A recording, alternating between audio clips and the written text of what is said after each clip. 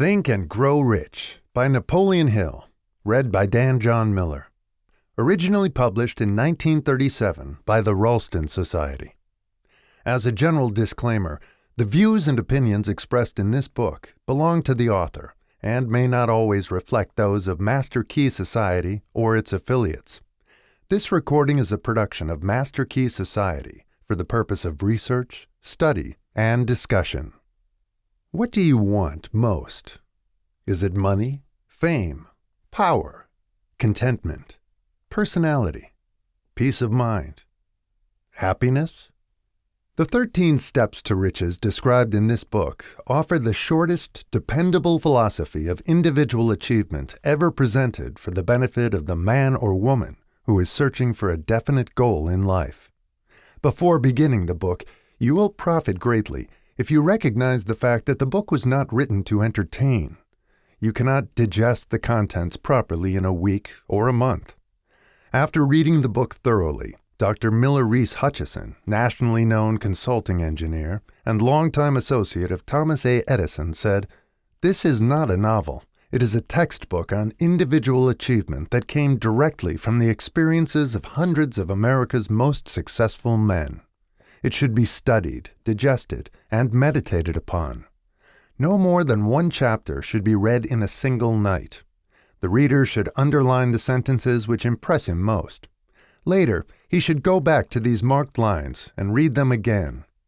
A real student will not merely read this book. He will absorb its contents and make them his own. This book should be adopted by all high schools, and no boy or girl should be permitted to graduate without having satisfactorily passed an examination on it. This philosophy will not take the place of the subjects taught in schools, but it will enable one to organize and apply the knowledge acquired, and convert it into useful service and adequate compensation without waste of time.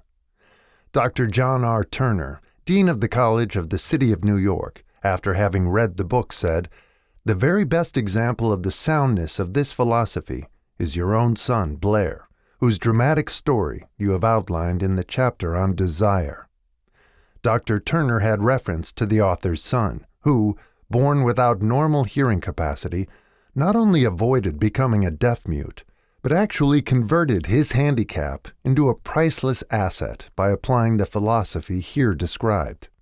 After reading the story, starting on page 52, you will realize that you are about to come into possession of a philosophy which can be transmuted into material wealth, or serve as readily to bring you peace of mind, understanding, spiritual harmony, and in some instances, as in the case of the author's son, it can help you master physical affliction. The author discovered, through personally analyzing hundreds of successful men, that all of them followed the habit of exchanging ideas through what is commonly called conferences. When they had problems to be solved, they sat down together and talked freely until they discovered, from their joint contribution of ideas, a plan that would serve their purpose. You, who read this book, will get most out of it by putting into practice the mastermind principle described in the book. This you can do, as others are doing so successfully, by forming a study club consisting of any desired number of people who are friendly and harmonious. The club should have a meeting at regular periods, as often as once each week. The procedure should consist of reading one chapter of the book at each meeting, after which the contents of the chapter should be freely discussed by all members. Each member should make notes, putting down all ideas of his own inspired by the discussion. Each member should carefully read and analyze each chapter several days prior to its open reading and joint discussion in the club. The reading at the club should be done by someone who reads well and understands how to put color and feeling into the lines. By following this plan, every reader will get from its pages not only the sum total of the best knowledge organized from the experiences of hundreds of successful men, but more important by far, he will tap new sources of knowledge in his own mind, as well as acquire knowledge of priceless value from every other person present. If you follow this plan persistently, you will be almost certain to uncover and appropriate the secret formula by which Andrew Carnegie acquired his huge fortune, as referred to in the author's introduction. Publisher's Preface. This book conveys the experience of more than 500 men of great wealth who began at scratch with nothing to give in return for riches except thoughts, ideas, and organized plans. Here you have the entire philosophy of money-making, just as it was organized from the actual achievements of the most successful men known to the American people during the past 50 years. It describes what to do, also how to do it. It presents complete instructions on how to sell your personal services. It provides you with a perfect system of self-analysis that will readily disclose what has been standing between you and the big money in the past.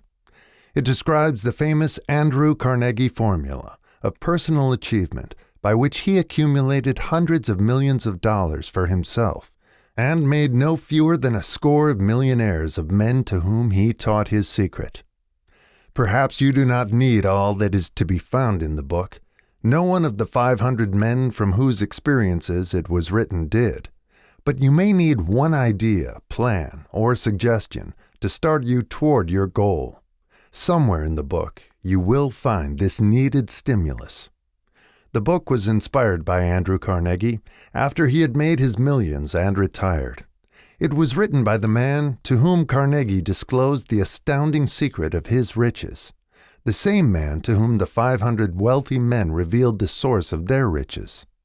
In this volume will be found the 13 principles of money-making essential to every person who accumulates sufficient money to guarantee financial independence.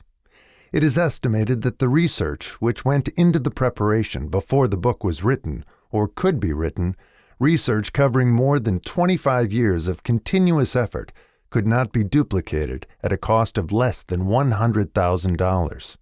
Moreover, the knowledge contained in the book never can be duplicated, at any cost, for the reason that more than half of the 500 men who supplied the information it brings have passed on. Riches cannot always be measured in money. Money and material things are essential for freedom of body and mind, but there are some who will feel that the greatest of all riches can be evaluated only in terms of lasting friendships, harmonious family relationships, sympathy and understanding between business associates, and introspective harmony, which brings one peace of mind measurable only in spiritual values. All who read, understand, and apply this philosophy will be better prepared to attract and enjoy these higher estates, which always have been and always will be denied to all except those who are ready for them. Be prepared, therefore, when you expose yourself to the influence of this philosophy, to experience a changed life, which may help you not only to negotiate your way through life with harmony and understanding, but also to prepare you for the accumulation of material riches in abundance. The Publisher. Author's Preface. In every chapter of this book, mention has been made of the money-making secret which has made fortunes for more than 500 exceedingly wealthy men, whom I have carefully analyzed over a long period of years. The secret was brought to my attention by Andrew Carnegie more than a quarter of a century ago. The canny, lovable old Scotsman carelessly tossed it into my mind when I was but a boy. Then he sat back in his chair with a merry twinkle in his eyes and watched carefully to see if I had brains enough to understand the full significance of what he had said to me. When he saw that I had grasped the idea, he asked if I would be willing to spend 20 years or more preparing myself to take it to the world, to men and women who, without the secret, might go through life as failures. I said I would, and with Mr. Carnegie's cooperation, I have kept my promise. This book contains this secret, after having been put to a practical test by thousands of people in almost every walk of life. It was Mr. Carnegie's idea that the magic formula, which gave him a stupendous fortune, ought to be placed within reach of people who did not have time to investigate how men make money, and it was his hope that I might test and demonstrate the soundness of the formula through the experience of men and women in every calling. He believed the formula should be taught in all public schools and colleges, and expressed the opinion that if it were properly taught, it would so revolutionize the entire educational system that the time spent in school could be reduced to less than half.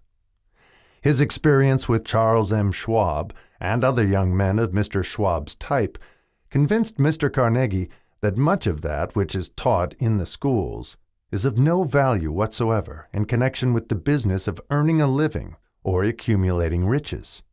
He had arrived at this decision because he had taken into his business one young man after another, many of them with but little schooling, and by coaching them in the use of this formula, developed in them rare leadership.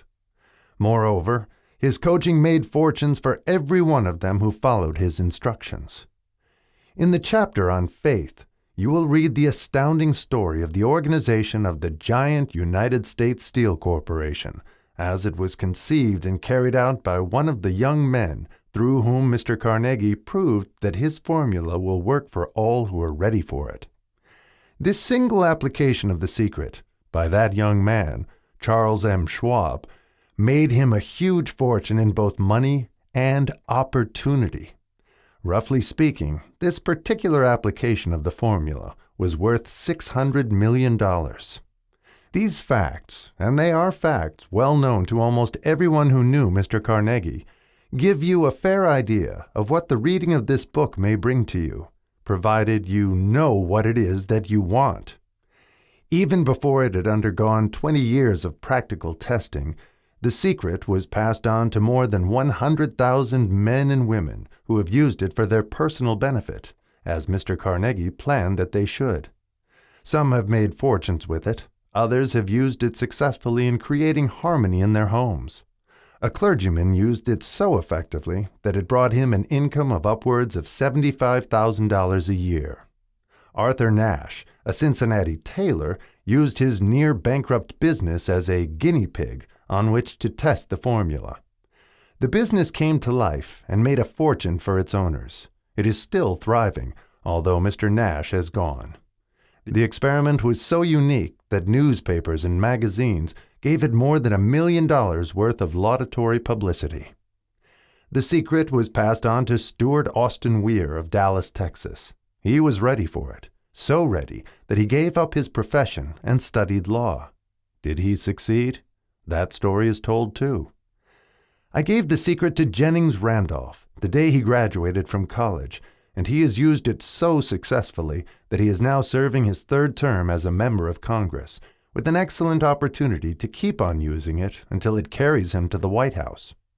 While serving as advertising manager of the LaSalle Extension University, when it was little more than a name, I had the privilege of seeing J.G. Chaplin, president of the university, use the formula so effectively that he has since made the LaSalle one of the great extension schools of the country. The secret to which I refer has been mentioned no fewer than 100 times throughout this book. It has not been directly named, for it seems to work more successfully when it is merely uncovered and left in sight, where those who are ready and searching for it may pick it up. That is why Mr. Carnegie tossed it to me so quietly, without giving me its specific name. If you are ready to put it to use, you will recognize this secret at least once in every chapter. I wish I might feel privileged to tell you how you will know if you are ready, but that would deprive you of much of the benefit you will receive when you make the discovery in your own way. While this book was being written, my own son, who was then finishing the last year of his college work, picked up the manuscript of Chapter 2, read it, and discovered the secret for himself. He used the information so effectively that he went directly into a responsible position at a beginning salary greater than the average man ever earns. His story has been briefly described in Chapter 2. When you read it, perhaps you will dismiss any feeling you may have had at the beginning of the book that it promised too much. And two, if you have ever been discouraged, if you have had difficulties to surmount which took the very soul out of you, if you have tried and failed, if you were ever handicapped by illness or physical affliction, this story of my son's discovery and use of the Carnegie formula may prove to be the oasis in the desert of lost hope for which you have been searching. This secret was extensively used by President Woodrow Wilson during the World War. It was passed on to every soldier who fought in the war, carefully wrapped in the training received before going to the front. President Wilson told me it was a strong factor in raising the funds needed for the war. More than 20 years ago, Honorary Manuel L. Quezon, then resident commissioner of the Philippine Islands, was inspired by the secret to gain freedom for his people. He has gained freedom for the Philippines and is the first president of the Free State. A peculiar thing about this secret is that those who once acquire it and use it find themselves literally swept on to success with but little effort, and they never again submit to failure. If you doubt this, study the names of those who have used it. Wherever they have been mentioned, check their records for yourself, and be convinced. There is no such thing as something for nothing. The secret to which I refer cannot be had without a price, although the price is far less than its value. It cannot be had at any price by those who are not intentionally searching for it. It cannot be given away. It cannot be purchased for money, for the reason that it comes in two parts. One part is already in possession of those who are ready for it. The secret serves equally well all who are ready for it. Education has nothing to do with it. Long before I was born, the secret had found its way into the possession of Thomas A. Edison, and he used it so intelligently that he became the world's leading inventor, although he had but 3 months of schooling. The secret was passed on to a business associate of Mr. Edison. He used it so effectively that, although he was then making only $12,000 a year, he accumulated a great fortune and retired from active business while still a young man. You will find his story at the beginning of the first chapter. It should convince you that riches are not beyond your reach, that you can still be what you wish to be, that money, fame, recognition, and happiness can be had by all who are ready and determined to have these blessings. How do I know these things? You should have the answer before you finish this book. You may find it in the very first chapter, or on the last page. While I was performing the 20-year task of research, which I had undertaken at Mr. Carnegie's request, I analyzed hundreds of well-known men, many of whom admitted that they had accumulated their vast fortunes through the aid of the Carnegie secret. Among these men were Henry Ford, Theodore Roosevelt, James J. Hill, Elbert Hubbard, George Eastman, Charles M. Schwab, Luther Burbank, King Gillette, Thomas A. Edison, Edwin C. Barnes, F.W. Woolworth, Arthur Nash, and so many more, as you can read. These names represent but a small fraction of the hundreds of well-known Americans whose achievements, financially and otherwise, prove that those who understand and apply the Carnegie secret reach high stations in life.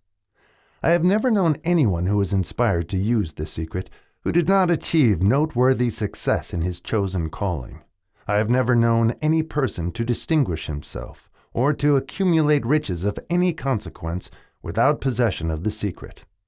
From these two facts, I draw the conclusion that the secret is more important as a part of the knowledge essential for self-determination than any which one receives through what is popularly known as education.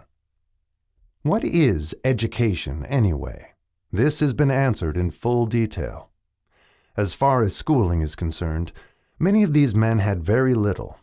John Wanamaker once told me that what little schooling he had, he acquired in very much the same manner as a modern locomotive takes on water, by scooping it up as it runs.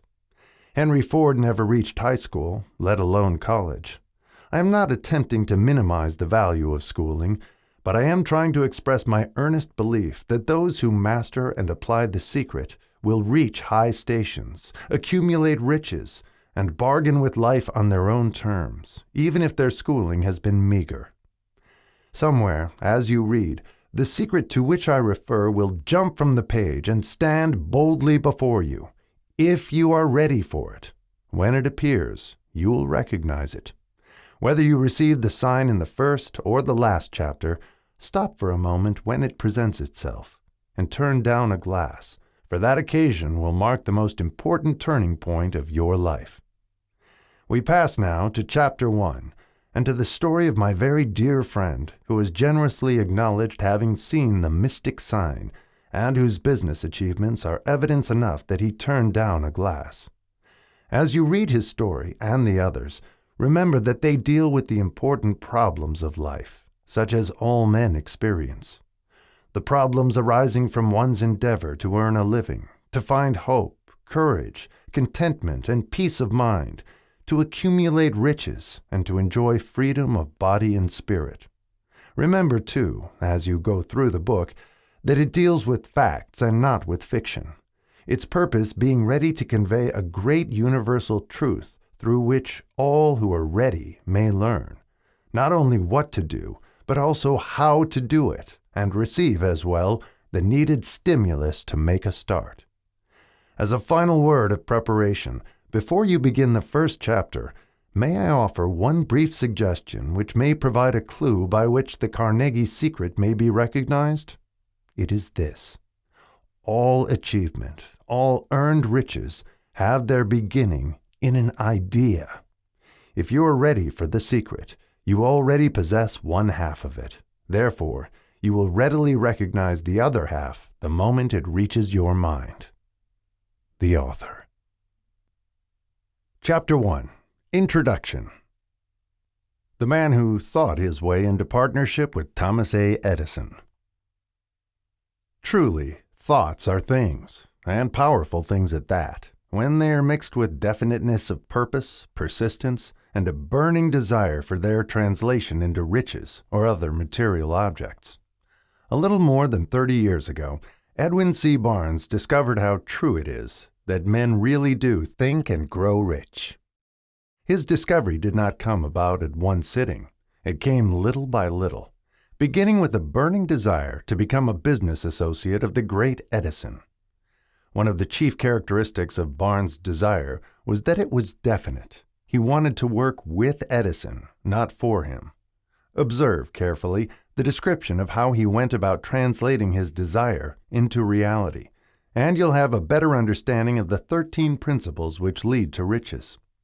When this desire, or impulse of thought, first flashed into his mind, he was in no position to act upon it. Two difficulties stood in his way. He did not know Mr. Edison, and he did not have enough money to pay his railroad fare to Orange, New Jersey. These difficulties were sufficient to have discouraged the majority of men from making any attempt to carry out the desire. But his was no ordinary desire. He was so determined to find a way to carry out his desire that he finally decided to travel by blind baggage rather than be defeated. To the uninitiated, this means that he went to East Orange on a freight train. He presented himself at Mr. Edison's laboratory and announced he had come to go into business with the inventor. In speaking of the first meeting between Barnes and Edison years later, Mr. Edison said, "He stood there before me, looking like an ordinary tramp, but there was something in the expression of his face which conveyed the impression that he was determined to get what he had come after. I had learned, from years of experience with men, that when a man really desires a thing so deeply that he is willing to stake his entire future on a single turn of the wheel in order to get it, he is sure to win. I gave him the opportunity he asked for, because I saw he had made up his mind to stand by until he succeeded. Subsequent events proved that no mistake was made." Just what young Barnes said to Mr. Edison on that occasion was far less important than that which he thought. Edison himself said so. It could not have been the young man's appearance which got him his start in the Edison office, for that was definitely against him. It was what he thought that counted. If the significance of this statement could be conveyed to every person who reads it, there would be no need for the remainder of this book. Barnes did not get his partnership with Edison on his first interview. He did get a chance to work in the Edison offices, at a very nominal wage, doing work that was unimportant to Edison, but most important to Barnes, because it gave him an opportunity to display his merchandise where his intended partner could see it. Months went by. Apparently, nothing happened to bring the coveted goal which Barnes had set up in his mind as his definite major purpose. But something important was happening in Barnes's mind. He was constantly intensifying his desire to become the business associate of Edison. Psychologists have correctly said that when one is truly ready for a thing, it puts in its appearance. Barnes was ready for a business association with Edison. Moreover, he was determined to remain ready until he got that which he was seeking. He did not say to himself, "Ah, well, what's the use? I guess I'll change my mind and try for a salesman's job." But he did say, "I came here to go into business with Edison, and I'll accomplish this end if it takes the remainder of my life." He meant it.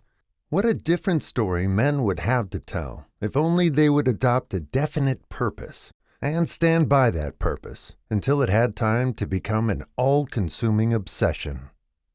Maybe young Barnes did not know it at the time, but his bulldog determination, his persistence in standing back of a single desire, was destined to mow down all opposition and bring him the opportunity he was seeking. When the opportunity came, it appeared in a different form and from a different direction than Barnes had expected. That is one of the tricks of opportunity. It has a sly habit of slipping in by the back door, and often it comes disguised in the form of misfortune or temporary defeat. Perhaps this is why so many fail to recognize opportunity.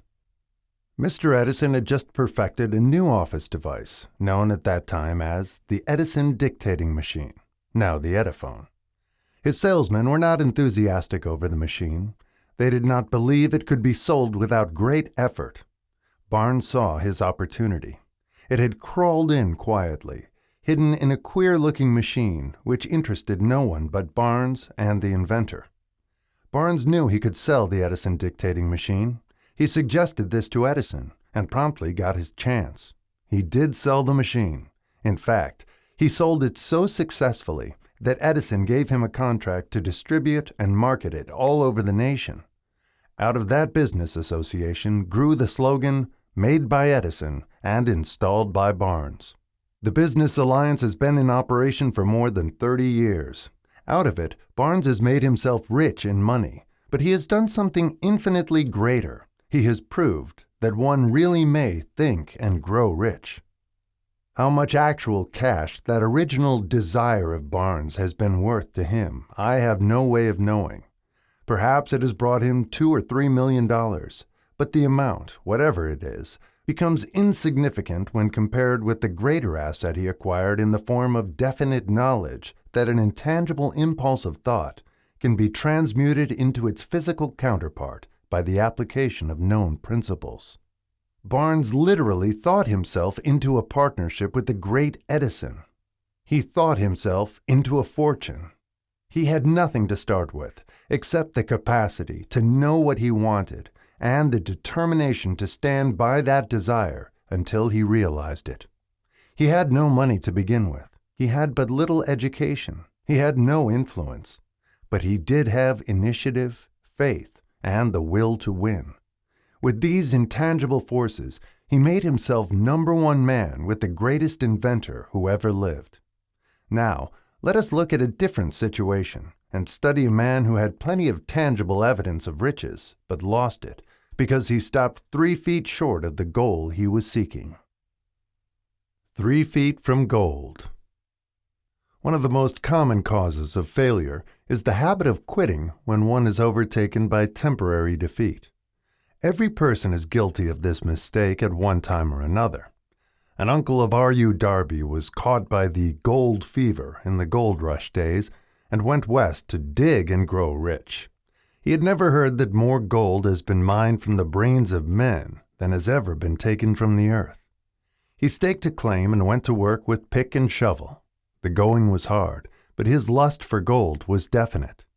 After weeks of labor, he was rewarded by the discovery of the shining ore. He needed machinery to bring the ore to the surface. Quietly, he covered up the mine, retraced his footsteps to his home in Williamsburg, Maryland, told his relatives and a few neighbors of the strike. They got together money for the needed machinery, had it shipped. The uncle and Darby went back to work the mine. The first car of ore was mined and shipped to a smelter. The returns proved they had one of the richest mines in Colorado. A few more cars of that ore would clear the debts. Then would come the big killing in profits. Down went the drills. Up went the hopes of Darby and Uncle. Then something happened. The vein of gold ore disappeared. They had come to the end of the rainbow, and the pot of gold was no longer there. They drilled on, desperately trying to pick up the vein again, all to no avail. Finally, they decided to quit. They sold the machinery to a junkman for a few $100s and took the train back home. Some junkmen are dumb, but not this one. He called in a mining engineer to look at the mine and do a little calculating. The engineer advised that the project had failed because the owners were not familiar with fault lines. His calculations showed that the vein would be found just 3 feet from where the Darbys had stopped drilling. That is exactly where it was found. The junkman took millions of dollars in ore from the mine because he knew enough to seek expert counsel before giving up. Most of the money which went into the machinery was procured through the efforts of R.U. Darby, who was then a very young man. The money came from his relatives and neighbors because of their faith in him. He paid back every dollar of it, although he was years in doing so. Long afterward, Mr. Darby recouped his loss many times over when he made the discovery that desire can be transmuted into gold. The discovery came after he went into the business of selling life insurance.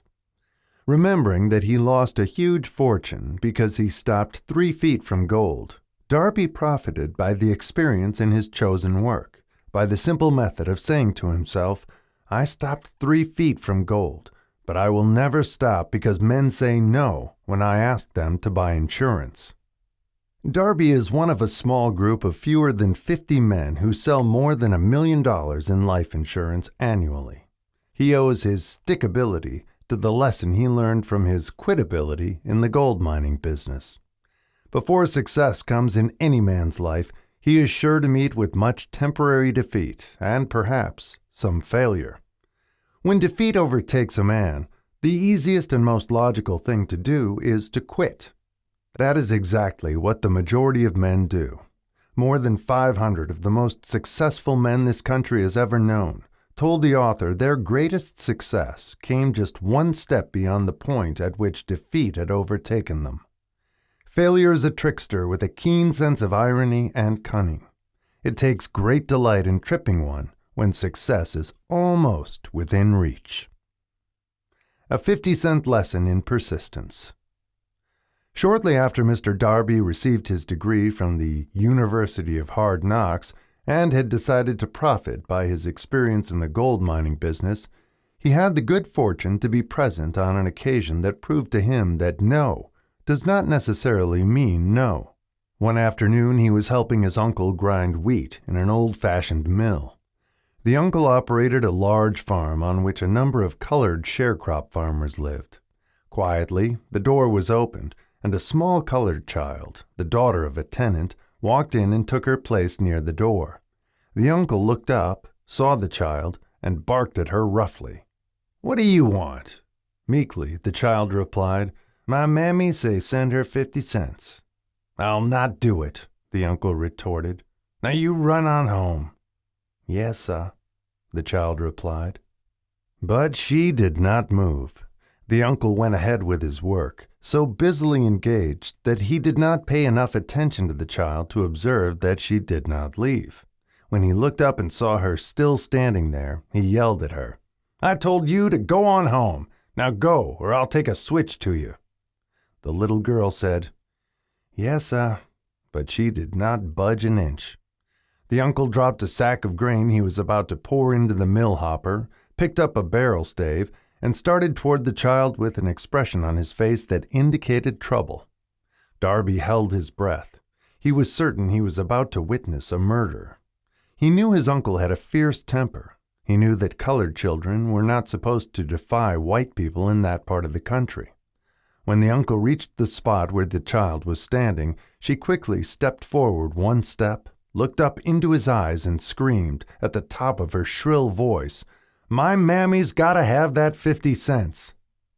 The uncle stopped, looked at her for a minute, then slowly laid the barrel stave on the floor, put his hand in his pocket, took out $50 and gave it to her. The child took the money and slowly backed toward the door, never taking her eyes off the man whom she had just conquered. After she had gone, the uncle sat down on a box and looked out the window into space for more than 10 minutes. He was pondering, with awe, over the whipping he had just taken.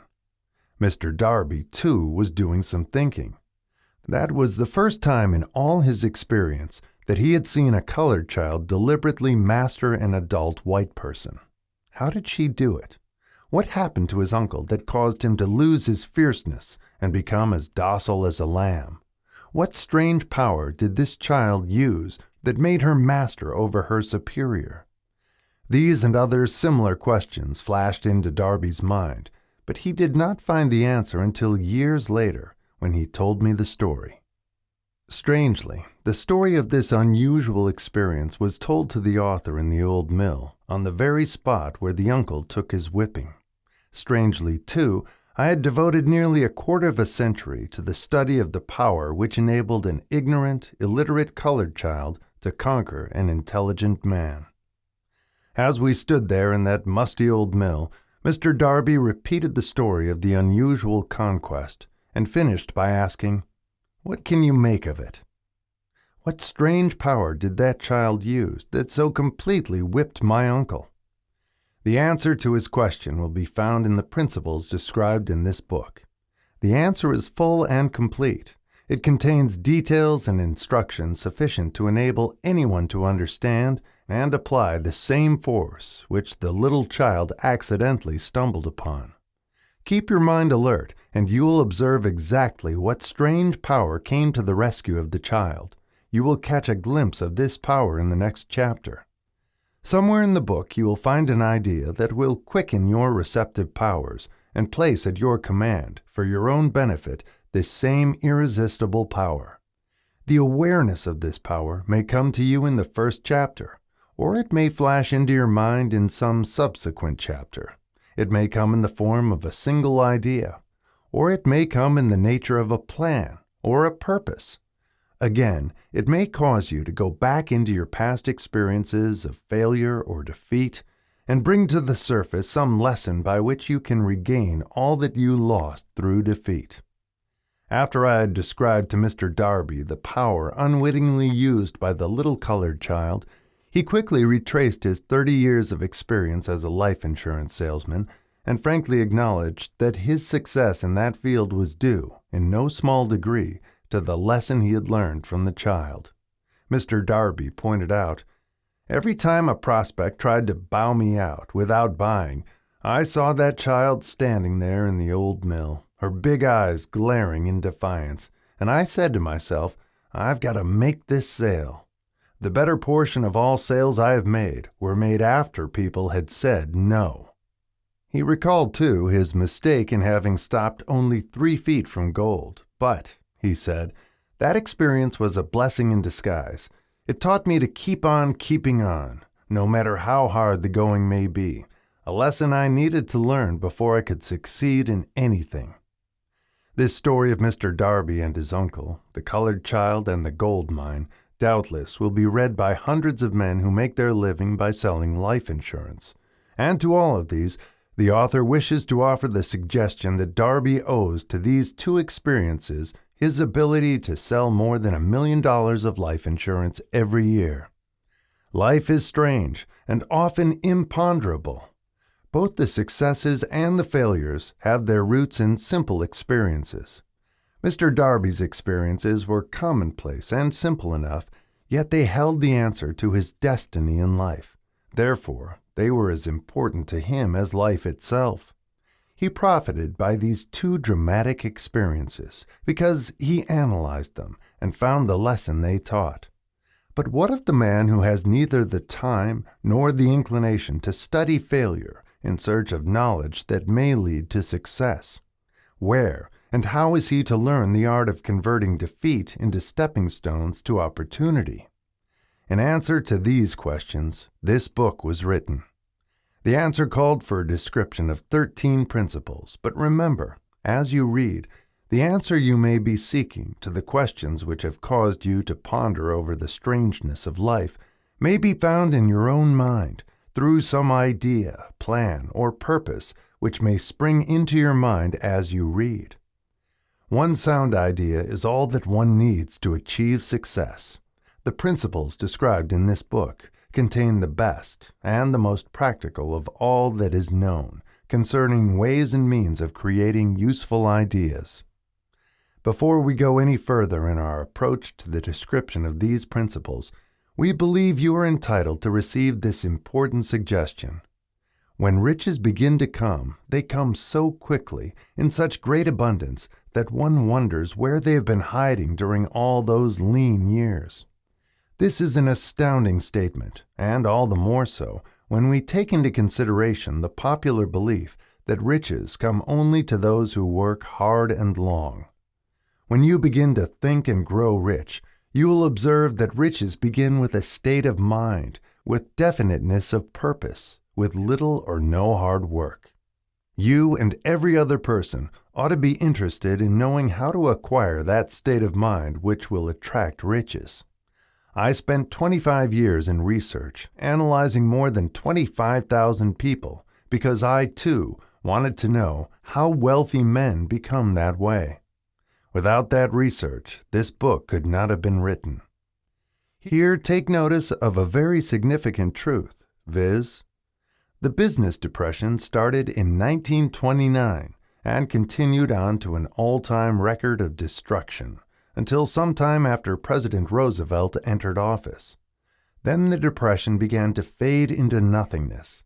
Just as an electrician in a theater raises the light so gradually that darkness is transmuted into light before you realize it, so did the spell of fear in the minds of the people gradually fade away and become faith. Observe very closely. As soon as you master the principles of this philosophy and begin to follow the instructions for applying those principles, your financial status will begin to improve, and everything you touch will begin to transmute itself into an asset for your benefit. Impossible? Not at all. One of the main weaknesses of mankind is the average man's familiarity with the word impossible. He knows all the rules which will not work. He knows all the things which cannot be done. This book was written for those who seek the rules which have made others successful and are willing to stake everything on those rules. A great many years ago, I purchased a fine dictionary.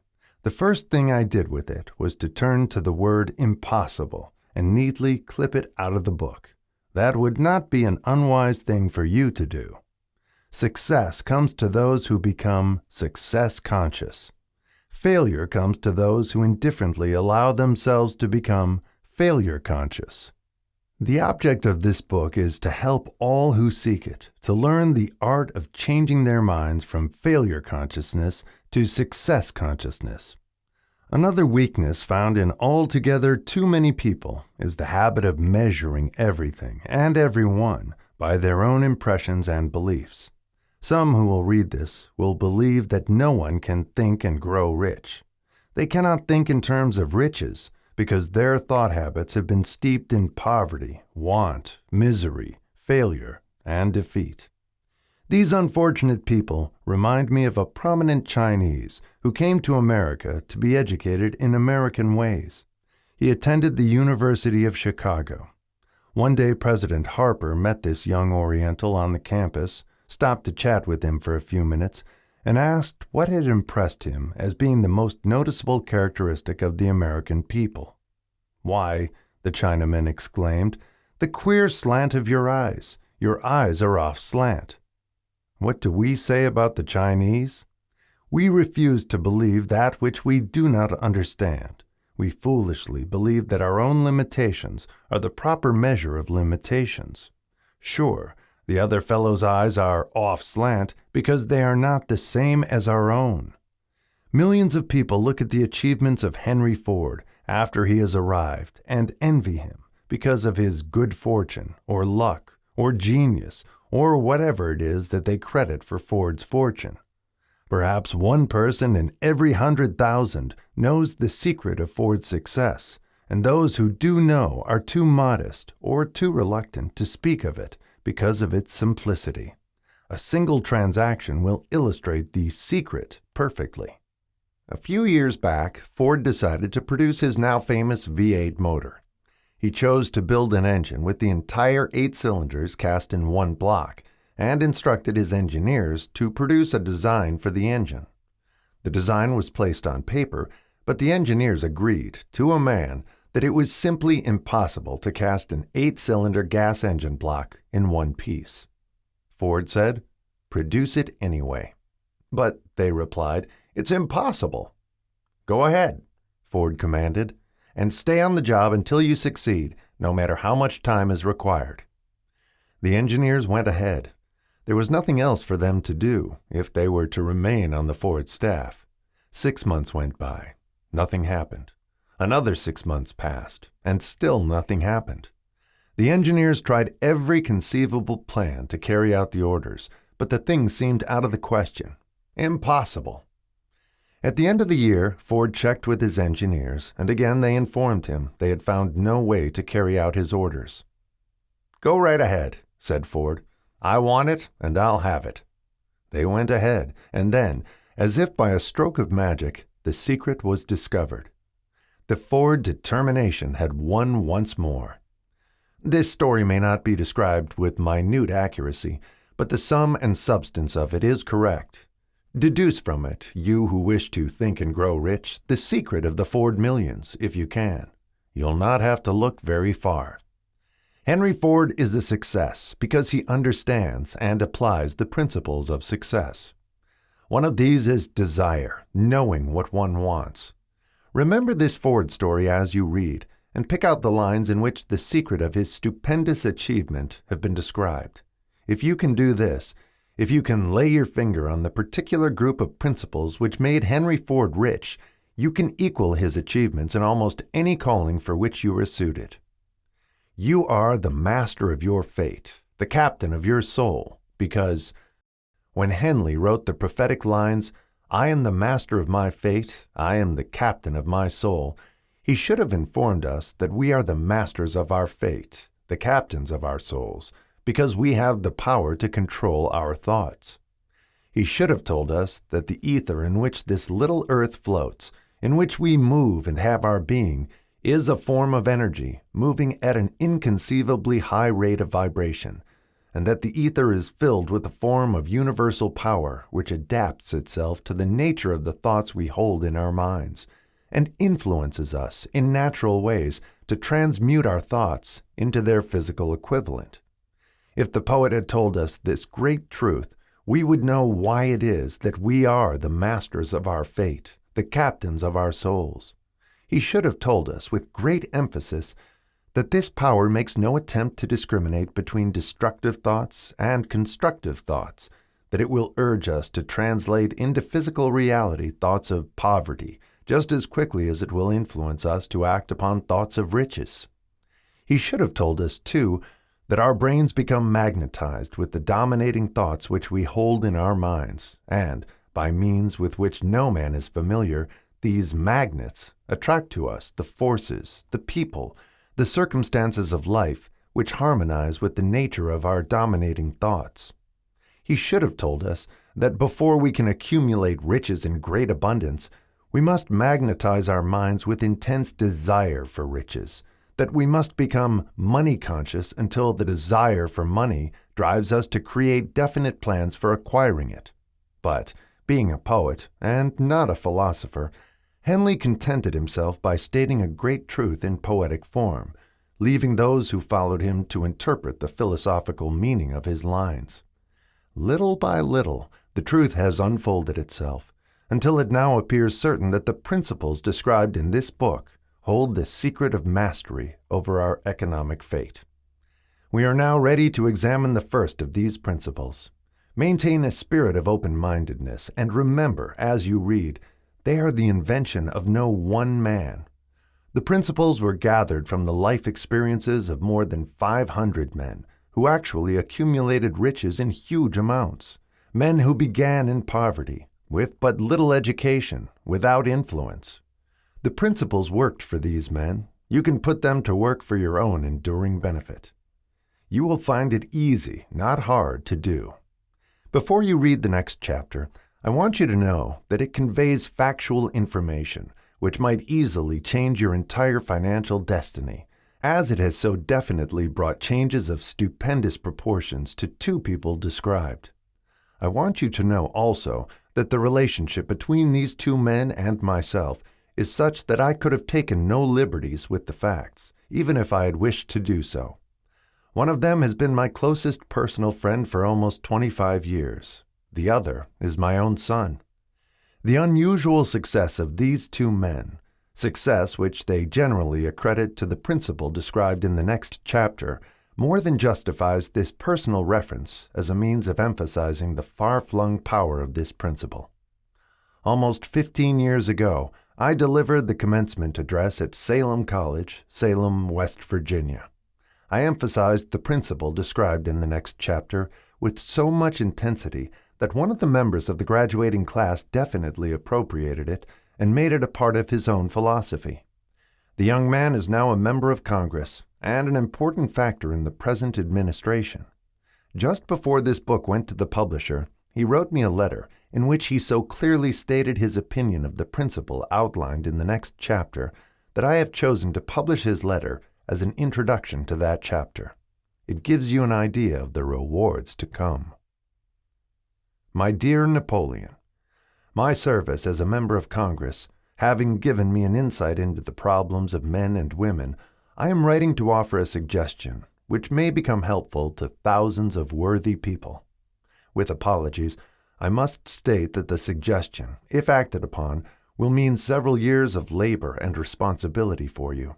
But I am enheartened to make the suggestion because I know your great love for rendering useful service.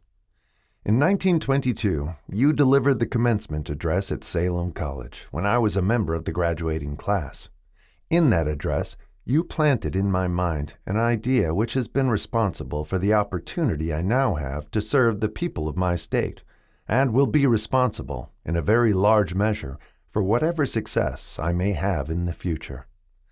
The suggestion I have in mind is that you put into a book the sum and substance of the address you delivered at Salem College, and in that way give the people of America an opportunity to profit by your many years of experience and association with the men who, by their greatness, have made America the richest nation on earth.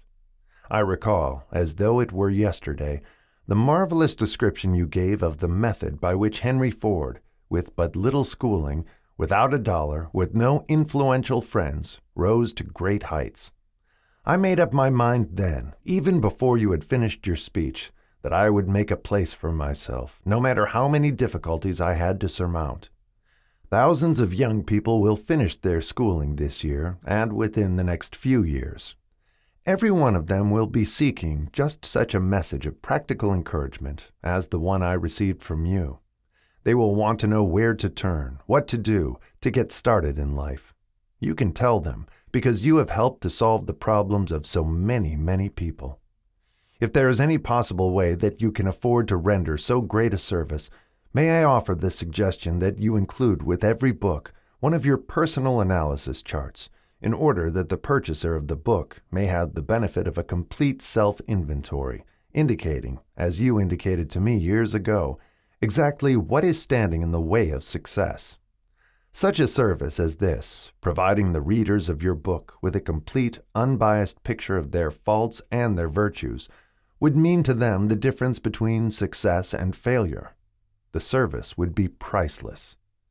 Millions of people are now facing the problem of staging a comeback because of the Depression, and I speak from personal experience when I say, I know these earnest people would welcome the opportunity to tell you their problems and to receive your suggestions for the solution. You know the problems of those who face the necessity of beginning all over again. There are thousands of people in America today who would like to know how they can convert ideas into money, people who just start at scratch without finances and recoup their losses. If anyone can help them, you can. If you publish the book, I would like to own the first copy that comes from the press, personally autographed by you. With best wishes, believe me. Cordially yours, Jennings Randolph. Chapter 2. Desire. The starting point of all achievement. The first step toward riches.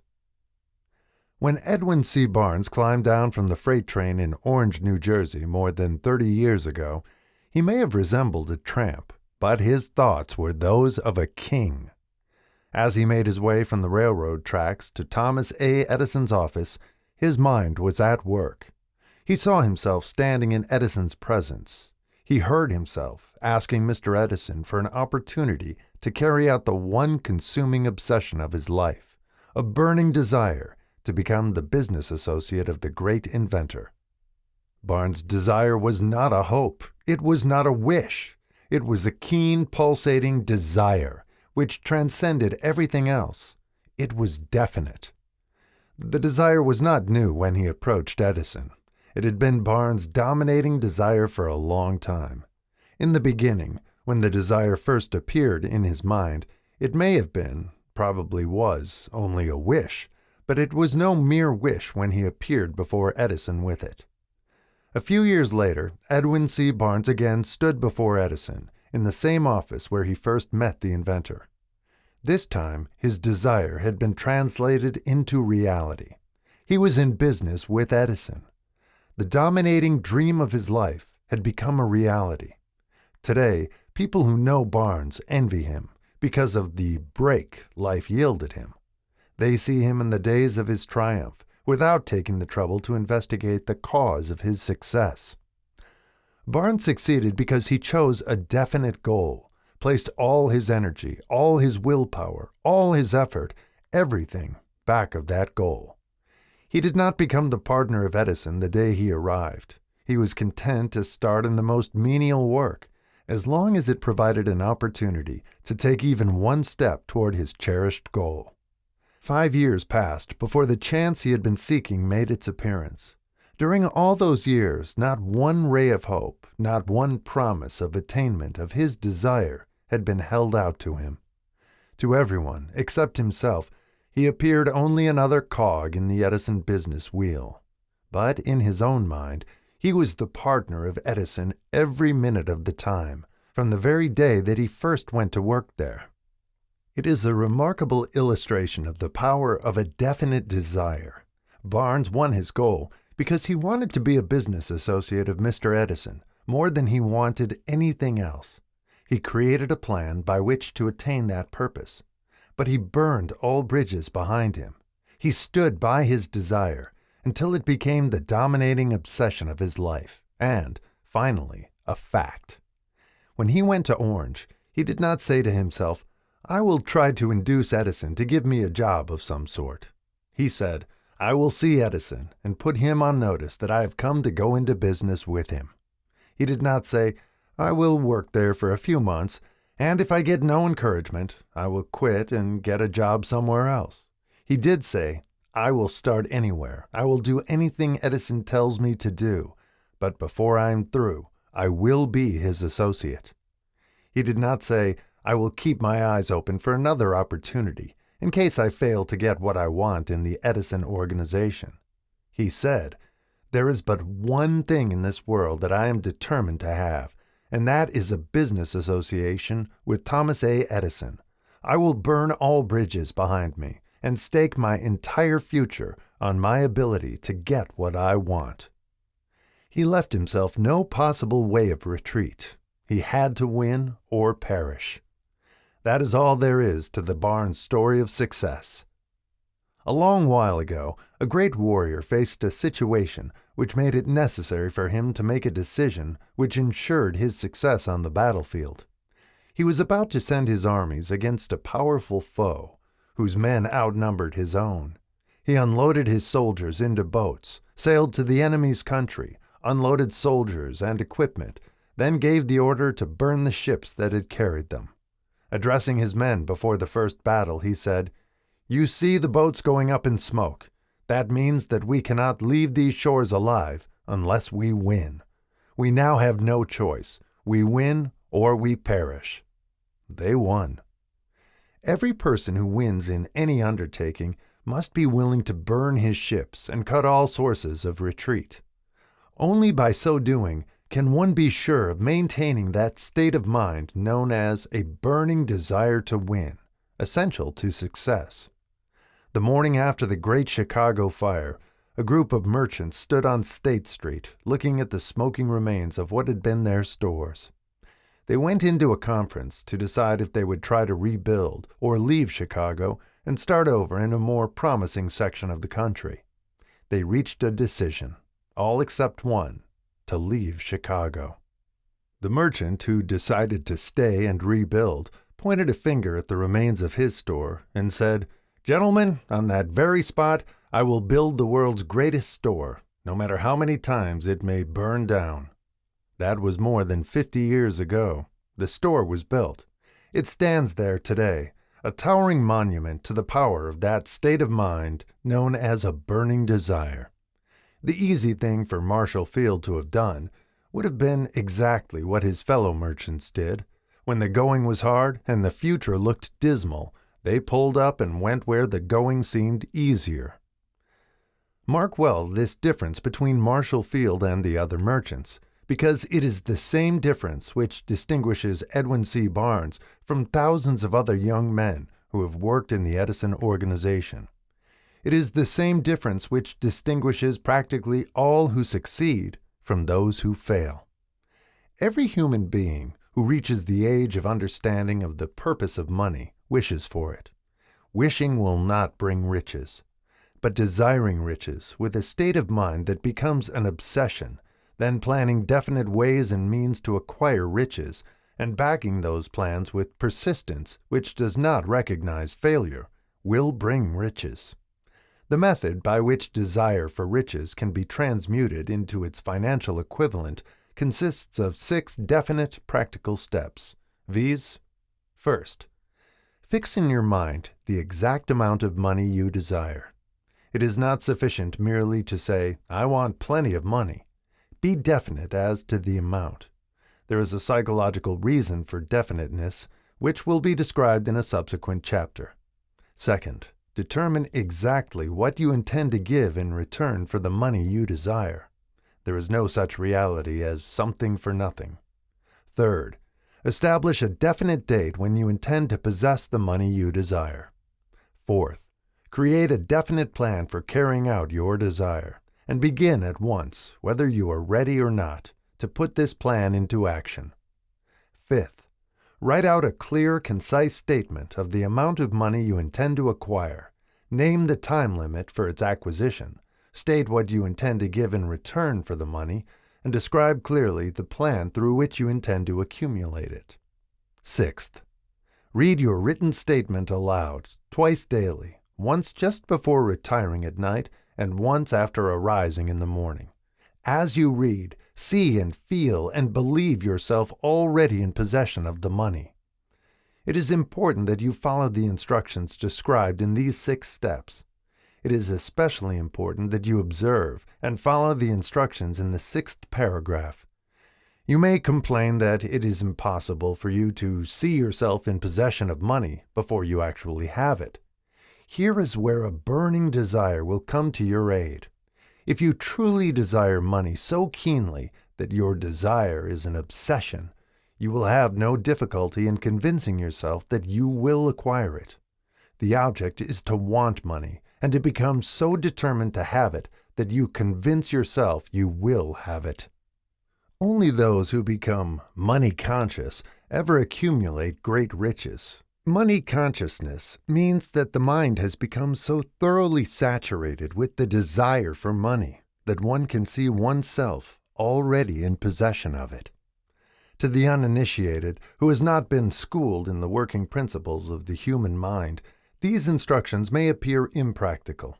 It may be helpful to all who fail to recognize the soundness of the 6 steps to know that the information they convey was received from Andrew Carnegie, who began as an ordinary laborer in the steel mills, but managed, despite his humble beginning, to make these principles yield him a fortune of considerably more than $100 million. It may be a further help to know that the 6 steps here recommended were carefully scrutinized by the late Thomas A. Edison, who placed his stamp of approval upon them as being not only the steps essential for the accumulation of money, but necessary for the attainment of any definite goal. The steps call for no hard labor. They call for no sacrifice. They do not require one to become ridiculous or credulous. To apply them calls for no great amount of education. But the successful application of these 6 steps does call for sufficient imagination to enable one to see and to understand that accumulation of money cannot be left to chance, good fortune, and luck. One must realize that all who have accumulated great fortunes first did a certain amount of dreaming, hoping, wishing, desiring, and planning before they acquired money. You may as well know, right here, that you can never have riches in great quantities unless you can work yourself into a white heat of desire for money and actually believe you will possess it. You may as well know, also, that every great leader, from the dawn of civilization down to the present, was a dreamer.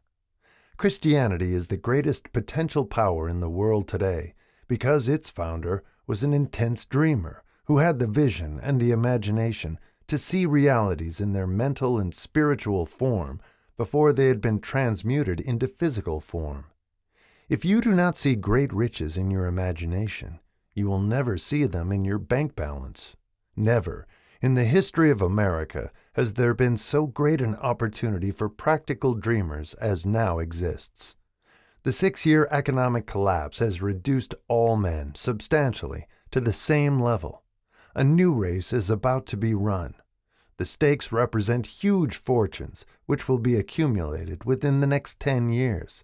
The rules of the race have changed because we now live in a changed world that definitely favors the masses, those who had but little or no opportunity to win under the conditions existing during the Depression, when fear paralyzed growth and development.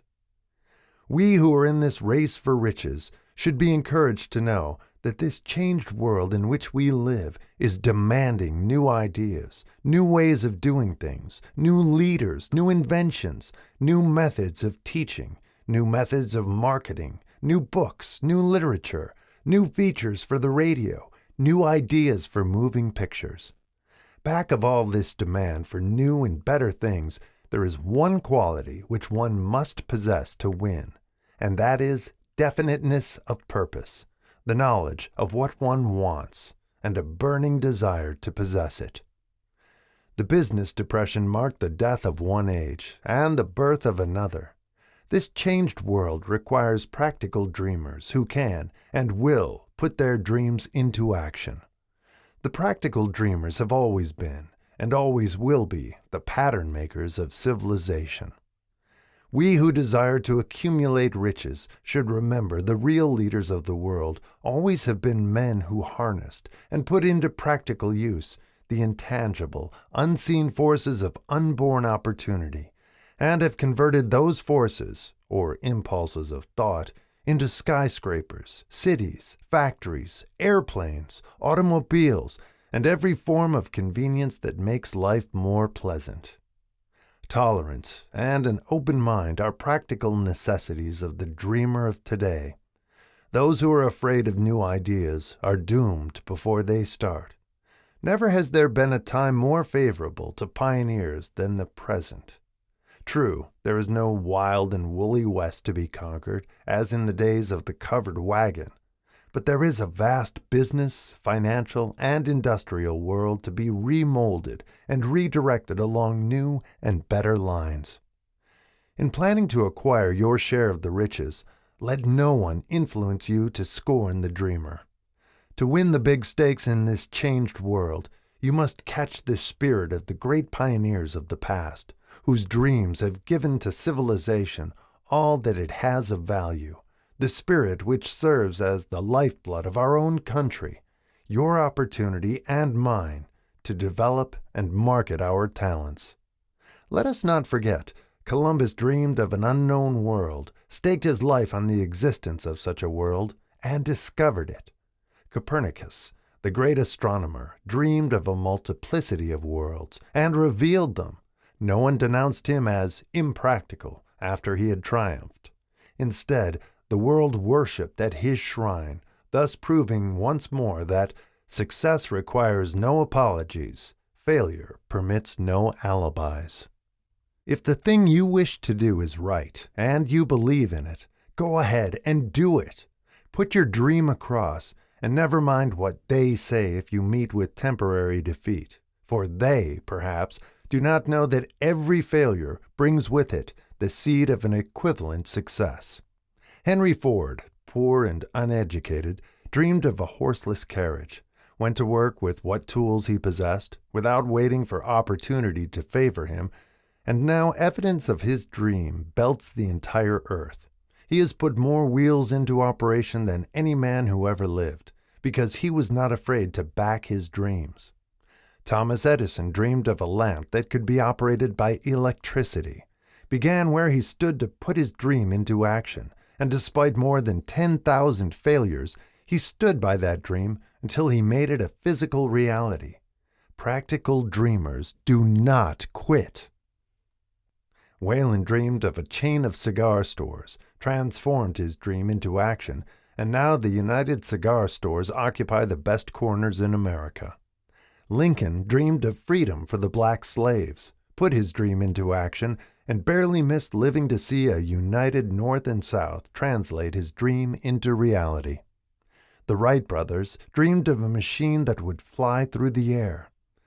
Now one may see evidence all over the world that they dreamed soundly. Marconi dreamed of a system for harnessing the intangible forces of the ether. Evidence that he did not dream in vain may be found in every wireless and radio in the world. Moreover, Marconi's dream brought the humblest cabin and the most stately manor house side by side. It made the people of every nation on earth backdoor neighbors. It gave the President of the United States a medium by which he may talk to all the people of America at one time and on short notice. It may interest you to know that Marconi's friends had him taken into custody and examined in a psychopathic hospital when he announced he had discovered a principle through which he could send messages through the air without the aid of wires or other direct physical means of communication. The dreamers of today fare better.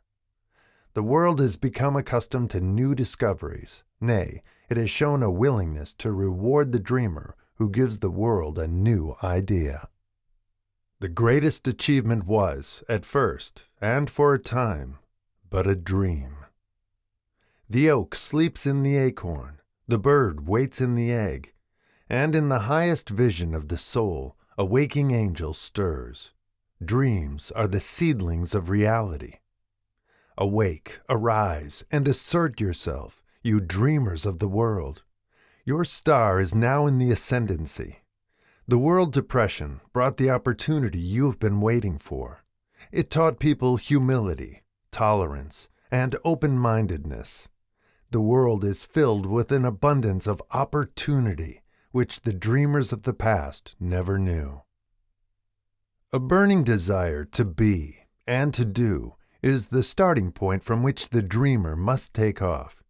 Dreams are not born of indifference, laziness, or lack of ambition. The world no longer scoffs at the dreamer, nor calls him impractical. If you think it does, take a trip to Tennessee and witness what a dreamer president has done in the way of harnessing and using the great water power of America. A score of years ago, such a dream would have seemed like madness. You have been disappointed. You have undergone defeat during the Depression. You have felt the great heart within you crushed until it bled. Take courage, for these experiences have tempered the spiritual metal of which you are made. They are assets of incomparable value. Remember, too, that all who succeed in life get off to a bad start and pass through many heartbreaking struggles before they arrive. The turning point in the lives of those who succeed usually comes at the moment of some crisis through which they are introduced to their other selves. John Bunyan wrote The Pilgrim's Progress, which is among the finest of all English literature, after he had been confined in prison and sorely punished, because of his views on the subject of religion. O. Henry discovered the genius which slept within his brain after he had met with great misfortune and was confined in a prison cell in Columbus, Ohio. Being forced, through misfortune, to become acquainted with his other self and to use his imagination, he discovered himself to be a great author instead of a miserable criminal and outcast. Strange and varied are the ways of life, and stranger still are the ways of infinite intelligence, through which men are sometimes forced to undergo all sorts of punishment before discovering their own brains and their own capacity to create useful ideas through imagination. Edison, the world's greatest inventor and scientist, was a tramp telegraph operator. He failed innumerable times before he was driven, finally, to the discovery of the genius which slept within his brain. Charles Dickens began by pasting labels on blacking pots. The tragedy of his first love penetrated the depths of his soul and converted him into one of the world's truly great authors. That tragedy produced first David Copperfield, then a succession of other works that made this a richer and better world for all who read his books. Disappointment over love affairs generally has the effect of driving men to drink and women to ruin, and this because most people never learn the art of transmuting their strongest emotions into dreams of a constructive nature. Helen Keller became deaf, dumb, and blind shortly after birth. Despite her greatest misfortune, she has written her name indelibly in the pages of the history of the great. Her entire life has served as evidence that no one is ever defeated until defeat has been accepted as a reality. Robert Burns was an illiterate country lad. He was cursed by poverty and grew up to be a drunkard in the bargain. The world was made better for his having lived because he clothed beautiful thoughts in poetry and thereby plucked a thorn and planted a rose in its place. Booker T. Washington was born in slavery, handicapped by race and color. Because he was tolerant, had an open mind at all times, on all subjects, and was a dreamer, he left his impress for good on an entire race. Beethoven was deaf, Milton was blind, but their names will last as long as time endures, because they dreamed and translated their dreams into organized thought. Before passing to the next chapter, kindle anew in your mind the fire of hope, faith, courage, and tolerance. If you have these states of mind and a working knowledge of the principles described, all else that you need will come to you when you are ready for it. Let Emerson state the thought in these words: "Every proverb, every book, every byword that belongs to thee for aid and comfort shall surely come home through open or winding passages. Every friend whom not thy fantastic will, but the great and tender soul in thee craveth, shall lock thee in his embrace." There is no difference between wishing for a thing and being ready to receive it. No one is ready for a thing until he believes he can acquire it. The state of mind must be belief, not mere hope or wish. Open-mindedness is essential for belief. Closed minds do not inspire faith, courage, and belief. Remember, no more effort is required to aim high in life, to demand abundance and prosperity, than is required to accept misery and poverty. A great poet has correctly stated this universal truth through these lines: "I bargained with life for a penny, and life would pay no more. However, I begged at evening, when I counted my scanty store. For life is a just employer, he gives you what you ask, but once you have set the wages, why you must bear the task. I worked for a menial's hire, only to learn dismayed that any wage I had asked of life life would have willingly paid. Desire outwits Mother Nature. As a fitting climax to this chapter, I wish to introduce one of the most unusual persons I have ever known. I first saw him 24 years ago, a few minutes after he was born. He came into the world without any physical sign of ears, and the doctor admitted, when pressed for an opinion, that the child might be deaf and mute for life. I challenged the doctor's opinion. I had the right to do so. I was the child's father. I too reached a decision and rendered an opinion, but I expressed the opinion silently, in the secrecy of my own heart. I decided that my son would hear and speak. Nature could send me a child without ears, but nature could not induce me to accept the reality of the affliction. In my own mind, I knew that my son would hear and speak. How? I was sure there must be a way, and I knew I would find it. I thought of the words of the immortal Emerson, "The whole course of things goes to teach us faith. We need only obey." There is guidance for each of us, and by lowly listening, we shall hear the right word. The right word? Desire. More than anything else, I desired that my son should not be a deaf-mute.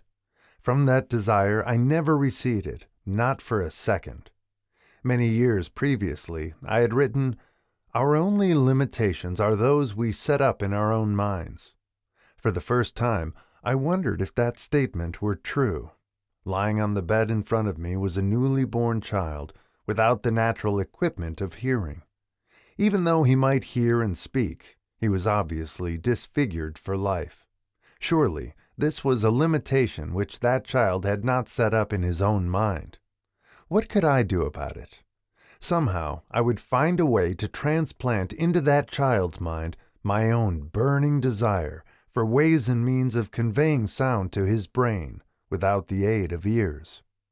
As soon as the child was old enough to cooperate, I would fill his mind so completely with a burning desire to hear that nature would, by methods of her own, translate it into physical reality. All this thinking took place in my own mind, but I spoke of it to no one. Every day I renewed the pledge I had made to myself, not to accept a deaf-mute for a son. As he grew older and began to take notice of things around him, we observed that he had a slight degree of hearing. When he reached the age when children usually begin talking, he made no attempt to speak, but we could tell by his actions that he could hear certain sounds slightly. That was all I wanted to know. I was convinced that if he could hear, even slightly, he might develop still greater hearing capacity. Then something happened which gave me hope. It came from an entirely unexpected source. We bought a Victrola. When the child heard the music for the first time, he went into ecstasies and promptly appropriated the machine. He soon showed a preference for certain records, among them "It's a Long Way to Tipperary." On one occasion, he played that piece over and over, for almost 2 hours, standing in front of the Victrola, with his teeth clamped on the edge of the case. The significance of this self-formed habit of his did not become clear to us until years afterward, for we had never heard of the principle of bone conduction of sound at that time. Shortly after he appropriated the Victrola, I discovered that he could hear me quite clearly when I spoke with my lips touching his mastoid bone, or at the base of the brain. These discoveries placed in my possession the necessary media by which I began to translate into reality my burning desire to help my son develop hearing and speech. By that time he was making stabs at speaking certain words. The outlook was far from encouraging, but desire, backed by faith, knows no such word as impossible. Having determined that he could hear the sound of my voice plainly, I began, immediately, to transfer to his mind the desire to hear and speak.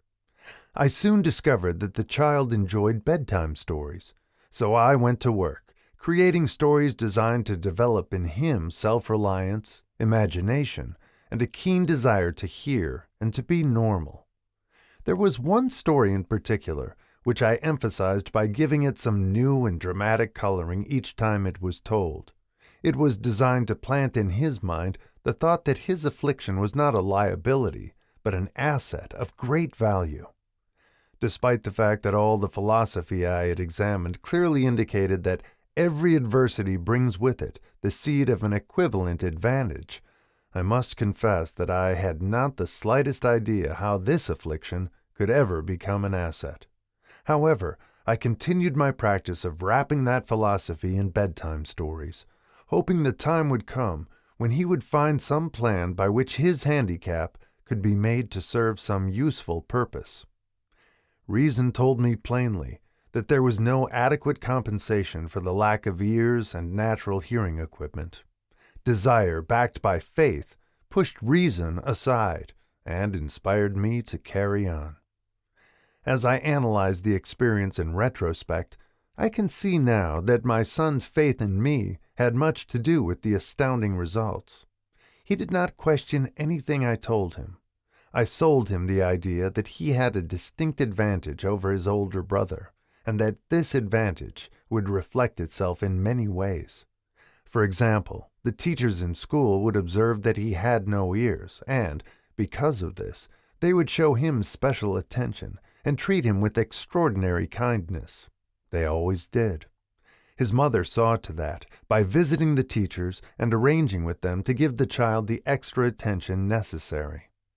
I sold him the idea, too, that when he became old enough to sell newspapers — his older brother had already become a newspaper merchant — he would have a big advantage over his brother, for the reason that people would pay him extra money for his wares, because they could see that he was a bright, industrious boy, despite the fact he had no ears. We could notice that gradually the child's hearing was improving. Moreover, he had not the slightest tendency to be self-conscious because of his affliction. When he was about 7, he showed the first evidence that our method of servicing his mind was bearing fruit. For several months he begged for the privilege of selling newspapers, but his mother would not give her consent. She was afraid that his deafness made it unsafe for him to go on the street alone. Finally, he took matters in his own hands. One afternoon, when he was left at home with the servants, he climbed through the kitchen window, shinnied to the ground, and set out on his own. He borrowed 6 cents in capital from the neighbor shoemaker, invested it in papers, sold out, reinvested, and kept repeating until late in the evening. After balancing his accounts and paying back the 6 cents he had borrowed from his banker, he had a net profit of 42 cents.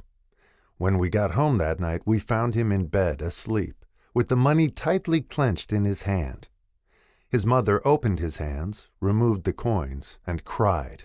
Of all things, crying over her son's first victory seemed so inappropriate. My reaction was the reverse. I laughed heartily, for I knew that my endeavor to plant in the child's mind an attitude of faith in himself had been successful. His mother saw, in his first business venture, a little deaf boy who had gone out in the streets and risked his life to earn money. I saw a brave, ambitious, self-reliant little businessman whose stock in himself had been increased 100% because he had gone into business on his own initiative and had won. The transaction pleased me because I knew that he had given evidence of a trait of resourcefulness that would go with him all through life. Later events proved this to be true. When his older brother wanted something, he would lie down on the floor, kick his feet in the air, cry for it, and get it. When the little deaf boy wanted something, he would plan a way to earn the money, then buy it for himself. He still follows that plan. Truly, my own son has taught me that handicaps can be converted into stepping stones on which one may climb toward some worthy goal, unless they are accepted as obstacles and used as alibis. The little deaf boy went through the grades, high school and college, without being able to hear his teachers, excepting when they shouted loudly at close range. He did not go to a school for the deaf. We would not permit him to learn the sign language. We were determined that he should live a normal life and associate with normal children, and we stood by that decision, although it cost us many heated debates with school officials. While he was in high school, he tried an electrical hearing aid, but it was of no value to him, due, we believed, to a condition that was disclosed when the child was 6 by Dr. J. Gordon Wilson of Chicago, when he operated on one side of the boy's head and discovered that there was no sign of natural hearing equipment. During his last week in college, 18 years after the operation, something happened which marked the most important turning point of his life. Through what seemed to be mere chance, he came into possession of another electrical hearing device, which was sent to him on trial. He was slow about testing it due to his disappointment with a similar device. Finally, he picked the instrument up and more or less carelessly placed it on his head, hooked up the battery, and lo, as if by a stroke of magic, his lifelong desire for normal hearing became a reality. For the first time in his life, he heard practically as well as any person with normal hearing. God moves in mysterious ways, his wonders to perform. Overjoyed because of the changed world which had been brought to him through his hearing device, he rushed to the telephone, called his mother, and heard her voice perfectly. The next day he plainly heard the voices of his professors in class for the first time in his life. Previously, he could hear them only when they shouted at short range. He heard the radio. He heard the talking pictures. For the first time in his life, he could converse freely with other people, without the necessity of their having to speak loudly. Truly, he had come into possession of a changed world. We had refused to accept nature's error, and, by persistent desire, we had induced nature to correct that error, through the only practical means available. Desire had commenced to pay dividends, but the victory was not yet complete. The boy still had to find a definite and practical way to convert his handicap into an equivalent asset. Hardly realizing the significance of what had already been accomplished, but intoxicated with the joy of his newly discovered world of sound, he wrote a letter to the manufacturer of the hearing aid, enthusiastically describing his experience. Something in his letter, something, perhaps, which was not written on the lines, but back of them, caused the company to invite him to New York. When he arrived, he was escorted through the factory, and while talking with the chief engineer, telling him about his changed world, a hunch, an idea, or an inspiration, call it what you wish, flashed into his mind. It was this impulse of thought which converted his affliction into an asset, destined to pay dividends in both money and happiness to thousands for all time to come. The sum and substance of that impulse of thought was this. It occurred to him that he might be of help to the millions of deafened people who go through life without the benefit of hearing devices, if he could find a way to tell them the story of his changed world. Then and there, he reached a decision to devote the remainder of his life to rendering useful service to the hard of hearing. For an entire month, he carried on an intensive research, during which he analyzed the entire marketing system of the manufacturer of the hearing device, and created ways and means of communicating with the hard of hearing all over the world for the purpose of sharing with them his newly discovered changed world. When this was done, he put in writing a 2-year plan based upon his findings. When he presented the plan to the company, he was instantly given a position for the purpose of carrying out his ambition. Little did he dream when he went to work that he was destined to bring hope and practical relief to thousands of deafened people who, without his help, would have been doomed forever to deaf-mutism. Shortly after he became associated with the manufacturer of his hearing aid, he invited me to attend a class conducted by his company for the purpose of teaching deaf-mutes to hear and to speak. I had never heard of such a form of education. Therefore, I visited the class, skeptical but hopeful that my time would not be entirely wasted. Here I saw a demonstration which gave me a greatly enlarged vision of what I had done to arouse and keep alive in my son's mind the desire for normal hearing. I saw deaf-mutes actually being taught to hear and to speak through application of the self-same principle I had used more than 20 years previously in saving my son from deaf mutism. Thus, through some strange turn of the wheel of fate, my son, Blair, and I have been destined to aid in correcting deaf mutism for those as yet unborn, because we are the only living human beings, as far as I know, who have established definitely the fact that deaf mutism can be corrected to the extent of restoring to normal life those who suffer with this affliction. It has been done for one, it will be done for others. There is no doubt in my mind that Blair would have been a deaf-mute all his life if his mother and I had not managed to shape his mind as we did. The doctor who attended at his birth told us, confidentially, the child might never hear or speak. A few weeks ago, Dr. Irving Voorhees, a noted specialist on such cases, examined Blair very thoroughly. He was astounded when he learned how well my son now hears and speaks, and said his examination indicated that, theoretically, the boy should not be able to hear at all. But the lad does hear, despite the fact that X-ray pictures showed there is no opening in the skull whatsoever from where his ears should be to the brain. When I planted in his mind the desire to hear and talk and live as a normal person, there went with that impulse some strange influence which caused nature to become bridge builder and span the gulf of silence between his brain and the outer world, by some means which the keenest medical specialists have not been able to interpret. It would be sacrilege for me to even conjecture as to how nature performed this miracle. It would be unforgivable if I neglected to tell the world as much as I know of the humble part I assumed in the strange experience. It is my duty and a privilege to say I believe, and not without reason, that nothing is impossible to the person who backs desire with enduring faith. Verily, a burning desire has devious ways of transmuting itself into its physical equivalent. Blair desired normal hearing. Now he has it. He was born with a handicap which might easily have sent one with a less defined desire to the street with a bundle of pencils and a tin cup. That handicap now promises to serve as the medium by which he will render useful service to many millions of hard of hearing also, to give him useful employment at adequate financial compensation the remainder of his life. The little white lies I planted in his mind when he was a child, by leading him to believe his affliction would become a great asset, which he could capitalize, has justified itself. Verily, there is nothing, right or wrong, which belief, plus burning desire, cannot make real. These qualities are free to everyone.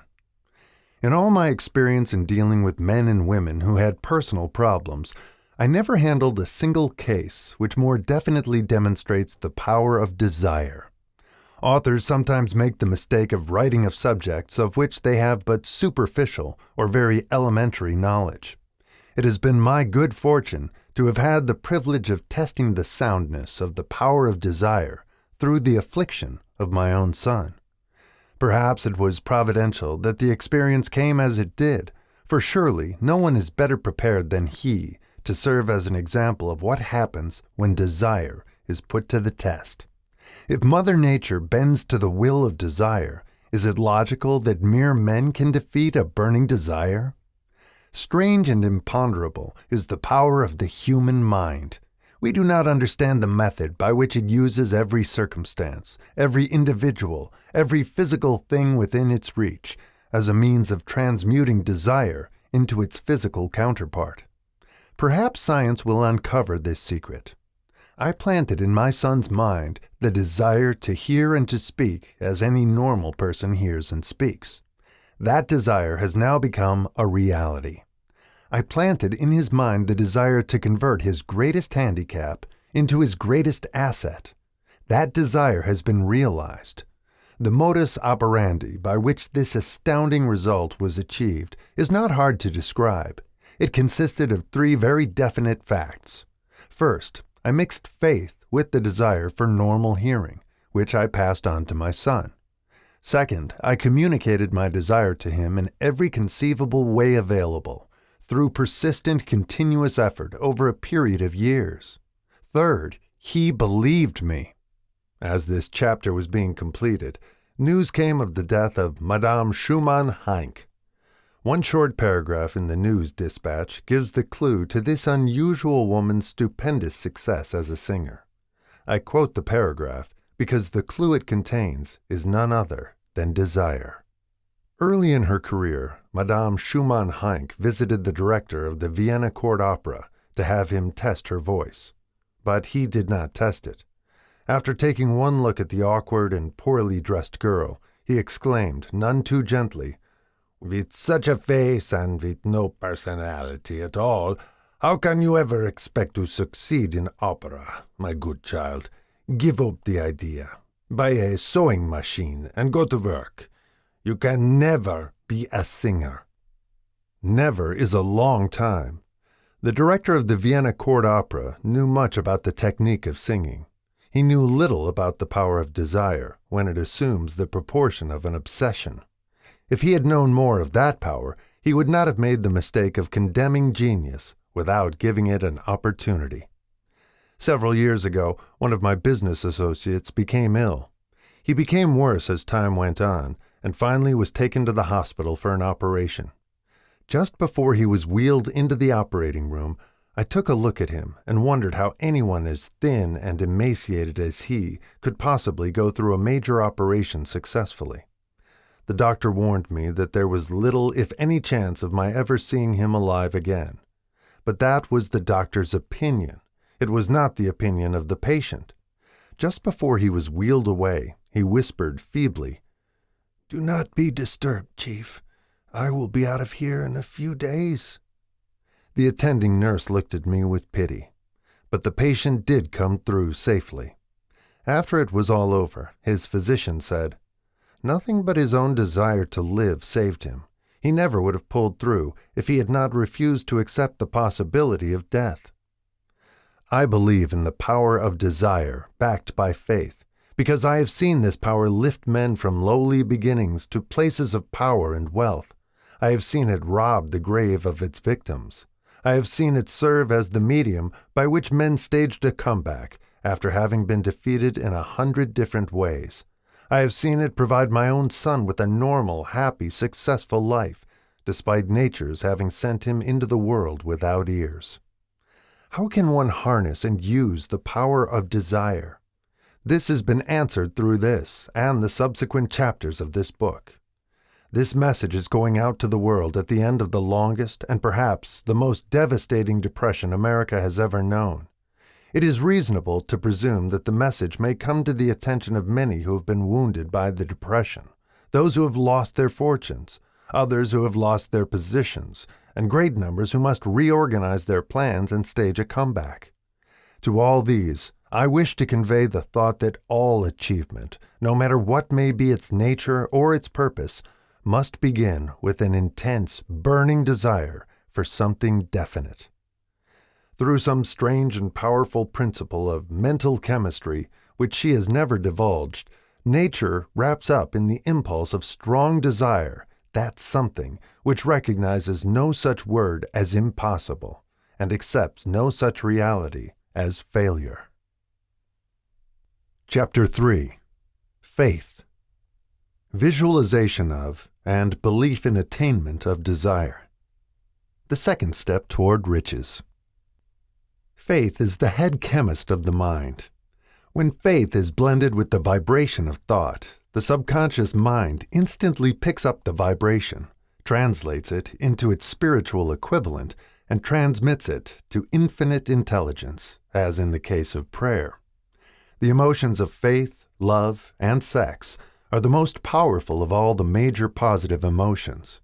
When the three are blended, they have the effect of coloring the vibration of thought in such a way that it instantly reaches the subconscious mind, where it is changed into its spiritual equivalent, the only form that induces a response from infinite intelligence.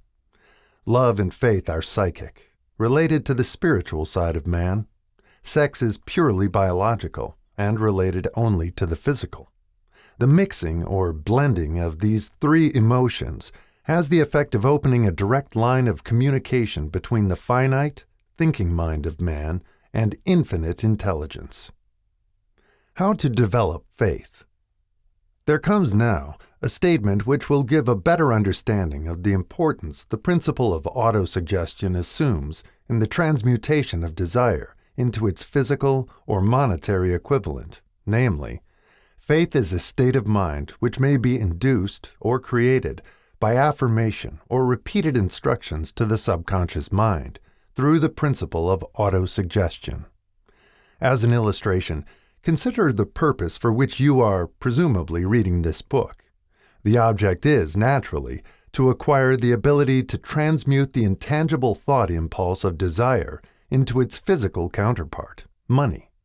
By following the instructions laid down in the chapters on autosuggestion and the subconscious mind, as summarized in the chapter on autosuggestion, you may convince the subconscious mind that you believe you will receive that for which you ask, and it will act upon that belief, which your subconscious mind passes back to you in the form of faith, followed by definite plans for procuring that which you desire.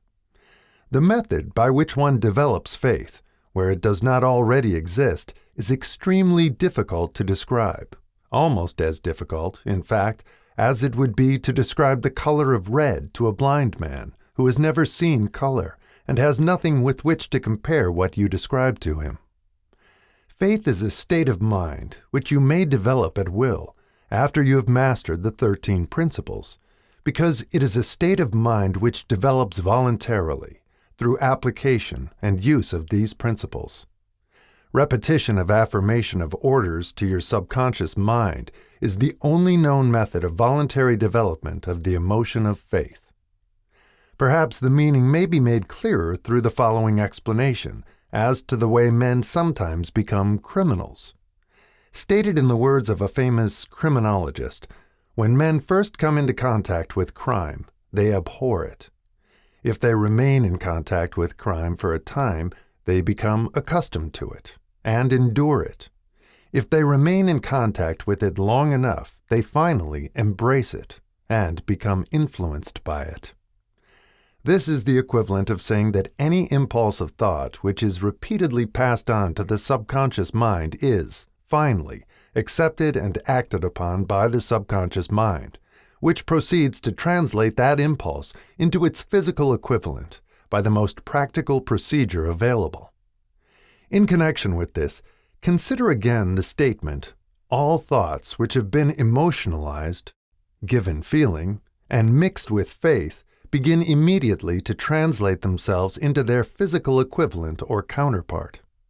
The emotions, or the feeling portion of thoughts, are the factors which give thoughts vitality, life, and action. The emotions of faith, love, and sex, when mixed with any thought impulse, give it greater action than any of these emotions can do singly. Not only thought impulses which have been mixed with faith, but those which have been mixed with any of the positive emotions or any of the negative emotions may reach and influence the subconscious mind.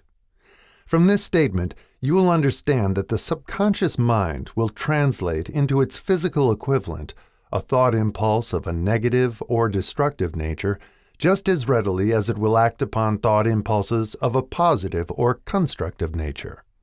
This accounts for the strange phenomenon which so many millions of people experience, referred to as misfortune or bad luck.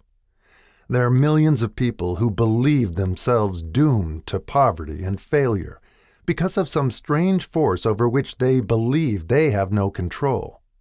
They are the creators of their own misfortunes because of this negative belief, which is picked up by the subconscious mind and translated into its physical equivalent. This is an appropriate place at which to suggest again that you may benefit by passing on to your subconscious mind any desire which you wish translated into its physical or monetary equivalent in a state of expectancy or belief that the transmutation will actually take place. Your belief, or faith, is the element which determines the action of your subconscious mind. There is nothing to hinder you from deceiving your subconscious mind when giving it instructions through autosuggestion, as I deceived my son's subconscious mind. To make this deceit more realistic, conduct yourself just as you would if you were already in possession of the material thing which you are demanding when you call upon your subconscious mind. The subconscious mind will transmute into its physical equivalent, by the most direct and practical media available, any order which is given to it in a state of belief or faith that the order will be carried out. Surely, enough has been stated to give a starting point from which one may, through experiment and practice, acquire the ability to mix faith with any order given to the subconscious mind. Perfection will come through practice. It cannot come by merely reading instructions.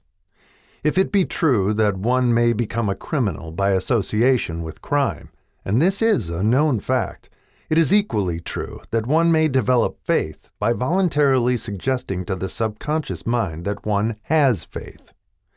The mind comes, finally, to take on the nature of the influences which dominate it. Understand this truth, and you will know why it is essential for you to encourage the positive emotions as dominating forces of your mind and discourage and eliminate negative emotions. A mind dominated by positive emotions becomes a favorable abode for the state of mind known as faith. A mind so dominated may, at will, give the subconscious mind instructions, which it will accept and act upon immediately. Faith is a state of mind which may be induced by autosuggestion.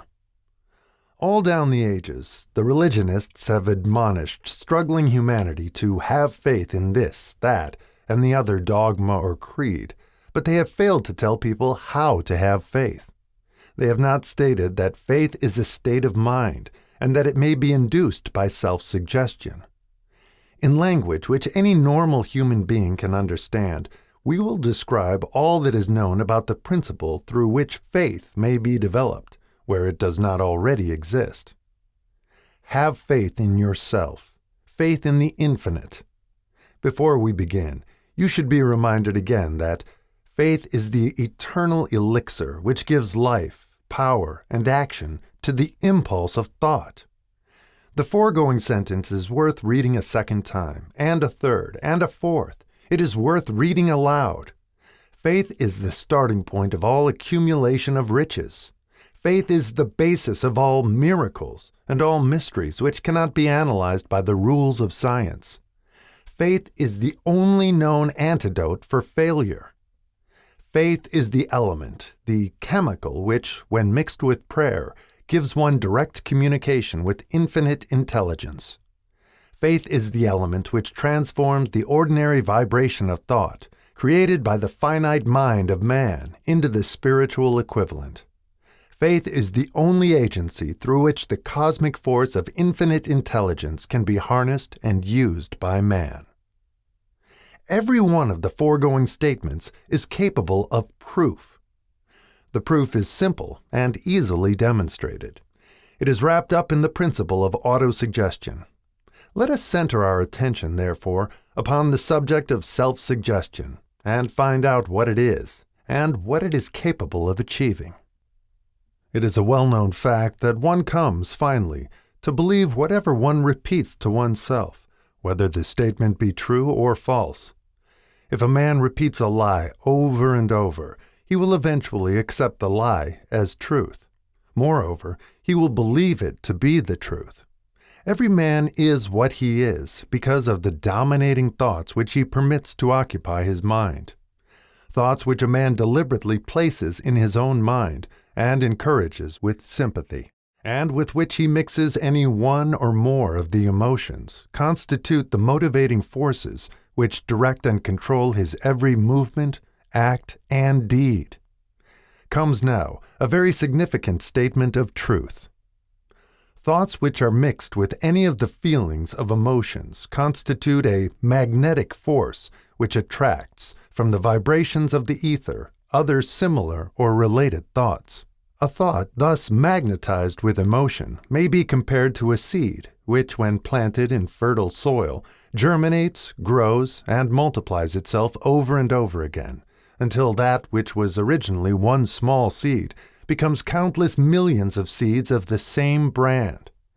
The ether is a great cosmic mass of eternal forces of vibration. It is made up of both destructive vibrations and constructive vibrations. It carries, at all times, vibrations of fear, poverty, disease, failure, misery, and vibrations of prosperity, health, success, and happiness, just as surely as it carries the sound of hundreds of orchestrations of music and hundreds of human voices, all of which maintain their own individuality and means of identification through the medium of radio. From the great storehouse of the ether, the human mind is constantly attracting vibrations which harmonize with that which dominates the human mind.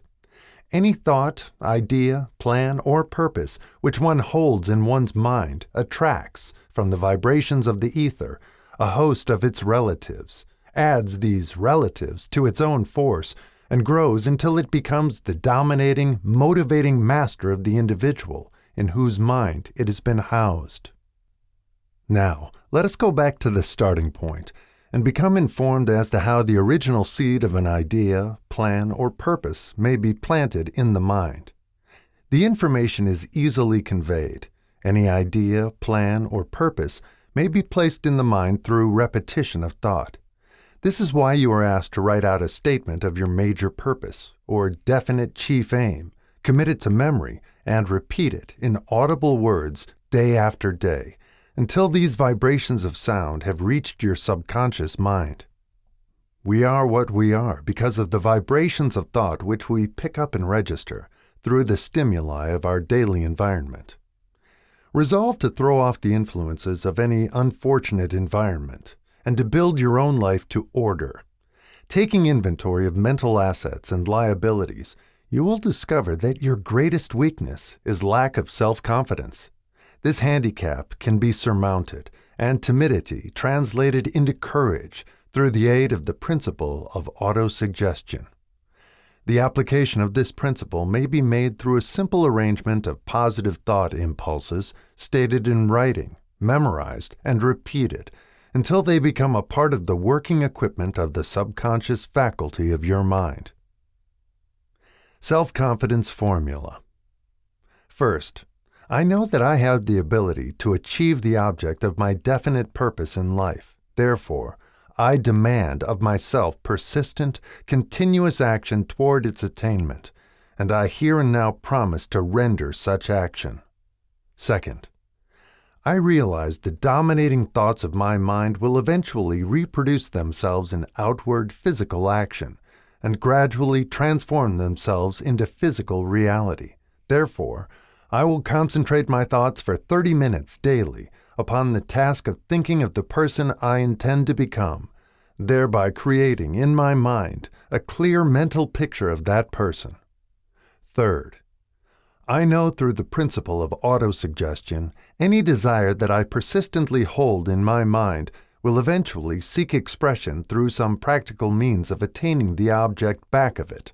Therefore, I will devote 10 minutes daily to demanding of myself the development of self-confidence. Fourth, I have clearly written down a description of my definite chief aim in life, and I will never stop trying until I shall have developed sufficient self-confidence for its attainment. Fifth, I fully realize that no wealth or position can long endure unless built upon truth and justice. Therefore, I will engage in no transaction which does not benefit all whom it affects. I will succeed by attracting to myself the forces I wish to use and the cooperation of other people. I will induce others to serve me because of my willingness to serve others.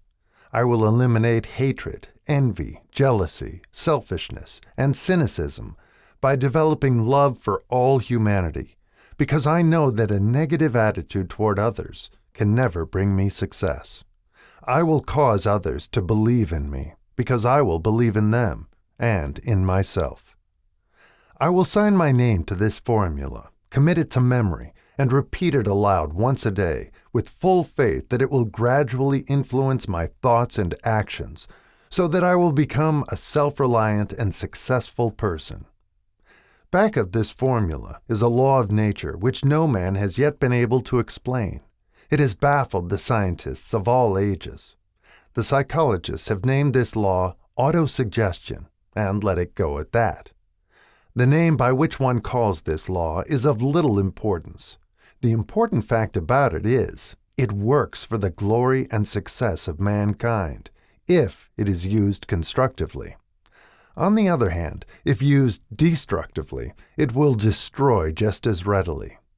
In this statement may be found a very significant truth, namely, that those who go down in defeat and end their lives in poverty, misery, and distress do so because of negative application of the principle of autosuggestion. The cause may be found in the fact that all impulses of thought have a tendency to clothe themselves in their physical equivalent. The subconscious mind, the chemical laboratory in which all thought impulses are combined and made ready for translation into physical reality, makes no distinction between constructive and destructive thought impulses. It works with the material we feed it, through our thought impulses. The subconscious mind will translate into reality a thought driven by fear just as readily as it will translate into reality a thought driven by courage or faith. The pages of medical history are rich with illustrations of cases of suggestive suicide. A man may commit suicide through negative suggestion just as effectively as by any other means. In a Midwestern city, a man by the name of Joseph Grant, a bank official, borrowed a large sum of the bank's money without the consent of the directors. He lost the money through gambling. One afternoon, the bank examiner came and began to check the accounts. Grant left the bank, took a room in a local hotel, and when they found him 3 days later, he was lying in bed, wailing and moaning, repeating over and over these words: "My God, this will kill me. I cannot stand the disgrace." In a short time he was dead. The doctors pronounced the case one of mental suicide. Just as electricity will turn the wheels of industry and render useful service if used constructively, or snuff out life if wrongly used, so will the law of autosuggestion lead you to peace and prosperity, or down into the valley of misery, failure, and death, according to your degree of understanding and application of it. If you fill your mind with fear, doubt, and unbelief in your ability to connect with and use the forces of infinite intelligence, the law of autosuggestion will take this spirit of unbelief and use it as a pattern by which your subconscious mind will translate it into its physical equivalent. This statement is as true as the statement that 2 and 2 are 4.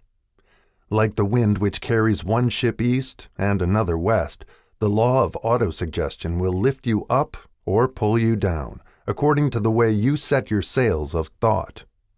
The law of autosuggestion, through which any person may rise to altitudes of achievement which stagger the imagination, is well described in the following verse. If you think you are beaten, you are. If you think you dare not, you don't. If you like to win, but you think you can't, it is almost certain you won't. If you think you'll lose, you're lost. For out of the world we find, success begins with a fellow's will. It's all in the state of mind. If you think you are outclassed, you are. You've got to think high to rise. You've got to be sure of yourself before you can ever win a prize. Life's battles don't always go to the stronger or faster man, but soon or late the man who wins is the man who thinks he can. Observe the words which have been emphasized, and you will catch the deep meaning which the poet had in mind. Somewhere in your makeup, perhaps in the cells of your brain, there lies sleeping the seed of achievement which, if aroused and put into action, would carry you to heights such as you may never have hoped to attain. Just as a master musician may cause the most beautiful strains of music to pour forth from the strings of a violin, so may you arouse the genius which lies asleep in your brain and cause it to drive you upward to whatever goal you may wish to achieve. Abraham Lincoln was a failure at everything he tried until he was well past the age of 40. He was a Mr. Nobody from nowhere, until a great experience came into his life, aroused the sleeping genius within his heart and brain, and gave the world one of its really great men. That experience was mixed with the emotions of sorrow and love. It came to him through Anne Rutledge, the only woman whom he ever truly loved. It is a known fact that the emotion of love is closely akin to the state of mind known as faith, and this for the reason that love comes very near to translating one's thought impulses into their spiritual equivalent. During his work of research, the author discovered, from the analysis of the life work and achievements of hundreds of men of outstanding accomplishment, that there was the influence of a woman's love back of nearly every one of them. The emotion of love in the human heart and brain creates a favorable field of magnetic attraction, which causes an influx of the higher and finer vibrations which are afloat in the ether. If you wish evidence of the power of faith, study the achievements of men and women who have employed it. At the head of the list comes the Nazarene. Christianity is the greatest single force which influences the minds of men. The basis of Christianity is faith, no matter how many people may have perverted or misinterpreted the meaning of this great force, and no matter how many dogmas and creeds have been created in its name which do not reflect its tenets. The sum and substance of the teachings and the achievements of Christ, which may have been interpreted as miracles, were nothing more nor less than faith. If there are any such phenomena as miracles, they are produced only through the state of mind known as faith. Some teachers of religion, and many who call themselves Christians, neither understand nor practice faith. Let us consider the power of faith, as it is now being demonstrated by a man who is well known to all of civilization, Mahatma Gandhi of India. In this man, the world has one of the most astounding examples known to civilization of the possibilities of faith. Gandhi wields more potential power than any man living at this time, and this, despite the fact that he has none of the orthodox tools of power, such as money, battleships, soldiers, and materials of warfare. Gandhi has no money. He has no home. He does not own a suit of clothes, but he does have power. How does he come by that power? He created it out of his understanding of the principle of faith, and through his ability to transplant that faith into the minds of 200 million people. Gandhi has accomplished, through the influence of faith, that which the strongest military power on earth could not, and never will accomplish through soldiers and military equipment. He has accomplished the astounding feat of influencing 200 million minds to coalesce and move in unison as a single mind. What other force on earth, except faith, could do as much? There will come a day when employees, as well as employers, will discover the possibilities of faith. That day is dawning. The whole world has had ample opportunity during the recent business depression to witness what the lack of faith will do to business. Surely, civilization has produced a sufficient number of intelligent human beings to make use of this great lesson, which the depression has taught the world. During this depression, the world had evidence in abundance that widespread fear will paralyze the wheels of industry and business. Out of this experience will arise leaders in business and industry who will profit by the example which Gandhi has set for the world, and they will apply to business the same tactics which he has used in building the greatest following known in the history of the world. These leaders will come from the rank and file of the unknown men, who now labor in the steel plants, the coal mines, the automobile factories, and in the small towns and cities of America. Business is due for a reform. Make no mistake about this. The methods of the past, based upon economic combinations of force and fear, will be supplanted by the better principles of faith and cooperation. Men who labor will receive more than daily wages. They will receive dividends from the business, the same as those who supply the capital for business. But first, they must give more to their employers and stop this bickering and bargaining by force at the expense of the public. They must earn the right to dividends. Moreover, and this is the most important thing of all, they will be led by leaders who will understand and apply the principles employed by Mahatma Gandhi. Only in this way may leaders get from their followers the spirit of full cooperation, which constitutes power in its highest and most enduring form. This stupendous machine age in which we live, and from which we are just emerging, has taken the soul out of men. Its leaders have driven men as though they were pieces of cold machinery. They were forced to do so by the employees who have bargained, at the expense of all concerned, to get and not to give. The watchword of the future will be human happiness and contentment, and when this state of mind shall have been attained, the production will take care of itself, more effectively than anything that has ever been accomplished, where men did not and could not mix faith and individual interest with their labor. Because of the need for faith and cooperation in operating business and industry, it will be both interesting and profitable to analyze an event which provides an excellent understanding of the method by which industrialists and businessmen accumulate great fortunes, by giving before they try to get. The event chosen for this illustration dates back to 1900, when the United States Steel Corporation was being formed. As you read the story, keep in mind these fundamental facts, and you will understand how ideas have been converted into huge fortunes. First, the huge United States Steel Corporation was born in the mind of Charles M. Schwab, in the form of an idea he created through his imagination. Second, he mixed faith with his idea. Third, he formulated a plan for the transformation of his idea into physical and financial reality. Fourth, he put his plan into action with his famous speech at the University Club. Fifth, he applied and followed through on his plan with persistence and backed it with firm decision until it had been fully carried out. Sixth, he prepared the way for success by a burning desire for success. If you are one of those who have often wondered how great fortunes are accumulated, this story of the creation of the United States Steel Corporation will be enlightening.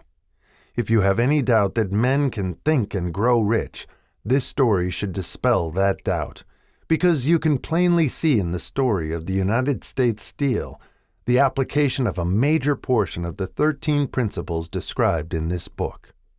This astounding description of the power of an idea was dramatically told by John Lowell in the New York World Telegram, with whose courtesy it is here reprinted. A pretty after-dinner speech for $1 billion. When, on the evening of December 12, 1900, some 80 of the nation's financial nobility gathered in the banquet hall of the University Club on Fifth Avenue to do honor to a young man from out of the West, not half a dozen of the guests realized they were to witness the most significant episode in American industrial history. J. Edward Simmons and Charles Stuart Smith, their hearts full of gratitude for the lavish hospitality bestowed on them by Charles M. Schwab during a recent visit to Pittsburgh, had arranged the dinner to introduce the 38-year-old steel man to Eastern banking society. But they didn't expect him to stampede the convention. They warned him, in fact, that the bosoms within New York's stuffed shirts would not be responsive to oratory, and that, if he didn't want to bore the Stillmans and Harrimans and Vanderbilts, he had better limit himself to 15 or 20 minutes of polite vaporings and let it go at that. Even John Pierpont Morgan, sitting on the right hand of Schwab as became his imperial dignity, intended to grace the banquet table with his presence only briefly. And so far as the press and public were concerned, the whole affair was of so little moment that no mention of it found its way into print the next day. So the two hosts and their distinguished guests ate their way through the usual 7 or 8 courses. There was little conversation, and what there was of it was restrained. Few of the bankers and brokers had met Schwab, whose career had flowered along the banks of the Monongahela, and none knew him well. But before the evening was over, they, and with them Money Master Morgan, were to be swept off their feet and a billion-dollar baby, the United States Steel Corporation, was to be conceived. It is perhaps unfortunate, for the sake of history, that no record of Charlie Schwab's speech at the dinner was ever made.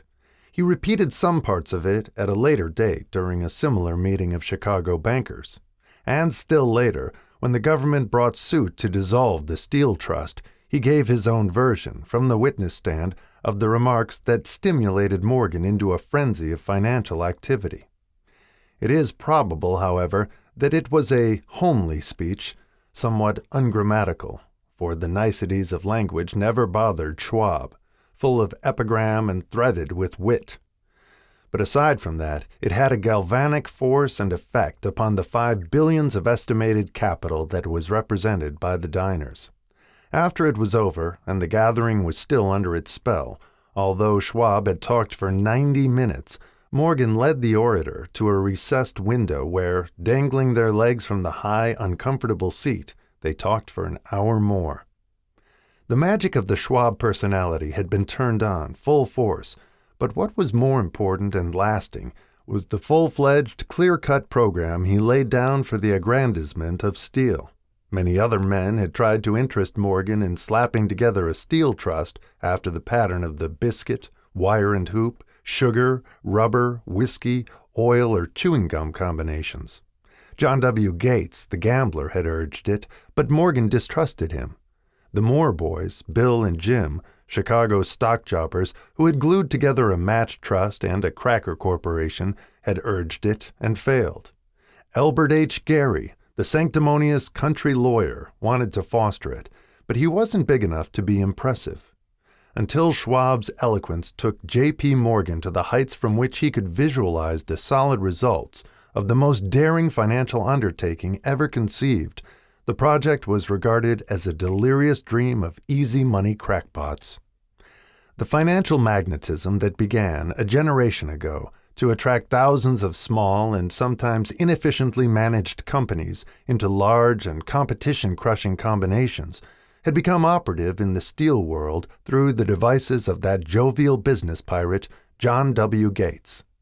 Gates already had formed the American Steel and Wire Company out of a chain of small concerns, and together with Morgan had created the Federal Steel Company.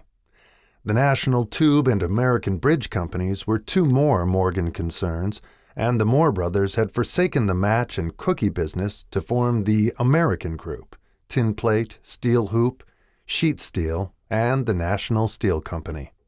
But by the side of Andrew Carnegie's gigantic vertical trust, a trust owned and operated by 53 partners, those other combinations were picayune.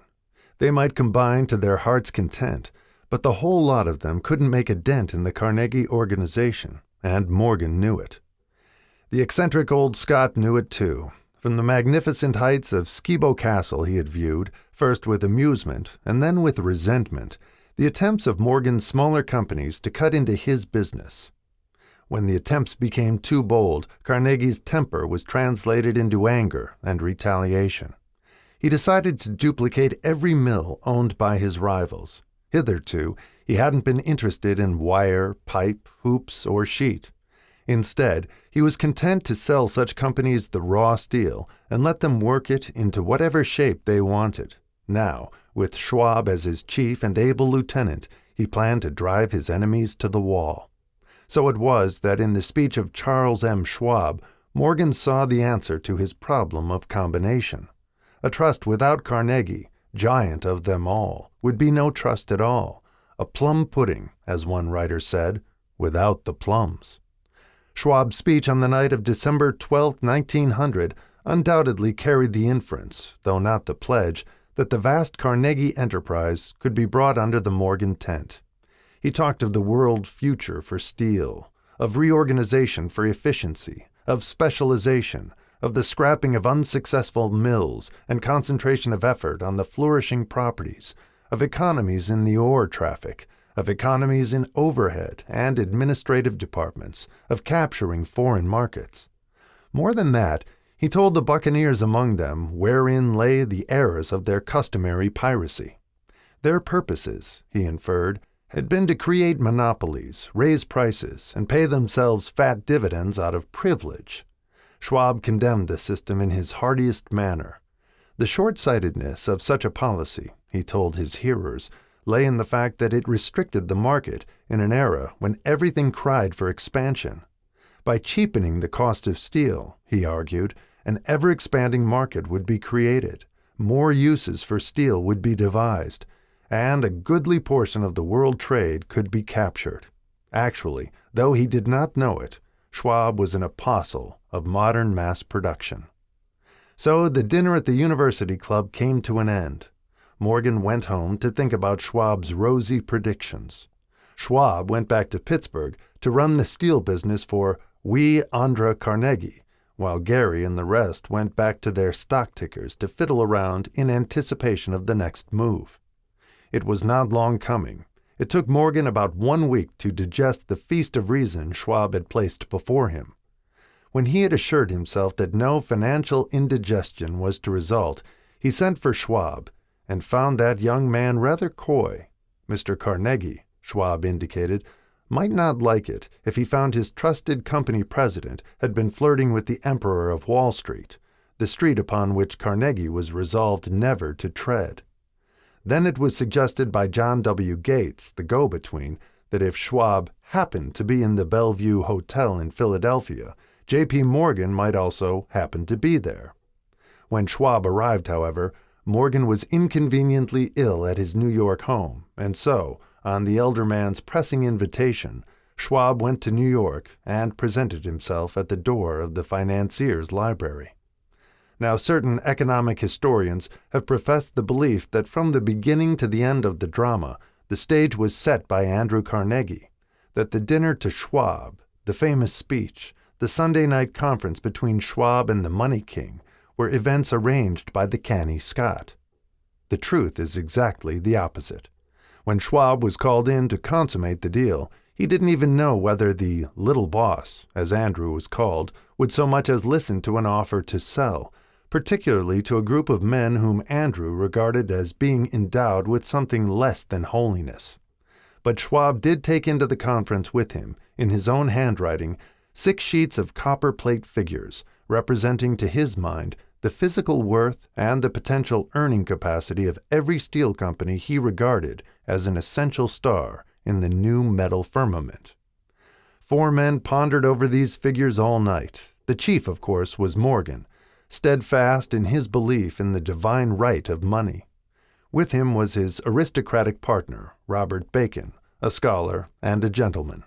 The third was John W. Gates, whom Morgan scorned as a gambler and used as a tool. The fourth was Schwab, who knew more about the processes of making and selling steel than any whole group of men then living. Throughout that conference, the Pittsburghers' figures were never questioned. If he said a company was worth so much, then it was worth that much and no more. He was insistent, too, upon including in the combination only those concerns he nominated. He had conceived a corporation in which there would be no duplication, not even to satisfy the greed of friends who wanted to unload their companies upon the broad Morgan shoulders. Thus he left out, by design, a number of the larger concerns, upon which the walruses and carpenters of Wall Street had cast hungry eyes. When dawn came, Morgan rose and straightened his back. Only one question remained. "Do you think you can persuade Andrew Carnegie to sell?" he asked. "I can try," said Schwab. "If you can get him to sell, I will undertake the matter," said Morgan. So far so good, but would Carnegie sell? How much would he demand? Schwab thought about $320 million. What would he take payment in? Common or preferred stocks? Bonds? Cash? Nobody could raise $1/3 billion in cash. There was a golf game in January on the frost-cracking heath of the St. Andrews Links in Westchester, with Andrew bundled up in sweaters against the cold, and Charlie talking volubly, as usual, to keep his spirits up. But no word of business was mentioned until the pair sat down in the cozy warmth of the Carnegie cottage nearby. Then, with the same persuasiveness that had hypnotized 80 millionaires at the University Club, Schwab poured out the glittering promises of retirement and comfort, of untold millions to satisfy the old man's social caprices. Carnegie capitulated, wrote a figure on a slip of paper, handed it to Schwab, and said, "All right, that's what we'll sell for." The figure was approximately $400 million and was reached by taking the $320 million mentioned by Schwab as a basic figure and adding to it $80 million to represent the increased capital value over the previous 2 years. Later, on the deck of a transatlantic liner, the Scotsman said ruefully to Morgan, "I wish I had asked you for $100 million more." "If you had asked for it, you'd have gotten it," Morgan told him cheerfully. There was an uproar, of course. A British correspondent cabled that the foreign steel world was appalled by the gigantic combination. President Hadley of Yale declared that unless trusts were regulated, the country might expect an emperor in Washington within the next 25 years. But that able stock manipulator, Keene, went at his work of shoving the new stock at the public so vigorously that all the excess water, estimated by some at nearly $600 million, was absorbed in a twinkling. So Carnegie had his millions, and the Morgan Syndicate had $62 million for all its trouble, and all the boys from Gates to Gary had their millions. The 38-year-old Schwab had his reward. He was made president of the new corporation and remained in control until 1903. The dramatic story of big business, which you have just finished, was included in this book because it is a perfect illustration of the method by which desire can be transmuted into its physical equivalent. I imagine some readers will question the statement that a mere intangible desire can be converted into its physical equivalent. Doubtless some will say, "You cannot convert nothing into something." The answer is in the story of United States Steel. That giant organization was created in the mind of one man. The plan by which the organization was provided with the steel mills that give it financial stability was created in the mind of the same man. His faith, his desire, his imagination, his persistence were the real ingredients that went into United States Steel. The steel mills and mechanical equipment acquired by the corporation, after it had been brought into legal existence, were incidental, but careful analysis will disclose the fact that the appraised value of the properties acquired by the corporation increased in value by an estimated $600 million by the mere transaction which consolidated them under one management. In other words, Charles M. Schwab's idea, plus the faith with which he conveyed it to the minds of J.P. Morgan and the others, was marketed for a profit of approximately $600 million. Not an insignificant sum for a single idea. What happened to some of the men who took their share of the millions of dollars of profit made by this transaction is a matter with which we are not now concerned. The important feature of the astounding achievement is that it serves as unquestionable evidence of the soundness of the philosophy described in this book, because this philosophy was the warp and the woof of the entire transaction. Moreover, the practicability of the philosophy has been established by the fact that the United States Steel Corporation prospered and became one of the richest and most powerful corporations in America, employing thousands of people, developing new uses for steel, and opening new markets, thus proving that the $600 million in profit which the Schwab idea produced was earned. Riches begin in the form of thought. The amount is limited only by the person in whose mind the thought is put into motion. Faith removes limitations. Remember this when you are ready to bargain with life for whatever it is that you ask as your price for having passed this way. Remember also that the man who created the United States Steel Corporation was practically unknown at the time. He was merely Andrew Carnegie's Man Friday until he gave birth to his famous idea. After that, he quickly rose to a position of power, fame, and riches. There are no limitations to the mind except those we acknowledge. Both poverty and riches are the offspring of thought. Chapter 4. Autosuggestion. the medium for influencing the subconscious mind. The third step toward riches. Autosuggestion is a term which applies to all suggestions and all self-administered stimuli which reach one's mind through the five senses. Stated in another way, autosuggestion is self-suggestion. It is the agency of communication between that part of the mind where conscious thought takes place and that which serves as the seat of action for the subconscious mind. Through the dominating thoughts which one permits to remain in the conscious mind, whether these thoughts be negative or positive is immaterial, the principle of autosuggestion voluntarily reaches the subconscious mind and influences it with these thoughts. No thought, whether it be negative or positive, can enter the subconscious mind without the aid of the principle of autosuggestion, with the exception of thoughts picked up from the ether. Stated differently, all sense impressions which are perceived through the five senses are stopped by the conscious thinking mind, and may be either passed on to the subconscious mind or rejected at will. The conscious faculty serves, therefore, as an outer guard to the approach of the subconscious. Nature has so built man that he has absolute control over the material which reaches his subconscious mind through his five senses, although this is not meant to be construed as a statement that man always exercises this control. In the great majority of instances, he does not exercise it, which explains why so many people go through life in poverty.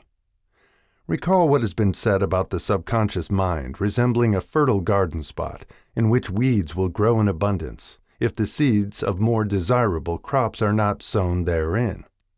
Autosuggestion is the agency of control through which an individual may voluntarily feed his subconscious mind on thoughts of a creative nature, or by neglect permit thoughts of a destructive nature to find their way into this rich garden of the mind. You are instructed, in the last of the 6 steps described in the chapter on desire, to read aloud twice a day the written statement of your desire for money, and to see and feel yourself already in possession of the money. By following these instructions, you communicate the object of your desire directly to your subconscious mind in a spirit of absolute faith. Through repetition of this procedure, you voluntarily create thought habits which are favorable to your efforts to transmute desire into its monetary equivalent. Go back to these 6 steps described in Chapter 2 and read them again very carefully before you proceed further. Then, when you come to it, read very carefully the 4 instructions for the organization of your mastermind group described in the chapter on organized planning. By comparing these 2 sets of instructions with that which has been stated on autosuggestion, you, of course, will see that the instructions involve the application of the principle of autosuggestion. Remember, therefore, when reading aloud the statement of your desire, through which you are endeavoring to develop a money consciousness, that the mere reading of the words is of no consequence, unless you mix emotion or feeling with your words. If you repeat 1,000,000 times the famous Émile Coué formula, day by day, in every way, I am getting better and better, without mixing emotion and faith with your words, you will experience no desirable results. Your subconscious mind recognizes and acts upon only thoughts which have been well mixed with emotion or feeling. This is a fact of such importance as to warrant repetition in practically every chapter, because the lack of understanding of this is the main reason the majority of people who try to apply the principle of autosuggestion get no desirable results. Plain, unemotional words do not influence the subconscious mind. You will get no appreciable results until you learn to reach your subconscious mind with thoughts or spoken words which have been well emotionalized with belief. Do not become discouraged if you cannot control and direct your emotions the first time you try to do so. Remember, there is no such possibility as something for nothing. Ability to reach and influence your subconscious mind has its price, and you must pay that price. You cannot cheat, even if you desire to do so. The price of ability to influence your subconscious mind is everlasting persistence in applying the principles described here. You cannot develop the desired ability for a lower price.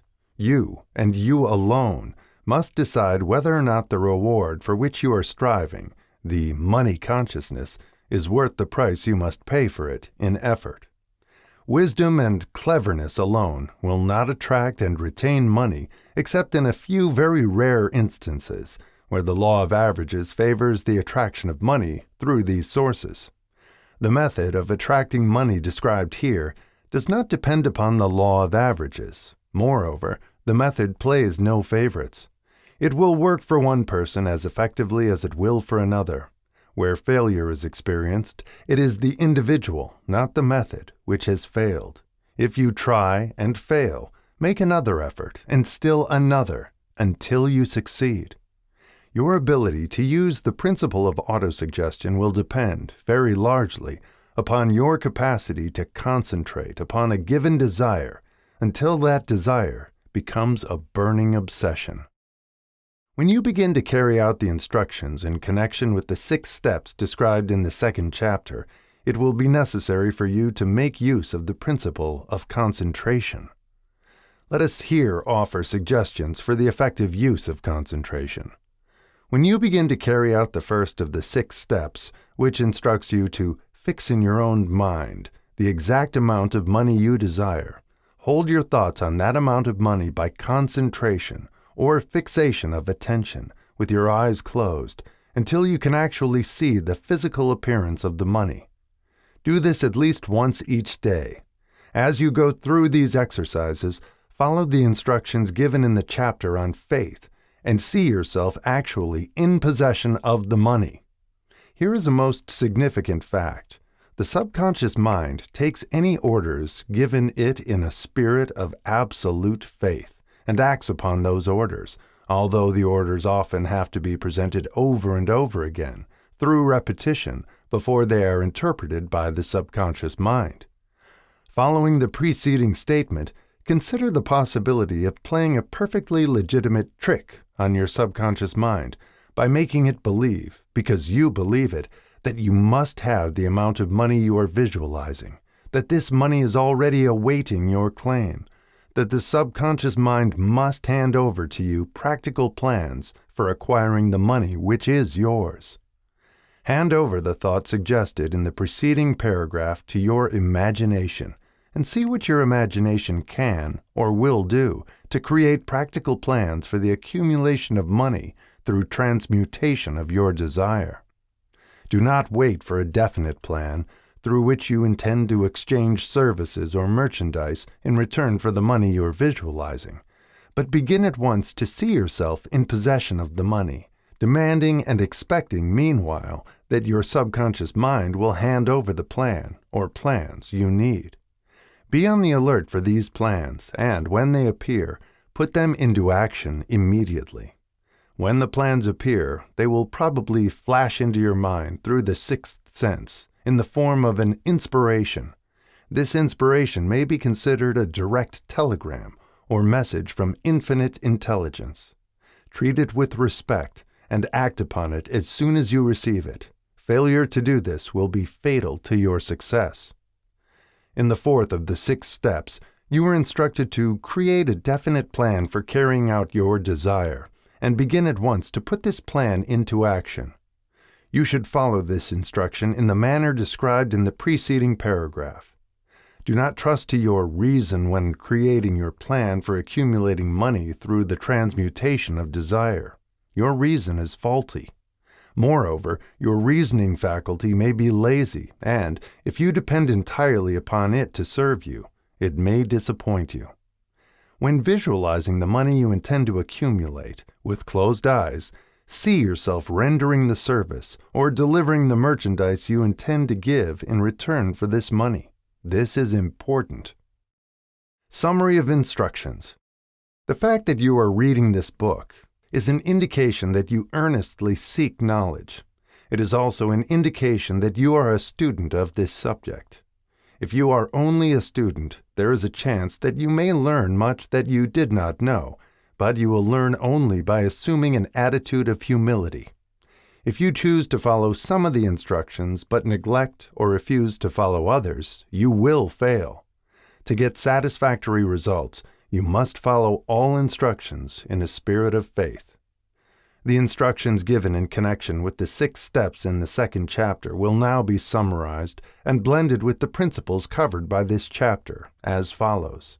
First, go into some quiet spot, preferably in bed at night, where you will not be disturbed or interrupted. Close your eyes and repeat aloud, so you may hear your own words, the written statement of the amount of money you intend to accumulate, the time limit for its accumulation, and a description of the service or merchandise you intend to give in return for the money. As you carry out these instructions, see yourself already in possession of the money. For example, suppose that you intend to accumulate $50,000 by the 1st of January, 5 years hence, that you intend to give personal services in return for the money in the capacity of a salesman.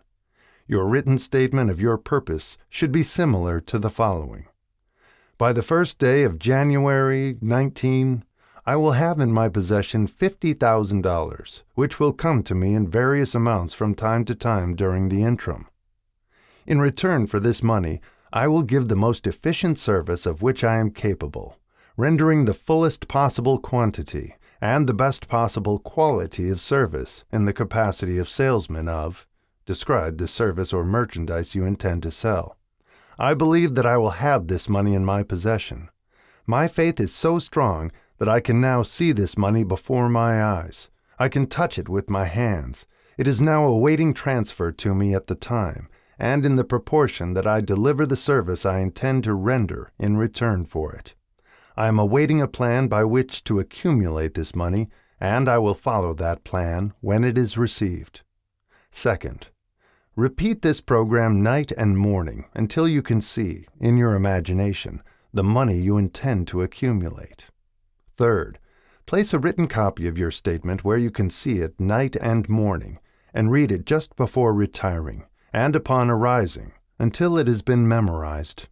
Remember, as you carry out these instructions, that you are applying the principle of autosuggestion for the purpose of giving orders to your subconscious mind.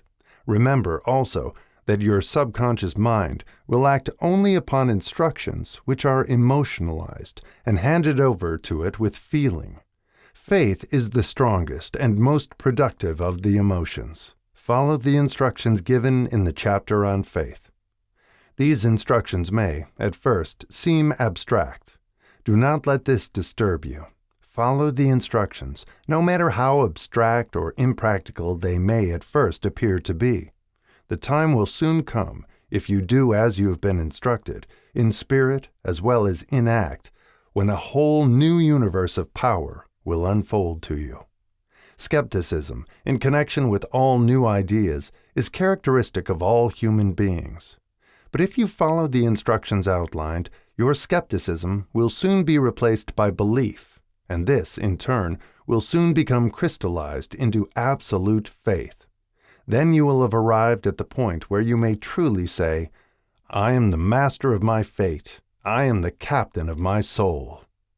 Many philosophers have made the statement that man is the master of his own earthly destiny, but most of them have failed to say why he is the master. The reason that man may be the master of his own earthly status, and especially his financial status, is thoroughly explained in this chapter. Man may become the master of himself and of his environment because he has the power to influence his own subconscious mind, and through it gain the cooperation of infinite intelligence. You are now reading the chapter, which represents the keystone to the arch of this philosophy. The instructions contained in this chapter must be understood and applied with persistence if you succeed in transmuting desire into money.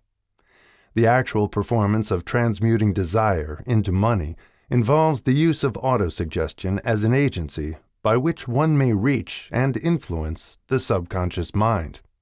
The other principles are simply tools with which to apply autosuggestion.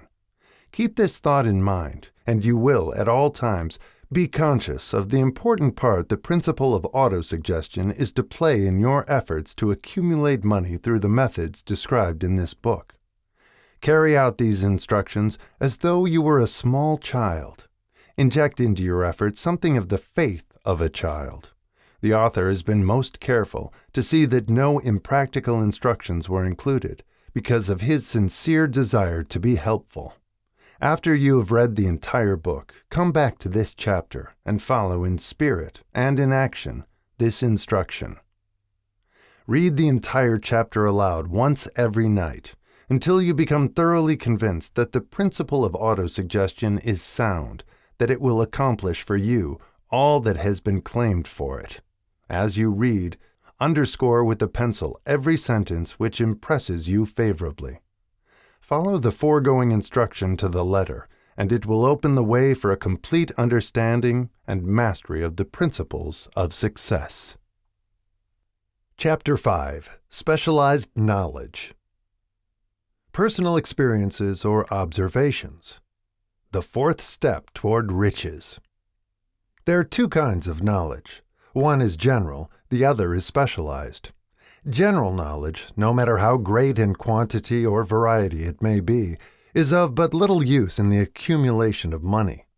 The faculties of the great universities possess, in the aggregate, practically every form of general knowledge known to civilization. Most of the professors have but little or no money. They specialize on teaching knowledge, but they do not specialize on the organization or the use of knowledge.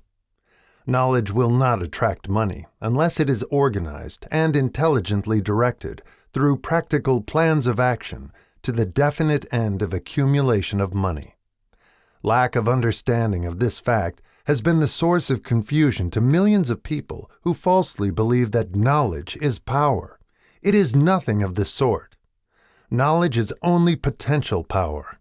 It becomes power only when and if it is organized into definite plans of action and directed to a definite end. This missing link in all systems of education known to civilization today may be found in the failure of educational institutions to teach their students how to organize and use knowledge after they acquire it. Many people make the mistake of assuming that because Henry Ford had but little schooling, he is not a man of education. Those who make this mistake do not know Henry Ford, nor do they understand the real meaning of the word educate. That word is derived from the Latin word educo, meaning to educe, to draw out, to develop from within.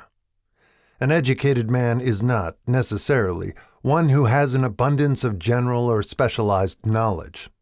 An educated man is one who has so developed the faculties of his mind that he may acquire anything he wants, or its equivalent, without violating the rights of others. Henry Ford comes well within the meaning of this definition. During the World War, a Chicago newspaper published certain editorials in which, among other statements, Henry Ford was called an ignorant pacifist. Mr. Ford objected to the statements and brought suit against the paper for libeling him. When the suit was tried in the courts, the attorneys for the paper pleaded justification and placed Mr. Ford himself on the witness stand for the purpose of proving to the jury that he was ignorant. The attorneys asked Mr. Ford a great variety of questions, all of them intended to prove, by his own evidence, that while he might possess considerable specialized knowledge pertaining to the manufacture of automobiles, he was, in the main, ignorant. Mr. Ford was plied with such questions as the following. Who was Benedict Arnold? And how many soldiers did the British send over to America to put down the rebellion of 1776? In answer to the last question, Mr. Ford replied, I do not know the exact number of soldiers the British sent over, but I have heard that it was a considerably larger number than ever went back. Finally, Mr. Ford became tired of this line of questioning, and in reply to a particularly offensive question, he leaned over, pointed his finger at the lawyer who had asked the question, and said, If I should really want to answer the foolish question you have just asked, or any of the other questions you have been asking me, let me remind you that I have a row of electric push buttons on my desk, and by pushing the right button, I can summon to my aid men who can answer any question I desire to ask concerning the business to which I am devoting most of my efforts. Now, will you kindly tell me why I should clutter up my mind with general knowledge for the purpose of being able to answer questions when I have men around me who can supply any knowledge I require? There certainly was good logic to that reply. That answer floored the lawyer. Every person in the courtroom realized it was the answer, not of an ignorant man, but of a man of education. Any man is educated who knows where to get knowledge when he needs it, and how to organize that knowledge into definite plans of action. Through the assistance of his mastermind group, Henry Ford had at his command all the specialized knowledge he needed to enable him to become one of the wealthiest men in America. It was not essential that he have this knowledge in his own mind. Surely no person who has sufficient inclination and intelligence to read a book of this nature can possibly miss the significance of this illustration. Before you can be sure of your ability to transmute desire into its monetary equivalent, you will require specialized knowledge of the service, merchandise, or profession which you intend to offer in return for fortune. Perhaps you may need much more specialized knowledge than you have the ability or the inclination to acquire, and if this should be true, you may bridge your weakness through the aid of your mastermind group. Andrew Carnegie stated that he, personally, knew nothing about the technical end of the steel business. Moreover, he did not particularly care to know anything about it. The specialized knowledge which he required for the manufacture and marketing of steel, he found available through the individual units of his mastermind group. The accumulation of great fortunes calls for power, and power is acquired through highly organized and intelligently directed specialized knowledge. But that knowledge does not necessarily have to be in the possession of the man who accumulates the fortune.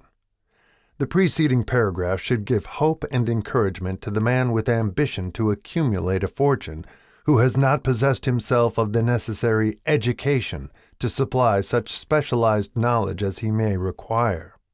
Men sometimes go through life suffering from inferiority complexes because they are not men of education. The man who can organize and direct a mastermind group of men who possess knowledge useful in the accumulation of money is just as much a man of education as any man in the group. Remember this: if you suffer from a feeling of inferiority because your schooling has been limited, Thomas Edison had only 3 months of schooling during his entire life. He did not lack education, neither did he die poor. Henry Ford had less than a 6th grade schooling, but he has managed to do pretty well by himself financially. Specialized knowledge is among the most plentiful and the cheapest forms of service which may be had. If you doubt this, consult the payroll of any university. It pays to know how to purchase knowledge. First of all, decide the sort of specialized knowledge you require and the purpose for which it is needed. To a large extent, your major purpose in life, the goal toward which you are working, will help determine what knowledge you need. With this question settled, your next move requires that you have accurate information concerning dependable sources of knowledge. The more important of these are A. One's own experience and education. B. Experience and education available through cooperation of others. Mastermind alliance. C. Colleges and universities. D. Public libraries. Through books and periodicals in which may be found all the knowledge organized by civilization. E. Special training courses. Through night schools and home study schools in particular. As knowledge is acquired, it must be organized and put into use for a definite purpose through practical plans. Knowledge has no value except that which can be gained from its application toward some worthy end. This is one reason why college degrees are not valued more highly. They represent nothing but miscellaneous knowledge. If you contemplate taking additional schooling, first determine the purpose for which you want the knowledge you are seeking, then learn where this particular sort of knowledge can be obtained from reliable sources. Successful men in all callings never stop acquiring specialized knowledge related to their major purpose, business, or profession. Those who are not successful usually make the mistake of believing the knowledge-acquiring period ends when one finishes school. The truth is that schooling does but little more than to put one in the way of learning how to acquire practical knowledge. With this changed world, which began at the end of the economic collapse, came also astounding changes in educational requirements. The order of the day is specialization. This truth was emphasized by Robert P. Moore, Secretary of Appointments of Columbia University. Specialists most sought. Particularly sought after by employing companies are candidates who have specialized in some field: business school graduates with training in accounting and statistics, engineers of all varieties, journalists, architects, chemists, and also outstanding leaders and activity men of the senior class. The man who has been active on the campus, whose personality is such that he gets along with all kinds of people, and who has done an adequate job with his studies, has a most decided edge over the strictly academic student. Some of these, because of their all-around qualifications, have received several offers of positions, a few of them as many as 6. In departing from the conception that the straight-A student was invariably the one to get the choice of the better jobs, Mr. Moore said that most companies look not only to academic records, but to activity records and personalities of the students. One of the largest industrial companies, the leader in its field, in writing to Mr. Moore concerning prospective seniors at the college, said, "We are interested primarily in finding men who can make exceptional progress in management work. For this reason, we emphasize qualities of character, intelligence, and personality far more than specific educational background." Apprenticeship proposed. Proposing a system of apprenticing students in offices, stores, and industrial occupations during the summer vacation, Mr. Moore asserts that after the first 2 or 3 years of college, every student should be asked to choose a definite future course and to call a halt if he has been merely pleasantly drifting without purpose through an unspecialized academic curriculum. Colleges and universities must face the practical consideration that all professions and occupations now demand specialists, he said, urging that educational institutions accept more direct responsibility for vocational guidance. One of the most reliable and practical sources of knowledge available to those who need specialized schooling is the night schools operated in most large cities. The correspondence schools give specialized training anywhere the U.S. mails go, on all subjects that can be taught by the extension method. One advantage of home study training is the flexibility of the study program, which permits one to study during spare time.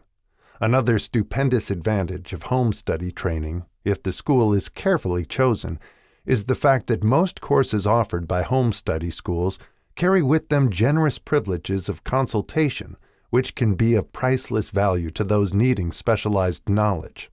No matter where you live, you can share the benefits. Anything acquired without effort and without cost is generally unappreciated, often discredited. Perhaps this is why we get so little from our marvelous opportunity in public schools. The self-discipline one receives from a definite program of specialized study makes up to some extent for the wasted opportunity when knowledge was available without cost. Correspondence schools are highly organized business institutions. Their tuition fees are so low that they are forced to insist upon prompt payments. Being asked to pay, whether the student makes good grades or poor, has the effect of causing one to follow through with the course when he would otherwise drop it. The correspondence schools have not stressed this point sufficiently, for the truth is that their collection departments constitute the very finest sort of training on decision, promptness, action, and the habit of finishing that which one begins. I learned this from experience more than 25 years ago. I enrolled for a home study course in advertising. After completing 8 or 10 lessons, I stopped studying, but the school did not stop sending me bills.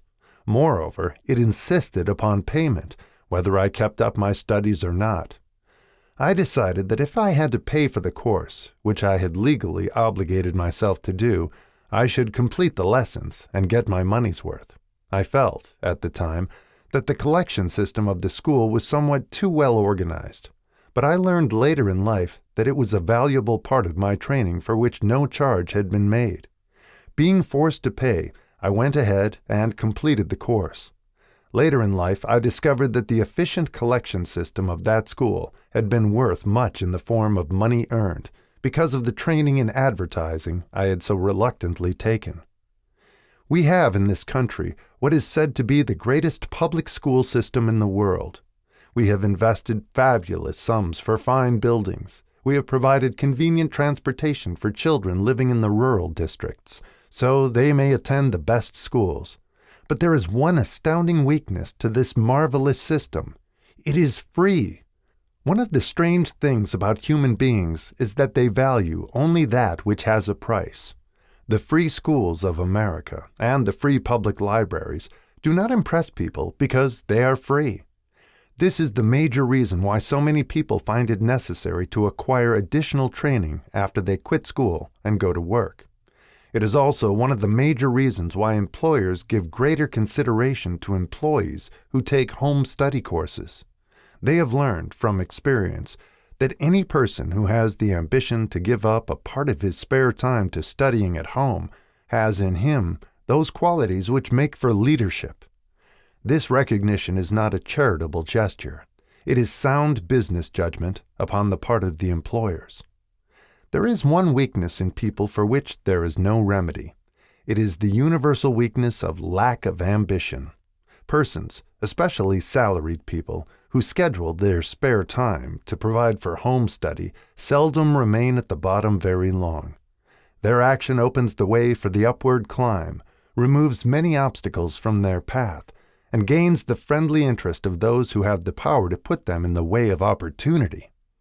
The home study method of training is especially suited to the needs of employed people who find, after leaving school, that they must acquire additional specialized knowledge, but cannot spare the time to go back to school. The changed economic conditions prevailing since the Depression have made it necessary for thousands of people to find additional or new sources of income. For the majority of these, the solution to their problem may be found only by acquiring specialized knowledge. Many will be forced to change their occupations entirely. When a merchant finds that a certain line of merchandise is not selling, he usually supplants it with another that is in demand. The person whose business is that of marketing personal services must also be an efficient merchant. If his services do not bring adequate returns in one occupation, he must change to another, where broader opportunities are available. Stuart Austin Weir prepared himself as a construction engineer and followed this line of work until the Depression limited his market to where it did not give him the income he required. He took inventory of himself, decided to change his profession to law, went back to school, and took special courses by which he prepared himself as a corporation lawyer. Despite the fact the Depression had not ended, he completed his training, passed the bar examination, and quickly built a lucrative law practice in Dallas, Texas. In fact, he is turning away clients. Just to keep the record straight and to anticipate the alibis of those who will say, "I couldn't go to school because I have a family to support," or "I'm too old," I will add the information that Mr. Weir was past 40 and married when he went back to school. Moreover, by carefully selecting highly specialized courses in colleges best prepared to teach the subjects chosen, Mr. Weir completed in 2 years the work for which the majority of law students require 4 years. It pays to know how to purchase knowledge. The person who stops studying merely because he has finished school is forever hopelessly doomed to mediocrity, no matter what may be his calling. The way of success is the way of continuous pursuit of knowledge. Let us consider a specific instance. During the Depression, a salesman in a grocery store found himself without a position. Having had some bookkeeping experience, he took a special course in accounting, familiarized himself with all the latest bookkeeping and office equipment, and went into business for himself. Starting with the grocer for whom he had formerly worked, he made contracts with more than 100 small merchants to keep their books at a very nominal monthly fee. His idea was so practical that he soon found it necessary to set up a portable office in a light delivery truck, which he equipped with modern bookkeeping machinery. He now has a fleet of these bookkeeping offices on wheels and employs a large staff of assistants, thus providing small merchants with accounting service equal to the best that money can buy, at very nominal cost. Specialized knowledge plus imagination were the ingredients that went into this unique and successful business. Last year, the owner of that business paid an income tax of almost 10 times as much as was paid by the merchant for whom he worked when the Depression forced upon him a temporary adversity which proved to be a blessing in disguise. The beginning of this successful business was an idea. Inasmuch as I had the privilege of supplying the unemployed salesman with that idea, I now assume the further privilege of suggesting another idea, which has within it the possibility of even greater income. Also the possibility of rendering useful service to thousands of people who badly need that service. The idea was suggested by the salesman who gave up selling and went into the business of keeping books on a wholesale basis. When the plan was suggested as a solution of his unemployment problem, he quickly exclaimed, "I like the idea, but I would not know how to turn it into cash." In other words, he complained that he would not know how to market his bookkeeping knowledge after he acquired it. So, that brought up another problem which had to be solved.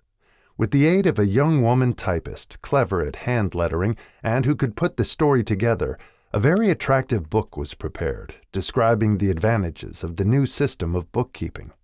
The pages were neatly typed and pasted in an ordinary scrapbook, which was used as a silent salesman with which the story of this new business was so effectively told that its owner soon had more accounts than he could handle. There are thousands of people all over the country who need the services of a merchandising specialist capable of preparing an attractive brief for use in marketing personal services.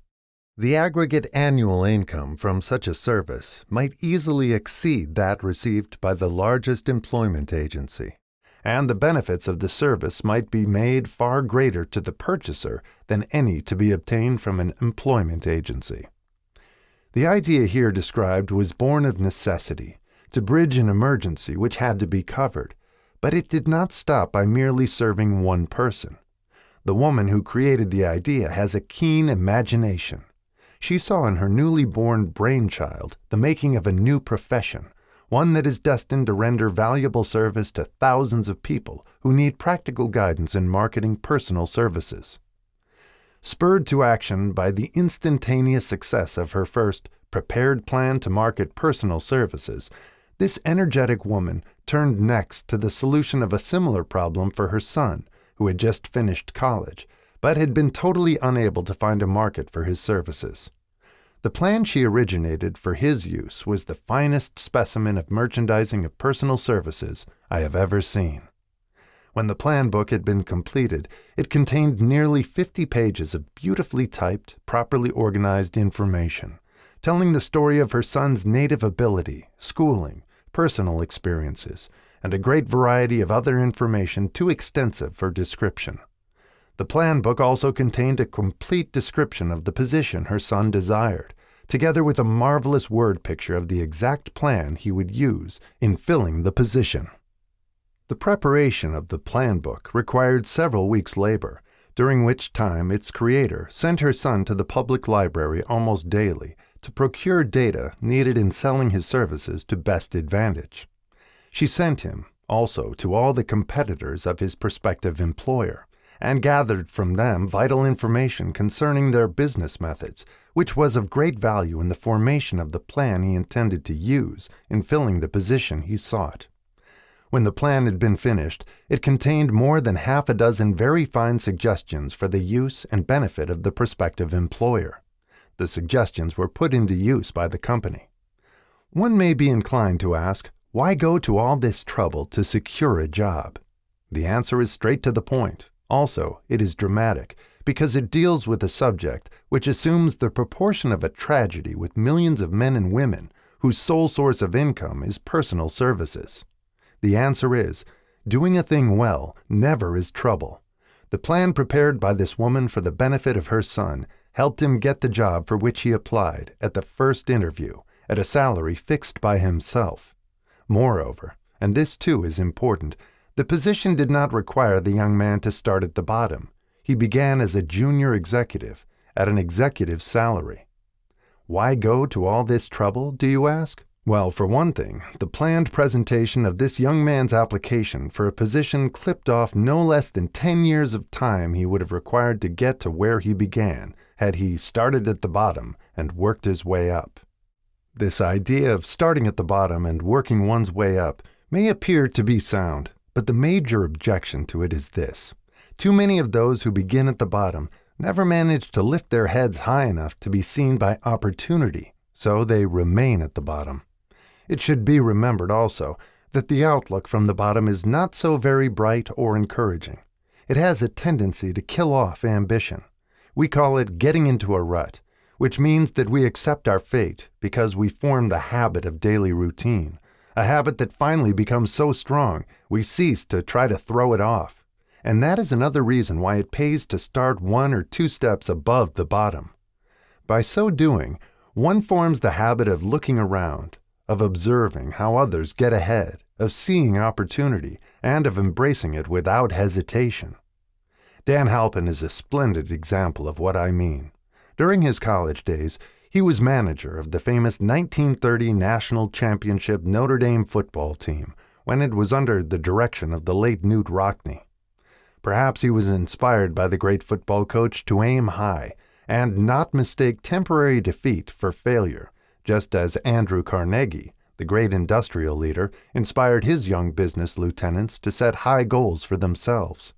At any rate, young Halpin finished college at a mighty unfavorable time when the Depression had made jobs scarce. So, after a fling at investment banking and motion pictures, he took the first opening with a potential future he could find, selling electrical hearing aids on a commission basis. Anyone could start in that sort of job, and Halpin knew it, but it was enough to open the door of opportunity to him. For almost 2 years, he continued in a job not to his liking, and he would never have risen above that job if he had not done something about his dissatisfaction. He aimed first at the job of assistant sales manager of his company and got the job. That one step upward placed him high enough above the crowd to enable him to see still greater opportunity. Also, it placed him where opportunity could see him. He made such a fine record selling hearing aids that A.M. Andrews, chairman of the board of the Dictograph Products Company, a business competitor of the company for which Halpin worked, wanted to know something about that man Dan Halpin, who was taking big sales away from the long-established Dictograph Company. He sent for Halpin. When the interview was over, Halpin was the new sales manager in charge of the Acousticon division. Then, to test young Halpin's mettle, Mr. Andrews went away to Florida for 3 months, leaving him to sink or swim in his new job. He did not sink. Knute Rockne's spirit of "all the world loves a winner and has no time for a loser" inspired him to put so much into his job that he was recently elected vice president of the company and general manager of the Acousticon and Silent Radio division, a job which most men would be proud to earn through 10 years of loyal effort. Halpin turned the trick in little more than 6 months. It is difficult to say whether Mr. Andrews or Mr. Halpin is more deserving of eulogy, for the reason that both showed evidence of having an abundance of that very rare quality known as imagination. Mr. Andrews deserves credit for seeing, in young Halpin, a go-getter of the highest order. Halpin deserves credit for refusing to compromise with life by accepting and keeping a job he did not want. And that is one of the major points I'm trying to emphasize through this entire philosophy, that we rise to high positions or remain at the bottom because of conditions we can control if we desire to control them. I am also trying to emphasize another point, namely that both success and failure are largely the results of habit. I have not the slightest doubt that Dan Halpin's close association with the greatest football coach America ever knew planted in his mind the same brand of desire to excel which made the Notre Dame football team world famous. Truly, there is something to the idea that hero worship is helpful, provided one worships a winner. Halpin tells me that Rockne was one of the world's greatest leaders of men in all history. My belief in the theory that business associations are vital factors, both in failure and in success, was recently demonstrated when my son Blair was negotiating with Dan Halpin for a position. Mr. Halpin offered him a beginning salary of about 1/2 what he could have gotten from a rival company. I brought parental pressure to bear and induced him to accept the place with Mr. Halpin because I believe that close association with one who refuses to compromise with circumstances he does not like is an asset that can never be measured in terms of money. The bottom is a monotonous, dreary, unprofitable place for any person. That is why I have taken the time to describe how lowly beginnings may be circumvented by proper planning. Also, that is why so much space has been devoted to a description of this new profession, created by a woman who was inspired to do a fine job of planning because she wanted her son to have a favorable break. With the changed conditions ushered in by the world economic collapse, came also the need for newer and better ways of marketing personal services. It is hard to determine why someone had not previously discovered this stupendous need, in view of the fact that more money changes hands in return for personal services than for any other purpose. The sum paid out monthly to people who work for wages and salaries is so huge that it runs into hundreds of millions, and the annual distribution amounts to billions. Perhaps some will find, in the idea here briefly described, the nucleus of the riches they desire. Ideas with much less merit have been the seedlings from which great fortunes have grown. Woolworth's 5 and 10 cent store idea, for example, had far less merit, but it piled up a fortune for its creator.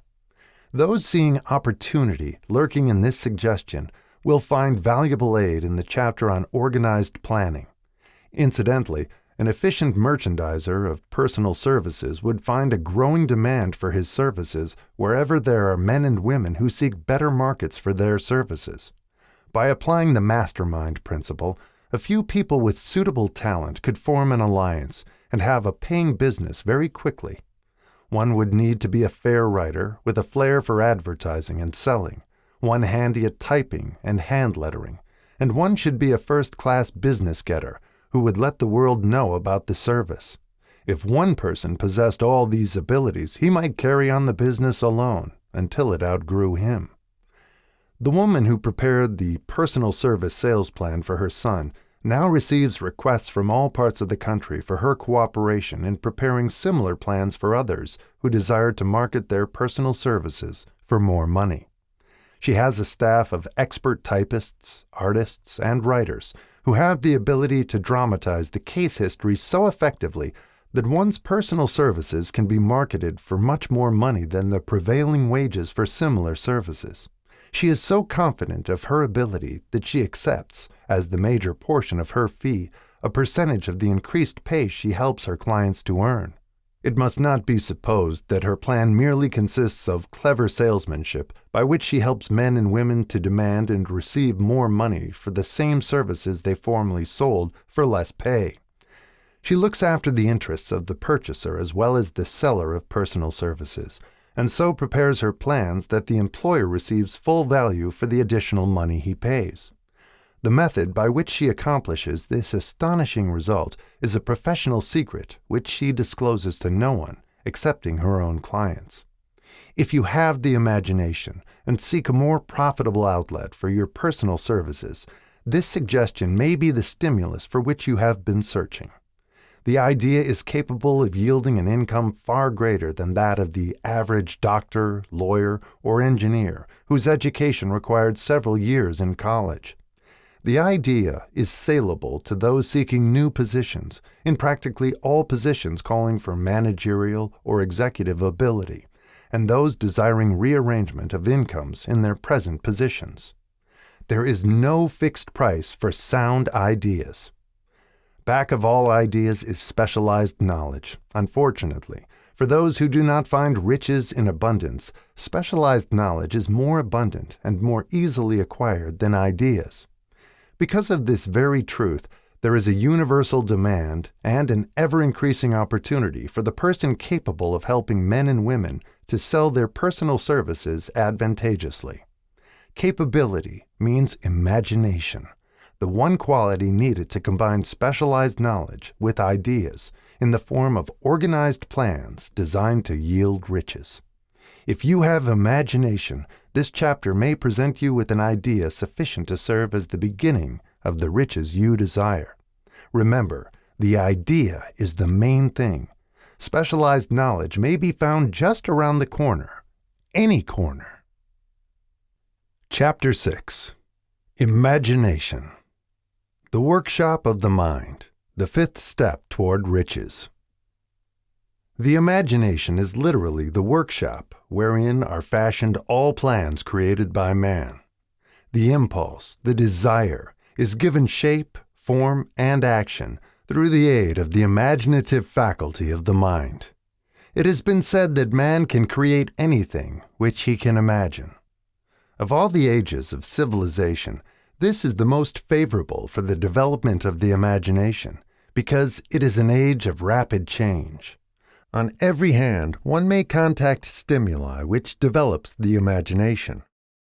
Through the aid of his imaginative faculty, man has discovered and harnessed more of nature's forces during the past 50 years than during the entire history of the human race previous to that time. He has conquered the air so completely that the birds are a poor match for him in flying. He has harnessed the ether and made it serve as a means of instantaneous communication with any part of the world. He has analyzed and weighed the sun at a distance of millions of miles, and has determined, through the aid of imagination, the elements of which it consists.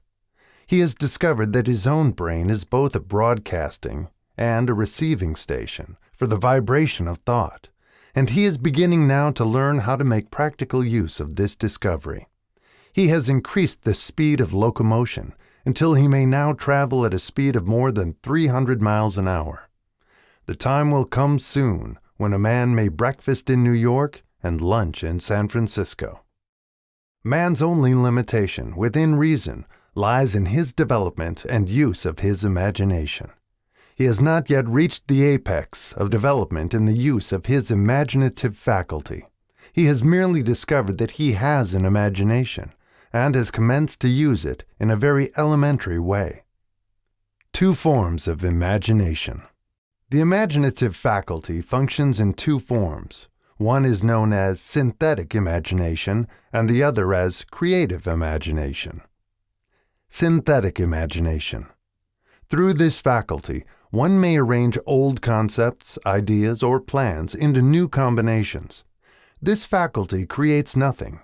It merely works with the material of experience, education, and observation with which it is fed. It is the faculty used most by the inventor, with the exception of the genius, who draws upon the creative imagination when he cannot solve his problem through synthetic imagination. Creative imagination.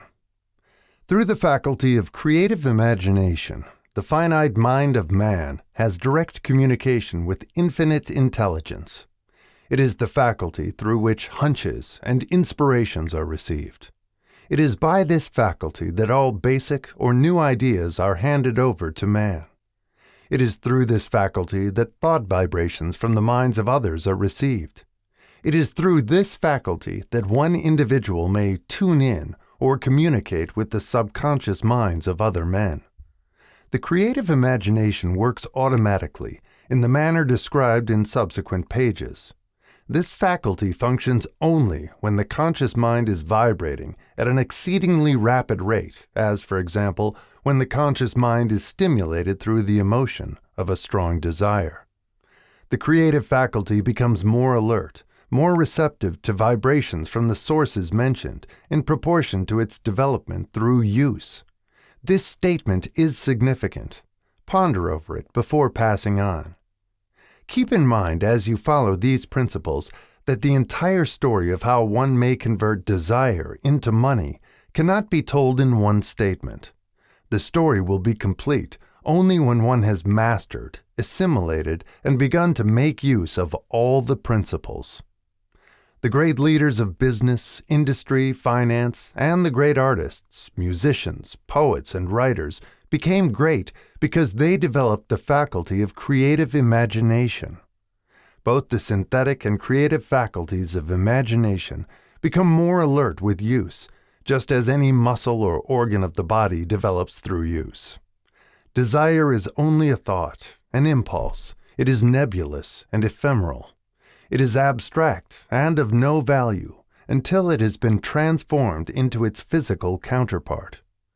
While the synthetic imagination is the one which will be used most frequently in the process of transforming the impulse of desire into money, you must keep in mind the fact that you may face circumstances and situations which demand use of the creative imagination as well.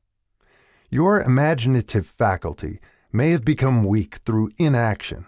It can be revived and made alert through use. This faculty does not die, though it may become quiescent through lack of use. Center your attention for the time being on the development of the synthetic imagination, because this is the faculty which you will use more often in the process of converting desire into money. Transformation of the intangible impulse of desire into the tangible reality of money calls for the use of a plan or plans. These plans must be formed with the aid of the imagination and mainly with the synthetic faculty. Read the entire book through, then come back to this chapter and begin at once to put your imagination to work on the building of a plan or plans for the transformation of your desire into money. Detailed instructions for the building of plans have been given in almost every chapter. Carry out the instructions best suited to your needs. Reduce your plan to writing if you have not already done so. The moment you complete this, you will have definitely given concrete form to the intangible desire. Read the preceding sentence once more. Read it aloud, very slowly. And as you do so, remember that the moment you reduce the statement of your desire and a plan for its realization to writing, you have actually taken the first of a series of steps which will enable you to convert the thought into its physical counterpart. The earth on which you live, you, yourself, and every other material thing are the result of evolutionary change, through which microscopic bits of matter have been organized and arranged in an orderly fashion. Moreover, and this statement is of stupendous importance, this earth, every one of the billions of individual cells of your body, and every atom of matter, began as an intangible form of energy. Desire is thought impulse. Thought impulses are forms of energy. When you begin with the thought impulse, desire, to accumulate money, you are drafting into your service the same stuff that nature used in creating this earth, and every material form in the universe, including the body and brain in which the thought impulses function. As far as science has been able to determine, the entire universe consists of but two elements, matter and energy. Through the combination of energy and matter, has been created everything perceptible to man, from the largest star which floats in the heavens down to and including man himself. You are now engaged in the task of trying to profit by nature's method. You are, sincerely and earnestly we hope, trying to adapt yourself to nature's laws by endeavoring to convert desire into its physical or monetary equivalent. You can do it. It has been done before. You can build a fortune through the aid of laws, which are immutable. But first, you must become familiar with these laws and learn to use them. Through repetition and by approaching the description of these principles from every conceivable angle, the author hopes to reveal to you the secret through which every great fortune has been accumulated. Strange and paradoxical as it may seem, the secret is not a secret. Nature herself, advertises it in the earth on which we live, the stars, the planets suspended within our view, in the elements above and around us, in every blade of grass, and every form of life within our vision. Nature advertises this secret in the terms of biology, in the conversion of a tiny cell, so small that it may be lost on the point of a pin, into the human being now reading this line. The conversion of desire into its physical equivalent is, certainly, no more miraculous. Do not become discouraged if you do not fully comprehend all that has been stated. Unless you have long been a student of the mind, it is not to be expected that you will assimilate all that is in this chapter upon a first reading. But you will, in time, make good progress. The principles which follow will open the way for understanding of imagination. Assimilate that which you understand as you read this philosophy for the first time. Then, when you reread and study it, you will discover that something has happened to clarify it and give you a broader understanding of the whole. Above all, do not stop, nor hesitate in your study of these principles until you have read the book at least 3 times, for then you will not want to stop. How to make practical use of imagination. Ideas are the beginning points of all fortunes. Ideas are products of the imagination. Let us examine a few well-known ideas which have yielded huge fortunes, with the hope that these illustrations will convey definite information concerning the method by which imagination may be used in accumulating riches. The Enchanted Kettle. 50 years ago, an old country doctor drove to town, hitched his horse, quietly slipped into a drugstore by the back door, and began dickering with the young drug clerk. His mission was destined to yield great wealth to many people. It was destined to bring to the South the most far-flung benefit since the Civil War. For more than an hour, behind the prescription counter, the old doctor and the clerk talked in low tones. Then the doctor left. He went out to the buggy and brought back a large, old-fashioned kettle, a big wooden paddle, used for stirring the contents of the kettle, and deposited them in the back of the store. The clerk inspected the kettle, reached into his inside pocket, took out a roll of bills, and handed it over to the doctor. The roll contained exactly $500, the clerk's entire savings. The doctor handed over a small slip of paper on which was written a secret formula. The words on that small slip of paper were worth a king's ransom, but not to the doctor.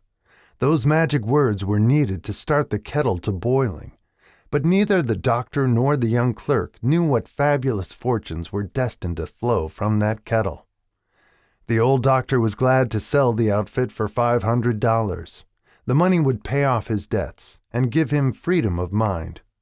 The clerk was taking a big chance by staking his entire life savings on a mere scrap of paper and an old kettle. He never dreamed his investment would start a kettle to overflowing with gold that would surpass the miraculous performance of Aladdin's lamp. What the clerk really purchased was an idea. The old kettle and the wooden paddle and the secret message on a slip of paper were incidental. The strange performance of that kettle began to take place after the new owner mixed with the secret instructions an ingredient of which the doctor knew nothing. Read this story carefully. Give your imagination a test. See if you can discover what it was that the young man added to the secret message which caused the kettle to overflow with gold.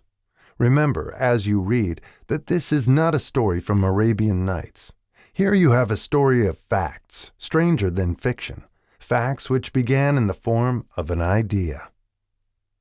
Let us take a look at the vast fortunes of gold this idea has produced. It has paid, and still pays, huge fortunes to men and women all over the world who distribute the contents of the kettle to millions of people. The old kettle is now one of the world's largest consumers of sugar, thus providing jobs of a permanent nature to thousands of men and women engaged in growing sugar cane and in refining and marketing sugar. The old kettle consumes annually millions of glass bottles, providing jobs to huge numbers of glass workers. The old kettle gives employment to an army of clerks, stenographers, copywriters, and advertising experts throughout the nation. It has brought fame and fortune to scores of artists who have created magnificent pictures describing the product. The old kettle has converted a small southern city into the business capital of the South, where it now benefits, directly or indirectly, every business and practically every resident of the city. The influence of this idea now benefits every civilized country in the world, pouring out a continuous stream of gold to all who touch it. Gold from the kettle built and maintains one of the most prominent colleges of the South, where thousands of young people receive the training essential for success. The old kettle has done other marvelous things. All through the World Depression, when factories, banks, and business houses were folding up and quitting by the thousands, the owner of this enchanted kettle went marching on, giving continuous employment to an army of men and women all over the world, and paying out extra portions of gold to those who, long ago, had faith in the idea. If the product of that old brass kettle could talk, it would tell thrilling tales of romance in every language. Romances of love, romances of business, romances of professional men and women who are daily being stimulated by it. The author is sure of at least one such romance, for he was a part of it, and it all began not far from the very spot on which the drug clerk purchased the old kettle. It was here that the author met his wife, and it was she who first told him of the enchanted kettle. It was the product of that kettle they were drinking when he asked her to accept him for better or worse.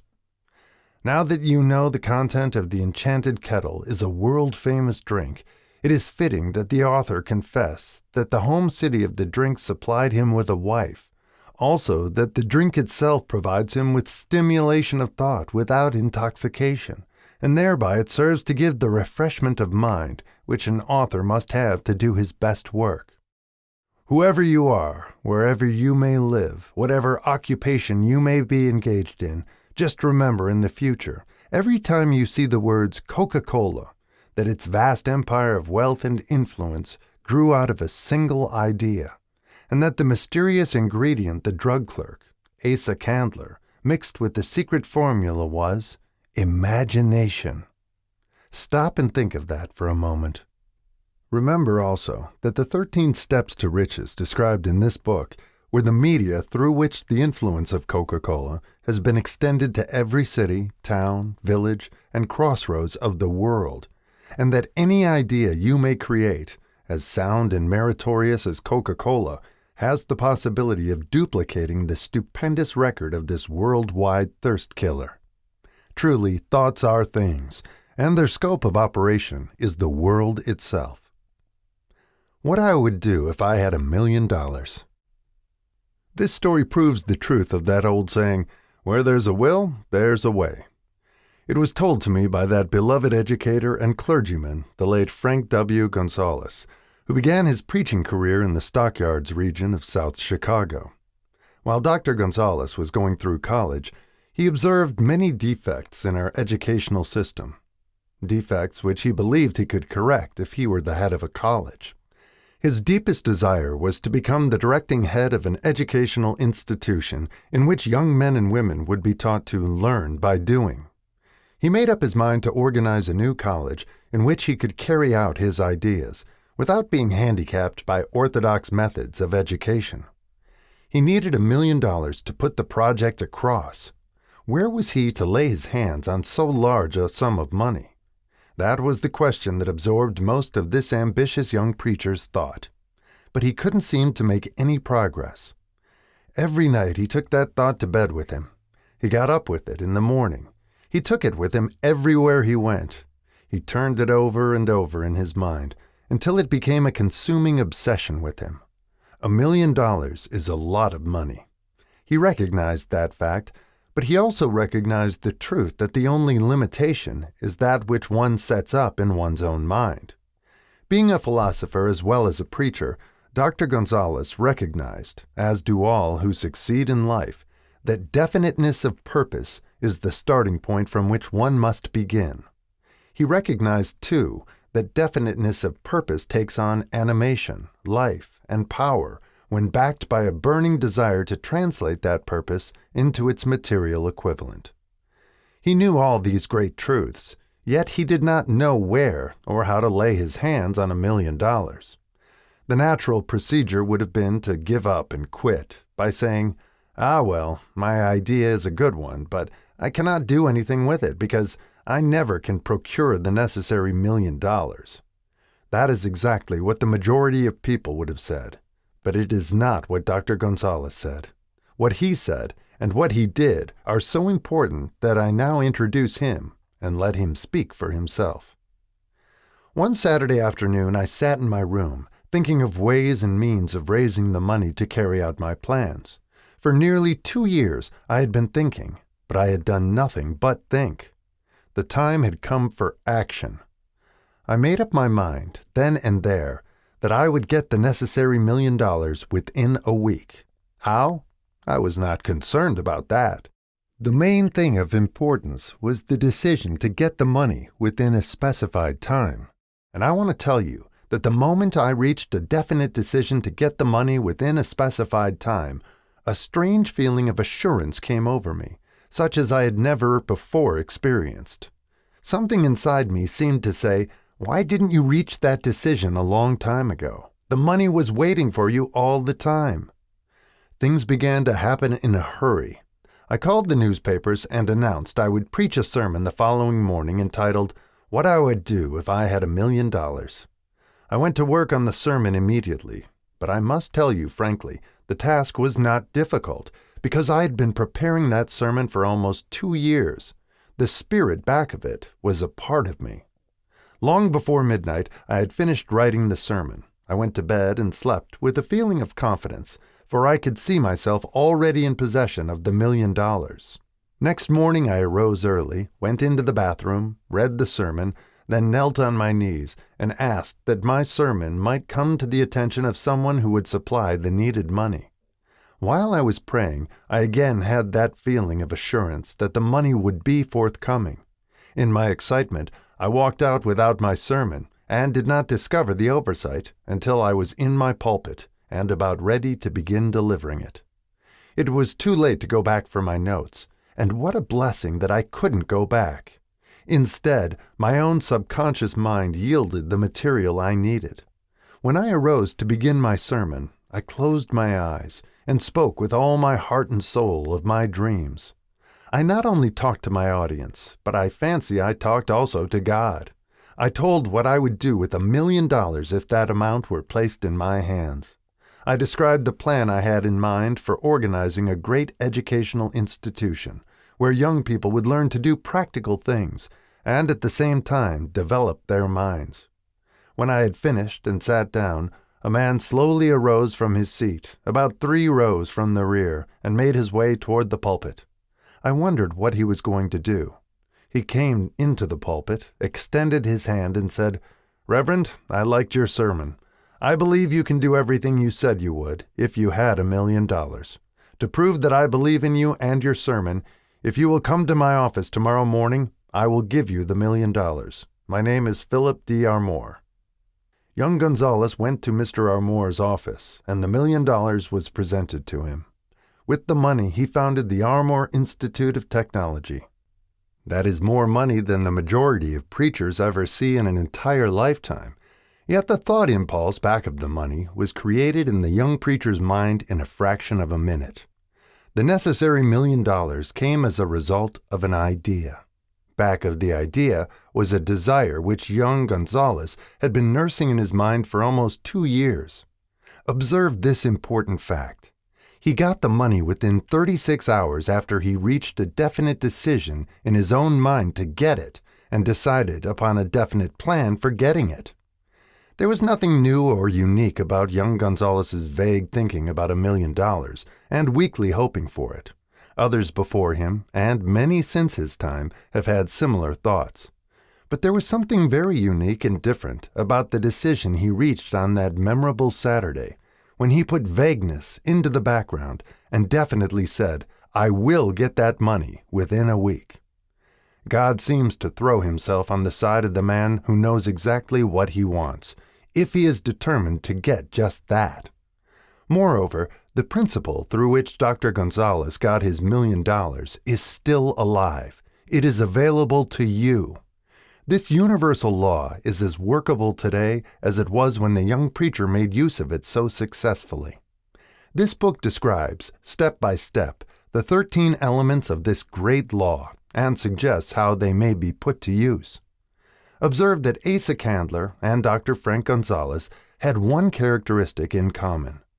Both knew the astounding truth that ideas can be transmuted into cash through the power of definite purpose, plus definite plans. If you are one of those who believe that hard work and honesty alone will bring riches, perish the thought. It is not true. Riches, when they come in huge quantities, are never the result of hard work. Riches come, if they come at all, in response to definite demands, based upon the application of definite principles, and not by chance or luck. Generally speaking, an idea is an impulse of thought that impels action by an appeal to the imagination. All master salesmen know that ideas can be sold where merchandise cannot. Ordinary salesmen do not know this. That is why they are ordinary. A publisher of books which sell for a nickel made a discovery that should be worth much to publishers generally. He learned that many people buy titles and not contents of books. By merely changing the name of one book that was not moving, his sales on that book jumped upward more than 1 million copies. The inside of the book was not changed in any way. He merely ripped off the cover bearing the title that did not sell and put on a new cover with a title that had box office value. That, as simple as it may seem, was an idea. It was imagination. There is no standard price on ideas. The creator of ideas makes his own price, and if he is smart, gets it. The moving picture industry created a whole flock of millionaires. Most of them were men who couldn't create ideas, but they had the imagination to recognize ideas when they saw them. The next flock of millionaires will grow out of the radio business, which is new and not overburdened with men of keen imagination.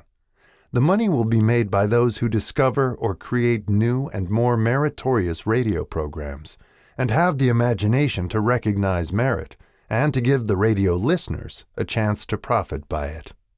The sponsor, that unfortunate victim who now pays the cost of all radio entertainment, soon will become idea conscious and demand something for his money. The man who beats the sponsor to the draw and supplies programs that render useful service is the man who will become rich in this new industry. Crooners and light chatter artists who now pollute the air with wisecracks and silly giggles will go the way of all light timbers, and their places will be taken by real artists who interpret carefully planned programs which have been designed to service the minds of men as well as provide entertainment. Here is a wide-open field of opportunity screaming its protest at the way it is being butchered because of lack of imagination and begging for rescue at any price. Above all, the thing that radio needs is new ideas. If this new field of opportunity intrigues you, perhaps you might profit by the suggestion that the successful radio programs of the future will give more attention to creating buyer audiences and less attention to listener audiences. Stated more plainly, the builder of radio programs who succeeds in the future must find practical ways to convert listeners into buyers. Moreover, the successful producer of radio programs in the future must key his features so that he can definitely show its effect upon the audience. Sponsors are becoming a bit weary of buying glib selling talks based upon statements grabbed out of thin air. They want, and in the future will demand, indisputable proof that the Who's It program not only gives millions of people the silliest giggle ever, but that the silly giggler can sell merchandise. Another thing that might as well be understood by those who contemplate entering this new field of opportunity, radio advertising is going to be handled by an entirely new group of advertising experts, separate and distinct from the old-time newspaper and magazine advertising agency men. The old-timers in the advertising game cannot read the modern radio scripts because they have been schooled to see ideas. The new radio technique demands men who can interpret ideas from a written manuscript in terms of sound. It costs the author a year of hard labor and many thousands of dollars to learn this. Radio right now is about where the moving pictures were when Mary Pickford and her curls first appeared on the screen. There is plenty of room in radio for those who can produce or recognize ideas. If the foregoing comment on the opportunities of radio has not started your idea factory to work, you had better forget it. Your opportunity is in some other field. If the comment intrigued you in the slightest degree, then go further into it, and you may find the one idea you need to round out your career. Never let it discourage you if you have no experience in radio. Andrew Carnegie knew very little about making steel. I have Carnegie's own word for this, but he made practical use of two of the principles described in this book, and made the steel business yield him a fortune. The story of practically every great fortune starts with the day when a creator of ideas and a seller of ideas got together and worked in harmony. Carnegie surrounded himself with men who could do all that he could not do, men who created ideas, and men who put ideas into operation, and made himself and the others fabulously rich. Millions of people go through life hoping for favorable breaks. Perhaps a favorable break can get one an opportunity, but the safest plan is not to depend upon luck. It was a favorable break that gave me the biggest opportunity of my life, but 25 years of determined effort had to be devoted to that opportunity before it became an asset. The break consisted of my good fortune in meeting and gaining the cooperation of Andrew Carnegie. On that occasion, Carnegie planted in my mind the idea of organizing the principles of achievement into a philosophy of success. Thousands of people have profited by the discoveries made in the 25 years of research, and several fortunes have been accumulated through the application of the philosophy. The beginning was simple. It was an idea which anyone might have developed. The favorable break came through Carnegie, but what about the determination, definiteness of purpose, and the desire to attain the goal, and the persistent effort of 25 years? It was no ordinary desire that survived disappointment, discouragement, temporary defeat, criticism, and the constant reminding of waste of time. It was a burning desire, an obsession. When the idea was first planted in my mind by Mr. Carnegie, it was coaxed, nursed, and enticed to remain alive. Gradually, the idea became a giant under its own power, and it coaxed, nursed, and drove me. Ideas are like that. First, you give life and action and guidance to ideas, then they take on a power of their own and sweep aside all opposition. Ideas are intangible forces, but they have more power than the physical brains that give birth to them. They have the power to live on after the brain that creates them has returned to dust. For example, take the power of Christianity. That began with a simple idea, born in the brain of Christ. Its chief tenet was, "Do unto others as you would have others do unto you." Christ has gone back to the source from whence he came, but his idea goes marching on. Someday it may grow up and come into its own. Then it will have fulfilled Christ's deepest desire. The idea has been developing only 2,000 years. Give it time. Success requires no explanations. Failure permits no alibis. Chapter 7. Organized Planning. The crystallization of desire into action. The sixth step toward riches. You have learned that everything man creates or acquires begins in the form of desire. That desire is taken on the first lap of its journey, from the abstract to the concrete, into the workshop of the imagination, where plans for its transition are created and organized. In Chapter 2, you are instructed to take 6 definite practical steps, as your first move in translating the desire for money into its monetary equivalent. One of these steps is the formation of a definite practical plan or plans through which this transformation may be made. You will now be instructed how to build plans which will be practical, viz. A. Ally yourself with a group of as many people as you may need for the creation and carrying out of your plan or plans for the accumulation of money, making use of the mastermind principle described in a later chapter. Compliance with this instruction is absolutely essential. Do not neglect it. B.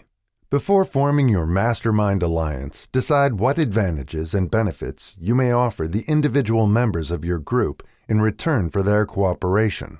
No one will work indefinitely without some form of compensation. No intelligent person will either request or expect another to work without adequate compensation, although this may not always be in the form of money. C. Arrange to meet with the members of your mastermind group at least twice a week, and more often if possible, until you have jointly perfected the necessary plan or plans for the accumulation of money. D. Maintain perfect harmony between yourself and every member of your mastermind group. If you fail to carry out this instruction to the letter, you may expect to meet with failure. The mastermind principle cannot obtain where perfect harmony does not prevail. Keep in mind these facts. First, you are engaged in an undertaking of major importance to you. To be sure of success, you must have plans which are faultless. Second, you must have the advantage of the experience, education, native ability, and imagination of other minds. This is in harmony with the methods followed by every person who has accumulated a great fortune. No individual has sufficient experience, education, native ability, and knowledge to ensure the accumulation of a great fortune without the cooperation of other people. Every plan you adopt in your endeavor to accumulate wealth should be the joint creation of yourself and every other member of your mastermind group. You may originate your own plans, either in whole or in part, but see that those plans are checked and approved by the members of your mastermind alliance. If the first plan which you adopt does not work successfully, replace it with a new plan. If this new plan fails to work, replace it, in turn with still another, and so on, until you find a plan which does work. Right here is the point at which the majority of men meet with failure, because of their lack of persistence in creating new plans to take the place of those which fail. The most intelligent man living cannot succeed in accumulating money, nor in any other undertaking, without plans which are practical and workable. Just keep this fact in mind, and remember when your plans fail, that temporary defeat is not permanent failure. It may only mean that your plans have not been sound. Build other plans. Start all over again. Thomas A. Edison failed 10,000 times before he perfected the incandescent electric light bulb. That is, he met with temporary defeat 10,000 times before his efforts were crowned with success. Temporary defeat should mean only one thing: the certain knowledge that there is something wrong with your plan. Millions of men go through life in misery and poverty because they lack a sound plan through which to accumulate a fortune. Henry Ford accumulated a fortune not because of his superior mind, but because he adopted and followed a plan which proved to be sound. 1,000 men could be pointed out, each with a better education than Ford's, yet each of whom lives in poverty because he does not possess the right plan for the accumulation of money. Your achievement can be no greater than your plans are sound. That may seem to be an axiomatic statement, but it is true. Samuel Insull lost his fortune of over $100 million. The Insull fortune was built on plans which were sound. The business depression forced Mr. Insull to change his plans, and the change brought temporary defeat because his new plans were not sound. Mr. Insull is now an old man. He may, consequently, accept failure instead of temporary defeat. But if his experience turns out to be failure, it will be for the reason that he lacks the fire of persistence to rebuild his plans. No man is ever whipped until he quits in his own mind. This fact will be repeated many times because it is so easy to take the count at the first sign of defeat. James J. Hill met with temporary defeat when he first endeavored to raise the necessary capital to build a railroad from the east to the west, but he too turned defeat into victory through new plans. Henry Ford met with temporary defeat not only at the beginning of his automobile career, but after he had gone far toward the top. He created new plans and went marching on to financial victory. We see men who have accumulated great fortunes, but we often recognize only their triumph, overlooking the temporary defeats which they had to surmount before arriving. No follower of this philosophy can reasonably expect to accumulate a fortune without experiencing temporary defeat. When defeat comes, accept it as a signal that your plans are not sound. Rebuild those plans and set sail once more toward your coveted goal. If you give up before your goal has been reached, you are a quitter. A quitter never wins, and a winner never quits. Lift this sentence out, write it on a piece of paper in letters an inch high, and place it where you will see it every night before you go to sleep, and every morning before you go to work. When you begin to select members for your mastermind group, endeavor to select those who do not take defeat seriously. Some people foolishly believe that only money can make money. This is not true. Desire, transmuted into its monetary equivalent through the principles laid down here, is the agency through which money is made. Money of itself is nothing but inert matter. It cannot move, think, or talk, but it can hear when a man who desires it calls it to come. Planning the sale of services. The remainder of this chapter has been given over to a description of ways and means of marketing personal services. The information here conveyed will be of practical help to any person having any form of personal services to market, but it will be of priceless benefit to those who aspire to leadership in their chosen occupations.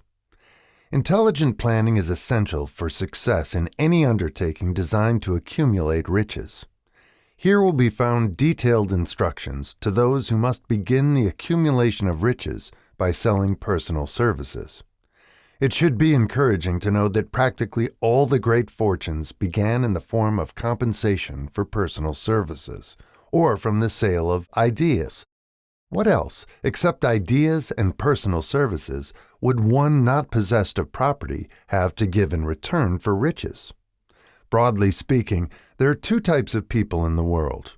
One type is known as leaders, and the other as followers. Decide at the outset whether you intend to become a leader in your chosen calling or remain a follower. The difference in compensation is vast. The follower cannot reasonably expect the compensation to which a leader is entitled, although many followers make the mistake of expecting such pay. It is no disgrace to be a follower. On the other hand, it is no credit to remain a follower. Most great leaders began in the capacity of followers. They became great leaders because they were intelligent followers. With few exceptions, the man who cannot follow a leader intelligently cannot become an efficient leader. The man who can follow a leader most efficiently is usually the man who develops into leadership most rapidly. An intelligent follower has many advantages, among them the opportunity to acquire knowledge from his leader. The major attributes of leadership. The following are important factors of leadership. 1. Unwavering courage based upon knowledge of self and of one's occupation. No follower wishes to be dominated by a leader who lacks self-confidence and courage. No intelligent follower will be dominated by such a leader very long. 2. Self-control. The man who cannot control himself can never control others. Self-control sets a mighty example for one's followers, which the more intelligent will emulate. 3. A keen sense of justice. Without a sense of fairness and justice, no leader can command and retain the respect of his followers. 4. Definiteness of decision. The man who wavers in his decisions shows that he is not sure of himself. He cannot lead others successfully. 5. Definiteness of plans. The successful leader must plan his work and work his plan. A leader who moves by guesswork without practical, definite plans is comparable to a ship without a rudder. Sooner or later, he will land on the rocks. 6. The habit of doing more than paid for. One of the penalties of leadership is the necessity of willingness, upon the part of the leader, to do more than he requires of his followers. 7. A pleasing personality. No slovenly, careless person can become a successful leader. Leadership calls for respect. Followers will not respect a leader who does not grade high on all of the factors of a pleasing personality. 8. Sympathy and understanding. The successful leader must be in sympathy with his followers. Moreover, he must understand them and their problems. 9. Mastery of detail. Successful leadership calls for mastery of details of the leader's position. 10. Willingness to assume full responsibility. The successful leader must be willing to assume responsibility for the mistakes and the shortcomings of his followers. If he tries to shift this responsibility, he will not remain the leader. If one of his followers makes a mistake and shows himself incompetent, the leader must consider that it is he who failed. 11. Cooperation. The successful leader must understand and apply the principle of cooperative effort and be able to induce his followers to do the same. Leadership calls for power, and power calls for cooperation. There are two forms of leadership. The first, and by far the most effective, is leadership by consent of, and with the sympathy of, the followers. The second is leadership by force, without the consent and sympathy of the followers. History is filled with evidences that leadership by force cannot endure. The downfall and disappearance of dictators and kings is significant. It means that people will not follow forced leadership indefinitely. The world has just entered a new era of relationship between leaders and followers, which very clearly calls for new leaders and a new brand of leadership in business and industry. Those who belong to the old school of leadership by force must acquire an understanding of the new brand of leadership, cooperation, or be relegated to the rank and file of the followers. There is no other way out for them. The relationship of employer and employee, or of leader and follower, in the future, will be one of mutual cooperation based upon an equitable division of the profits of business. In the future, the relationship of employer and employee will be more like a partnership than it has been in the past. Napoleon, Kaiser Wilhelm of Germany, the Tsar of Russia, and the King of Spain were examples of leadership by force. Their leadership passed. Without much difficulty, one might point to the prototypes of these ex-leaders among the business, financial, and labor leaders of America who have been dethroned or slated to go. Leadership by consent of the followers is the only brand which can endure. Men may follow the forced leadership temporarily, but they will not do so willingly. The new brand of leadership will embrace the 11 factors of leadership described in this chapter, as well as some other factors. The man who makes these the basis of his leadership will find abundant opportunity to lead in any walk of life. The Depression was prolonged, largely, because the world lacked leadership of the new brand.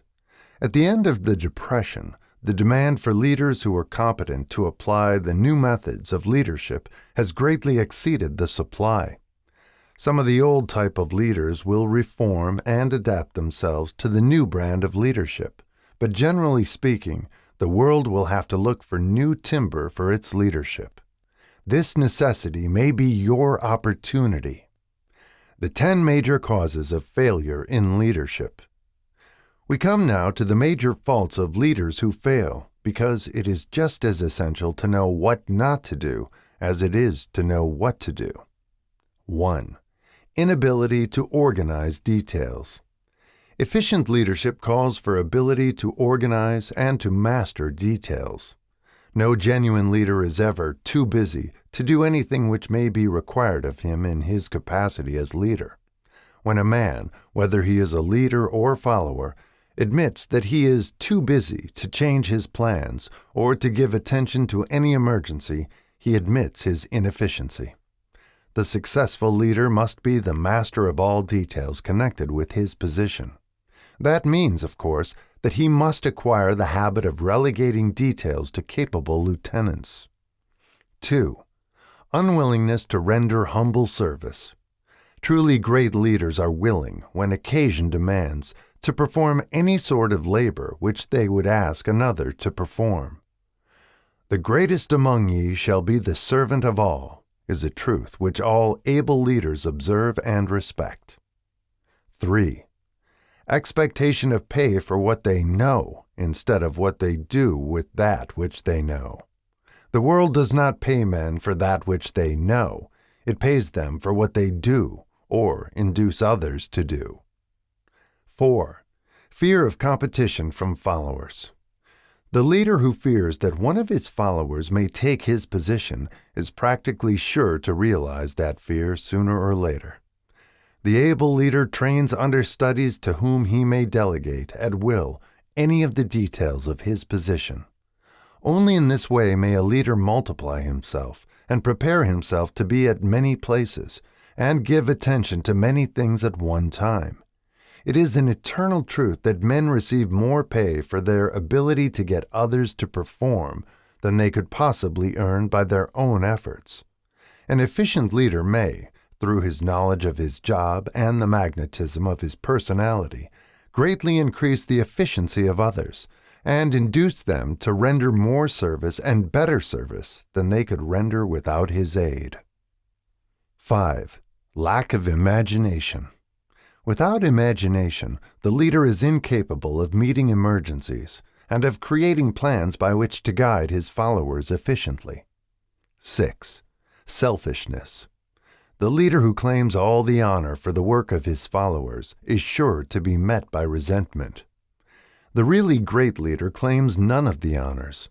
He is contented to see the honors, when there are any, go to his followers, because he knows that most men will work harder for commendation and recognition than they will for money alone. 7. Intemperance. Followers do not respect an intemperate leader. Moreover, intemperance, in any of its various forms, destroys the endurance and the vitality of all who indulge in it. 8. Disloyalty. Perhaps this should have come at the head of the list. The leader who is not loyal to his trust and to his associates, those above him and those below him, cannot long maintain his leadership. Disloyalty marks one as being less than the dust of the earth, and brings down on one's head the contempt he deserves. Lack of loyalty is one of the major causes of failure in every walk of life. 9. Emphasis of the authority of leadership. The efficient leader leads by encouraging, and not by trying to instill fear in the hearts of his followers. The leader who tries to impress his followers with his authority comes within the category of leadership through force. If a leader is a real leader, he will have no need to advertise that fact except by his conduct, his sympathy, understanding, fairness, and a demonstration that he knows his job. 10. Emphasis of title. The competent leader requires no title to give him the respect of his followers. The man who makes too much over his title generally has little else to emphasize. The doors to the office of the real leader are open to all who wish to enter, and his working quarters are free from formality or ostentation. These are among the more common of the causes of failure in leadership. Any one of these faults is sufficient to induce failure. Study the list carefully if you aspire to leadership, and make sure that you are free of these faults. Some fertile fields in which new leadership will be required. Before leaving this chapter, your attention is called to a few of the fertile fields in which there has been a decline of leadership, and in which the new type of leader may find an abundance of opportunity. First, in the field of politics, there is a most insistent demand for new leaders, a demand which indicates nothing less than an emergency. The majority of politicians have, seemingly, become high-grade, legalized racketeers. They have increased taxes and debauched the machinery of industry and business until the people can no longer stand the burden. Second, the banking business is undergoing a reform. The leaders in this field have almost entirely lost the confidence of the public. Already the bankers have sensed the need of reform, and they have begun it. Third, industry calls for new leaders. The old type of leaders thought and moved in terms of dividends instead of thinking and moving in terms of human equations. The future leader in industry, to endure, must regard himself as a quasi-public official whose duty it is to manage his trust in such a way that it will work hardship on no individual or group of individuals. Exploitation of working men is a thing of the past. Let the man who aspires to leadership in the field of business, industry, and labor remember this.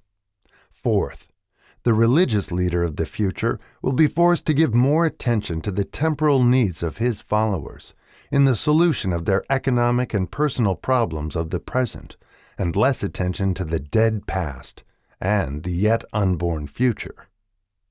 Fifth, in the professions of law, medicine, and education, a new brand of leadership, and to some extent, new leaders, will become a necessity. This is especially true in the field of education. The leader in that field must, in the future, find ways and means of teaching people how to apply the knowledge they receive in school. He must deal more with practice and less with theory. Sixth, new leaders will be required in the field of journalism. Newspapers of the future, to be conducted successfully, must be divorced from special privilege and relieved from the subsidy of advertising. They must cease to be organs of propaganda for the interests which patronize their advertising columns. The type of newspaper which publishes scandal and lewd pictures will eventually go the way of all forces which debauch the human mind. These are but a few of the fields in which opportunities for new leaders and a new brand of leadership are now available. The world is undergoing a rapid change. This means that the media through which the changes in human habits are promoted must be adapted to the changes. The media here described are the ones which, more than any others, determine the trend of civilization. When and how to apply for a position. The information described here is the net result of many years of experience during which thousands of men and women were helped to market their services effectively. It can, therefore, be relied upon as sound and practical. Media through which services may be marketed. Experience has proved that the following media offer the most direct and effective methods of bringing the buyer and seller of personal services together. 1. Employment bureaus. Care must be taken to select only reputable bureaus, the management of which can show adequate records of achievement of satisfactory results. There are comparatively few such bureaus. 2. Advertising in newspapers, trade journals, magazines, and radio. Classified advertising may usually be relied upon to produce satisfactory results in the case of those who apply for clerical or ordinary salaried positions. Display advertising is more desirable in the case of those who seek executive connections. The copy to appear in the section of the paper which is most apt to come to the attention of the class of employer being sought. The copy should be prepared by an expert who understands how to inject sufficient selling qualities to produce replies. 3. Personal letters of application directed to particular firms or individuals most apt to need such services as are being offered. Letters should be neatly typed, always, and signed by hand. With the letter should be sent a complete brief or outline of the applicant's qualifications. Both the letter of application and the brief of experience or qualifications should be prepared by an expert. See instructions as to information to be supplied. 4. Application through personal acquaintances.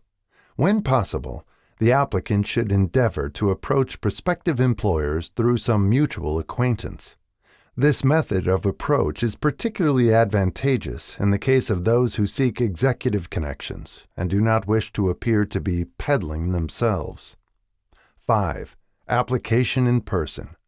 In some instances, it may be more effective if the applicant offers personally his services to prospective employers, in which event a complete written statement of qualifications for the position should be presented, for the reason that prospective employers often wish to discuss with associates one's record. Information to be supplied in a written brief. This brief should be prepared as carefully as a lawyer would prepare the brief of a case to be tried in court. Unless the applicant is experienced in the preparation of such briefs, an expert should be consulted, and his services enlisted for this purpose. Successful merchants employ men and women who understand the art and the psychology of advertising to present the merits of their merchandise. One who has personal services for sale should do the same. The following information should appear in the brief. 1. Education. State briefly, but definitely, what schooling you have had and in what subjects you specialized in school, giving the reasons for that specialization. 2. Experience. If you have had experience in connection with positions similar to the one you seek, describe it fully. State names and addresses of former employers. Be sure to bring out clearly any special experience you may have had which would equip you to fill the position you seek. 3. References. Practically every business firm desires to know all about the previous records, antecedents, etc. of prospective employees who seek positions of responsibility. Attach to your brief photostatic copies of letters from A. Former employers, B. Teachers under whom you studied, C. Prominent people whose judgment may be relied upon. 4. Photograph of self. Attach to your brief a recent unmounted photograph of yourself. 5. Apply for a specific position. Avoid application for a position without describing exactly what particular position you seek. Never apply for just a position. That indicates you lack specialized qualifications. 6. State your qualifications for the particular position for which you apply.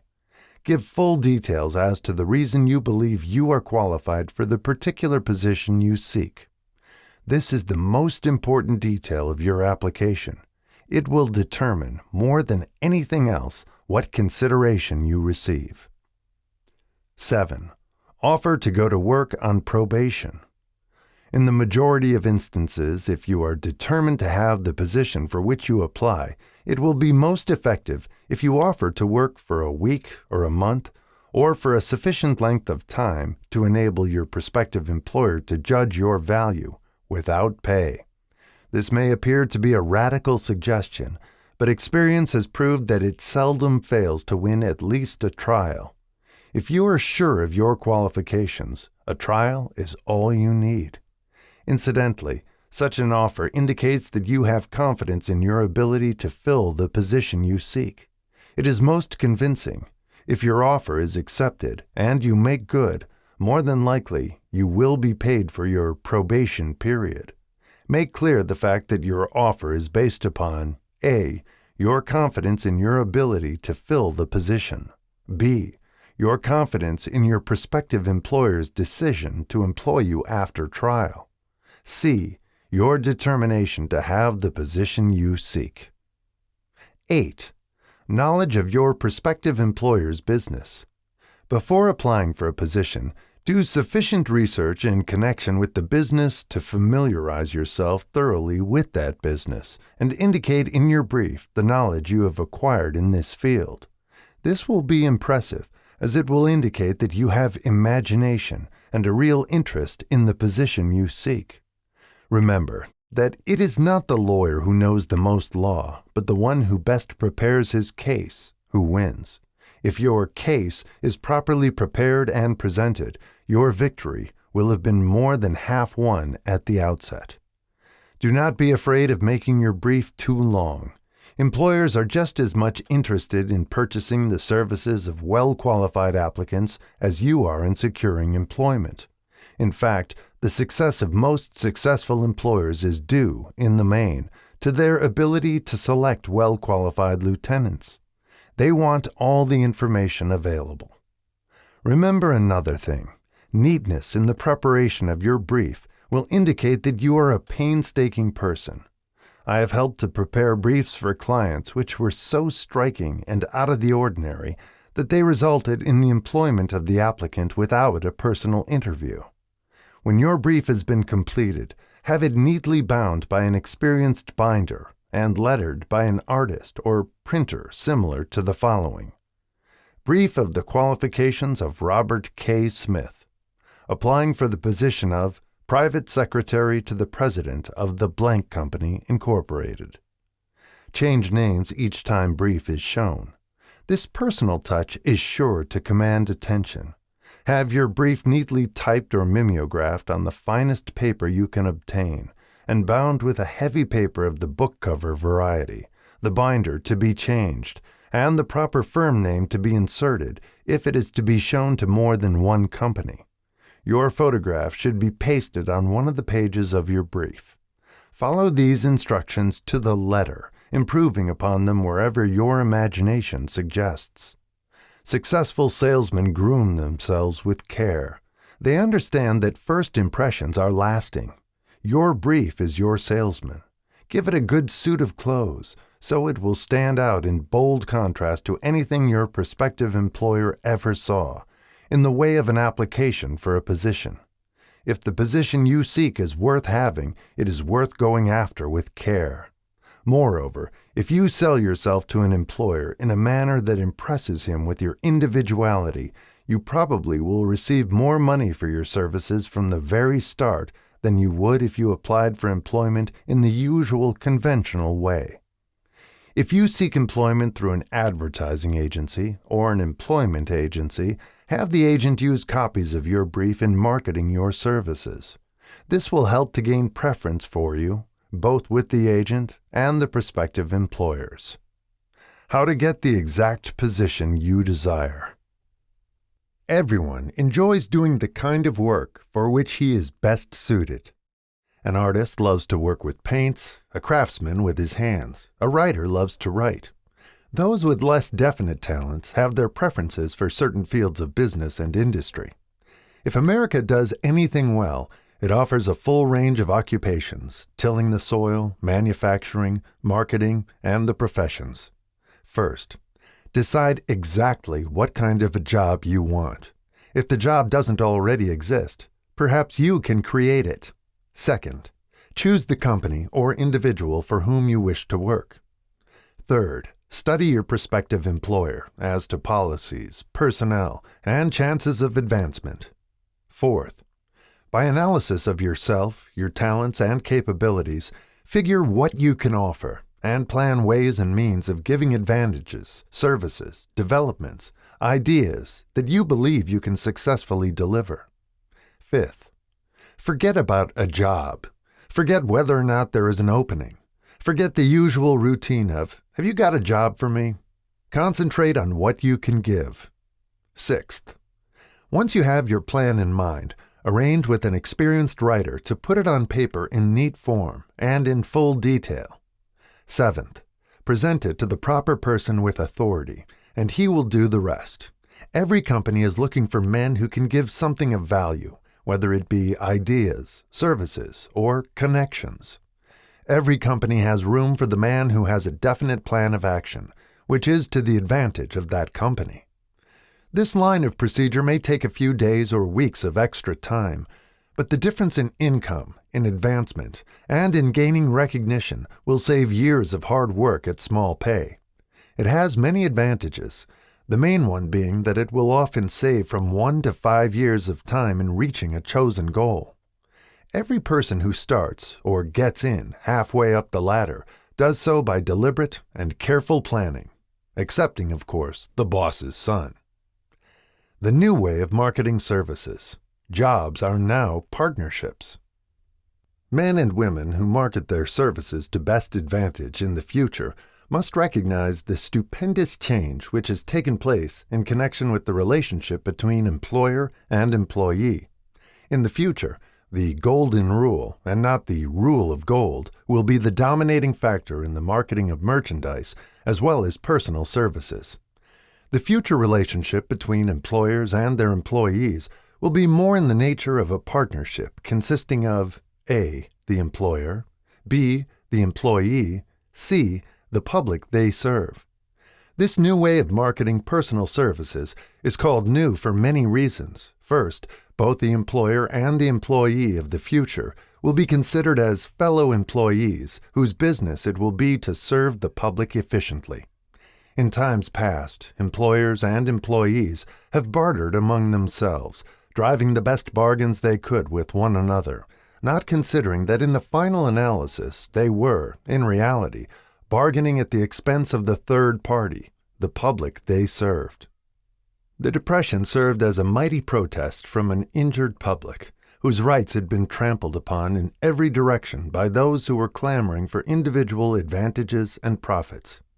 When the debris of the Depression shall have been cleared away, and business shall have been once again restored to balance, both employers and employees will recognize that they are no longer privileged to drive bargains at the expense of those whom they serve. The real employer of the future will be the public. This should be kept uppermost in mind by every person seeking to market personal services effectively. Nearly every railroad in America is in financial difficulty. Who does not remember the day when, if a citizen inquired at the ticket office the time of departure of a train, he was abruptly referred to the bulletin board instead of being politely given the information? The streetcar companies have experienced a change of times also. There was a time not so very long ago when streetcar conductors took pride in giving argument to passengers. Many of the streetcar tracks have been removed and passengers ride on a bus whose driver is the last word in politeness. All over the country, streetcar tracks are rusting from abandonment or have been taken up. Wherever streetcars are still in operation, passengers may now ride without argument, and one may even hail the car in the middle of the block, and the motorman will obligingly pick him up. How times have changed! That is just the point I am trying to emphasize. Times have changed. Moreover, the change is reflected not merely in railroad offices and on streetcars, but in other walks of life as well. The public be damned policy is now passé. It has been supplanted by the "we are obligingly at your service, sir" policy. The bankers have learned a thing or two during this rapid change which has taken place during the past few years. Impoliteness on the part of a bank official or bank employee today is as rare as it was conspicuous a dozen years ago. In the years past, some bankers, not all of them, of course, carried an atmosphere of austerity, which gave every would-be borrower a chill when he even thought of approaching his banker for a loan. The thousands of bank failures during the Depression had the effect of removing the mahogany doors behind which bankers formerly barricaded themselves. They now sit at desks in the open, where they may be seen and approached at will by any depositor, or by anyone who wishes to see them, and the whole atmosphere of the bank is one of courtesy and understanding.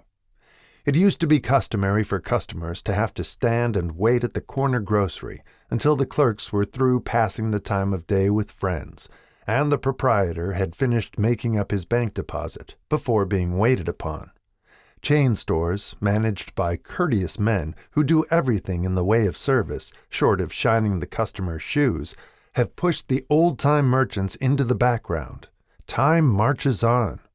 Courtesy and service are the watchwords of merchandising today, and apply to the person who is marketing personal services even more directly than to the employer whom he serves, because, in the final analysis, both the employer and his employee are employed by the public they serve. If they fail to serve well, they pay by the loss of their privilege of serving. We can all remember the time when the gas meter reader pounded on the door hard enough to break the panels. When the door was opened, he pushed his way in, uninvited, with a scowl on his face, which plainly said, "What the hell did you keep me waiting for?" All that has undergone a change. The meterman now conducts himself as a gentleman who is delighted to be at your service, sir. Before the gas companies learned that their scowling metermen were accumulating liabilities never to be cleared away, the polite salesman of oil burners came along and did a land office business. During the Depression, I spent several months in the anthracite coal region of Pennsylvania, studying conditions which all but destroyed the coal industry. Among several very significant discoveries was the fact that greed on the part of operators and their employees was the chief cause of the loss of business for the operators and loss of jobs for the miners. Through the pressure of a group of overzealous labor leaders representing the employees and the greed for profits on the part of the operators, the anthracite business suddenly dwindled. The coal operators and their employees drove sharp bargains with one another, adding the cost of the bargaining to the price of the coal, until finally they discovered they had built up a wonderful business for the manufacturers of oil-burning outfits and the producers of crude oil. The wages of sin is death. Many have read this in the Bible, but few have discovered its meaning. Now, and for several years, the entire world has been listening by force to a sermon which might well be called, "Whatsoever a man soweth, that shall he also reap." Nothing as widespread and effective as the Depression could possibly be just a coincidence. Behind the Depression was a cause. Nothing ever happens without a cause. In the main, the cause of the Depression is traceable directly to the worldwide habit of trying to reap without sowing. This should not be mistaken to mean that the Depression represents a crop which the world is being forced to reap without having sown. The trouble is that the world sowed the wrong sort of seed. Any farmer knows he cannot sow the seed of thistles and reap a harvest of grain. Beginning at the outbreak of the World War, the people of the world began to sow the seed of service inadequate in both quality and quantity. Nearly everyone was engaged in the pastime of trying to get without giving. These illustrations are brought to the attention of those who have personal services to market, to show that we are where we are, and what we are, because of our own conduct. If there is a principle of cause and effect which controls business, finance, and transportation, this same principle controls individuals and determines their economic status. What is your QQS rating? The causes of success in marketing services effectively and permanently have been clearly described. Unless those causes are studied, analyzed, understood, and applied, no man can market his services effectively and permanently. Every person must be his own salesman of personal services. The quality and the quantity of service rendered, and the spirit in which it is rendered, determine to a large extent the price and the duration of employment. To market personal services effectively, which means a permanent market at a satisfactory price under pleasant conditions, one must adopt and follow the QQS formula, which means that quality plus quantity plus the proper spirit of cooperation equals perfect salesmanship of service. Remember the QQS formula, but do more. Apply it as a habit. Let us analyze the formula to make sure we understand exactly what it means. 1. Quality of service shall be construed to mean the performance of every detail in connection with your position in the most efficient manner possible, with the object of greater efficiency always in mind. 2. Quantity of service shall be understood to mean the habit of rendering all the service of which you are capable at all times, with the purpose of increasing the amount of service rendered as greater skill is developed through practice and experience. Emphasis is again placed on the word habit. 3. Spirit of service shall be construed to mean the habit of agreeable, harmonious conduct, which will induce cooperation from associates and fellow employees. Adequacy of quality and quantity of service is not sufficient to maintain a permanent market for your services. The conduct, or the spirit in which you deliver service, is a strong determining factor in connection with both the price you receive and the duration of employment. Andrew Carnegie stressed this point more than others in connection with his description of the factors which lead to success in the marketing of personal services. He emphasized again and again the necessity for harmonious conduct. He stressed the fact that he would not retain any man, no matter how great a quantity or how efficient the quality of his work, unless he worked in a spirit of harmony. Mr. Carnegie insisted upon men being agreeable.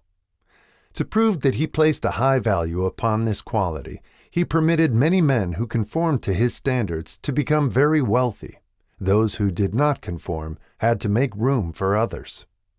The importance of a pleasing personality has been stressed because it is a factor which enables one to render service in the proper spirit.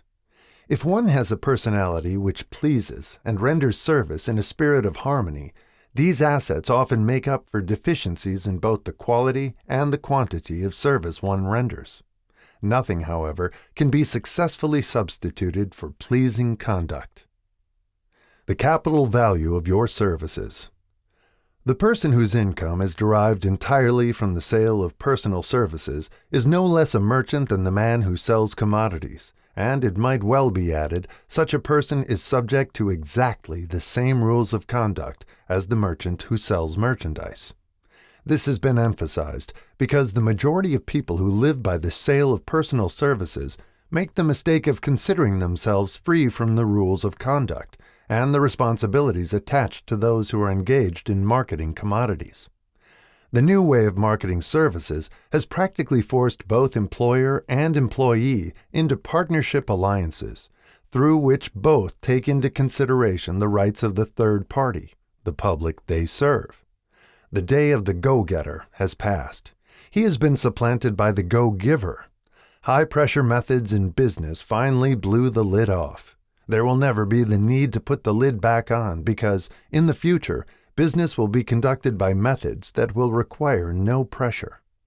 The actual capital value of your brains may be determined by the amount of income you can produce by marketing your services. A fair estimate of the capital value of your services may be made by multiplying your annual income by 16 2/3, as it is reasonable to estimate that your annual income represents 6% of your capital value. Money rents for 6% per annum. Money is worth no more than brains. It is often worth much less. Competent brains, if effectively marketed, represent a much more desirable form of capital than that which is required to conduct a business dealing in commodities, because brains are a form of capital which cannot be permanently depreciated through depressions, nor can this form of capital be stolen or spent. Moreover, the money which is essential for the conduct of business is as worthless as a sand dune until it has been mixed with efficient brains. The 30 major causes of failure. How many of these are holding you back? Life's greatest tragedy consists of men and women who earnestly try and fail. The tragedy lies in the overwhelmingly large majority of people who fail, as compared to the few who succeed. I have had the privilege of analyzing several thousand men and women, 98% of whom were classed as failures. There is something radically wrong with a civilization and a system of education which permit 98% of the people to go through life as failures. But I did not write this book for the purpose of moralizing on the rights and wrongs of the world. That would require a book 100 times the size of this one. My analysis work proved that there are 30 major reasons for failure and 13 major principles through which people accumulate fortunes. In this chapter, a description of the 30 major causes of failure will be given. As you go over the list, check yourself by it, point by point, for the purpose of discovering how many of these causes of failure stand between you and success. 1. Unfavorable hereditary background. There is but little, if anything, which can be done for people who are born with a deficiency in brain power. This philosophy offers but one method of bridging this weakness, through the aid of the mastermind. Observe with profit, however, that this is the only one of the 30 causes of failure which may not be easily corrected by any individual. 2. Lack of a well-defined purpose in life. There is no hope of success for the person who does not have a central purpose or definite goal at which to aim. 98 out of every 100 of those whom I have analyzed had no such aim. Perhaps this was the major cause of their failure. 3. Lack of ambition to aim above mediocrity. We offer no hope for the person who is so indifferent as not to want to get ahead in life, and who is not willing to pay the price. 4. Insufficient education.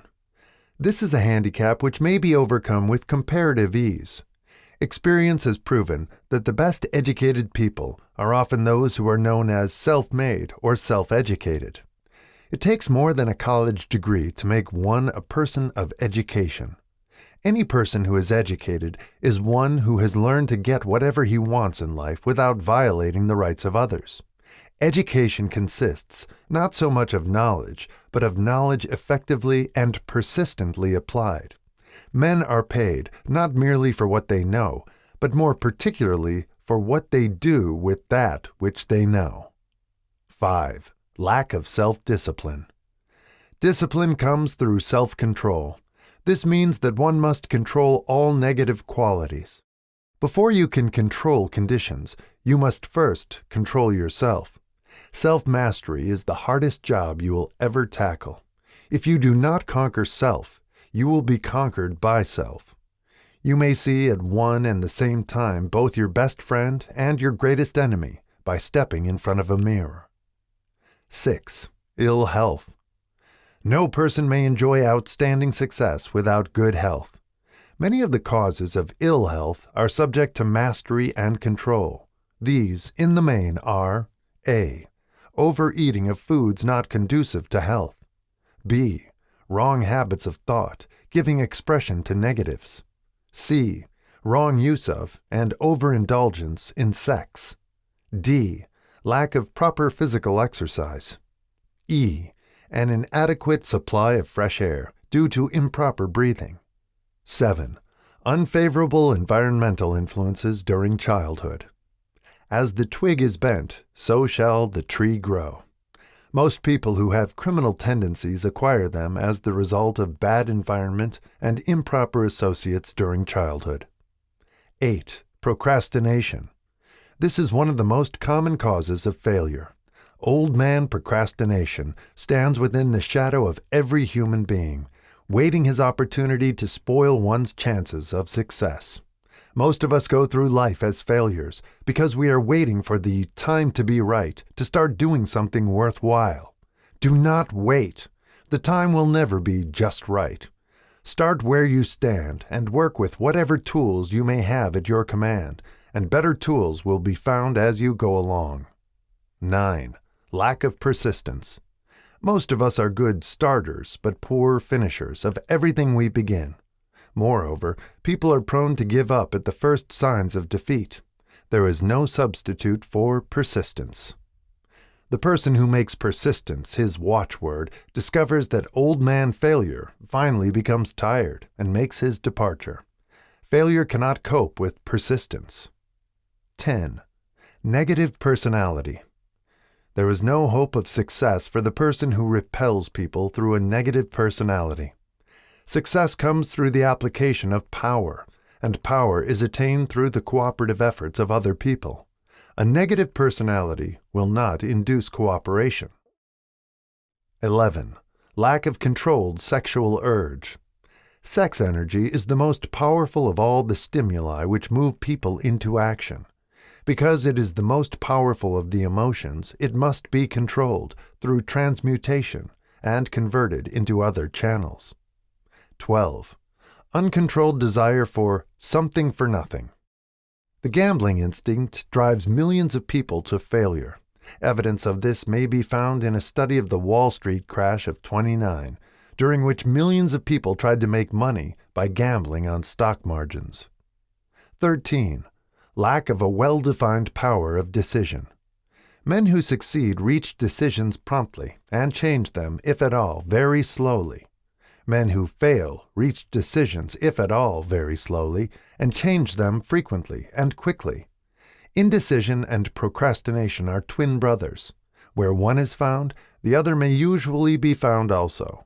Kill off this pair before they completely hog-tie you to the treadmill of failure. 14. One or more of the 6 basic fears. These fears have been analyzed for you in a later chapter. They must be mastered before you can market your services effectively. 15. Wrong selection of a mate in marriage. This is a most common cause of failure. The relationship of marriage brings people intimately into contact. Unless this relationship is harmonious, failure is likely to follow. Moreover, it will be a form of failure that is marked by misery and unhappiness, destroying all signs of ambition. 16. Overcaution. The person who takes no chances generally has to take whatever is left when others are through choosing. Overcaution is as bad as undercaution. Both are extremes to be guarded against. Life itself is filled with the element of chance. 17. Wrong selection of associates in business. This is one of the most common causes of failure in business.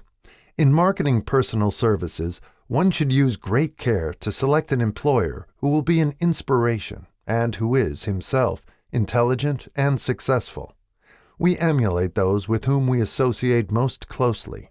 Pick an employer who is worth emulating. 18. Superstition and prejudice. Superstition is a form of fear. It is also a sign of ignorance. Men who succeed keep open minds and are afraid of nothing. 19. Wrong selection of a vocation. No man can succeed in a line of endeavor which he does not like. The most essential step in the marketing of personal services is that of selecting an occupation into which you can throw yourself wholeheartedly. 20. Lack of concentration of effort. The jack of all trades seldom is good at any. Concentrate all of your efforts on one definite chief aim. 21. The habit of indiscriminate spending. The spendthrift cannot succeed, mainly because he stands eternally in fear of poverty. Form the habit of systematic saving by putting aside a definite percentage of your income. Money in the bank gives one a very safe foundation of courage when bargaining for the sale of personal services. Without money, one must take what one is offered and be glad to get it. 22. Lack of enthusiasm. Without enthusiasm, one cannot be convincing. Moreover, enthusiasm is contagious, and the person who has it under control is generally welcome in any group of people. 23. Intolerance. The person with a closed mind on any subject seldom gets ahead. Intolerance means that one has stopped acquiring knowledge. The most damaging forms of intolerance are those connected with religious, racial, and political differences of opinion. 24. Intemperance. The most damaging forms of intemperance are connected with eating, strong drink, and sexual activities. Overindulgence in any of these is fatal to success. 25. Inability to cooperate with others. More people lose their positions and their big opportunities in life because of this fault than for all other reasons combined. It is a fault which no well-informed businessman or leader will tolerate. 26. Possession of power that was not acquired through self-effort. Sons and daughters of wealthy men and others who inherit money which they did not earn. Power in the hands of one who did not acquire it gradually is often fatal to success. Quick riches are more dangerous than poverty. 27. Intentional dishonesty. There is no substitute for honesty. One may be temporarily dishonest by force of circumstances over which one has no control, without permanent damage. But there is no hope for the person who is dishonest by choice. Sooner or later, his deeds will catch up with him, and he will pay by loss of reputation, and perhaps even loss of liberty. 28. Egotism and vanity. These qualities serve as red lights which warn others to keep away. They are fatal to success. 29. Guessing instead of thinking. Most people are too indifferent or lazy to acquire facts with which to think accurately. They prefer to act on opinions created by guesswork or snap judgments. 30. Lack of capital. This is a common cause of failure among those who start out in business for the first time, without sufficient reserve of capital to absorb the shock of their mistakes and to carry them over until they have established a reputation. 31. Under this, name any particular cause of failure from which you have suffered that has not been included in the foregoing list. In these 30 major causes of failure is found a description of the tragedy of life, which obtains for practically every person who tries and fails.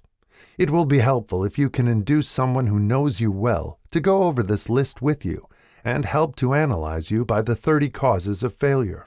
It may be beneficial if you try this alone. Most people cannot see themselves as others see them. You may be one who cannot. The oldest of admonitions is, "Man, know thyself." If you market merchandise successfully, you must know the merchandise. The same is true in marketing personal services. You should know all of your weaknesses in order that you may either bridge them or eliminate them entirely. You should know your strength in order that you may call attention to it when selling your services. You can know yourself only through accurate analysis. The folly of ignorance in connection with self was displayed by a young man who applied to the manager of a well-known business for a position.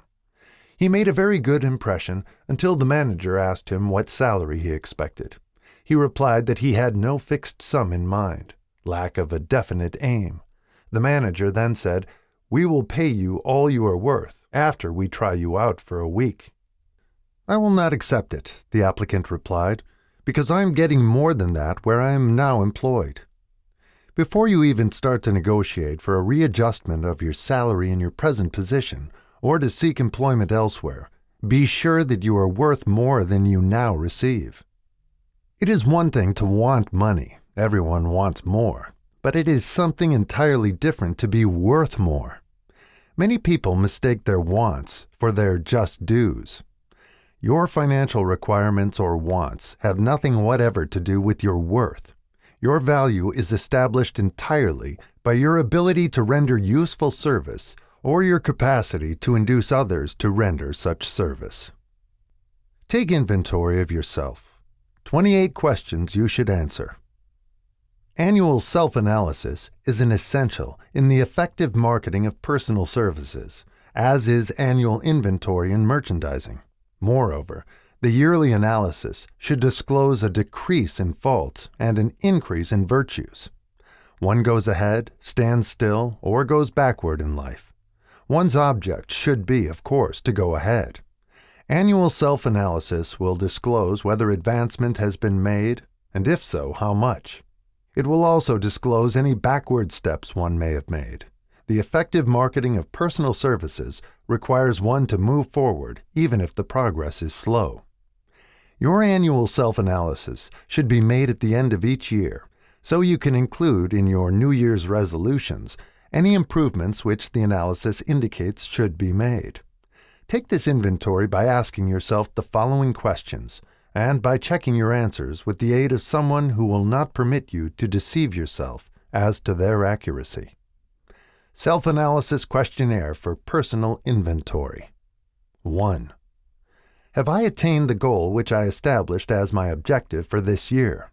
You should work with a definite yearly objective to be attained as a part of your major life objective. 2.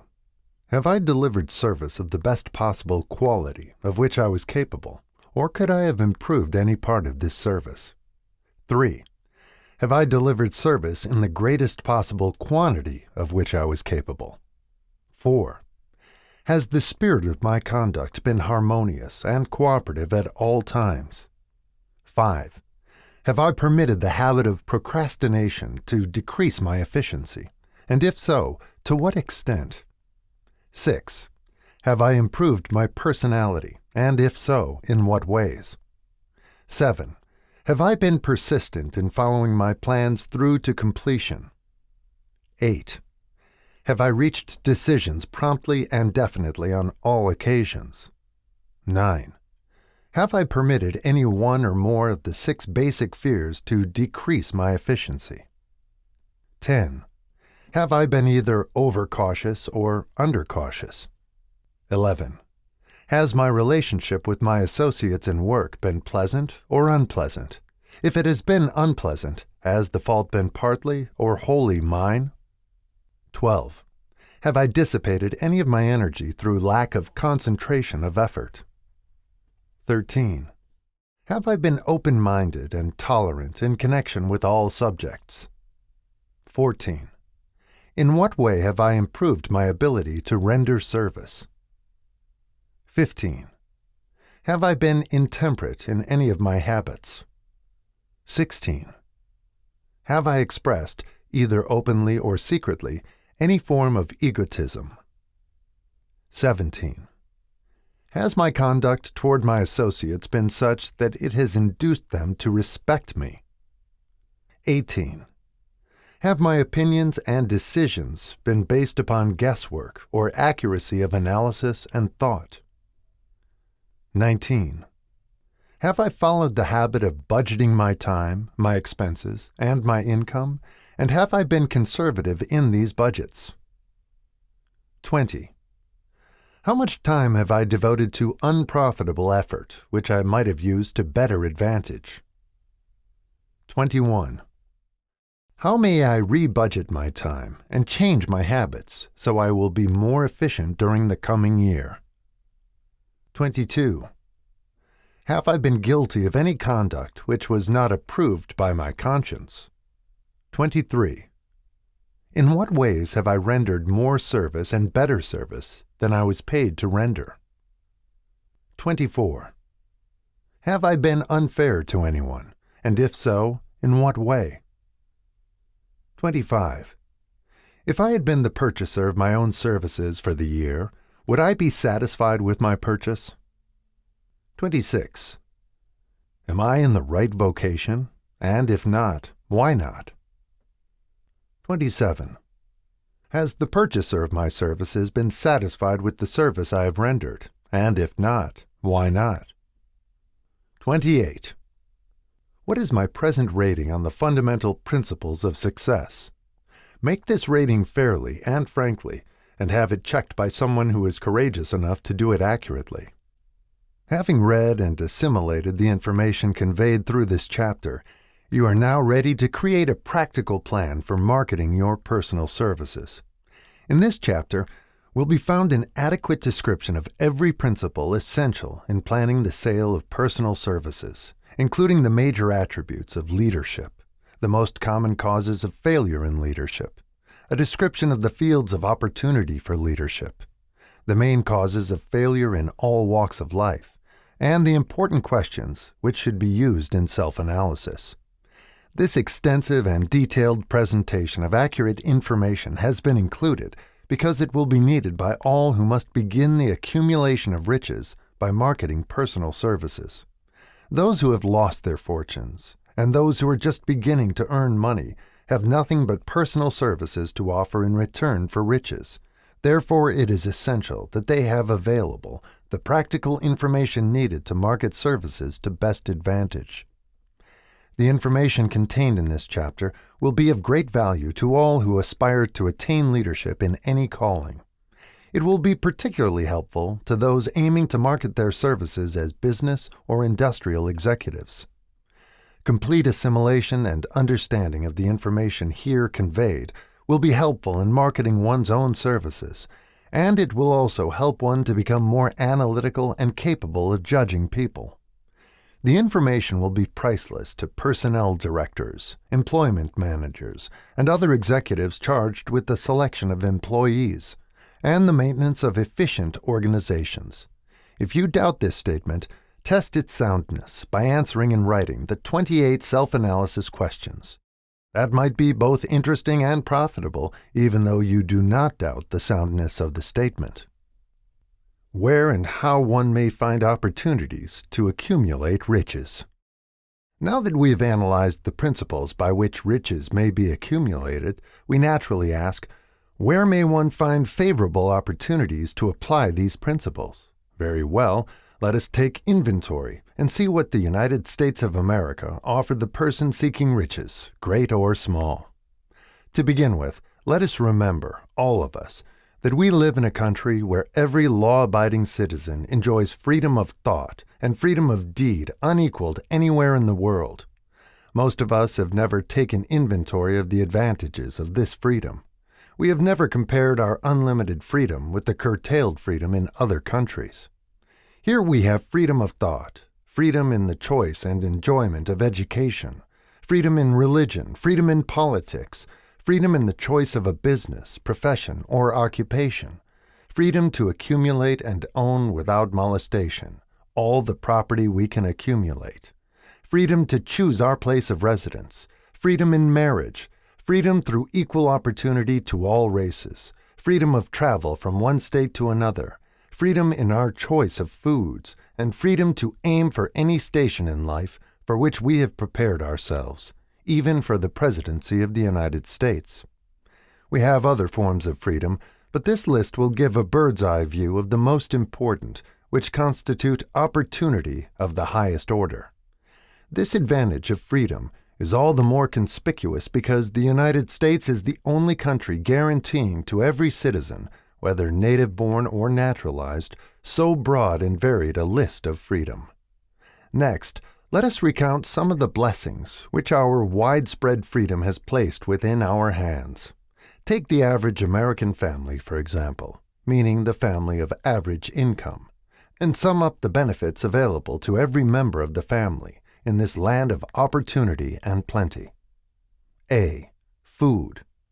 Next to freedom of thought and deed comes food, clothing, and shelter, the three basic necessities of life. Because of our universal freedom, the average American family has available, at its very door, the choicest selection of food to be found anywhere in the world, and at prices within its financial range. A family of two, living in the heart of Times Square district of New York City, far removed from the source of production of foods, took careful inventory of the cost of a simple breakfast, with the astonishing result. Starting with the articles of food, followed by the cost at the breakfast table. Grapefruit juice from Florida, 2 cents.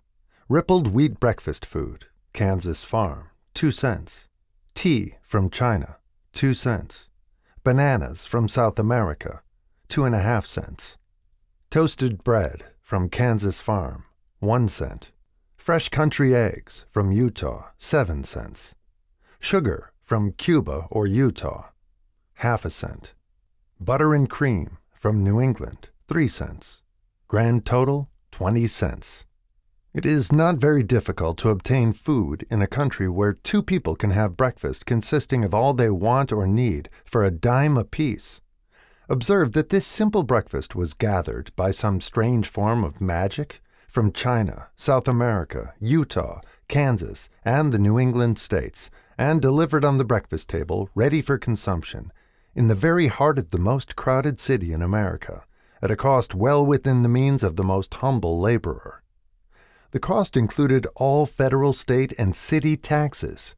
Here is a fact the politicians did not mention when they were crying out to the voters to throw their opponents out of office because the people were being taxed to death.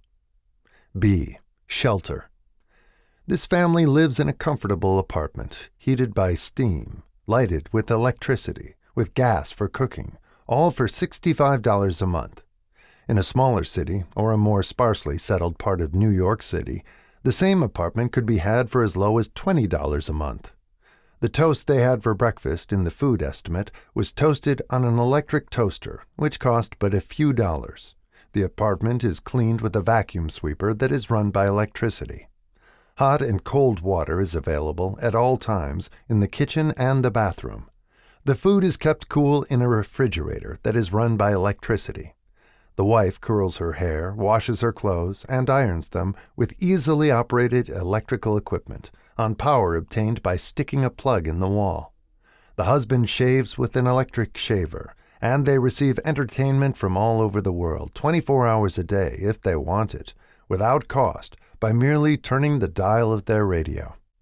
There are other conveniences in this apartment, but the foregoing list will give a fair idea of some of the concrete evidences of the freedom we, of America, enjoy. And this is neither political nor economic propaganda.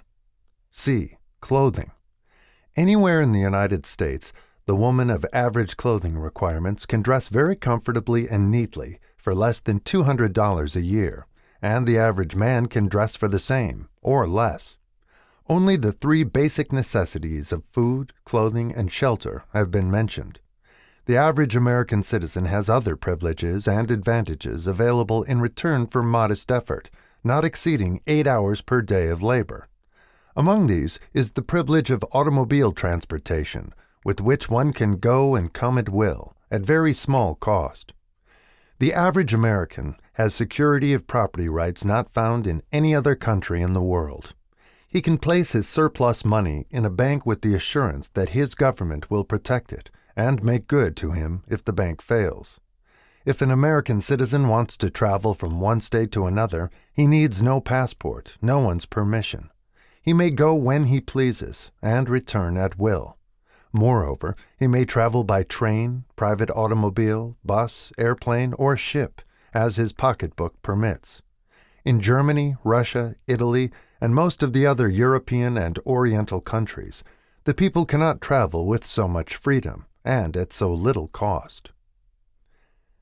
The miracle that has provided these blessings. We often hear politicians proclaiming the freedom of America when they solicit votes, but seldom do they take the time or devote sufficient effort to the analysis of the source or nature of this freedom.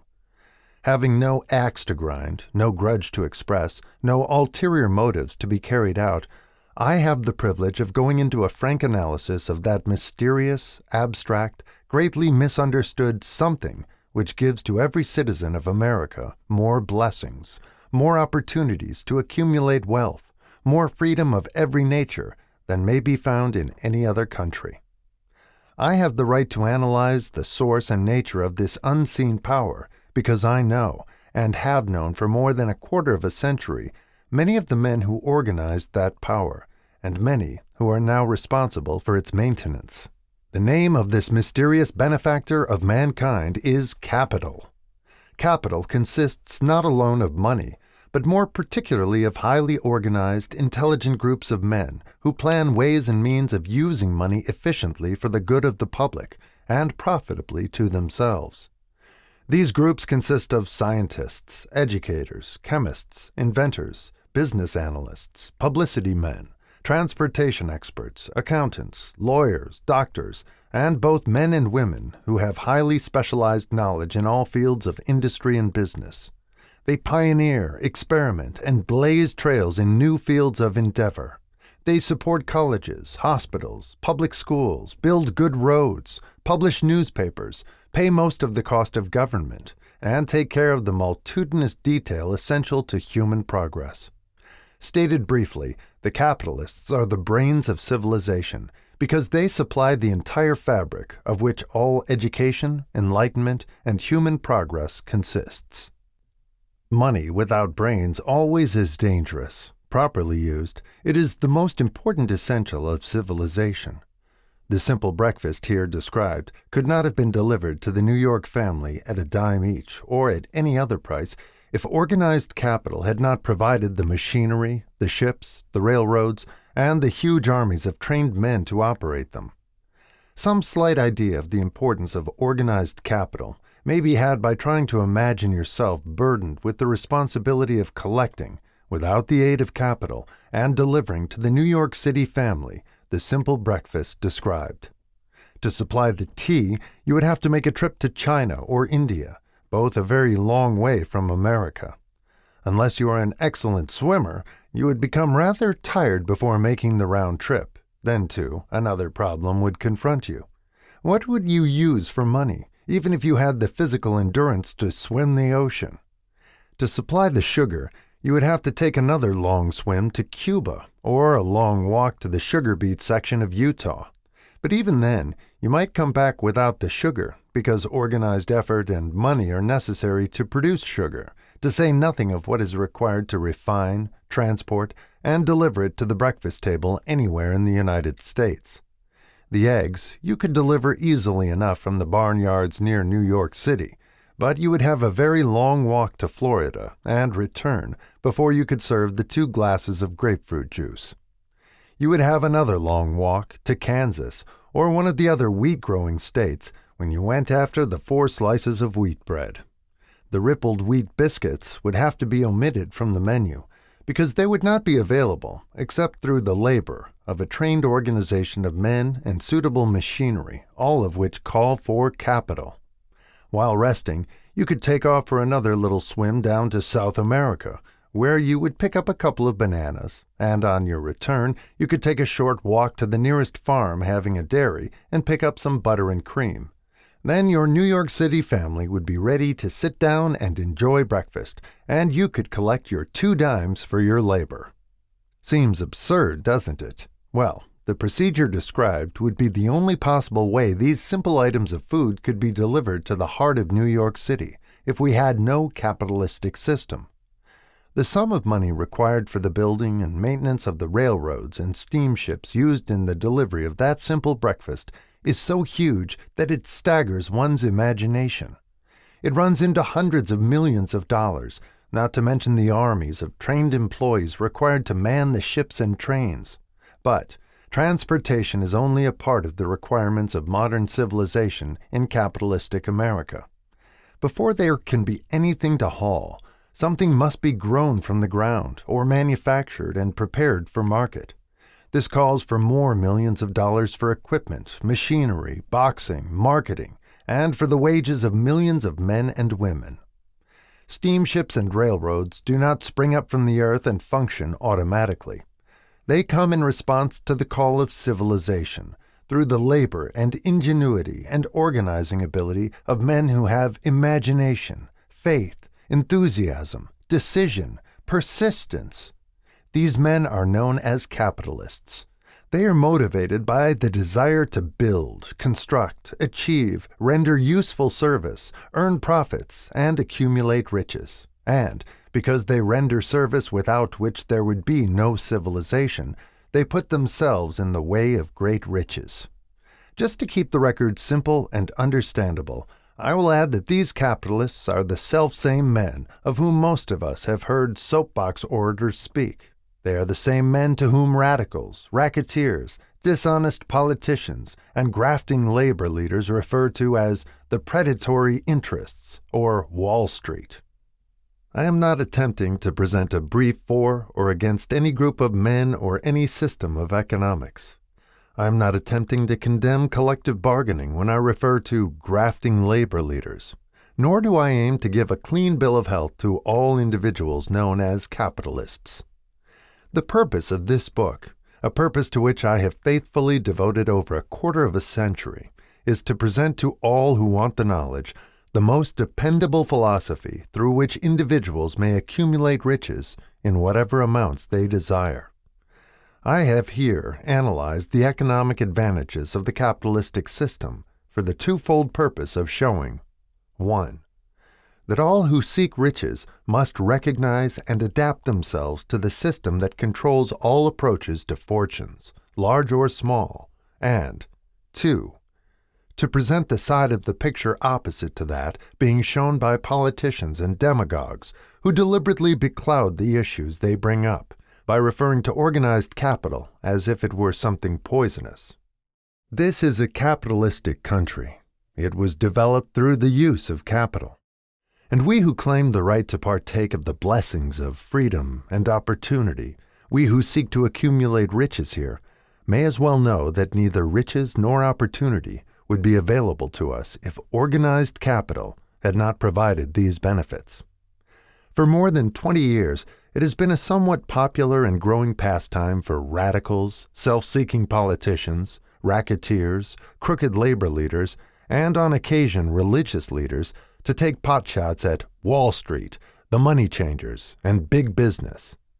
The practice became so general that we witnessed during the business depression The unbelievable sight of high government officials lining up with the cheap politicians and labor leaders with the openly avowed purpose of throttling the system which has made industrial America the richest country on earth. The lineup was so general and so well organized that it prolonged the worst depression America has ever known. It cost millions of men their jobs, because those jobs were inseparably a part of the industrial and capitalistic system which formed the very backbone of the nation.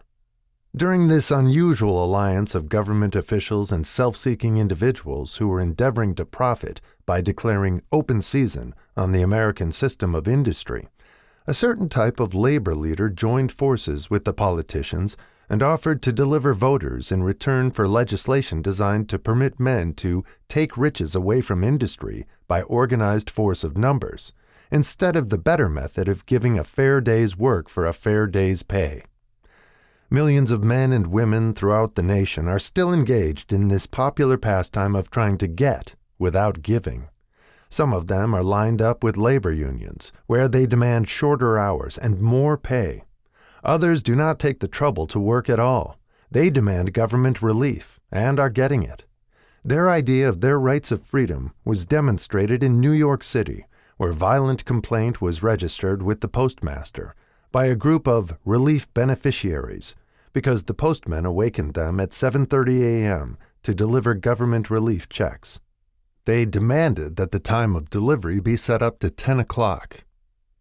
If you are one of those who believe that riches can be accumulated by the mere act of men who organize themselves into groups and demand more pay for less service, if you are one of those who demand government relief without early morning disturbance when the money is delivered to you, if you are one of those who believe in trading their votes to politicians in return for the passing of laws which permit the raiding of the public treasury, you may rest securely on your belief, with certain knowledge that no one will disturb you, because this is a free country where every man may think as he pleases, where nearly everybody can live with but little effort, where many may live well without doing any work whatsoever.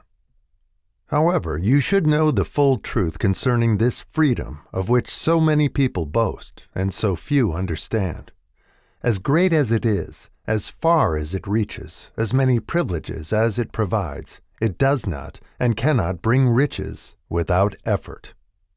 There is but one dependable method of accumulating and legally holding riches, and that is by rendering useful service.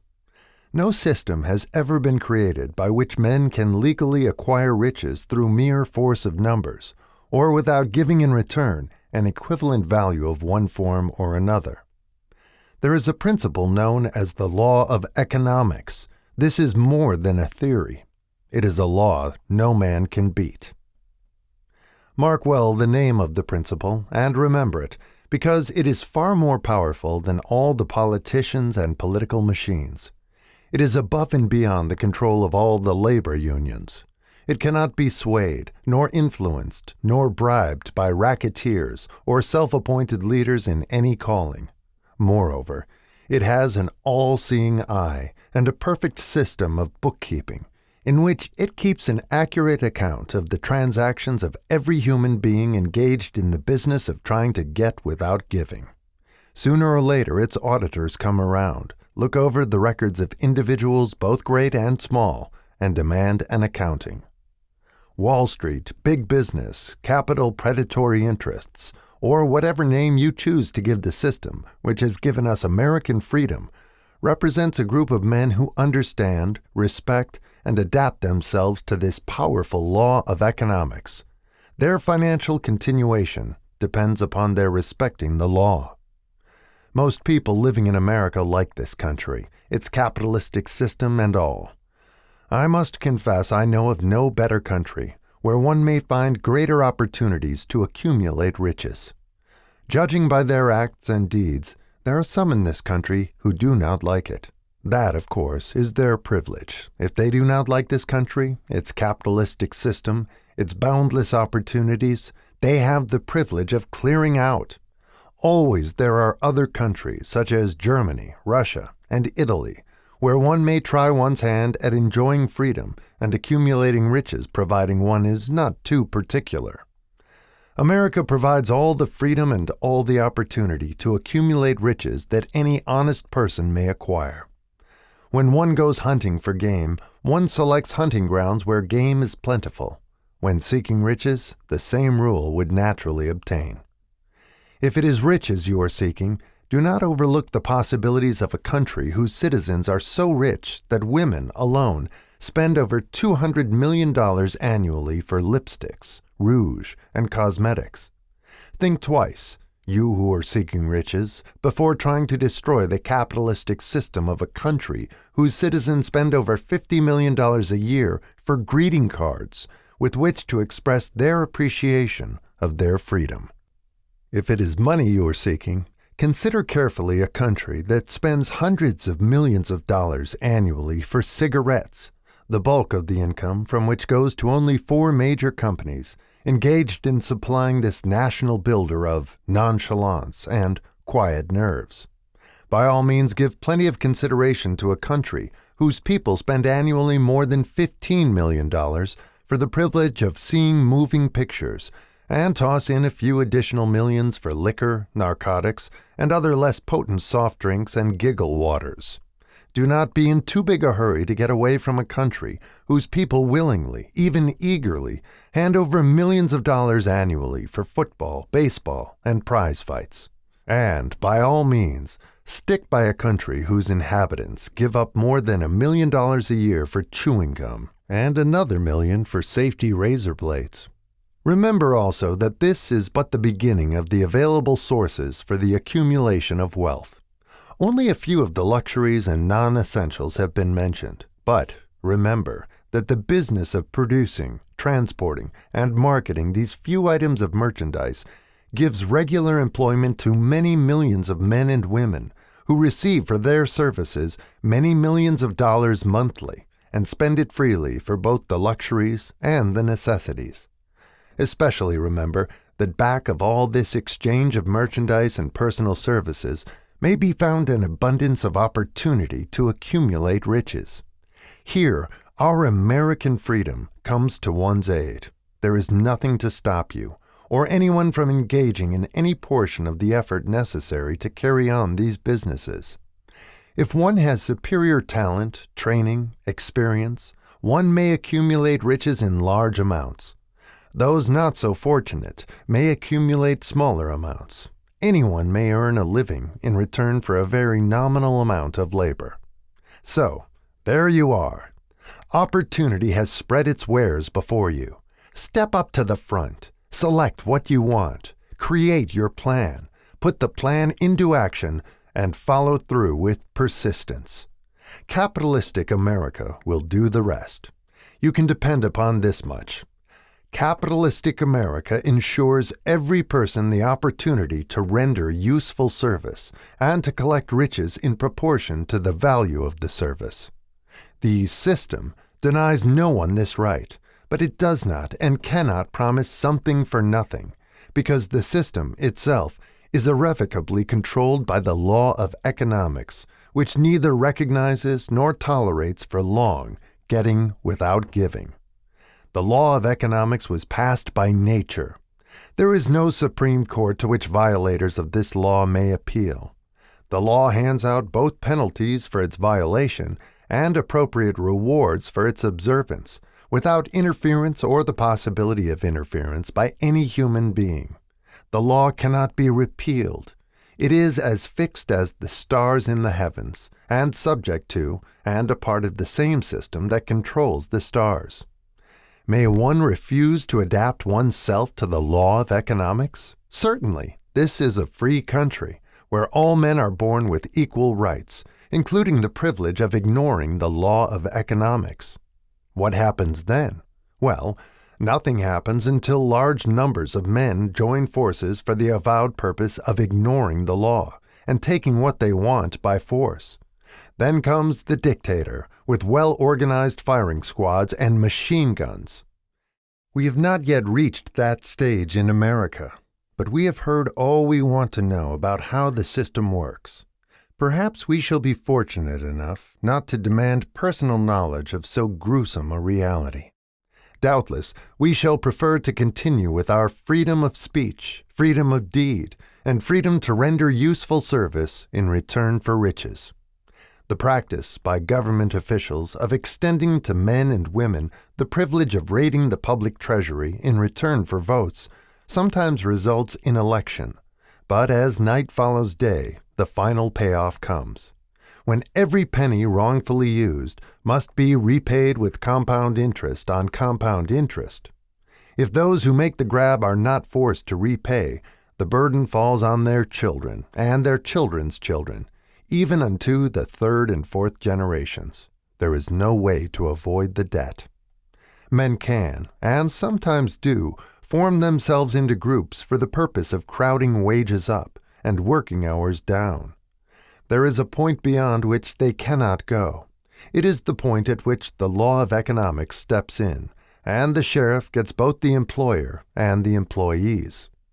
For 6 years, from 1929 to 1935, the people of America, both rich and poor, barely missed seeing the old man economics hand over to the sheriff all the businesses and industries and banks.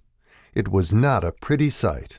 It did not increase our respect for mob psychology, through which men cast reason to the winds and start trying to get without giving.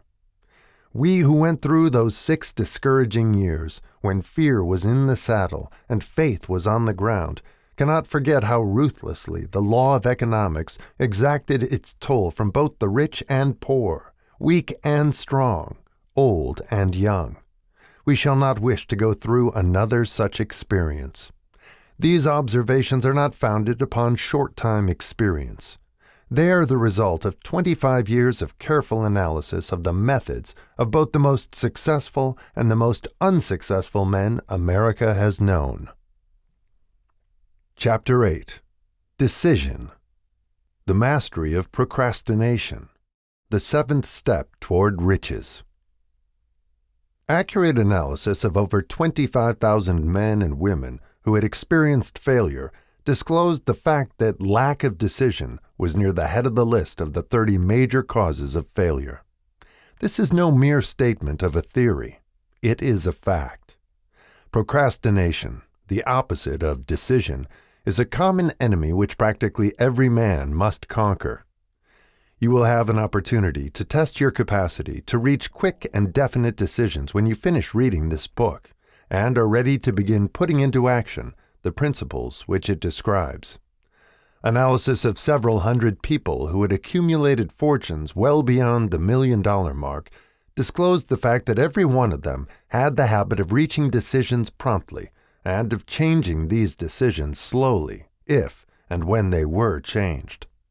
People who fail to accumulate money, without exception, have the habit of reaching decisions, if at all, very slowly, and of changing these decisions quickly and often. One of Henry Ford's most outstanding qualities is his habit of reaching decisions quickly and definitely, and changing them slowly.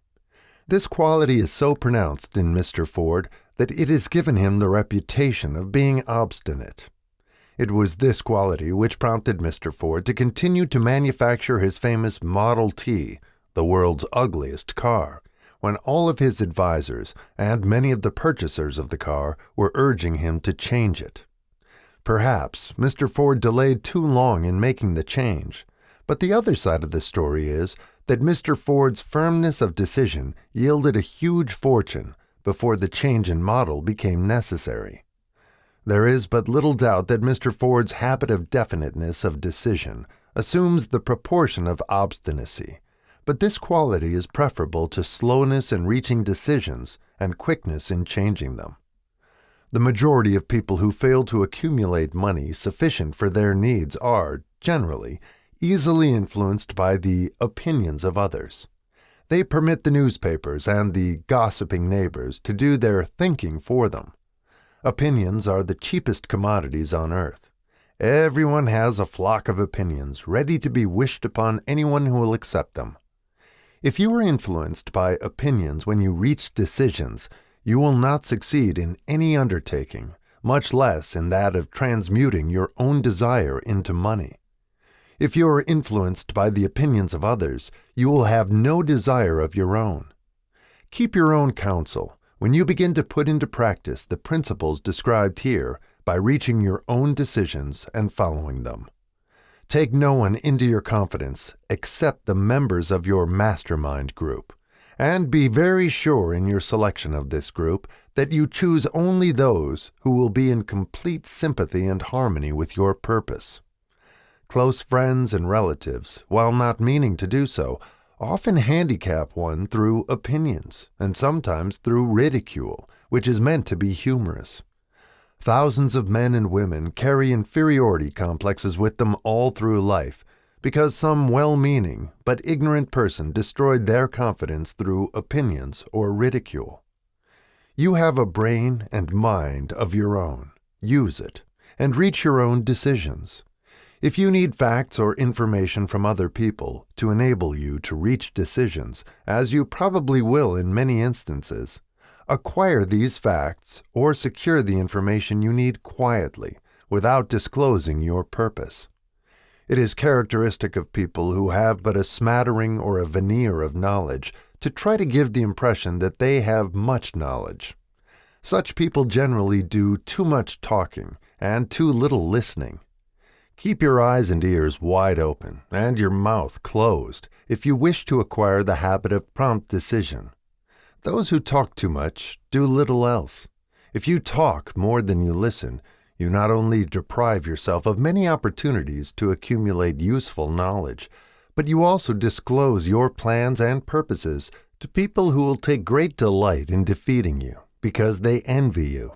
Remember also that every time you open your mouth in the presence of a person who has an abundance of knowledge, you display to that person your exact stock of knowledge, or your lack of it. Genuine wisdom is usually conspicuous through modesty and silence. Keep in mind the fact that every person with whom you associate is, like yourself, seeking the opportunity to accumulate money. If you talk about your plans too freely, you may be surprised when you learn that some other person has beaten you to your goal by putting into action ahead of you the plans of which you talked unwisely. Let one of your first decisions be to keep a closed mouth and open ears and eyes. As a reminder to yourself to follow this advice, it will be helpful if you copy the following epigram in large letters and place it where you will see it daily. Tell the world what you intend to do, but first show it.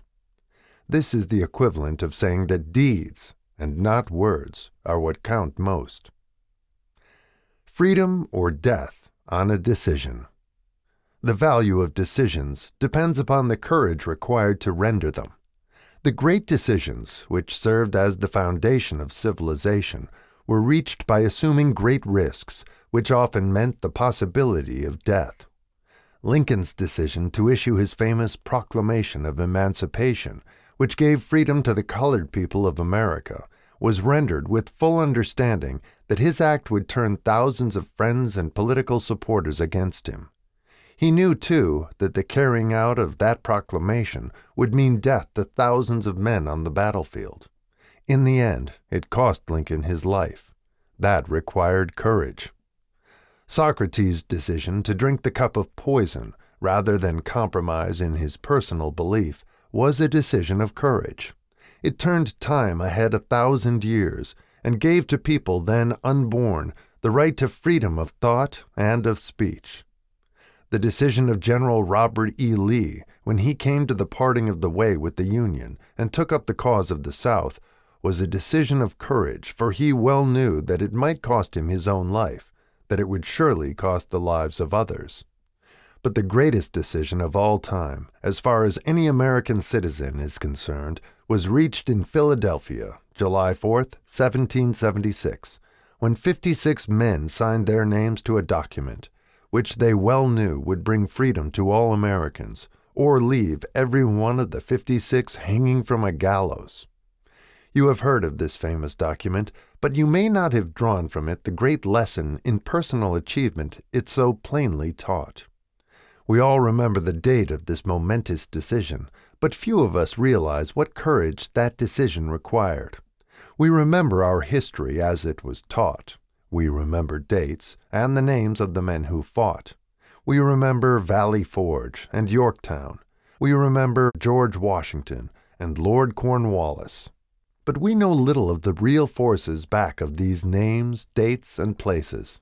We know still less of that intangible power which ensured us freedom long before Washington's armies reached Yorktown. We read the history of the Revolution and falsely imagine that George Washington was the father of our country, that it was he who won our freedom, while the truth is, Washington was only an accessory after the fact, because victory for his armies had been ensured long before Lord Cornwallis surrendered. This is not intended to rob Washington of any of the glory he so richly merited. Its purpose, rather, is to give greater attention to the astounding power that was the real cause of his victory. It is nothing short of tragedy that the writers of history have missed entirely even the slightest reference to the irresistible power which gave birth and freedom to the nation destined to set up new standards of independence for all the peoples of the earth. I say it is a tragedy because it is the same self-power which must be used by every individual who surmounts the difficulties of life and forces life to pay the price asked. Let us briefly review the events which gave birth to this power. The story begins with an incident in Boston, March 5, 1770.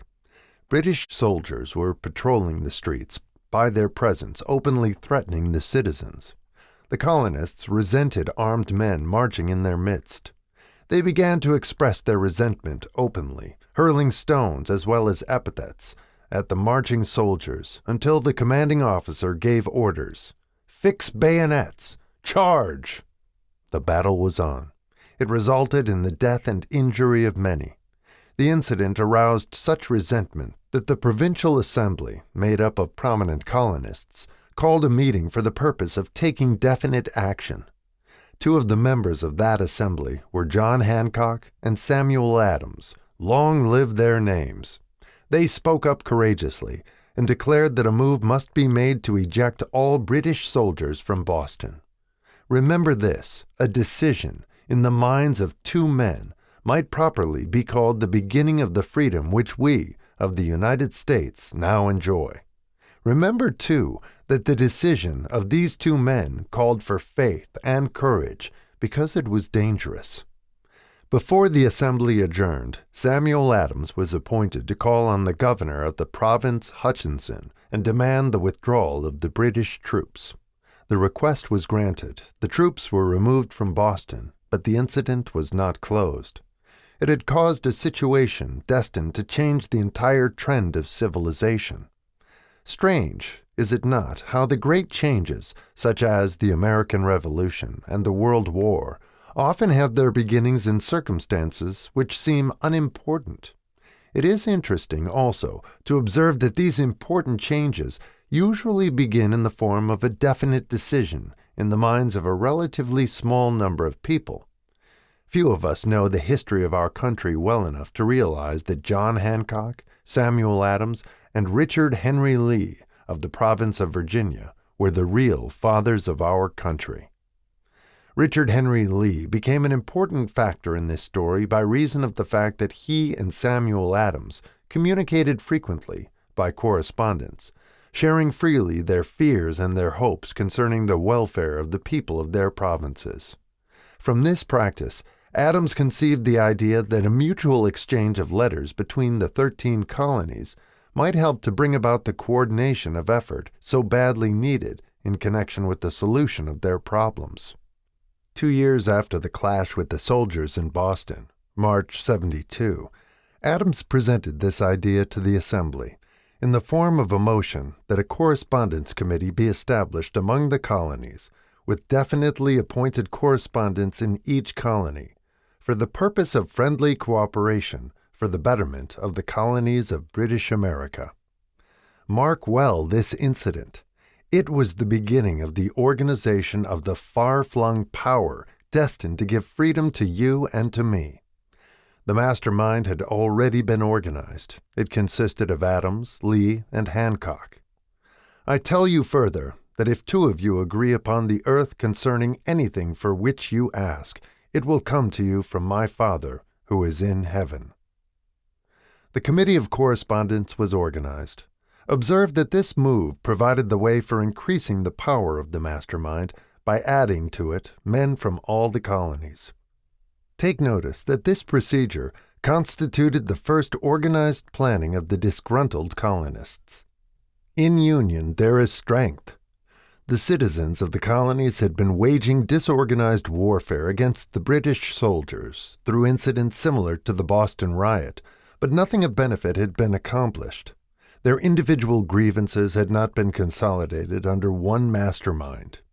No group of individuals had put their hearts, minds, souls, and bodies together in one definite decision to settle their difficulty with the British once and for all, until Adams, Hancock, and Lee got together. Meanwhile, the British were not idle. They too were doing some planning and masterminding on their own account, with the advantage of having back of them money and organized soldiery. The Crown appointed Gage to supplant Hutchinson as the governor of Massachusetts. One of the new governor's first acts was to send a messenger to call on Samuel Adams for the purpose of endeavoring to stop his opposition by fear. We can best understand the spirit of what happened by quoting the conversation between Colonel Fenton, the messenger sent by Gage, and Adams. Colonel Fenton: "I have been authorized by Governor Gage to assure you, Mr. Adams, that the governor has been empowered to confer upon you such benefits as would be satisfactory." Endeavor to win Adams by promise of bribes, upon the condition that you engage to cease in your opposition to the measures of the government. It is the governor's advice to you, sir, not to incur the further displeasure of His Majesty.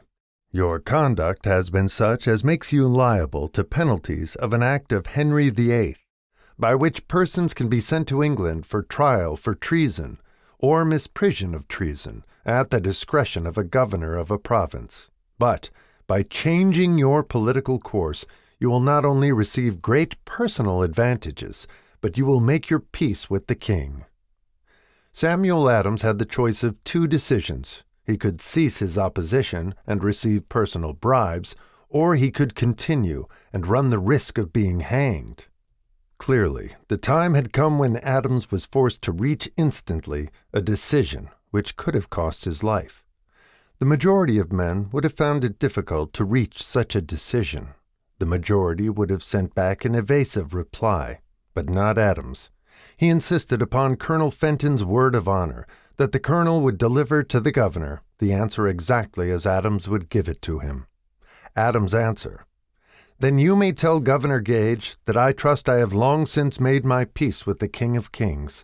No personal consideration shall induce me to abandon the righteous cause of my country. And tell Governor Gage it is the advice of Samuel Adams to him no longer to insult the feelings of an exasperated people." Comment as to the character of this man seems unnecessary. It must be obvious to all who read this astounding message that its sender possessed loyalty of the highest order. This is important. Racketeers and dishonest politicians have prostituted the honor for which such men as Adams died. When Governor Gage received Adams' caustic reply, he flew into a rage and issued a proclamation which read, "I do hereby, in His Majesty's name, offer and promise His most gracious pardon to all persons who shall forthwith lay down their arms and return to the duties of peaceable subjects, excepting only from the benefit of such pardon Samuel Adams and John Hancock, whose offenses are of too flagitious a nature to admit of any other consideration but that of condign punishment." As one might say in modern slang, Adams and Hancock were on the spot.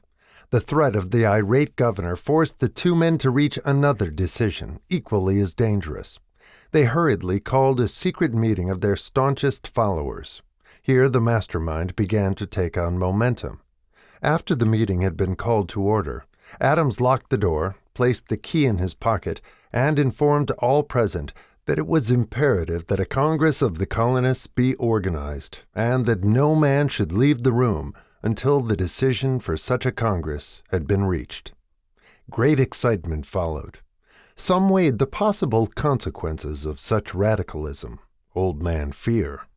Some expressed grave doubt as to the wisdom of so definite a decision in defiance of the Crown. Locked in that room were two men immune to fear, blind to the possibility of failure, Hancock and Adams.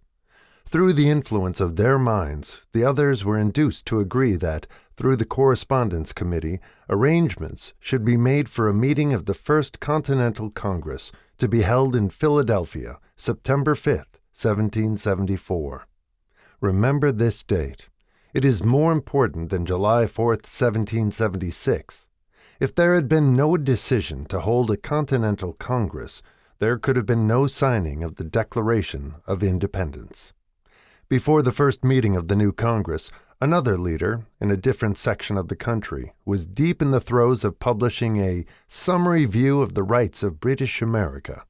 He was Thomas Jefferson, of the province of Virginia, whose relationship to Lord Dunmore, representative of the Crown in Virginia, was as strained as that of Hancock and Adams with their governor. Shortly after his famous Summary of Rights was published, Jefferson was informed that he was subject to prosecution for high treason against His Majesty's government. Inspired by the threat, one of Jefferson's colleagues, Patrick Henry, boldly spoke his mind, concluding his remarks with a sentence which shall remain forever a classic. "If this be treason, then make the most of it."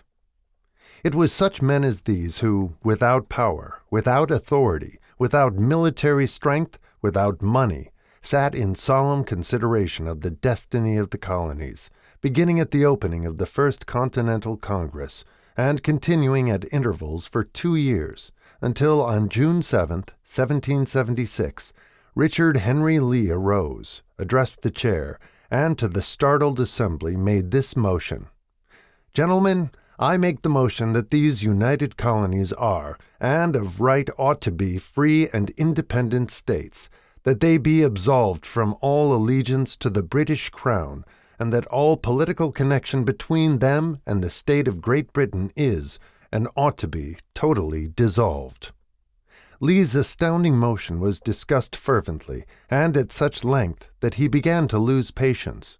Finally, after days of argument, he again took the floor and declared in a clear, firm voice, "Mr. President, we have discussed this issue for days. It is the only course for us to follow. Why then, sir, do we longer delay? Why still deliberate? Let this happy day give birth to an American republic. Let her arise, not to devastate and to conquer, but to reestablish the reign of peace and of law. The eyes of Europe are fixed upon us. She demands of us a living example of freedom that may exhibit a contrast in the felicity of the citizen to the ever-increasing tyranny." Before his motion was finally voted upon, Lee was called back to Virginia because of serious family illness, but before leaving, he placed his cause in the hands of his friend, Thomas Jefferson, who promised to fight until favorable action was taken. Shortly thereafter, the President of the Congress, Hancock, appointed Jefferson as chairman of a committee to draw up a Declaration of Independence. Long and hard the committee labored on a document which would mean, when accepted by the Congress, that every man who signed it would be signing his own death warrant should the colonies lose in the fight with Great Britain, which was sure to follow. The document was drawn, and on June 28th, the original draft was read before the Congress. For several days it was discussed, altered, and made ready. On July 4th, 1776, Thomas Jefferson stood before the assembly and fearlessly read the most momentous decision ever placed upon paper. When in the course of human events it is necessary for one people to dissolve the political bands which have connected them with another, and to assume, among the powers of the earth, the separate and equal station to which the laws of nature and of nature's God entitle them, a decent respect to the opinions of mankind requires that they should declare the causes which impelled them to the separation. When Jefferson finished, the document was voted upon, accepted, and signed by the 56 men, every one staking his own life upon his decision to write his name. By that decision came into existence a nation destined to bring to mankind forever the privilege of making decisions. By decisions made in a similar spirit of faith, and only by such decisions, can men solve their personal problems and win for themselves high estates of material and spiritual wealth. Let us not forget this. Analyze the events which led to the Declaration of Independence, and be convinced that this nation, which now holds a position of commanding respect and power among all nations of the world, was born of a decision created by a mastermind consisting of 56 men.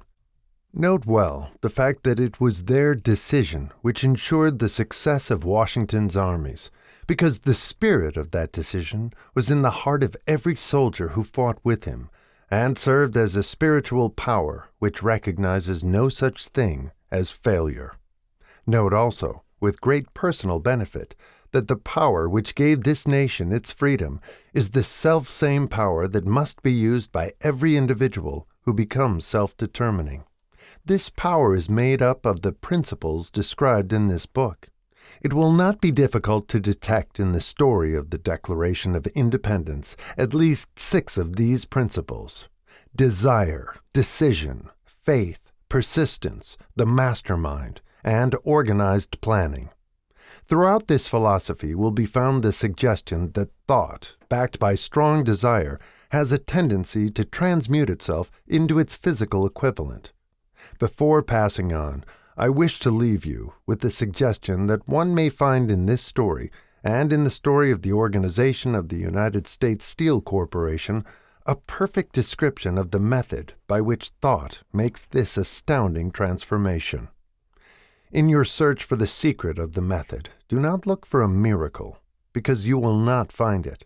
You will find only the eternal laws of nature. These laws are available to every person who has the faith and the courage to use them. They may be used to bring freedom to a nation or to accumulate riches. There is no charge save the time necessary to understand and appropriate them. Those who reach decisions promptly and definitely know what they want and generally get it. The leaders in every walk of life decide quickly and firmly. That is the major reason why they are leaders. The world has the habit of making room for the man whose words and actions show that he knows where he is going. Indecision is a habit which usually begins in youth. The habit takes on permanency as the youth goes through graded school, high school, and even through college, without definiteness of purpose. The major weakness of all educational systems is that they neither teach nor encourage the habit of definite decision. It would be beneficial if no college would permit the enrollment of any student unless and until the student declared his major purpose in matriculating. It would be of still greater benefit if every student who enters the graded schools were compelled to accept training in the habit of decision, and forced to pass a satisfactory examination on this subject before being permitted to advance in the grades. The habit of indecision, acquired because of the deficiencies of our school systems, goes with the student into the occupation he chooses, if, in fact, he chooses his occupation. Generally, the youth just out of school seeks any job that can be found. He takes the first place he finds because he has fallen into the habit of indecision. 98 out of every 100 people working for wages today are in the positions they hold because they lack the definiteness of decision to plan a definite position and the knowledge of how to choose an employer. Definiteness of decision always requires courage, sometimes very great courage. The 56 men who signed the Declaration of Independence staked their lives on the decision to affix their signatures to that document. The person who reaches a definite decision to procure the particular job and make life pay the price he asks does not stake his life on that decision. He stakes his economic freedom. Financial independence, riches, desirable business and professional positions are not within reach of the person who neglects or refuses to expect, plan, and demand these things. The person who desires riches in the same spirit that Samuel Adams desired freedom for the colonies is sure to accumulate wealth. In the chapter on organized planning, you will find complete instructions for marketing every type of personal services. You will find also detailed information on how to choose the employer you prefer and the particular job you desire. These instructions will be of no value to you unless you definitely decide to organize them into a plan of action. Chapter 9. Persistence. The sustained effort necessary to induce faith. The 8th step toward riches.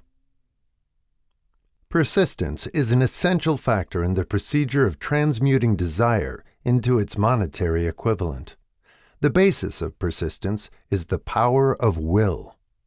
Willpower and desire, when properly combined, make an irresistible pair. Men who accumulate great fortunes are generally known as cold-blooded and sometimes ruthless. Often they are misunderstood. What they have is willpower, which they mix with persistence and place back of their desires to ensure the attainment of their objectives. Henry Ford has been generally misunderstood to be ruthless and cold-blooded.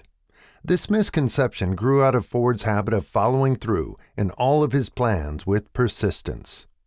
The majority of people are ready to throw their aims and purposes overboard and give up at the first sign of opposition or misfortune. A few carry on despite all opposition until they attain their goal. These few are the Fords, Carnegies, Rockefellers, and Edisons.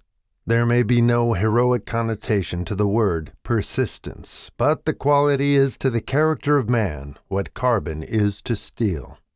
The building of a fortune, generally, involves the application of the entire 13 factors of this philosophy. These principles must be understood. They must be applied with persistence by all who accumulate money.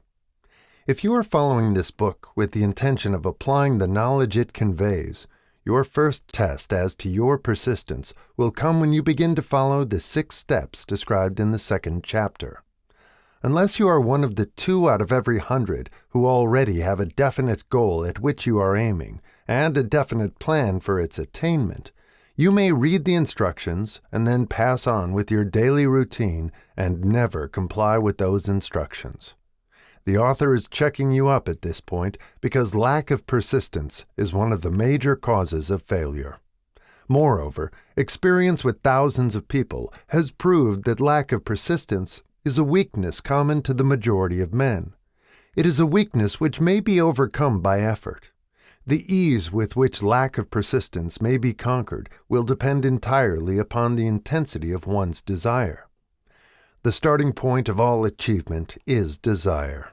Keep this constantly in mind.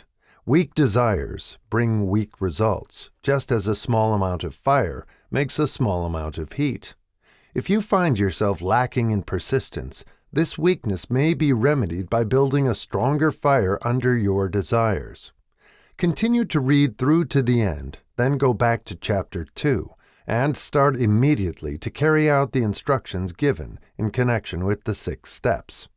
The eagerness with which you follow these instructions will indicate clearly how much or how little you really desire to accumulate money.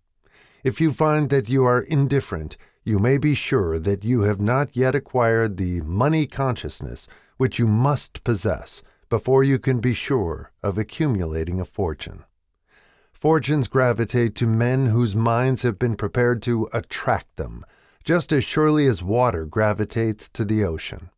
In this book may be found all the stimuli necessary to attune any normal mind to the vibrations which will attract the object of one's desires. If you find you are weak in persistence, center your attention upon the instructions contained in the chapter on power. Surround yourself with a mastermind group, and through the cooperative efforts of the members of this group, you can develop persistence. You will find additional instructions for the development of persistence in the chapters on autosuggestion and the subconscious mind. Follow the instructions outlined in these chapters until your habit nature hands over to your subconscious mind a clear picture of the object of your desire. From that point on, you will not be handicapped by lack of persistence. Your subconscious mind works continuously while you are awake and while you are asleep. Spasmodic or occasional effort to apply the rules will be of no value to you. To get results, you must apply all of the rules until their application becomes a fixed habit with you. In no other way can you develop the necessary money consciousness. Poverty is attracted to the one whose mind is favorable to it, as money is attracted to him whose mind has been deliberately prepared to attract it, and through the same laws. Poverty consciousness will voluntarily seize the mind which is not occupied with the money consciousness. A poverty consciousness develops without conscious application of habits favorable to it. The money consciousness must be created to order unless one is born with such a consciousness. Catch the full significance of the statements in the preceding paragraph, and you will understand the importance of persistence in the accumulation of a fortune. Without persistence, you will be defeated, even before you start. With persistence, you will win. If you have ever experienced a nightmare, you will realize the value of persistence. You are lying in bed, half awake, with a feeling that you are about to smother. You are unable to turn over or to move a muscle. You realize that you must begin to regain control over your muscles. Through persistent effort of willpower, you finally manage to move the fingers of one hand. By continuing to move your fingers, you extend your control to the muscles of one arm until you can lift it. Then you gain control of the other arm in the same manner. You finally gain control over the muscles of one leg and then extend it to the other leg. Then, with one supreme effort of will, you regain complete control over your muscular system and snap out of your nightmare. The trick has been turned step by step. You may find it necessary to snap out of your mental inertia through a similar procedure, moving slowly at first, then increasing your speed until you gain complete control over your will. Be persistent, no matter how slowly you may at first have to move. With persistence will come success. If you select your mastermind group with care, you will have in it at least one person who will aid you in the development of persistence. Some men who have accumulated great fortunes did so because of necessity. They developed the habit of persistence because they were so closely driven by circumstances that they had to become persistent. There is no substitute for persistence. It cannot be supplanted by any other quality. Remember this, and it will hearten you in the beginning when the going may seem difficult and slow. Those who have cultivated the habit of persistence seem to enjoy insurance against failure. No matter how many times they are defeated, they finally arrive up toward the top of the ladder. Sometimes it appears that there is a hidden guide whose duty is to test men through all sorts of discouraging experiences. Those who pick themselves up after defeat and keep on trying arrive, and the world cries, "Bravo! I knew you could do it." The hidden guide lets no one enjoy great achievement without passing the persistence test. Those who can't take it simply do not make the grade. Those who can take it are bountifully rewarded for their persistence. They receive as their compensation whatever goal they are pursuing. That is not all. They receive something infinitely more important than material compensation. The knowledge that every failure brings with it the seed of an equivalent advantage. There are exceptions to this rule. A few people know from experience the soundness of persistence. They are the ones who have not accepted defeat as being anything more than temporary. They are the ones whose desires are so persistently applied that defeat is finally changed into victory. We who stand on the sidelines of life See the overwhelmingly large number who go down in defeat, never to rise again. We see the few who take the punishment of defeat as an urge to greater effort. These, fortunately, never learn to accept life's reverse gear. But what we do not see, what most of us never suspect of existing, is the silent but irresistible power which comes to the rescue of those who fight on in the face of discouragement. If we speak of this power at all, we call it persistence, and let it go at that. One thing we all know, if one does not possess persistence, one does not achieve noteworthy success in any calling. As these lines are being written, I look up from my work and see before me, less than a block away, the great mysterious Broadway, the graveyard of dead hopes, and the front porch of opportunity. From all over the world, people have come to Broadway, seeking fame, fortune, power, love, or whatever it is that human beings call success. Once in a great while, someone steps out from the long procession of seekers, and the world hears that another person has mastered Broadway. But Broadway is not easily nor quickly conquered. She acknowledges talent, recognizes genius, pays off in money, only after one has refused to quit. Then we know he has discovered the secret of how to conquer Broadway. The secret is always inseparably attached to one word: persistence. The secret is told in the struggle of Fannie Hurst, whose persistence conquered the Great White Way. She came to New York in 1915 to convert writing into riches. The conversion did not come quickly, but it came. For 4 years, Miss Hurst learned about the sidewalks of New York from first-hand experience. She spent her days laboring and her nights hoping. When hope grew dim, she did not say, "All right, Broadway, you win."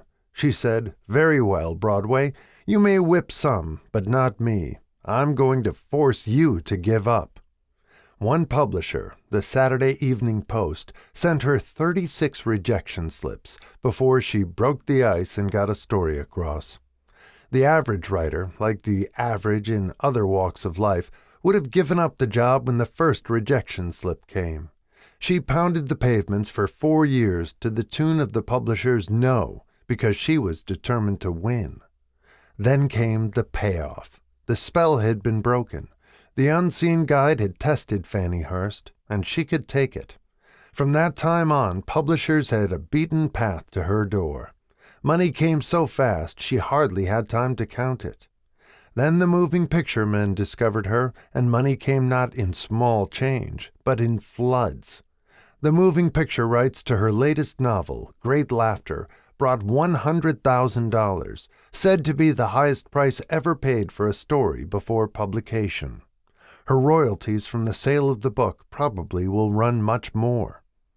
Briefly, you have a description of what persistence is capable of achieving. Fannie Hurst is no exception. Wherever men and women accumulate great riches, you may be sure they first acquired persistence. Broadway will give any beggar a cup of coffee and a sandwich, but it demands persistence of those who go after the big stakes. Kate Smith will say amen when she reads this. For years she sang, without money and without price, before any microphone she could reach. Broadway said to her, "Come and get it, if you can take it." She did take it, until one happy day Broadway got tired and said, "Oh, what's the use? You don't know when you're whipped, so name your price and go to work in earnest." Miss Smith named her price. It was plenty, away up in figures so high that 1 week's salary is far more than most people make in a whole year. Verily, it pays to be persistent. And here is an encouraging statement which carries with it a suggestion of great significance. Thousands of singers who excel Kate Smith are walking up and down Broadway looking for a break without success. Countless others have come and gone. Many of them sang well enough, but they failed to make the grade because they lacked the courage to keep on keeping on until Broadway became tired of turning them away. Persistence is a state of mind. Therefore, it can be cultivated. Like all states of mind, persistence is based upon definite causes, among them these. A. Definiteness of purpose. Knowing what one wants is the first and perhaps the most important step toward the development of persistence. A strong motive forces one to surmount many difficulties. B. Desire. It is comparatively easy to acquire and to maintain persistence in pursuing the object of intense desire. C.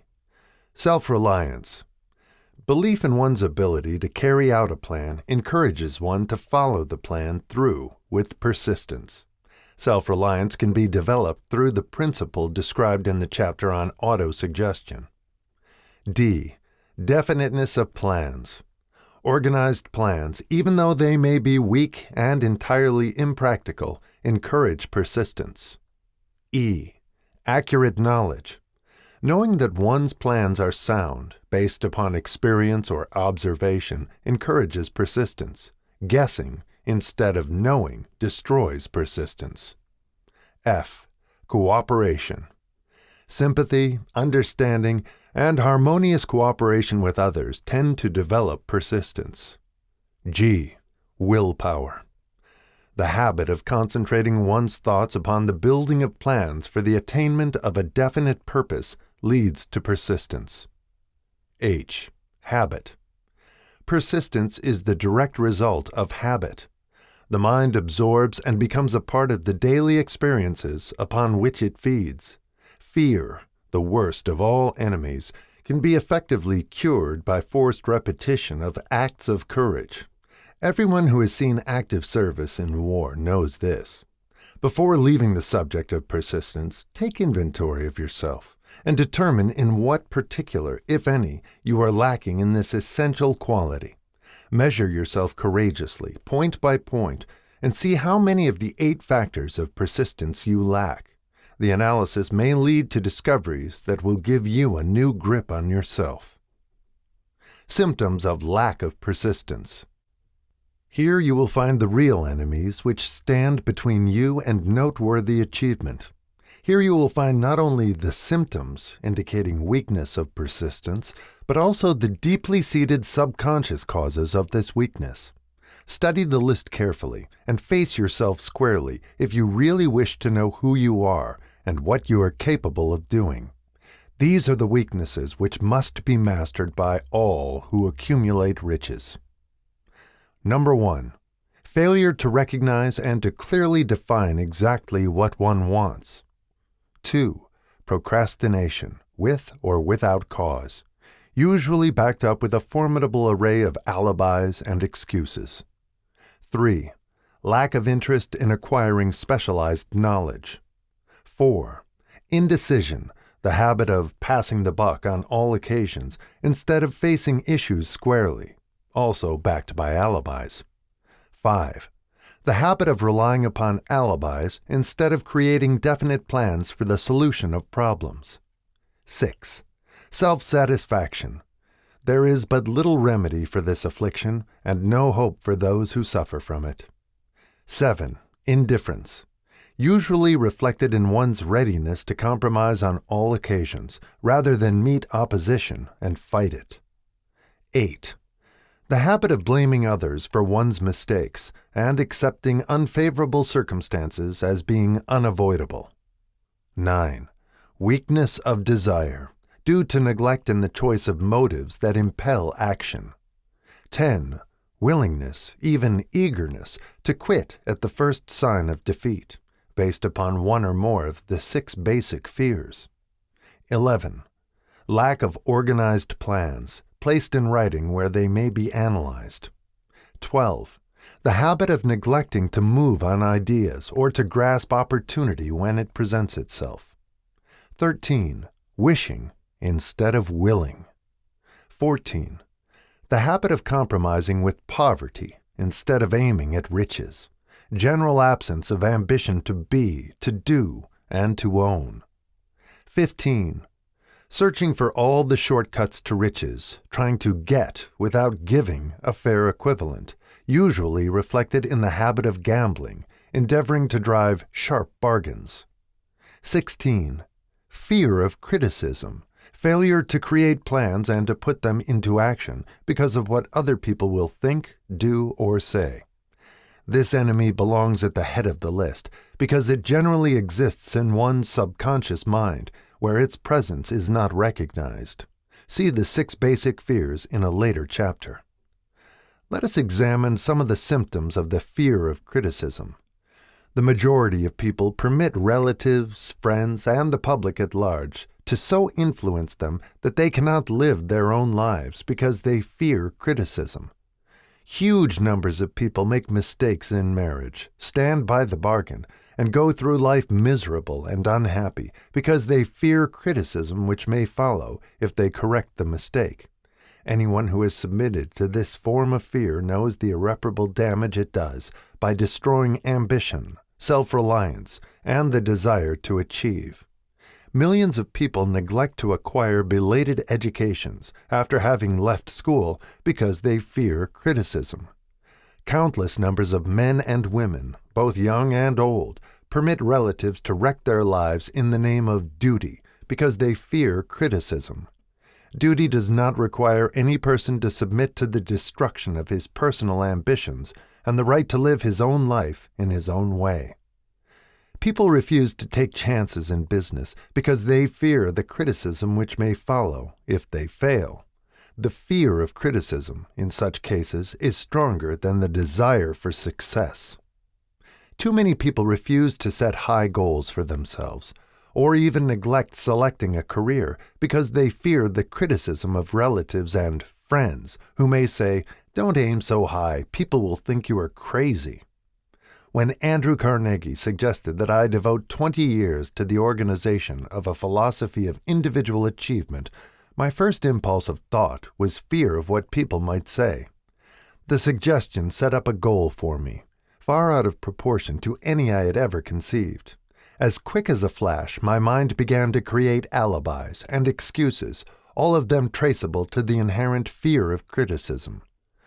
Something inside of me said, "You can't do it. The job is too big and requires too much time. What will your relatives think of you? How will you earn a living? No one has ever organized a philosophy of success. What right have you to believe you can do it? Who are you, anyway, to aim so high? Remember your humble birth. What do you know about philosophy? People will think you are crazy." And they did. Why hasn't some other person done this before now? These and many other questions flashed into my mind and demanded attention. It seemed as if the whole world had suddenly turned its attention to me with the purpose of ridiculing me into giving up all desire to carry out Mr. Carnegie's suggestion. I had a fine opportunity, then and there, to kill off ambition before it gained control of me. Later in life, after having analyzed thousands of people, I discovered that most ideas are stillborn and need the breath of life injected into them through definite plans of immediate action. The time to nurse an idea is at the time of its birth. Every minute it lives gives it a better chance of surviving. The fear of criticism is at the bottom of the destruction of most ideas which never reach the planning and action stage. Many people believe that material success is the result of favorable breaks. There is an element of ground for the belief, but those depending entirely upon luck are nearly always disappointed, because they overlook another important factor which must be present before one can be sure of success. It is the knowledge with which favorable breaks can be made to order. During the Depression, W.C. Fields, the comedian, lost all his money and found himself without income, without a job, and his means of earning a living, vaudeville, no longer existed. Moreover, he was past 60, when many men consider themselves old. He was so eager to stage a comeback that he offered to work without pay in a new field, movies.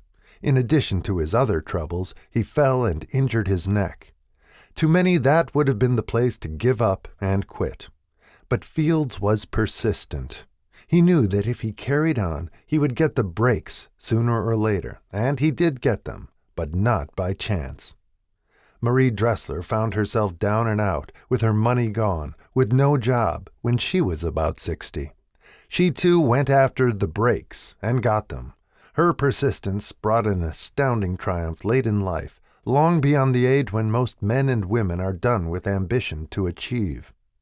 Eddie Cantor lost his money in the 1929 stock crash, but he still had his persistence and his courage. With these, plus 2 prominent eyes, he exploited himself back into an income of $10,000 a week. Verily, if one has persistence, one can get along very well without many other qualities. The only break anyone can afford to rely upon is a self-made break. These come through the application of persistence. The starting point is definiteness of purpose. Examine the first 100 people you meet. Ask them what they want most in life, and 98 of them will not be able to tell you.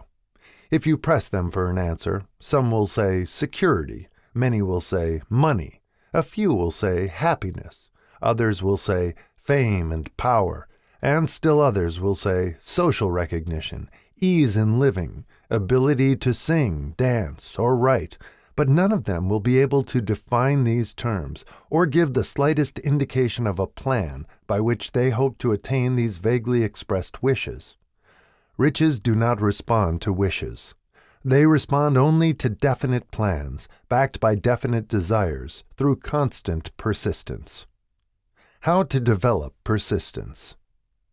There are 4 simple steps which lead to the habit of persistence. They call for no great amount of intelligence, no particular amount of education, and but little time or effort. The necessary steps are: 1. A definite purpose backed by burning desire for its fulfillment. 2. A definite plan expressed in continuous action. 3. A mind closed tightly against all negative and discouraging influences, including negative suggestions of relatives, friends, and acquaintances. 4. A friendly alliance with one or more persons who will encourage one to follow through with both plan and purpose.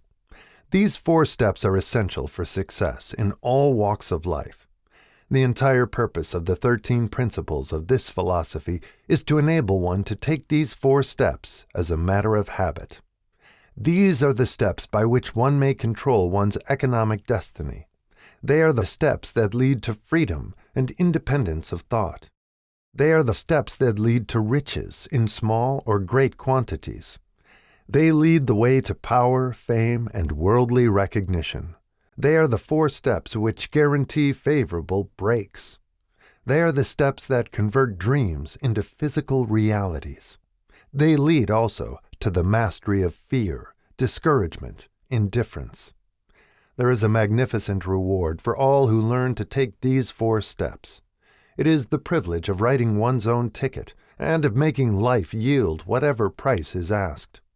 I have no way of knowing the facts, but I venture to conjecture that Mrs. Wallace Simpson's great love for a man was not accidental, nor the result of favorable breaks alone. There was a burning desire and careful searching at every step of the way. Her first duty was to love. What is the greatest thing on earth? The Master called it love, not man-made rules, criticism, bitterness, slander, or political marriages, but love. She knew what she wanted, not after she met the Prince of Wales, but long before that. Twice when she had failed to find it, she had the courage to continue her search. To thine own self be true, and it must follow, as the night the day, thou canst not then be false to any man. Her rise from obscurity was of the slow, progressive, persistent order, but it was sure. She triumphed over unbelievably long odds. And no matter who you are, or what you may think of Wallace Simpson or the king who gave up his crown for her love, she is an astounding example of applied persistence, an instructor on the rules of self-determination, from whom the entire world might profitably take lessons. When you think of Wallace Simpson, think of one who knew what she wanted and shook the greatest empire on earth to get it. Women who complain that this is a man's world, that women do not have an equal chance to win, owe it to themselves to study carefully the life of this unusual woman, who, at an age which most women consider old, captured the affections of the most desirable bachelor in the entire world. And what of King Edward? What lesson may we learn from his part in the world's greatest drama of recent times? Did he pay too high a price for the affections of the woman of his choice? Surely no one but he can give the correct answer. The rest of us can only conjecture. This much we know. The king came into the world without his own consent. He was born to great riches without requesting them. He was persistently sought in marriage. Politicians and statesmen throughout Europe tossed dowagers and princesses at his feet. Because he was the firstborn of his parents, he inherited a crown, which he did not seek, and perhaps did not desire. For more than 40 years he was not a free agent, could not live his life in his own way, had but little privacy, and finally assumed duties inflicted upon him when he ascended the throne. Some will say, with all these blessings, King Edward should have found peace of mind, contentment, and joy of living.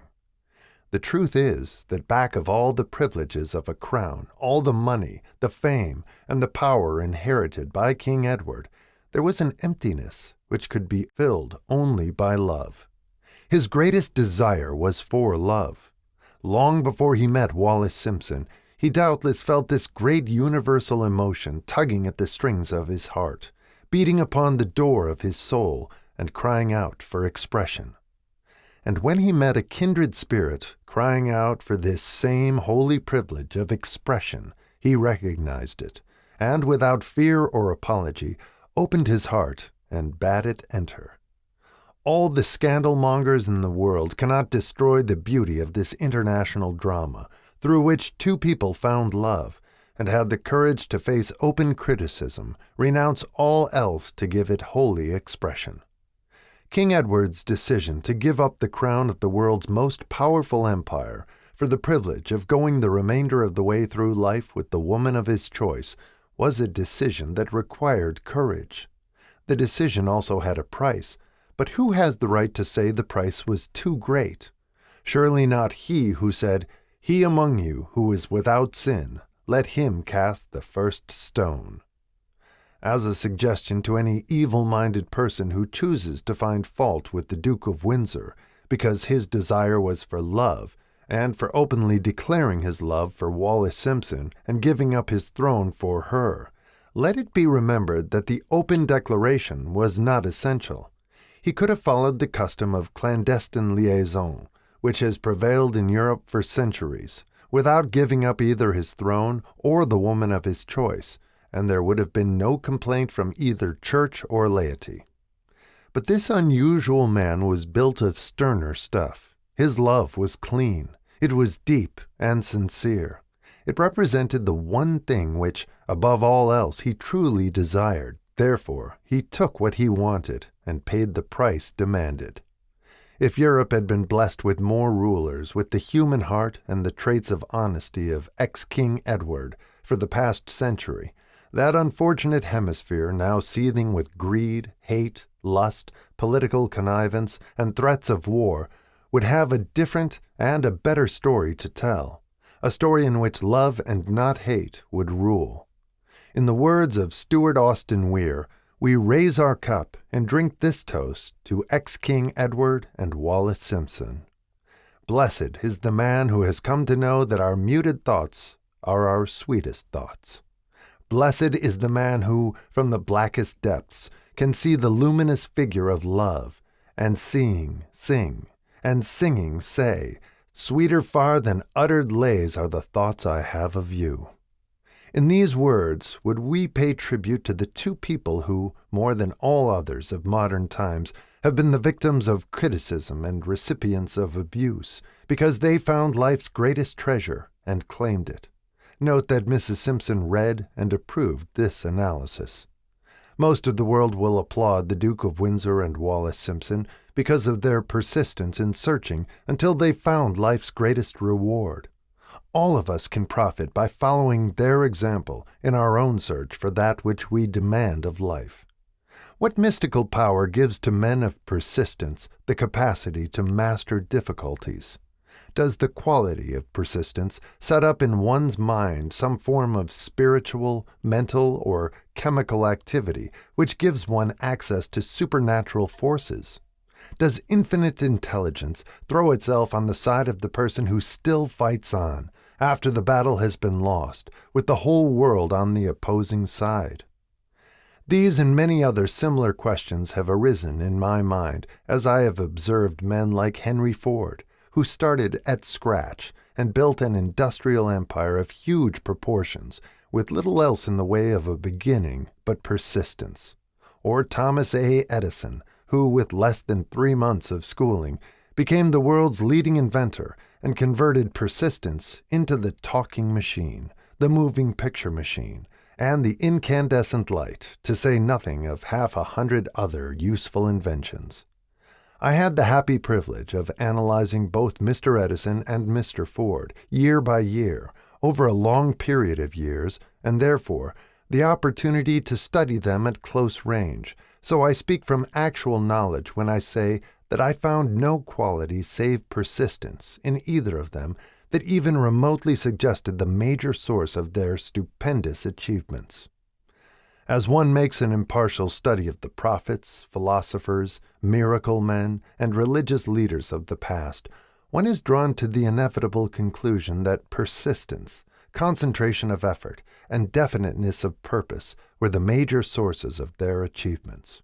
Consider, for example, the strange and fascinating story of Muhammad. Analyze his life. Compare him with men of achievement in this modern age of industry and finance, and observe how they have one outstanding trait in common: persistence.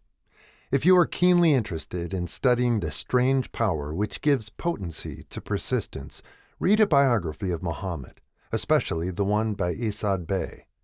This brief review of that book by Thomas Sugrue in the Herald Tribune will provide a preview of the rare treat in store for those who take the time to read the entire story of one of the most astounding examples of the power of persistence known to civilization. The Last Great Prophet, reviewed by Thomas Sugrue. Muhammad was a prophet, but he never performed a miracle. He was not a mystic. He had no formal schooling. He did not begin his mission until he was 40. When he announced that he was the messenger of God, bringing word of the true religion, he was ridiculed and labeled a lunatic. Children tripped him, and women threw filth upon him. He was banished from his native city, Mecca, and his followers were stripped of their worldly goods and sent into the desert after him. When he had been preaching 10 years, he had nothing to show for it but banishment, poverty, and ridicule. Yet before another 10 years had passed, he was dictator of all Arabia, ruler of Mecca, and the head of a new world religion, which was to sweep to the Danube and the Pyrenees before exhausting the impetus he gave it. That impetus was threefold: the power of words, the efficacy of prayer, and man's kinship with God. His career never made sense. Muhammad was born to impoverished members of a leading family of Mecca. Because Mecca, the crossroads of the world, home of the magic stone called the Kaaba, great city of trade and the center of trade routes, was unsanitary, its children were sent to be raised in the desert by Bedouins. Muhammad was thus nurtured, drawing strength and health from the milk of nomad, vicarious mothers. He tended sheep and soon hired out to a rich widow as leader of her caravans. He traveled to all parts of the Eastern world, talked with many men of diverse beliefs, and observed the decline of Christianity into warring sects. When he was 28, Khadijah, the widow, looked upon him with favor and married him. Her father would have objected to such a marriage, so she got him drunk and held him up while he gave the paternal blessing. For the next 12 years, Muhammad lived as a rich and respected and very shrewd trader. Then he took to wandering in the desert, and one day he returned with the first verse of the Quran and told Khadijah that the archangel Gabriel had appeared to him and said that he was to be the messenger of God. The Quran, the revealed word of God, was the closest thing to a miracle in Muhammad's life. He had not been a poet. He had no gift of words. Yet the verses of the Quran, as he received them and recited them to the faithful, were better than any verses which the professional poets of the tribes could produce. This, to the Arabs, was a miracle. To them the gift of words was the greatest gift. The poet was all-powerful. In addition, the Quran said that all men were equal before God, that the world should be a democratic state, Islam. It was this political heresy, plus Muhammad's desire to destroy all the 360 idols in the courtyard of the Kaaba, which brought about his banishment. The idols brought the desert tribes to Mecca, and that meant trade. So the businessmen of Mecca, the capitalists, of which he had been one, set upon Muhammad. Then he retreated to the desert and demanded sovereignty over the world. The rise of Islam began. Out of the desert came a flame which would not be extinguished, a democratic army fighting as a unit and prepared to die without wincing. Muhammad had invited the Jews and Christians to join him, for he was not building a new religion. He was calling all who believed in one God to join in a single faith. If the Jews and Christians had accepted his invitation, Islam would have conquered the world. They didn't. They would not even accept Muhammad's innovation of humane warfare. When the armies of the Prophet entered Jerusalem, not a single person was killed because of his faith. When the Crusaders entered the city centuries later, not a Muslim man, woman, or child was spared. But the Christians did accept one Muslim idea, the place of learning, the university. Chapter 10. Power of the Mastermind. The driving force, the ninth step toward riches. Power is essential for success in the accumulation of money. Plans are inert and useless without sufficient power to translate them into action. This chapter will describe the method by which an individual may attain and apply power. Power may be defined as organized and intelligently directed knowledge. Power, as the term is here used, refers to organized effort, sufficient to enable an individual to transmute desire into its monetary equivalent. Organized effort is produced through the coordination of effort of two or more people who work toward a definite end in a spirit of harmony. Power is required for the accumulation of money. Power is necessary for the retention of money after it has been accumulated. Let us ascertain how power may be acquired. If power is organized knowledge, let us examine the sources of knowledge. A. Infinite intelligence. This source of knowledge may be contacted through the procedure described in another chapter, with the aid of creative imagination. B. Accumulated experience. The accumulated experience of man, or that portion of it which has been organized and recorded, may be found in any well-equipped public library. An important part of this accumulated experience is taught in public schools and colleges, where it has been classified and organized. C. Experiment and research. In the field of science, and in practically every other walk of life, men are gathering, classifying, and organizing new facts daily. This is the source to which one must turn when knowledge is not available through accumulated experience. Here, too, the creative imagination must often be used. Knowledge may be acquired from any of the foregoing sources. It may be converted into power by organizing it into definite plans and by expressing those plans in terms of action. Examination of the three major sources of knowledge will readily disclose the difficulty an individual would have if he depended upon his efforts alone in assembling knowledge and expressing it through definite plans in terms of action. If his plans are comprehensive, and if they contemplate large proportions, he must, generally, induce others to cooperate with him before he can inject into them the necessary element of power. Gaining power through the mastermind.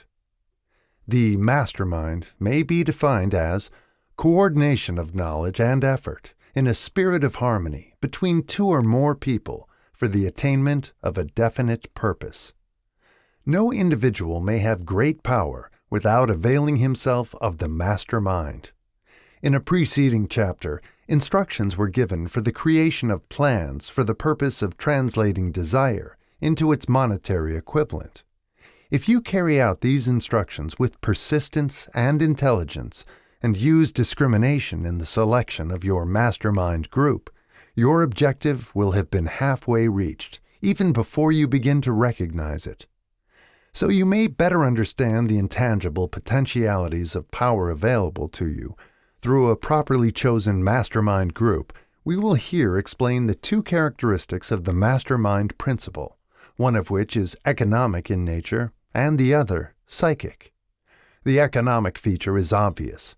Economic advantages may be created by any person who surrounds himself with the advice, counsel, and personal cooperation of a group of men who are willing to lend him wholehearted aid in a spirit of perfect harmony.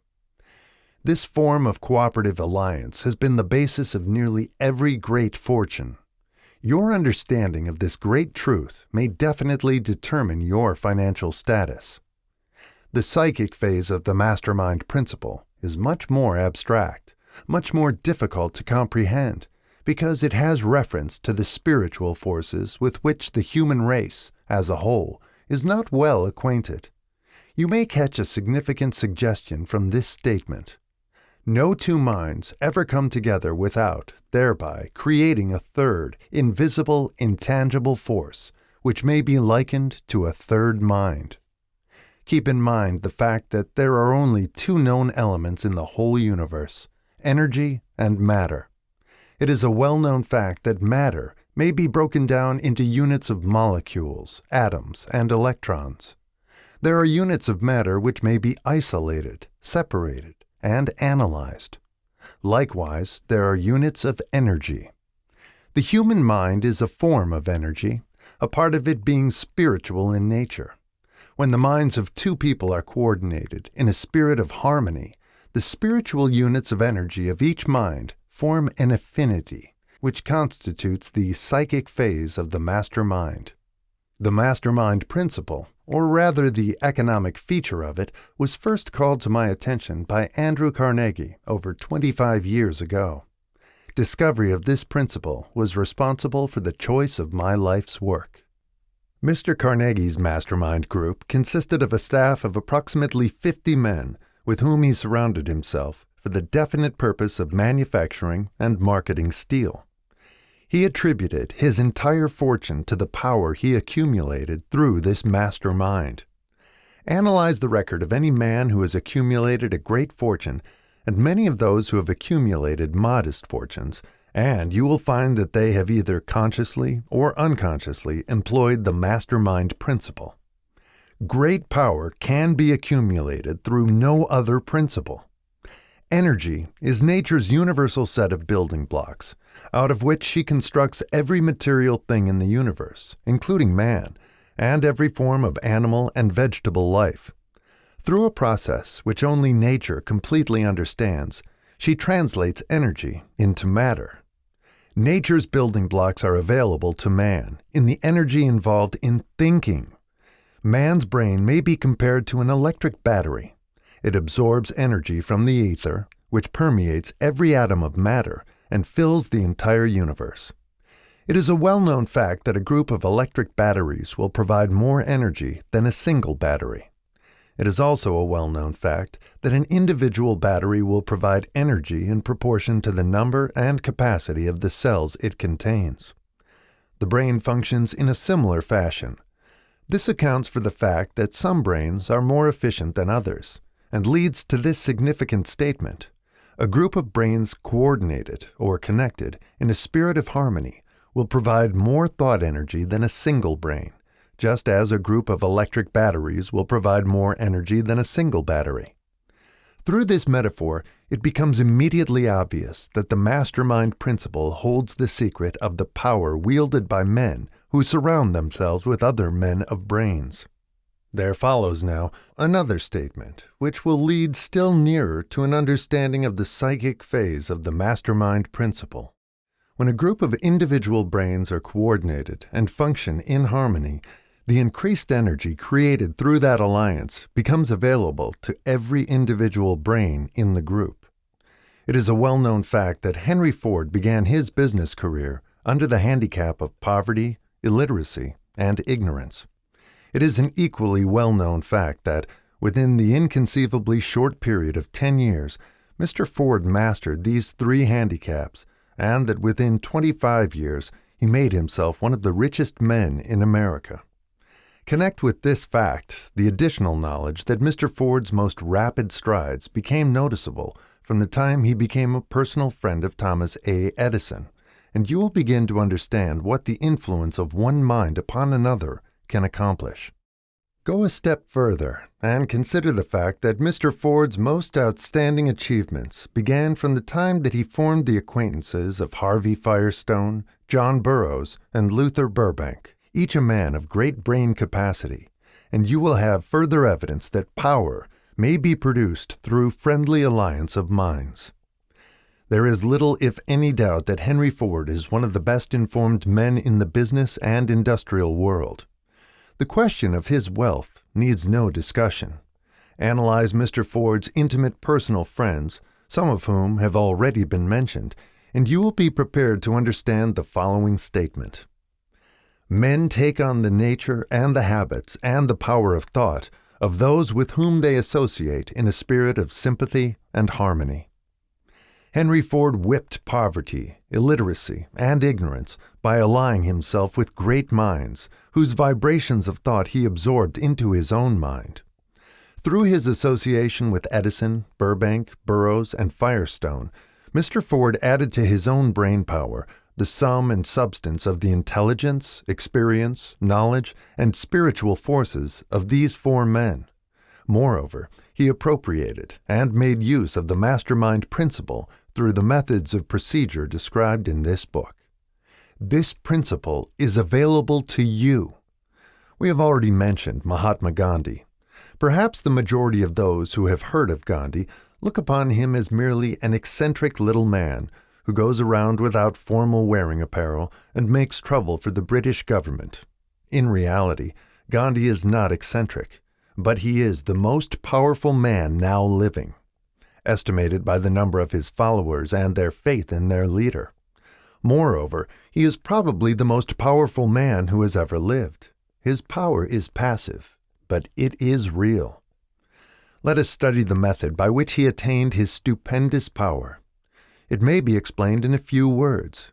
He came by power through inducing over 200 million people to coordinate with mind and body in a spirit of harmony for a definite purpose. In brief, Gandhi has accomplished a miracle, for it is a miracle when 200 million people can be induced, not forced, to cooperate in a spirit of harmony for a limitless time. If you doubt that this is a miracle, try to induce any two people to cooperate in a spirit of harmony for any length of time. Every man who manages a business knows what a difficult matter it is to get employees to work together in a spirit even remotely resembling harmony. The list of the chief sources from which power may be attained is, as you have seen, headed by infinite intelligence. When two or more people coordinate in a spirit of harmony and work toward a definite objective, they place themselves in position, through that alliance, to absorb power directly from the great universal storehouse of infinite intelligence. This is the greatest of all sources of power. It is the source to which the genius turns. It is the source to which every great leader turns, whether he may be conscious of the fact or not. The other two major sources from which the knowledge necessary for the accumulation of power may be obtained are no more reliable than the five senses of man. The senses are not always reliable. Infinite intelligence does not err. In subsequent chapters, the methods by which infinite intelligence may be most readily contacted will be adequately described. This is not a course on religion. No fundamental principle described in this book should be interpreted as being intended to interfere either directly or indirectly with any man's religious habits. This book has been confined exclusively to instructing the reader how to transmute the definite purpose of desire for money into its monetary equivalent. Read, think, and meditate as you read. Soon the entire subject will unfold, and you will see it in perspective. You are now seeing the detail of the individual chapters. Money is as shy and elusive as the old-time maiden. It must be wooed and won by methods not unlike those used by a determined lover in pursuit of the girl of his choice. And, coincidental as it is, the power used in the wooing of money is not greatly different from that used in wooing a maiden. That power, when successfully used in the pursuit of money, must be mixed with faith. It must be mixed with desire. It must be mixed with persistence. It must be applied through a plan, and that plan must be set into action. When money comes in quantities known as the big money, it flows to the one who accumulates it as easily as water flows downhill. There exists a great unseen stream of power, which may be compared to a river, except that one side flows in one direction, carrying all who get into that side of the stream onward and upward to wealth, and the other side flows in the opposite direction, carrying all who are unfortunate enough to get into it and not be able to extricate themselves from it, downward to misery and poverty. Every man who has accumulated a great fortune has recognized the existence of this stream of life. It consists of one's thinking process. The positive emotions of thought form the side of the stream which carries one to fortune, the negative emotions from the side which carries one down to poverty. This carries a thought of stupendous importance to the person who is following this book with the object of accumulating a fortune. If you are in the side of the stream of power which leads to poverty, this may serve as an oar, by which you may propel yourself over into the other side of the stream. It can serve you only through the application and use. Merely reading and passing judgment on it, either one way or another, will in no way benefit you. Some people undergo the experience of alternating between the positive and negative sides of the stream, being at times on the positive side and at times on the negative side. The Wall Street crash of '29 swept millions of people from the positive side to the negative side of the stream. These millions are struggling, some of them in desperation and fear, to get back to the positive side of the stream. This book was written especially for those millions. Poverty and riches often change places. The crash taught the world this truth, although the world will not long remember the lesson. Poverty may, and generally does, voluntarily take the place of riches. When riches take the place of poverty, the change is usually brought about through well-conceived and carefully executed plans. Poverty needs no plan. It needs no one to aid it because it is bold and ruthless. Riches are shy and timid. They have to be attracted. Anybody can wish for riches, and most people do, but only a few know that a definite plan, plus a burning desire for wealth, are the only dependable means of accumulating wealth. Chapter 11. The Mystery of Sex Transmutation. The 10th Step Toward Riches. The meaning of the word transmute is, in simple language, the changing or transferring of one element or form of energy into another. The emotion of sex brings into being a state of mind. Because of ignorance on the subject, this state of mind is generally associated with the physical, and because of improper influences to which most people have been subjected in acquiring knowledge of sex, things essentially physical have highly biased the mind. The emotion of sex has back of it the possibility of 3 constructive potentialities. They are: 1. The perpetuation of mankind. 2. The maintenance of health. As a therapeutic agency, it has no equal. 3. The transformation of mediocrity into genius through transmutation. Sex transmutation is simple and easily explained. It means the switching of the mind from thoughts of physical expression to thoughts of some other nature. Sex desire is the most powerful of human desires. When driven by this desire, men develop keenness of imagination, courage, willpower, persistence, and creative ability unknown to them at other times. So strong and impelling is the desire for sexual contact that men freely run the risk of life and reputation to indulge it. When harnessed and redirected along other lines, this motivating force maintains all of its attributes of keenness of imagination, courage, etc., which may be used as powerful creative forces in literature, art, or in any other profession or calling, including, of course, the accumulation of riches. The transmutation of sex energy calls for the exercise of willpower, to be sure, but the reward is worth the effort. The desire for sexual expression is inborn and natural. The desire cannot and should not be submerged or eliminated, but it should be given an outlet through forms of expression which enrich the body, mind, and spirit of man. If not given this form of outlet through transmutation, it will seek outlets through purely physical channels. A river may be dammed and its water controlled for a time, but eventually it will force an outlet. The same is true of the emotion of sex. It may be submerged and controlled for a time, but its very nature causes it to be ever seeking means of expression. If it is not transmuted into some creative effort, it will find a less worthy outlet. Fortunate, indeed, is the person who has discovered how to give sex emotion an outlet through some form of creative effort, for he has, by that discovery, lifted himself to the status of a genius.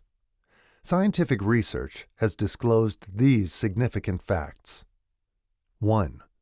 The men of greatest achievement are men with highly developed sex natures, men who have learned the art of sex transmutation. 2. The men who have accumulated great fortunes and achieved outstanding recognition in literature, art, industry, architecture, and the professions were motivated by the influence of a woman. The research from which these astounding discoveries were made went back through the pages of biography and history for more than 2,000 years.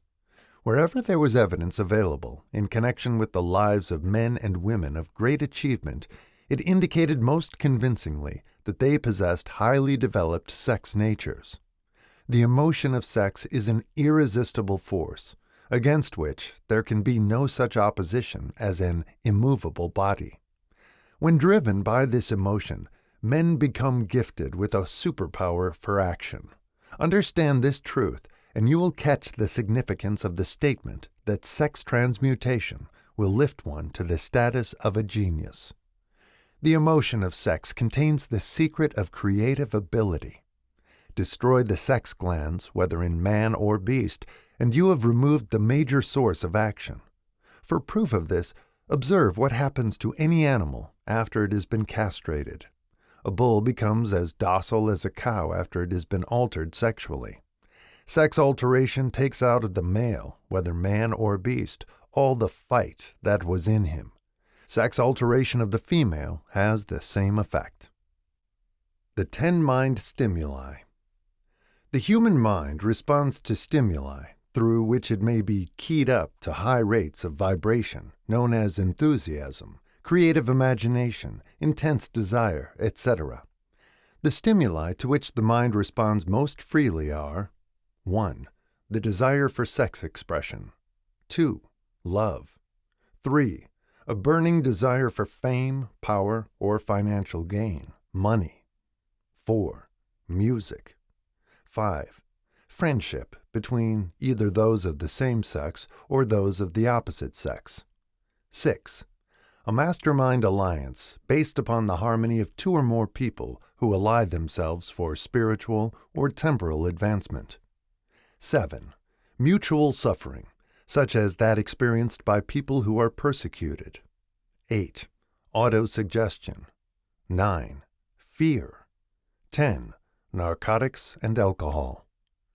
The desire for sex expression comes at the head of the list of stimuli, which most effectively step up the vibrations of the mind and start the wheels of physical action.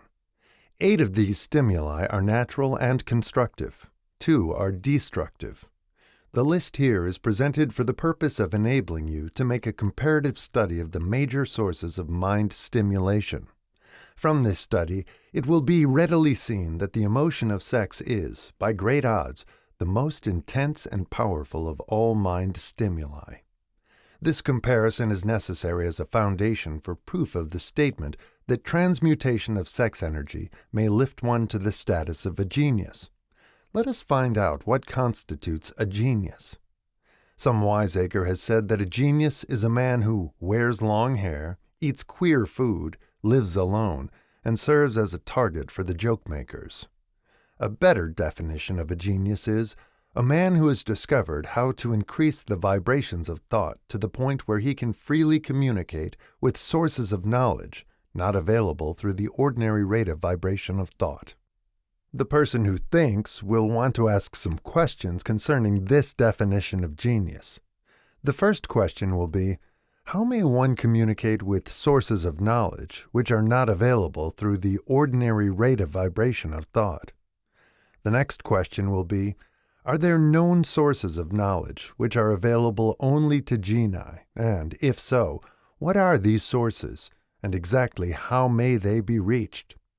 We shall offer proof of the soundness of some of the more important statements made in this book, or at least we shall offer evidence through which you may secure your own proof through experimentation, and in doing so, we shall answer both of these questions. Genius is developed through the sixth sense. The reality of a sixth sense has been fairly well established. This sixth sense is creative imagination. The faculty of creative imagination is one which the majority of people never use during an entire lifetime, and if used at all, it usually happens by mere accident. A relatively small number of people use, with deliberation and purpose aforethought, the faculty of creative imagination. Those who use this faculty voluntarily and with understanding of its functions are genii. The faculty of creative imagination is the direct link between the finite mind of man and infinite intelligence.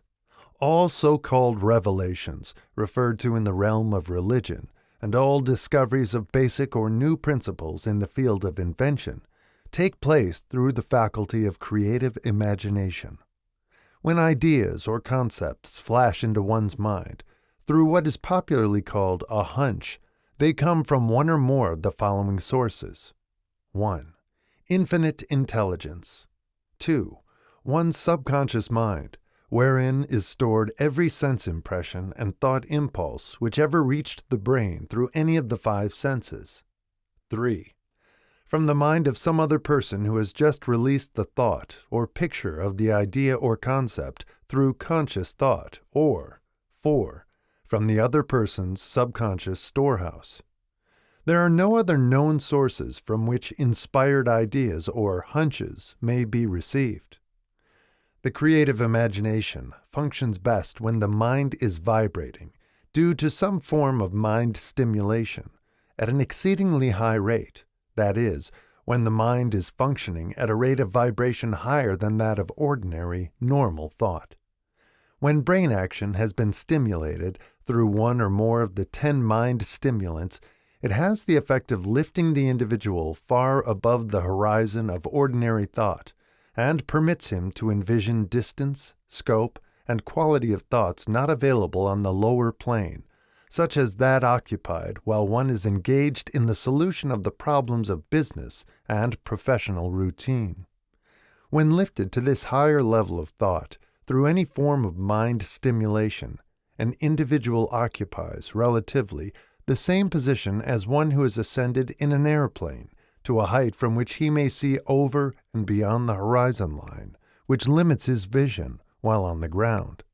Moreover, while on this higher level of thought, the individual is not hampered or bound by any of the stimuli which circumscribe and limit his vision while wrestling with the problems of gaining the 3 basic necessities of food, clothing, and shelter. He is in a world of thought in which the ordinary workaday thoughts have been as effectively removed as are the hills and valleys and other limitations of physical vision when he rises in an airplane. While on this exalted plane of thought, the creative faculty of the mind is given freedom for action. The way has been cleared for the sixth sense to function. It becomes receptive to ideas which could not reach the individual under any other circumstances. The sixth sense is the faculty which marks the difference between a genius and an ordinary individual. The creative faculty becomes more alert and receptive to vibrations originating outside the individual's subconscious mind, the more this faculty is used, and the more the individual relies upon it, and makes demands upon it for thought impulses.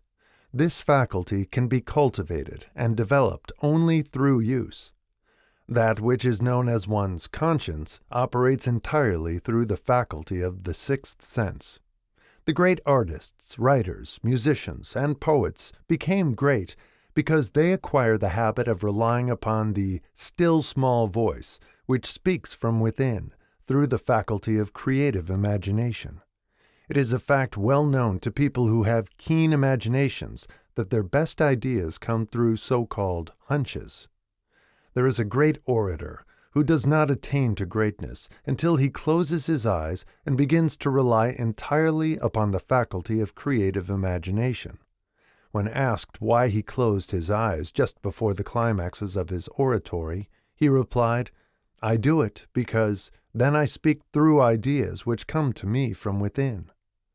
One of America's most successful and best-known financiers followed the habit of closing his eyes for 2 or 3 minutes before making a decision. When asked why he did this, he replied, "With my eyes closed, I am able to draw upon a source of superior intelligence." The late Dr. Elmer R. Gates of Chevy Chase, Maryland, created more than 200 useful patents, many of them basic, through the process of cultivating and using the creative faculty.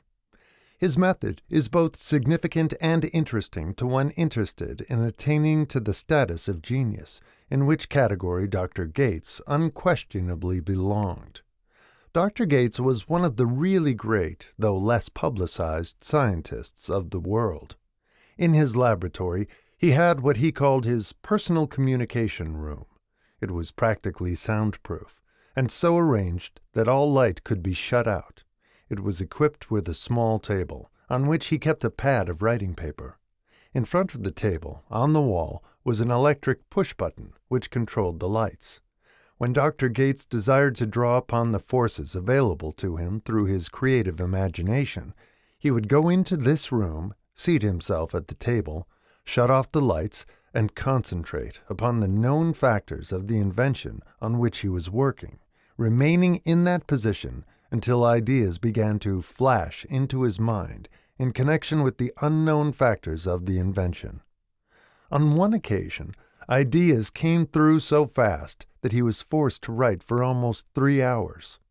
When the thoughts stopped flowing and he examined his notes, he found they contained a minute description of principles which had not a parallel among the known data of the scientific world. Moreover, the answer to his problem was intelligently presented in those notes. In this manner, Dr. Gates completed over 200 patents, which had been begun but not completed by half-baked brains. Evidence of the truth of this statement is in the United States Patent Office. Dr. Gates earned his living by sitting for ideas for individuals and corporations. Some of the largest corporations in America paid him substantial fees by the hour for sitting for ideas. The reasoning faculty is often faulty because it is largely guided by one's accumulated experience. Not all knowledge which one accumulates through experience is accurate. Ideas received through the creative faculty are much more reliable, for the reason that they come from sources more reliable than any which are available to the reasoning faculty of the mind. The major difference between the genius and the ordinary crank inventor may be found in the fact that the genius works through his faculty of creative imagination, while the crank knows nothing of this faculty. The scientific inventor, such as Mr. Edison and Dr. Gates, makes use of both the synthetic and the creative faculties of imagination. For example, the scientific inventor, or genius, begins an invention by organizing and combining the known ideas or principles accumulated through experience, through the synthetic faculty, the reasoning faculty. If he finds this accumulated knowledge to be insufficient for the completion of his invention, he then draws upon the sources of knowledge available to him through his creative faculty. The method by which he does this varies with the individual, but this is the sum and substance of his procedure. 1. He stimulates his mind so that it vibrates on a higher-than-average plane, using one or more of the 10 mind stimulants or some other stimulant of his choice. 2. He concentrates upon the known factors, the finished part, of his invention, and creates in his mind a perfect picture of unknown factors, the unfinished part of his invention. He holds this picture in his mind until it has been taken over by the subconscious mind, then relaxes by clearing his mind of all thought, and waits for his answer to flash into his mind. Sometimes the results are both definite and immediate. At other times, the results are negative, depending upon the state of development of the sixth sense or creative faculty. Mr. Edison tried out more than 10,000 different combinations of ideas through the synthetic faculty of his imagination before he tuned in through the creative faculty and got the answer which perfected the incandescent light. His experience was similar when he produced the talking machine. There is plenty of reliable evidence that the faculty of creative imagination exists. This evidence is available through accurate analysis of men who have become leaders in their respective callings, without having had extensive educations. Lincoln was a notable example of a great leader who achieved greatness through the discovery and use of his faculty of creative imagination. He discovered and began to use this faculty as the result of the stimulation of love which he experienced after he met Anne Rutledge, a statement of the highest significance in connection with the study of the source of genius. The pages of history are filled with the records of great leaders whose achievements may be traced directly to the influence of women who aroused the creative faculties of their minds through the stimulation of sex desire. Napoleon Bonaparte was one of these. When inspired by his first wife, Josephine, he was irresistible and invincible. When his better judgment or reasoning faculty prompted him to put Josephine aside, he began to decline. His defeat and St. Helena were not far distant. If good taste would permit, we might easily mention scores of men, well known to the American people, who climbed to great heights of achievement under the stimulating influence of their wives, only to drop back to destruction after money and power went to their heads, and they put aside the old wife for a new one. Napoleon was not the only man to discover that sex influence from the right source is more powerful than any substitute of expediency, which may be created by mere reason. The human mind responds to stimulation. Among the greatest and most powerful of these stimuli is the urge of sex. When harnessed and transmuted, this driving force is capable of lifting men into that higher sphere of thought, which enables them to master the sources of worry and petty annoyance which beset their pathway on the lower plane. Unfortunately, only the genii have made the discovery. Others have accepted the experience of sex urge without discovering one of its major potentialities, a fact which accounts for the great number of others as compared to the limited number of genii. For the purpose of refreshing the memory, in connection with the facts available from the biographies of certain men, we here present the names of a few men of outstanding achievement, each of whom was known to have been of a highly sexed nature. The genius which was theirs undoubtedly found its source of power in transmuted sex energy. George Washington, Napoleon Bonaparte, William Shakespeare, Abraham Lincoln, Ralph Waldo Emerson, Robert Burns, Thomas Jefferson, Albert Hubbard, Albert H. Gary, Oscar Wilde, Woodrow Wilson, John H. Patterson, Andrew Jackson, Enrico Caruso. Your own knowledge of biography will enable you to add to this list. Find, if you can, a single man in all history of civilization who achieved outstanding success in any calling who was not driven by a well-developed sex nature. If you do not wish to rely upon biographies of men not now living, take inventory of those whom you know to be men of great achievement, and see if you can find one among them who is not highly sexed. Sex energy is the creative energy of all genii. There never has been, and never will be, a great leader, builder, or artist lacking in this driving force of sex. Surely no one will misunderstand these statements to mean that all who are highly sexed are genii. Man attains to the status of a genius only when, and if, he stimulates his mind so that it draws upon the forces available through the creative faculty of the imagination. Chief among the stimuli with which this stepping up of the vibrations may be produced is sex energy. The mere possession of this energy is not sufficient to produce a genius. The energy must be transmuted from desire for physical contact into some other form of desire and action before it will lift one to the status of a genius. Far from becoming genii because of great sex desires, the majority of men lower themselves through misunderstanding and misuse of this great force to the status of the lower animals. Why men seldom succeed before 40. I discovered from the analysis of over 25,000 people that men who succeed in an outstanding way seldom do so before the age of 40, and more often they do not strike their real pace until they are well beyond the age of 50. This fact was so astounding that it prompted me to go into the study of its cause most carefully, carrying the investigation over a period of more than 12 years. This study disclosed the fact that the major reason why the majority of men who succeed do not begin to do so before the age of 40 to 50 is their tendency to dissipate their energies through overindulgence in physical expression of the emotion of sex. The majority of men never learn that the urge of sex has other possibilities, which far transcend in importance that of mere physical expression. The majority of those who make this discovery do so after having wasted many years at a period when the sex energy is at its height prior to the age of 45 to 50. This usually is followed by noteworthy achievement.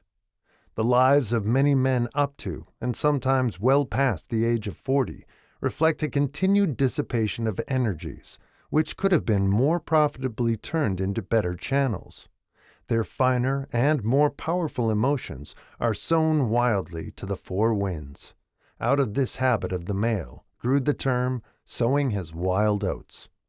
The desire for sexual expression is by far the strongest and most impelling of all the human emotions, and for this very reason this desire, when harnessed and transmuted into action, other than that of physical expression, may raise one to the status of a genius.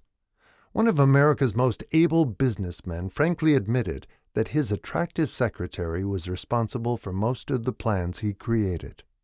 He admitted that her presence lifted him to heights of creative imagination, such as he could experience under no other stimulus. One of the most successful men in America owes most of his success to the influence of a very charming young woman who has served as his source of inspiration for more than 12 years. Everyone knows the man to whom this reference is made, but not everyone knows the real source of his achievements. History is not lacking in examples of men who attained to the status of genii as the result of the use of artificial mind stimulants in the form of alcohol and narcotics. Edgar Allan Poe wrote The Raven while under the influence of liquor, dreaming dreams that mortal never dared to dream before. James Whitcomb Riley did his best writing while under the influence of alcohol. Perhaps it was thus he saw the ordered intermingling of the real and the dream, the mill above the river and the mist above the stream. Robert Burns wrote best when intoxicated.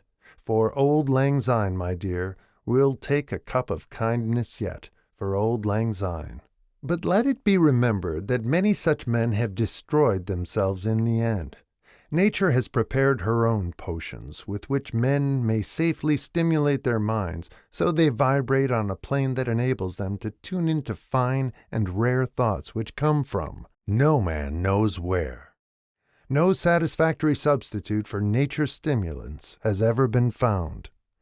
It is a fact well known to psychologists that there is a very close relationship between sex desires and spiritual urges, a fact which accounts for the peculiar behavior of people who participate in the orgies known as religious revivals, common among the primitive types.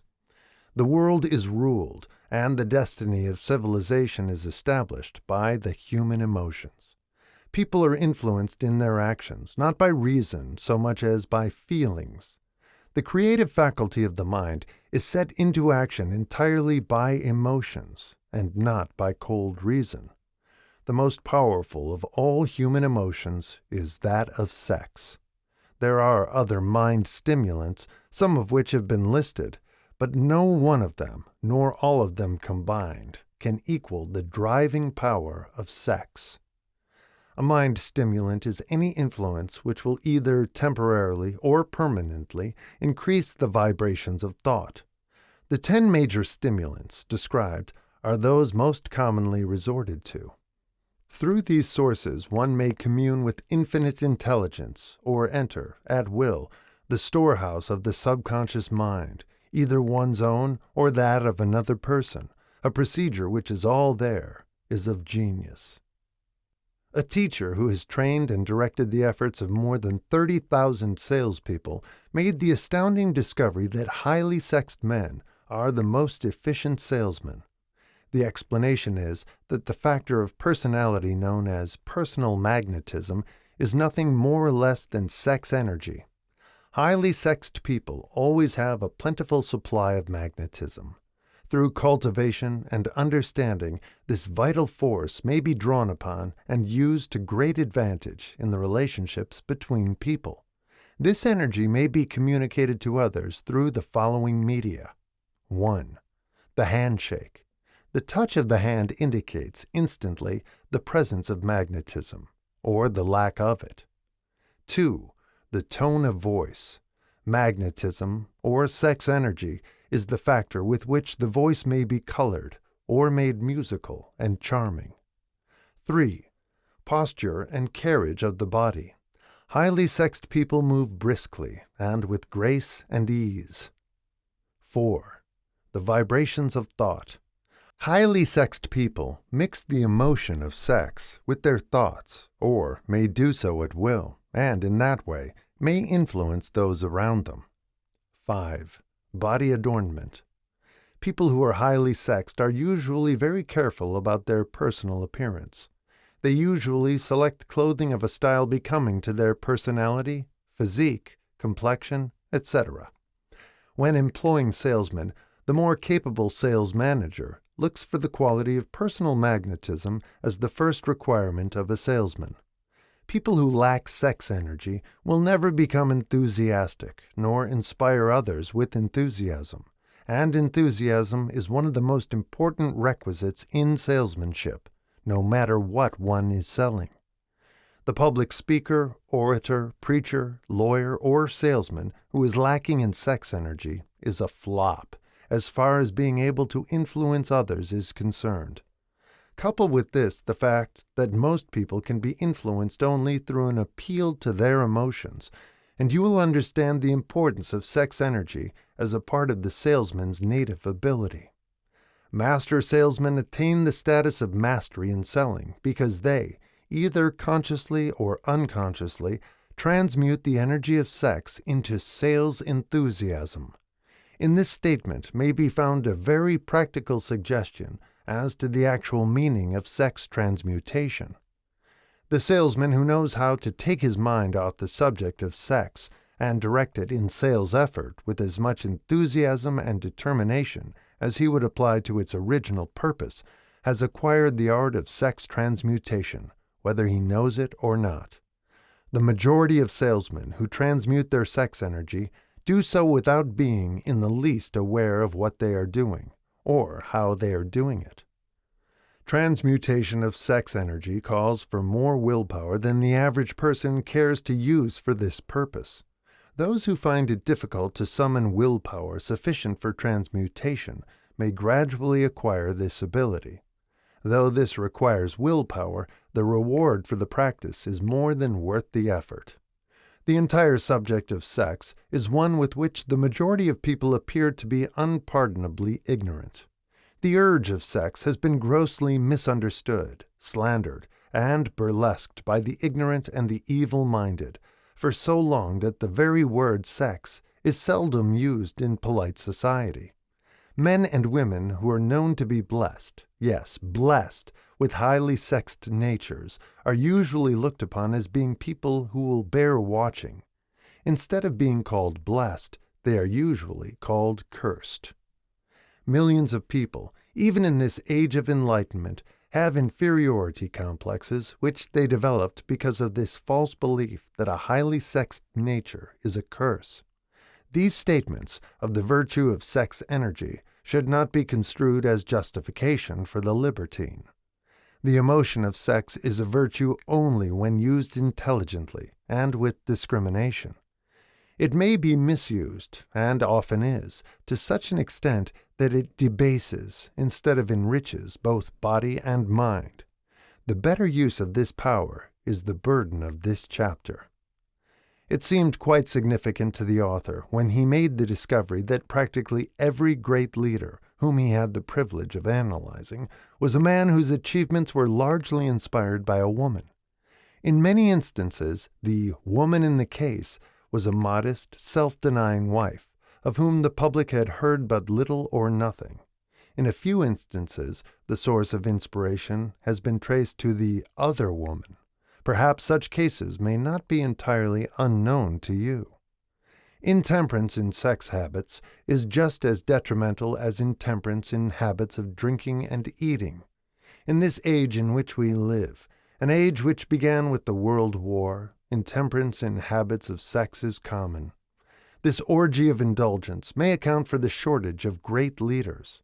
No man can avail himself of the forces of his creative imagination while dissipating them. Man is the only creature on earth which violates nature's purpose in this connection. Every other animal indulges its sex nature in moderation, and with purpose which harmonizes with the laws of nature. Every other animal responds to the call of sex only in season. Man's inclination is to declare open season. Every intelligent person knows that stimulation in excess through alcoholic drink and narcotics is a form of intemperance which destroys the vital organs of the body, including the brain. Not every person knows, however, that overindulgence in sex expression may become a habit as destructive and as detrimental to creative effort as narcotics or liquor. A sex-mad man is not essentially different than a dope-mad man. Both have lost control over their faculties of reason and willpower. Sexual overindulgence may not only destroy reason and willpower, but it may also lead to either temporary or permanent insanity. Many cases of hypochondria, imaginary illness, grow out of habits developed in ignorance of the true function of sex. From these brief references to the subject, it may be readily seen that ignorance on the subject of sex transmutation forces stupendous penalties upon the ignorant on the one hand, and withholds from them equally stupendous benefits on the other. Widespread ignorance on the subject of sex is due to the fact that the subject has been surrounded with mystery and beclouded by dark silence. The conspiracy of mystery and silence has had the same effect upon the minds of young people that the psychology of prohibition had. The result has been increased curiosity and desire to acquire more knowledge on this verboten subject. And to the shame of all lawmakers, and most physicians, by training best qualified to educate youth on that subject, information has not been easily available. Seldom does an individual enter upon highly creative effort in any field of endeavor before the age of 40. The average man reaches the period of his greatest capacity to create between 40 and 60.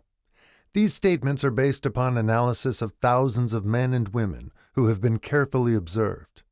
They should be encouraging to those who fail to arrive before the age of 40, and to those who become frightened at the approach of old age around the 40-year mark. The years between 40 and 50 are, as a rule, the most fruitful.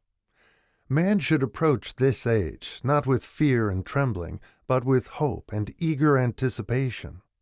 If you want evidence that most men do not begin to do their best work before the age of 40, study the records of the most successful men known to the American people, and you will find it.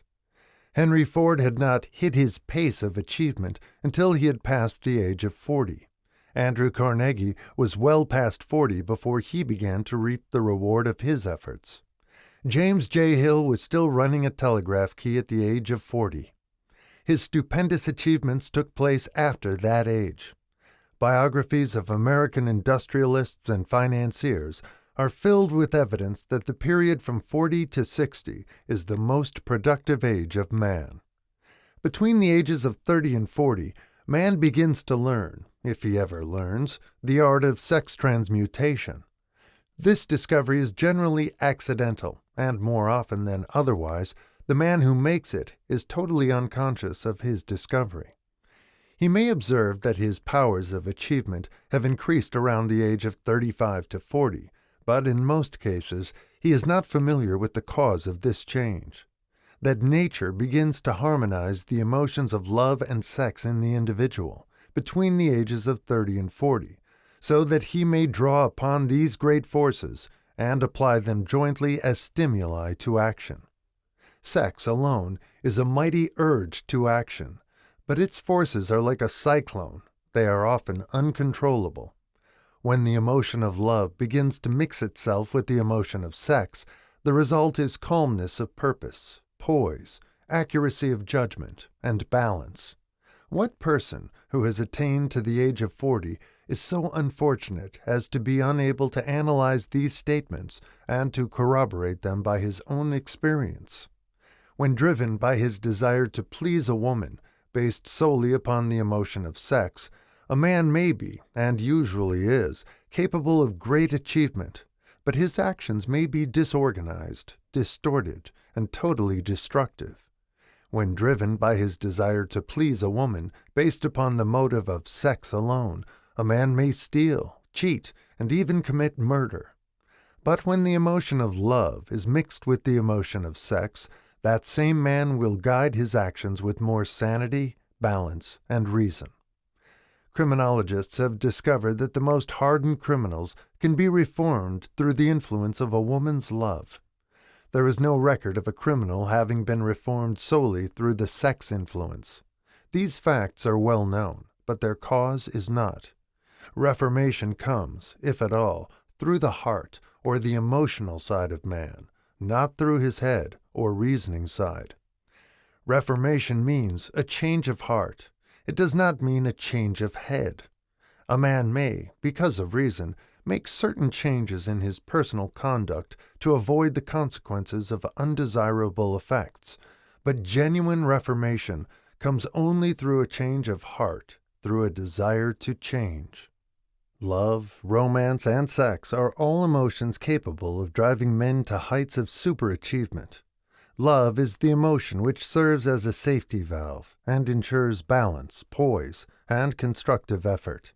When combined, these three emotions may lift one to an altitude of a genius.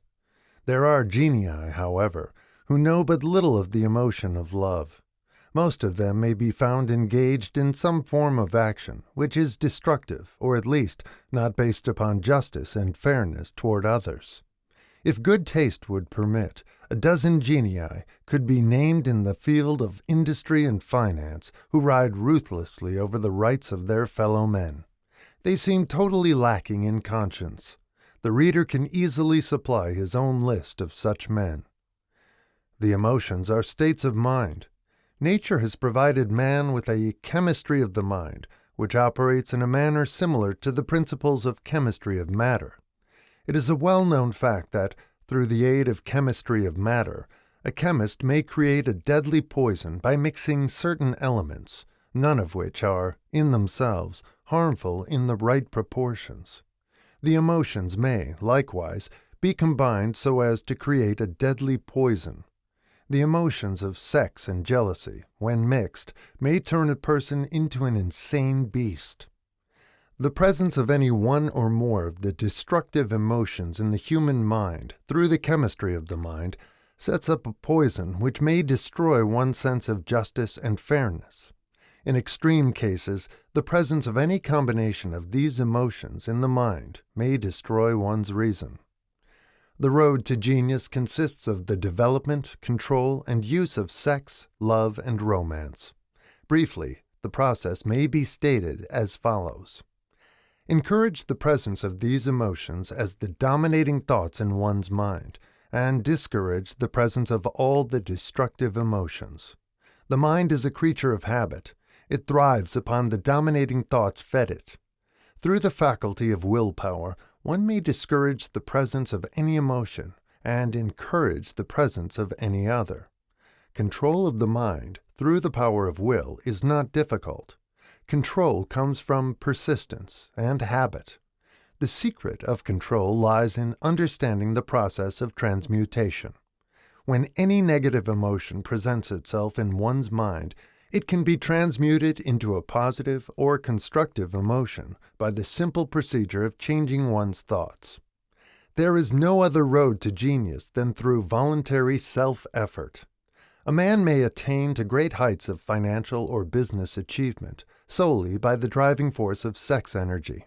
But history is filled with evidence that he may, and usually does, carry with him certain traits of character which rob him of the ability to either hold or enjoy his fortune.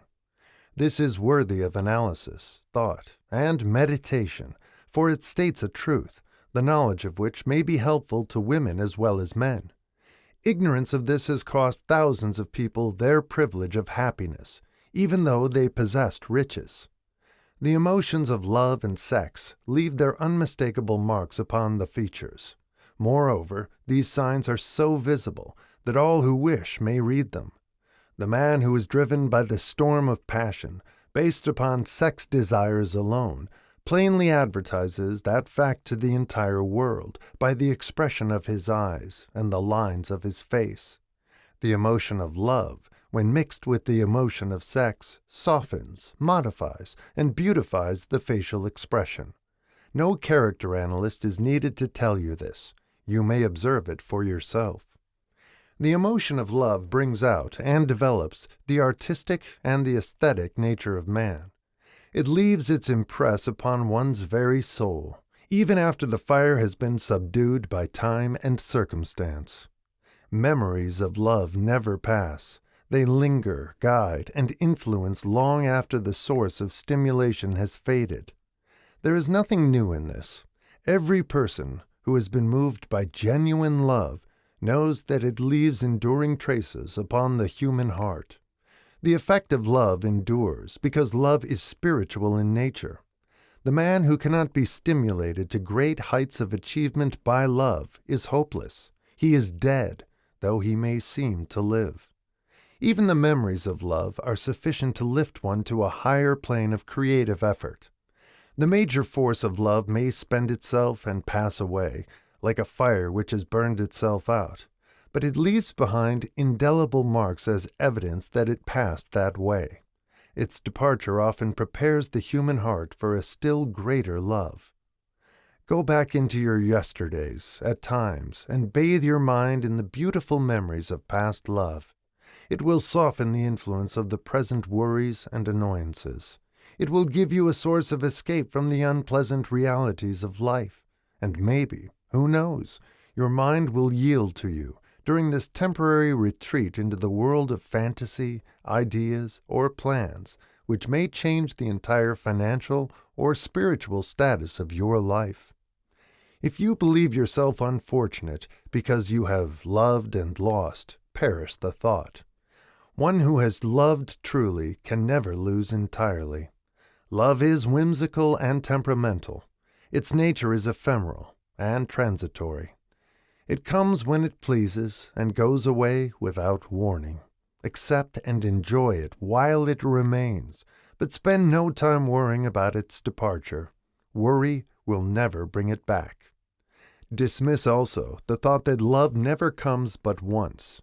Love may come and go, times without number, but there are no two love experiences which affect one in just the same way. There may be, and there usually is, one love experience which leaves a deeper imprint on the heart than all the others, but all love experiences are beneficial, except to the person who becomes resentful and cynical when love makes its departure. There should be no disappointment over love, and there would be none if people understood the difference between the emotions of love and sex. The major difference is that love is spiritual, while sex is biological. No experience which touches the human heart with a spiritual force can possibly be harmful, except through ignorance or jealousy. Love is, without question, life's greatest experience. It brings one into communion with infinite intelligence. When mixed with the emotions of romance and sex, it may lead one far up the ladder of creative effort. The emotions of love, sex, and romance are sides of the eternal triangle of achievement-building genius. Nature creates genii through no other force. Love is an emotion with many sides, shades, and colors. The love which one feels for parents or children is quite different from that which one feels for one's sweetheart. The one is mixed with the emotion of sex, while the other is not. The love which one feels in true friendship is not the same as that felt for one's sweetheart, parents, or children, but it, too, is a form of love. Then, there is the emotion of love for things inanimate, such as the love of nature's handiwork. But the most intense and burning of all these various kinds of love is that experienced in the blending of the emotions of love and sex. Marriages, not blessed with the eternal affinity of love, properly balanced and proportioned, with sex, cannot be happy ones, and seldom endure. Love alone will not bring happiness in marriage, nor will sex alone. When these two beautiful emotions are blended, marriage may bring about a state of mind closest to the spiritual that one may ever know on this earthly plane. When the emotion of romance is added to those of love and sex, the obstructions between the finite mind of man and infinite intelligence are removed. Then a genius has been born. What a different story is this than those usually associated with the emotion of sex. Here is an interpretation of the emotion which lifts it out of the commonplace and makes of it potter's clay in the hands of God, from which he fashions all that is beautiful and inspiring. It is an interpretation which would, when properly understood, bring harmony out of the chaos which exists in too many marriages. The disharmonies often expressed in the form of nagging may usually be traced to lack of knowledge on the subject of sex. Where love, romance, and the proper understanding of the emotion and function of sex abide, there is no disharmony between married people. Fortunate is the husband whose wife understands the true relationship between the emotions of love, sex, and romance. When motivated by this holy triumvirate, no form of labor is burdensome, because even the most lowly form of effort takes on the nature of a labor of love. It is a very old saying that a man's wife may either make him or break him, but the reason is not always understood. The making and breaking is the result of the wife's understanding, or lack of understanding, of the emotions of love, sex, and romance. Despite the fact that men are polygamous by the very nature of their biological inheritance, it is true that no woman has as great an influence on a man as his wife, unless he is married to a woman totally unsuited to his nature. If a woman permits her husband to lose interest in her and become more interested in other women, it is usually because of her ignorance or indifference toward the subjects of sex, love, and romance. This statement presupposes, of course, that genuine love once existed between a man and his wife. The facts are equally applicable to a man who permits his wife's interest in him to die. Married people often bicker over a multitude of trivialities. If these are analyzed accurately, the real cause of the trouble will often be found to be indifference or ignorance on these subjects. Man's greatest motivating force is his desire to please woman. The hunter who excelled during prehistoric days, before the dawn of civilization, did so because of his desire to appear great in the eyes of woman. Man's nature has not changed in this respect. The hunter of today brings home no skins of wild animals, but he indicates his desire for her favor by supplying fine clothes, motor cars, and wealth. Man has the same desire to please woman that he had before the dawn of civilization. The only thing that has changed is his method of pleasing.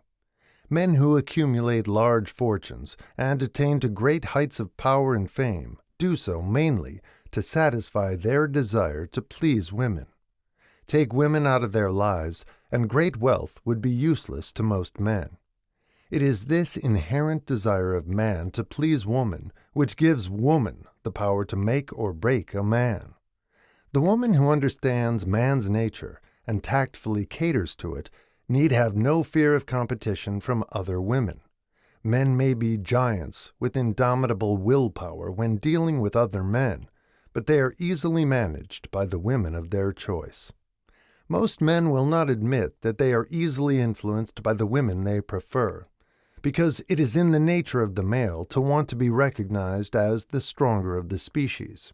Moreover, the intelligent woman recognizes this manly trait and very wisely makes no issue of it.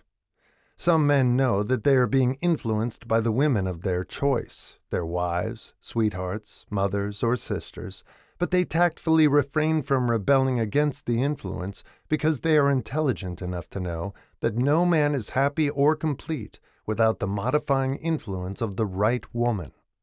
The man who does not recognize this important truth deprives himself of the power which has done more to help men achieve success than all other forces combined. Chapter 12. The Subconscious Mind. The Connecting Link. The 11th Step Toward Riches. The subconscious mind consists of a field of consciousness in which every impulse of thought that reaches the objective mind through any of the five senses is classified and recorded, and from which thoughts may be recalled or withdrawn as letters may be taken from a filing cabinet. It receives and files sense impressions or thoughts, regardless of their nature. You may voluntarily plant in your subconscious mind any plan, thought, or purpose which you desire to translate into its physical or monetary equivalent. The subconscious acts first on the dominating desires which have been mixed with emotional feeling, such as faith. Consider this in connection with the instructions given in the chapter on desire, for taking the 6 steps there outlined, and the instructions given in the chapter on the building and execution of plans, and you will understand the importance of the thought conveyed. The subconscious mind works day and night. Through a method of procedure unknown to man, the subconscious mind draws upon the forces of infinite intelligence for the power with which it voluntarily transmutes one's desires into their physical equivalent, making use always of the most practical media by which this end may be accomplished. You cannot entirely control your subconscious mind, but you can voluntarily hand it over to any plan, desire, or purpose which you wish transformed into concrete form. Read again instructions for using the subconscious mind in the chapter on autosuggestion.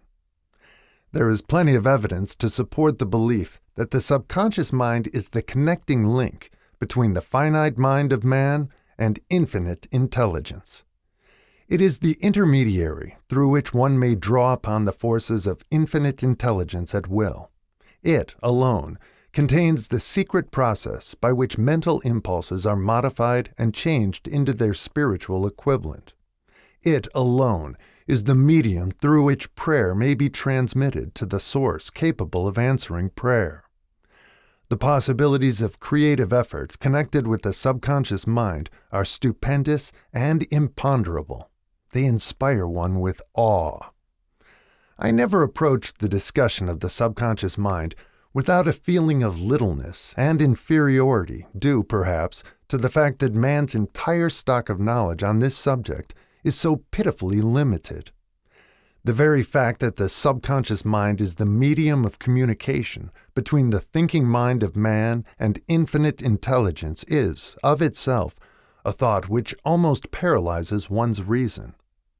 After you have accepted, as a reality, the existence of the subconscious mind and understand its possibilities as a medium for transmuting your desires into their physical or monetary equivalent, you will comprehend the full significance of the instructions given in the chapter on desire. You will also understand why you have been repeatedly admonished to make your desires clear and to reduce them to writing. You will also understand the necessity of persistence in carrying out instructions. The 13 principles are the stimuli with which you acquire the ability to reach and to influence your subconscious mind. Do not become discouraged if you cannot do this upon the first attempt. Remember that the subconscious mind may be voluntarily directed only through habit, under the directions given in the chapter on faith. You have not yet had time to master faith. Be patient. Be persistent. A good many statements in the chapters on faith and autosuggestion will be repeated here for the benefit of your subconscious mind. Remember, your subconscious mind functions voluntarily, whether you make any effort to influence it or not. This, naturally, suggests to you that thoughts of fear and poverty and all negative thoughts serve as stimuli to your subconscious mind, unless you master these impulses and give it more desirable food upon which it may feed. The subconscious mind will not remain idle. If you fail to plant desires in your subconscious mind, it will feed upon the thoughts which reach it as the result of your neglect. We have already explained that thought impulses, both negative and positive, are reaching the subconscious mind continuously from the 4 sources which were mentioned in the chapter on sex transmutation. For the present, it is sufficient if you remember that you are living daily in the midst of all manner of thought impulses, which are reaching your subconscious mind without your knowledge. Some of these impulses are negative, some are positive. You are now engaged in trying to help shut off the flow of negative impulses and to aid in voluntarily influencing your subconscious mind through positive impulses of desire. When you achieve this, you will possess the key which unlocks the door to your subconscious mind. Moreover, you will control that door so completely that no undesirable thought may influence your subconscious mind. Everything which man creates begins in the form of a thought impulse. Man can create nothing which he does not first conceive in thought. Through the aid of the imagination, thought impulses may be assembled into plans. The imagination, when under control, may be used for the creation of plans or purposes that lead to success in one's chosen occupation. All thought impulses, intended for transmutation into their physical equivalent, voluntarily planted in the subconscious mind, must pass through the imagination and be mixed with faith. The mixing of faith with a plan or purpose intended for submission to the subconscious mind may be done only through the imagination. From these statements, you will readily observe that voluntary use of the subconscious mind calls for coordination and application of all the principles. Ella Wheeler Wilcox gave evidence of her understanding of the power of the subconscious mind when she wrote, "You never can tell what a thought will do in bringing you hate or love. For thoughts are things, and their airy wings are swifter than carrier doves. They follow the law of the universe. Each thing creates its kind, and they speed o'er the track to bring you back whatever went out from your mind." Mrs. Wilcox understood the truth. that thoughts which go out from one's mind also embed themselves deeply in one's subconscious mind, where they serve as a magnet, pattern, or blueprint by which the subconscious mind is influenced while translating them into their physical equivalent. Thoughts are truly things for the reason that every material thing begins in the form of thought energy. The subconscious mind is more susceptible to influence by impulses of thought mixed with feeling or emotion than by those originating solely in the reasoning portion of the mind. In fact, there is much evidence to support the theory that only emotionalized thoughts have any action influence upon the subconscious mind. It is a well-known fact that emotion or feeling rules the majority of people. If it is true that the subconscious mind responds more quickly to and is influenced more readily by thought impulses, which are well mixed with emotion, it is essential to become familiar with the more important of the emotions. There are 7 major positive emotions and 7 major negative emotions.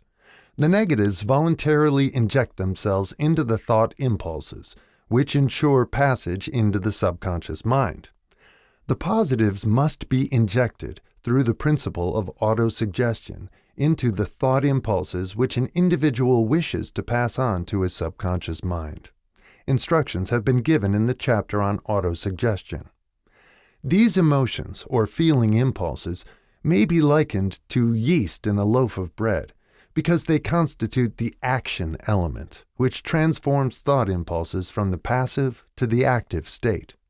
Thus may one understand why thought impulses, which have been well mixed with emotion, are acted upon more readily than thought impulses originating in cold reason.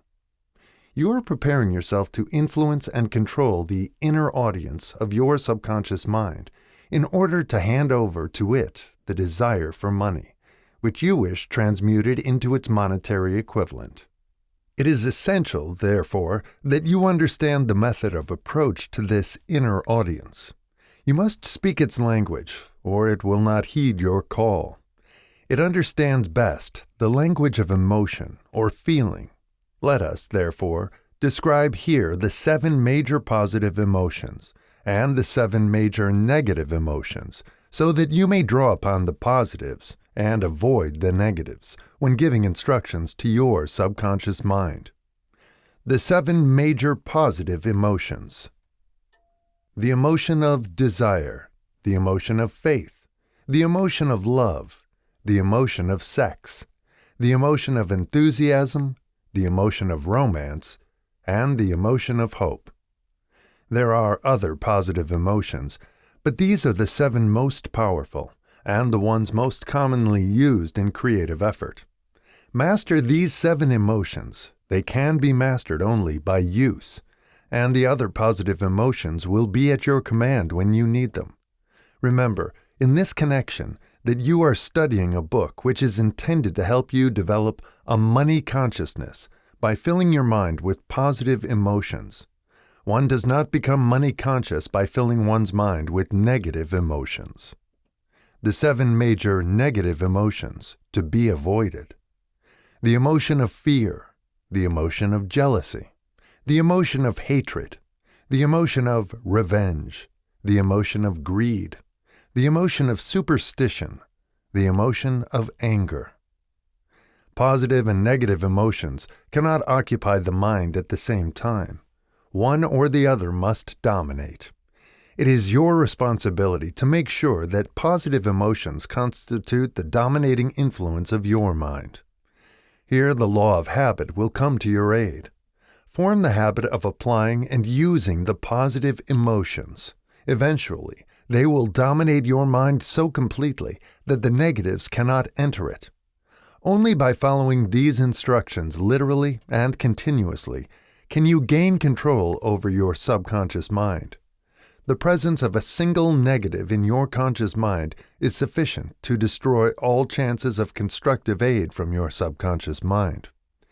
If you are an observing person, you must have noticed that most people resort to prayer only after everything else has failed, or else they pray by a ritual of meaningless words. And, because it is a fact that most people who pray do so only after everything else has failed, they go to prayer with their minds filled with fear and doubt, which are the emotions the subconscious mind acts upon and passes on to infinite intelligence. Likewise, that is the emotion which infinite intelligence receives and acts upon. If you pray for a thing, but have fear as you pray, that you may not receive it, or that your prayer will not be acted upon by infinite intelligence, your prayer will have been in vain. Prayer does sometimes result in the realization of that for which one prays. If you have ever had the experience of receiving that for which you prayed, go back in your memory and recall your actual state of mind while you were praying, and you will know for sure that the theory here described is more than a theory. The time will come when the schools and educational institutions of the country will teach the science of prayer. Moreover, then prayer may be and will be reduced to a science. When that time comes, it will come as soon as mankind is ready for it and demands it. No one will approach the universal mind in a state of fear, for the very good reason that there will be no such emotion as fear. Ignorance, superstition, and false teaching will have disappeared, and man will have attained his true status as a child of infinite intelligence. A few have already attained this blessing. If you believe this prophecy is far-fetched, take a look at the human race in retrospect. Less than 100 years ago, men believed the lightning to be evidence of the wrath of God and feared it.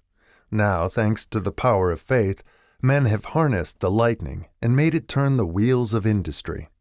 Much less than 100 years ago, men believed the space between the planets to be nothing but a great void, a stretch of dead nothingness.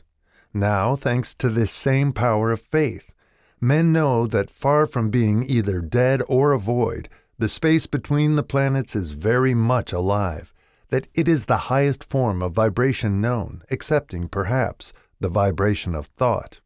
Moreover, men know that this living, pulsating, vibratory energy which permeates every atom of matter and fills every niche of space connects every human brain with every other human brain. What reason have men to believe that this same energy does not connect every human brain with infinite intelligence? There are no toll gates between the finite mind of men and infinite intelligence. The communication costs nothing except patience, faith, persistence, understanding, and a sincere desire to communicate. Moreover, the approach can be made only by the individual himself. Paid prayers are worthless. Infinite intelligence does no business by proxy. You either go direct or you do not communicate. You may buy prayer books and repeat them until the day of your doom, without avail. Thoughts which you wish to communicate to infinite intelligence must undergo transformation, such as can be given only through your own subconscious mind. The method by which you may communicate with infinite intelligence is very similar to that through which the vibration of sound is communicated by radio. If you understand the working principle of radio, you, of course, know that sound cannot be communicated through the ether until it has been stepped up or changed into a rate of vibration which the human ear cannot detect. The radio-sending station picks up the sound of the human voice and scrambles or modifies it by stepping up the vibration millions of times. Only in this way can the vibration of sound be communicated through the ether. After this transformation has taken place, the ether picks up the energy, which originally was in the form of vibrations of sound, carries that energy to radio receiving stations, and these receiving sets step that energy back down to its original rate of vibration, so it is recognized as sound. The subconscious mind is the intermediary, which translates one's prayers into terms which infinite intelligence can recognize, presents the message, and brings back the answer in the form of a definite plan or idea for procuring the object of the prayer. Understand this principle, and you will know why mere words read from a prayer book cannot and will never serve as an agency of communication between the mind of man and infinite intelligence. Before your prayer will reach infinite intelligence, a statement of the author's theory only. It probably is transformed from its original thought vibration into terms of spiritual vibration. Faith is the only known agency which will give your thoughts a spiritual nature. Faith and fear make poor bedfellows. Where one is found, the other cannot exist. Chapter 13. The Brain. A broadcasting and receiving station for thought.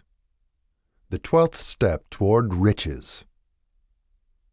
More than 20 years ago, the author, working in conjunction with the late Dr. Alexander Graham Bell and Dr. Elmer R. Gates, observed that every human brain is both a broadcasting and receiving station for the vibration of thought.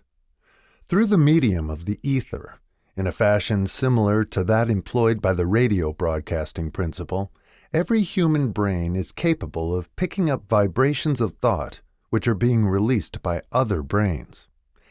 In connection with the statement in the preceding paragraph, compare and consider the description of the creative imagination as outlined in the chapter on imagination.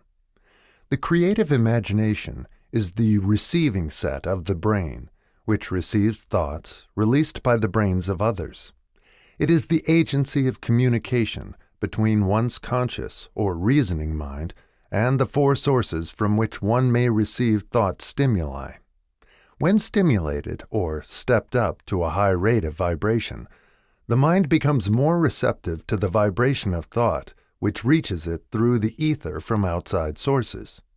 This stepping up process takes place through the positive emotions or the negative emotions. Through the emotions, the vibrations of thought may be increased. Vibrations of an exceedingly high rate are the only vibrations picked up and carried by the ether from one brain to another. Thought is energy traveling at an exceedingly high rate of vibration. Thought, which has been modified or stepped up by any of the major emotions, vibrates at a much higher rate than ordinary thought, and it is this type of thought which passes from one brain to another through the broadcasting machinery of the human brain. The emotion of sex stands at the head of the list of human emotions, as far as intensity and driving force are concerned. The brain, which has been stimulated by the emotion of sex, vibrates at a much more rapid rate than it does when that emotion is quiescent or absent. The result of sex transmutation is the increase of the rate of vibration of thoughts to such a pitch that the creative imagination becomes highly receptive to ideas, which it picks up from the ether. On the other hand, when the brain is vibrating at a rapid rate, it not only attracts thoughts and ideas released by other brains through the medium of the ether, but it gives to one's own thoughts that feeling which is essential before those thoughts will be picked up and acted upon by one's subconscious mind. Thus, you will see that the broadcasting principle is the factor through which you mix feeling or emotion with your thoughts and pass them on to your subconscious mind. The subconscious mind is the sending station of the brain through which vibrations of thought are broadcast. The creative imagination is the receiving set through which the vibrations of thought are picked up from the ether. Along with the important factors of the subconscious mind and the faculty of the creative imagination, which constitute the sending and receiving sets of your mental broadcasting machinery, consider now the principle of autosuggestion, which is the medium by which you may put into operation your broadcasting station. Through the instructions described in the chapter on autosuggestion, you are definitely informed of the method by which desire may be transmuted into its monetary equivalent. Operation of your mental broadcasting station is a comparatively simple procedure. You have but three principles to bear in mind and to apply when you wish to use your broadcasting station: the subconscious mind, creative imagination, and autosuggestion. The stimuli through which you put these three principles into action have been described. The procedure begins with desire. The greatest forces are intangible. The Depression brought the world to the very borderline of understanding of the forces which are intangible and unseen. Through the ages which have passed, man has depended too much upon his physical senses, and has limited his knowledge to physical things, which he could see, touch, weigh, and measure. We are now entering the most marvelous of all ages, an age which will teach us something of the intangible forces of the world about us. Perhaps we shall learn, as we pass through this age, that the other self is more powerful than the physical self we see when we look into a mirror. Sometimes men speak lightly of the intangibles, the things which they cannot perceive through any of their five senses, and when we hear them, it should remind us that all of us are controlled by forces which are unseen and intangible. The whole of mankind has not the power to cope with, nor to control the intangible force wrapped up in the rolling waves of the oceans. Man has not the capacity to understand the intangible force of gravity, which keeps this little earth suspended in mid-air, and keeps man from falling from it, much less the power to control that force. Man is entirely subservient to the intangible force which comes with a thunderstorm, and he is just as helpless in the presence of the intangible force of electricity. Nay, he does not even know what electricity is, where it comes from, or what is its purpose. Nor is this, by any means, the end of man's ignorance in connection with things unseen and intangible. He does not understand the intangible force and intelligence wrapped up in the soil of the earth, the force which provides him with every morsel of food he eats, every article of clothing he wears, every dollar he carries in his pockets. The dramatic story of the brain.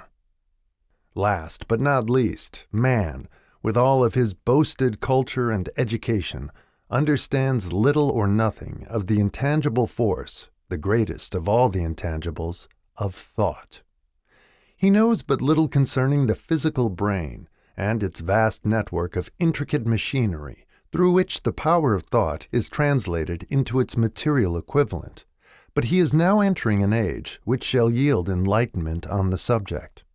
Already men of science have begun to turn their attention to the study of this stupendous thing called a brain, and, while they are still in the kindergarten stage of their studies, they have uncovered enough knowledge to know that the central switchboard of the human brain, the number of lines which connect the brain cells one with another, equal the figure 1 followed by 15 million ciphers. The figure is so stupendous, said Dr. C. Judson Herrick of the University of Chicago, that astronomical figures dealing with hundreds of millions of light years become insignificant by comparison. It has been determined that there are from 10 billion to 14 billion nerve cells in the human cerebral cortex, and we know that these are arranged in definite patterns. These arrangements are not haphazard, they are orderly. Recently developed methods of electrophysiology draw off action currents from very precisely located cells, or fibers with microelectrodes, amplify them with radio tubes, and record potential differences to a millionth of a volt. It is inconceivable that such a network of intricate machinery should be in existence for the sole purpose of carrying on the physical functions incidental to growth and maintenance of the physical body. Is it not likely that the same system, which gives billions of brain cells the media for communication one with another, provides also the means of communication with other intangible forces? After this book had been written, just before the manuscript went to the publisher, there appeared in the New York Times an editorial showing that at least one great university and one intelligent investigator in the field of mental phenomena are carrying on an organized research through which conclusions have been reached that parallel many of those described in this and the following chapter.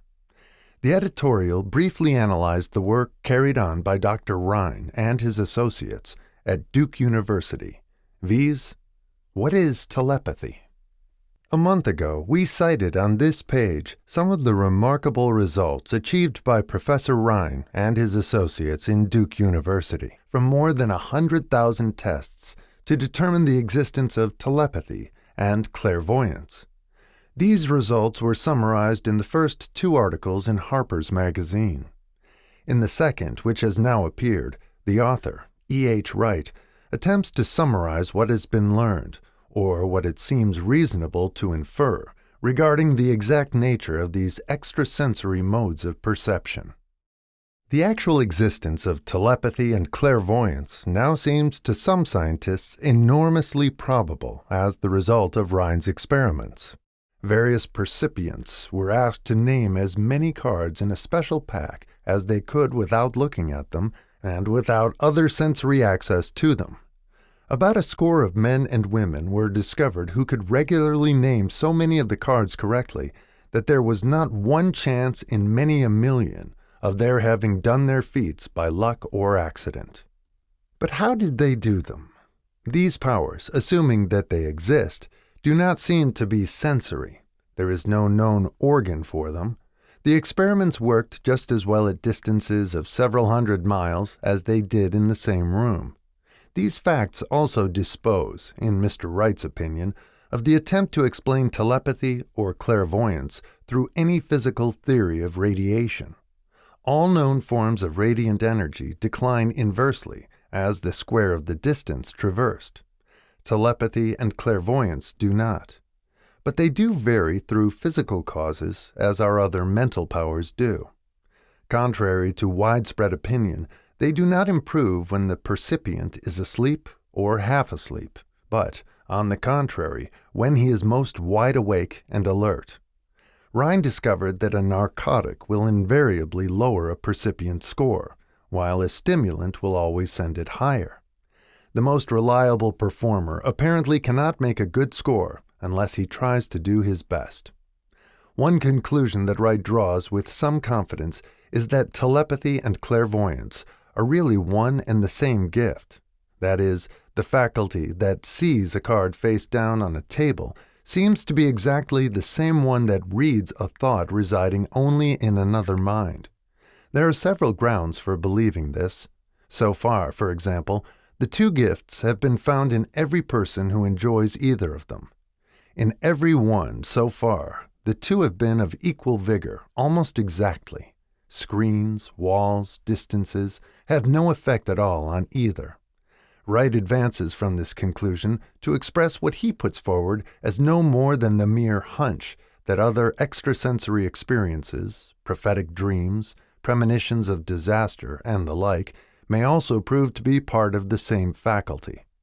The reader is not asked to accept any of these conclusions unless he finds it necessary, but the evidence that Rhine has piled up must remain impressive. In view of Dr. Rhine's announcement in connection with the conditions under which the mind responds to what he terms extrasensory modes of perception, I now feel privileged to add to his testimony by stating that my associates and I have discovered what we believe to be the ideal conditions under which the mind can be stimulated so that the 6th sense described in the next chapter can be made to function in a practical way. The conditions to which I refer consist of a close working alliance between myself and 2 members of my staff.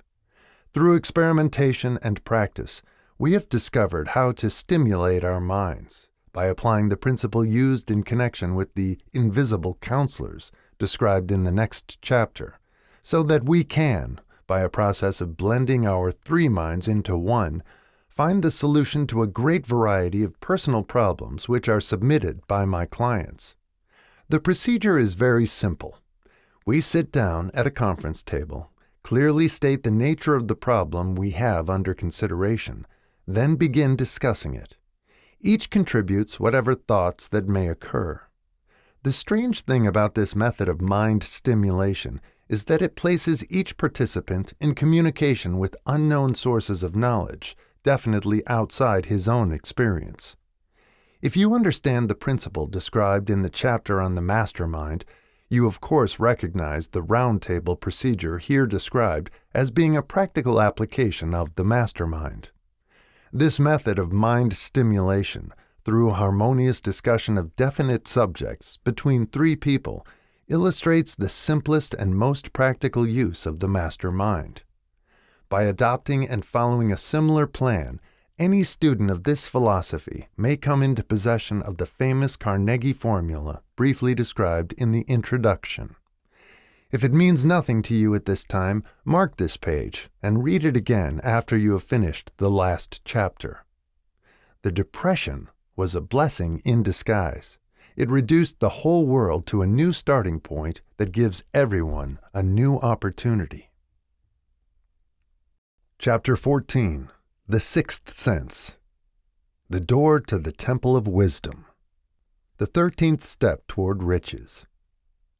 The 13th principle is known as the Sixth Sense, through which infinite intelligence may and will communicate voluntarily, without any effort from or demands by the individual.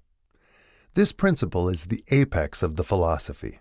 It can be assimilated, understood, and applied only by mastering the other 12 principles. The sixth sense is that portion of the subconscious mind which has been referred to as the creative imagination. It has also been referred to as the receiving set, through which ideas, plans, and thoughts flash into the mind. The flashes are sometimes called hunches or inspirations. The sixth sense defies description. It cannot be described to a person who has not mastered the other principles of this philosophy, because such a person has no knowledge and no experience with which the sixth sense may be compared. Understanding of the sixth sense comes only by meditation through mind development from within. The sixth sense probably is the medium of contact between the finite mind of man and infinite intelligence, and for this reason, it is a mixture of both the mental and the spiritual. It is believed to be the point at which the mind of man contacts the universal mind. After you have mastered the principles described in this book, you will be prepared to accept as truth a statement which may, otherwise, be incredible to you. Namely, through the aid of the sixth sense, you will be warned of impending dangers in time to avoid them, and notified of opportunities in time to embrace them. There comes to your aid, and to do your bidding, with the development of the sixth sense, a guardian angel who will open to you at all times the door to the temple of wisdom. Whether or not this is a statement of truth, you will never know, except by following the instructions described in the pages of this book or some similar method of procedure. The author is not a believer in, nor an advocate of, miracles, for the reason that he has enough knowledge of nature to understand that nature never deviates from her established laws. Some of her laws are so incomprehensible that they produce what appear to be miracles.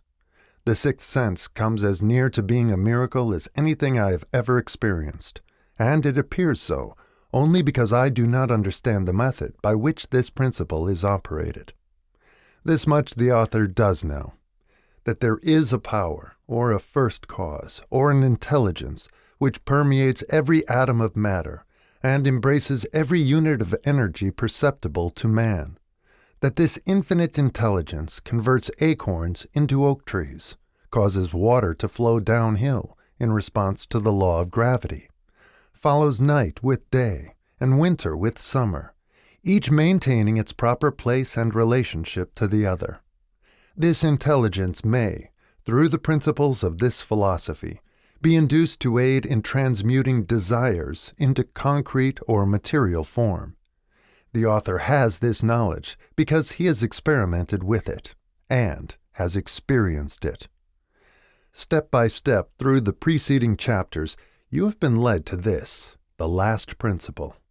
If you have mastered each of the preceding principles, you are now prepared to accept, without being skeptical, the stupendous claims made here. If you have not mastered the other principles, you must do so before you may determine, definitely, whether or not the claims made in this chapter are fact or fiction. While I was passing through the age of hero worship, I found myself trying to imitate those whom I most admired. Moreover, I discovered that the element of faith with which I endeavored to imitate my idols gave me great capacity to do so quite successfully. I have never entirely divested myself of this habit of hero worship. although I have passed the age commonly given over to such. My experience has taught me that the next best thing to being truly great is to emulate the great by feeling and action as nearly as possible. Long before I had ever written a line for publication or endeavored to deliver a speech in public, I followed the habit of reshaping my own character by trying to imitate the 9 men whose lives and life works had been most impressive to me. These 9 men were Emerson, Paine, Edison, Darwin, Lincoln, Burbank, Napoleon, Ford, and Carnegie. Every night over a long period of years, I held an imaginary council meeting with this group, whom I called my invisible counselors. The procedure was this.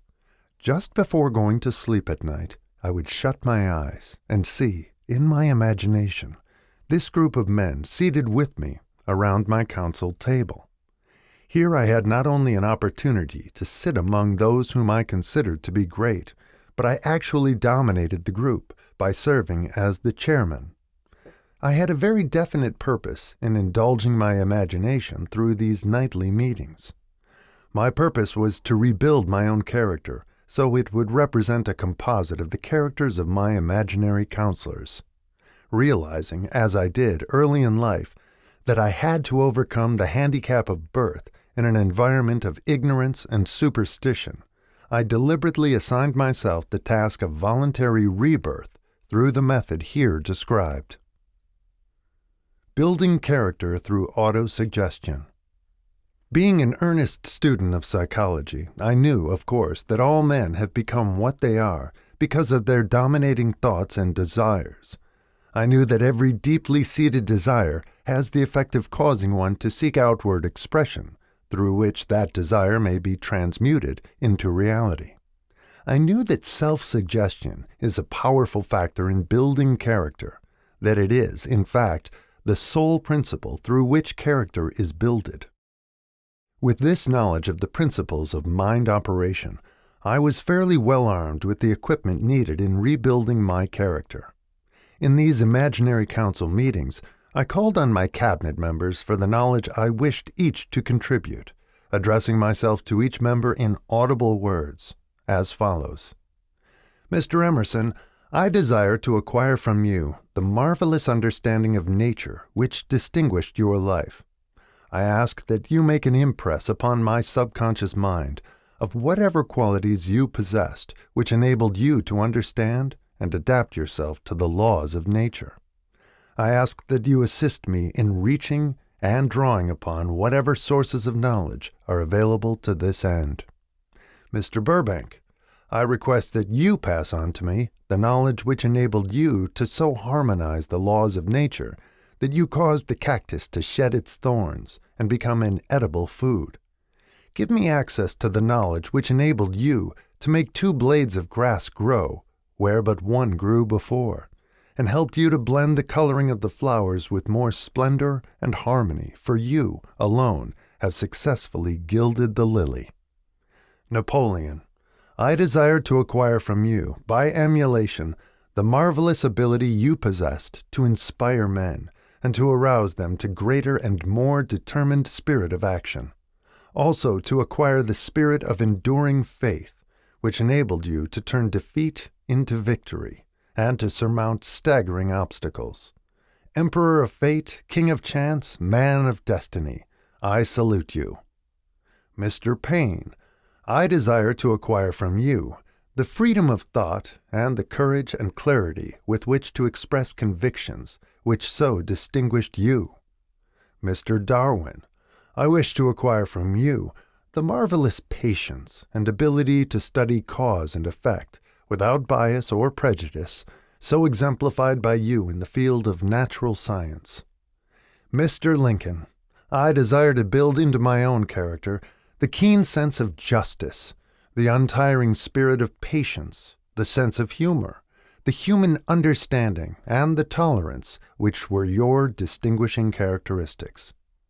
Mr. Carnegie, I am already indebted to you for my choice of a life work, which has brought me great happiness and peace of mind.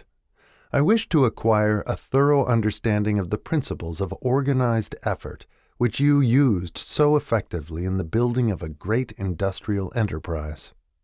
Mr. Ford, you have been among the most helpful of the men who have supplied much of the material essential to my work. I wish to acquire your spirit of persistence, the determination, poise, and self-confidence which have enabled you to master poverty, organize, unify, and simplify human effort, so I may help others to follow in your footsteps. Mr. Edison, I have seated you nearest to me, at my right, because of the personal cooperation you have given me during my research into the causes of success and failure. I wish to acquire from you the marvelous spirit of faith with which you have uncovered so many of nature's secrets, the spirit of unremitting toil with which you have so often wrested victory from defeat. My method of addressing the members of the imaginary cabinet would vary according to the traits of character in which I was, for the moment, most interested in acquiring. I studied the records of their lives with painstaking care. After some months of this nightly procedure, I was astounded by the discovery that these imaginary figures became, apparently, real. Each of these 9 men developed individual characteristics, which surprised me. For example, Lincoln developed the habit of always being late, then walking around in solemn parade. When he came, he walked very slowly, with his hands clasped behind him, and once in a while he would stop as he passed and rest his hand momentarily upon my shoulder. He always wore an expression of seriousness upon his face. Rarely did I see him smile. The cares of a sundered nation made him grave. That was not true of the others. Burbank and Payne often indulged in witty repartee, which seemed at times to shock the other members of the cabinet. One night Payne suggested that I prepare a lecture on the Age of Reason, and deliver it from the pulpit of a church which I formerly attended. Many around the table laughed heartily at the suggestion. Not Napoleon. He drew his mouth down at the corners and groaned so loudly that all turned and looked at him with amazement. To him, the church was but a pawn of the state, not to be reformed, but to be used as a convenient inciter to mass activity by the people. On one occasion Burbank was late. When he came, he was excited with enthusiasm and explained that he had been late because of an experiment he was making, through which he hoped to be able to grow apples on any sort of tree. Payne chided him by reminding him that it was an apple which started all the trouble between man and woman.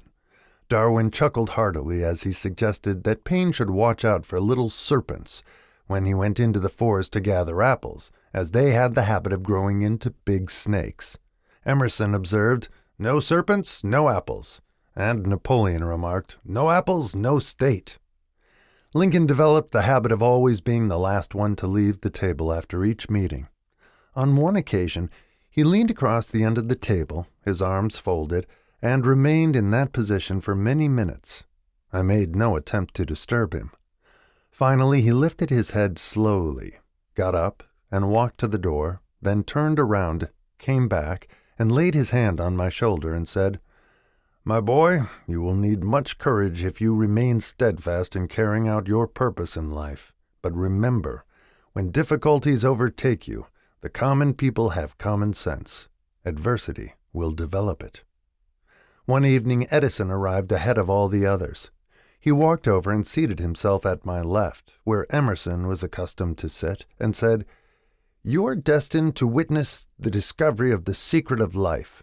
When the time comes, you will observe that life consists of great swarms of energy or entities, each as intelligent as human beings think themselves to be. These units of life group together like hives of bees and remain together until they disintegrate through lack of harmony. These units have differences of opinion, the same as human beings, and often fight among themselves. These meetings which you are conducting will be very helpful to you.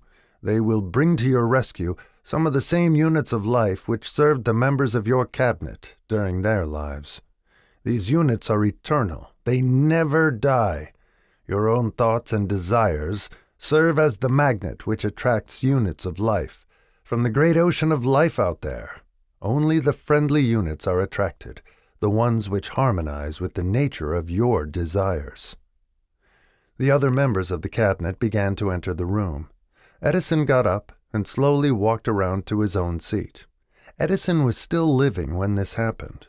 It impressed me so greatly that I went to see him and told him about the experience. He smiled broadly and said, "Your dream was more a reality than you may imagine it to have been." He added no further explanation to his statement. These meetings became so realistic that I became fearful of their consequences and discontinued them for several months. The experiences were so uncanny, I was afraid if I continued them, I would lose sight of the fact that the meetings were purely experiences of my imagination. Some 6 months after I had discontinued the practice, I was awakened one night, or thought I was, when I saw Lincoln standing at my bedside. He said, "The world will soon need your services. It is about to undergo a period of chaos which will cause men and women to lose faith and become panic-stricken. Go ahead with your work and complete your philosophy. That is your mission in life. If you neglect it, for any cause whatsoever, you will be reduced to a primal state, and be compelled to retrace the cycles through which you have passed during thousands of years." I was unable to tell the following morning whether I had dreamed this or had actually been awake, and I have never since found out which it was, but I do know that the dream, if it were a dream, was so vivid in my mind the next day that I resumed my meetings the following night. At our next meeting, the members of my cabinet all filed into the room together and stood at their accustomed places at the council table, while Lincoln raised a glass and said, "Gentlemen, let us drink a toast to a friend who has returned to the fold."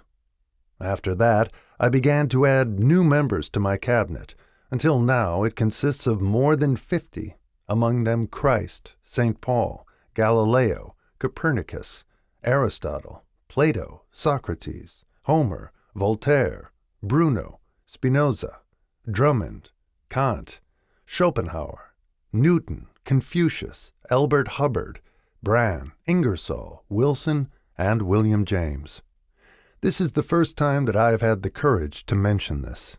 Heretofore, I have remained quiet on the subject because I knew, from my own attitude in connection with such matters, that I would be misunderstood if I described my unusual experience. I have been emboldened now to reduce my experience to the printed page, because I am now less concerned about what they say than I was in the years that have passed.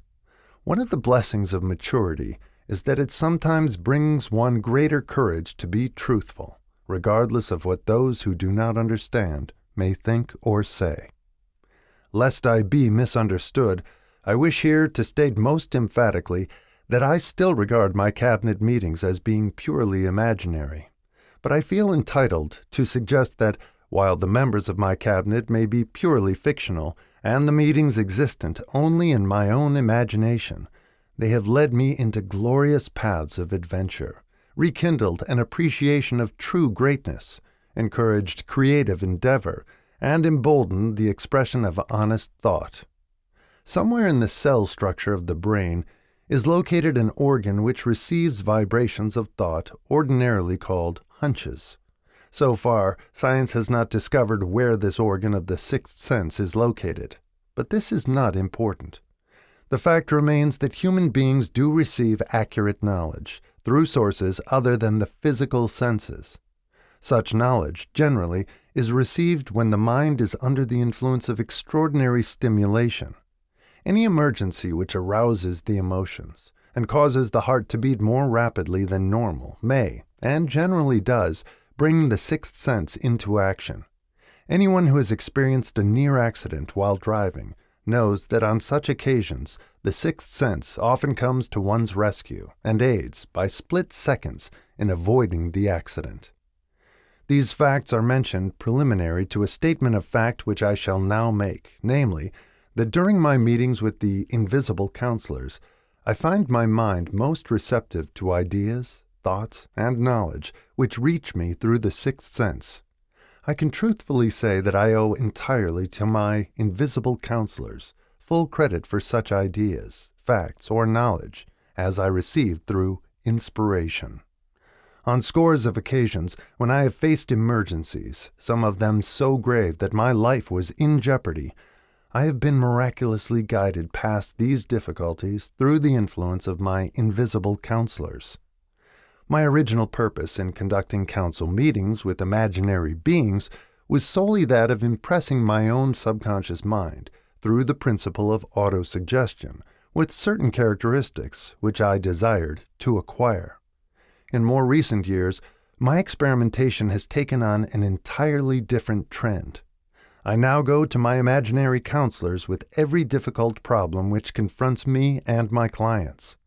The results are often astonishing, although I do not depend entirely on this form of counsel. You, of course, have recognized that this chapter covers a subject with which a majority of people are not familiar. The sixth sense is a subject that will be of great interest and benefit to the person whose aim is to accumulate vast wealth, but it need not claim the attention of those whose desires are more modest. Henry Ford undoubtedly understands and makes practical use of the sixth sense. His vast business and financial operations make it necessary for him to understand and use this principle.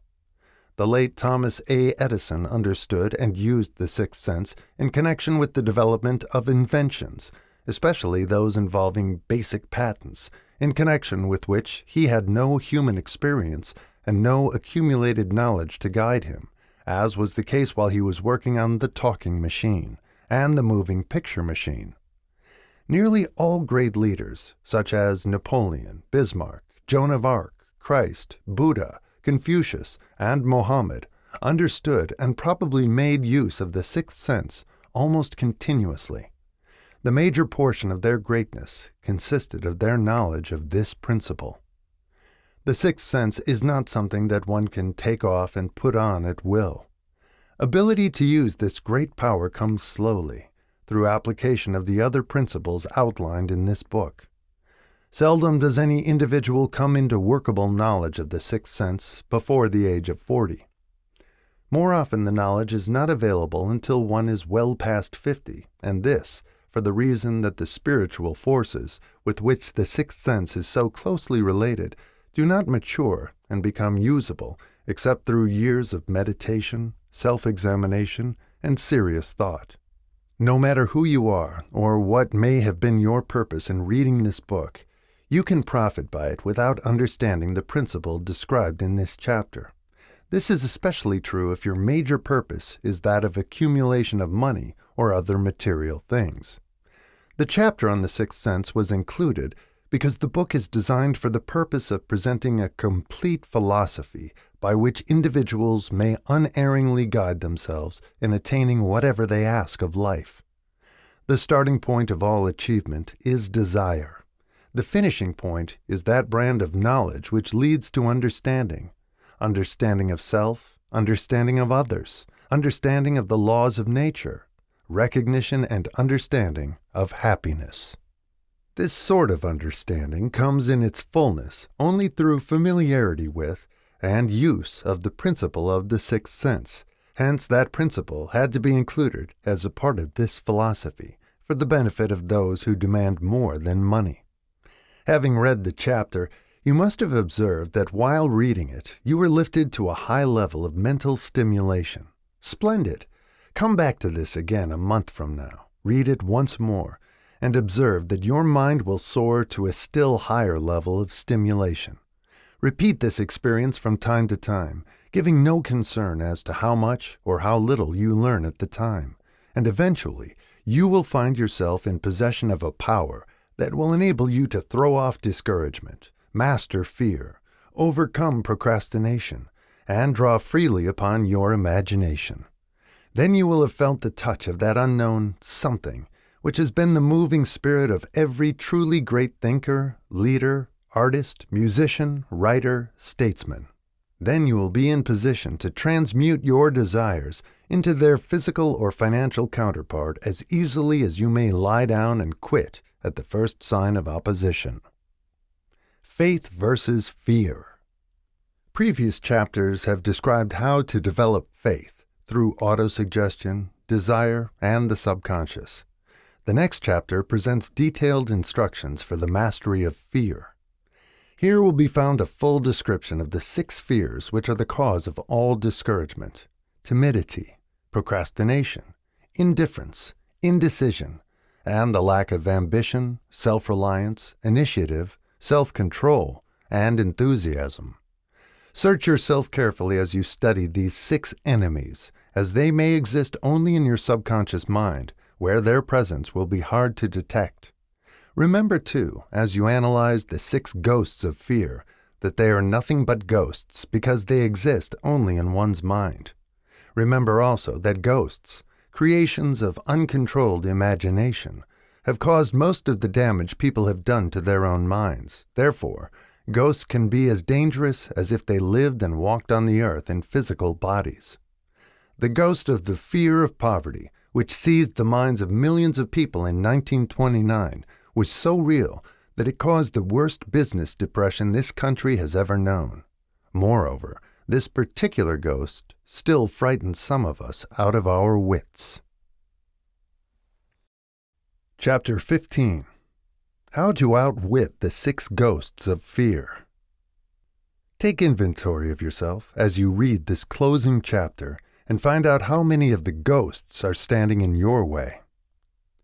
Before you can put any portion of this philosophy into successful use, your mind must be prepared to receive it. The preparation is not difficult. It begins with study, analysis, and understanding of 3 enemies which you shall have to clear out. These are indecision, doubt, and fear. The 6th sense will never function while these 3 negatives, or any of them, remain in your mind. The members of this unholy trio are closely related. Where one is found, the other 2 are close at hand. Indecision is the seedling of fear. Remember this as you read. Indecision crystallizes into doubt. The 2 blend and become fear. The blending process often is slow. This is one reason why these 3 enemies are so dangerous. They germinate and grow without their presence being observed. The remainder of this chapter describes an end which must be attained before the philosophy, as a whole, can be put into practical use.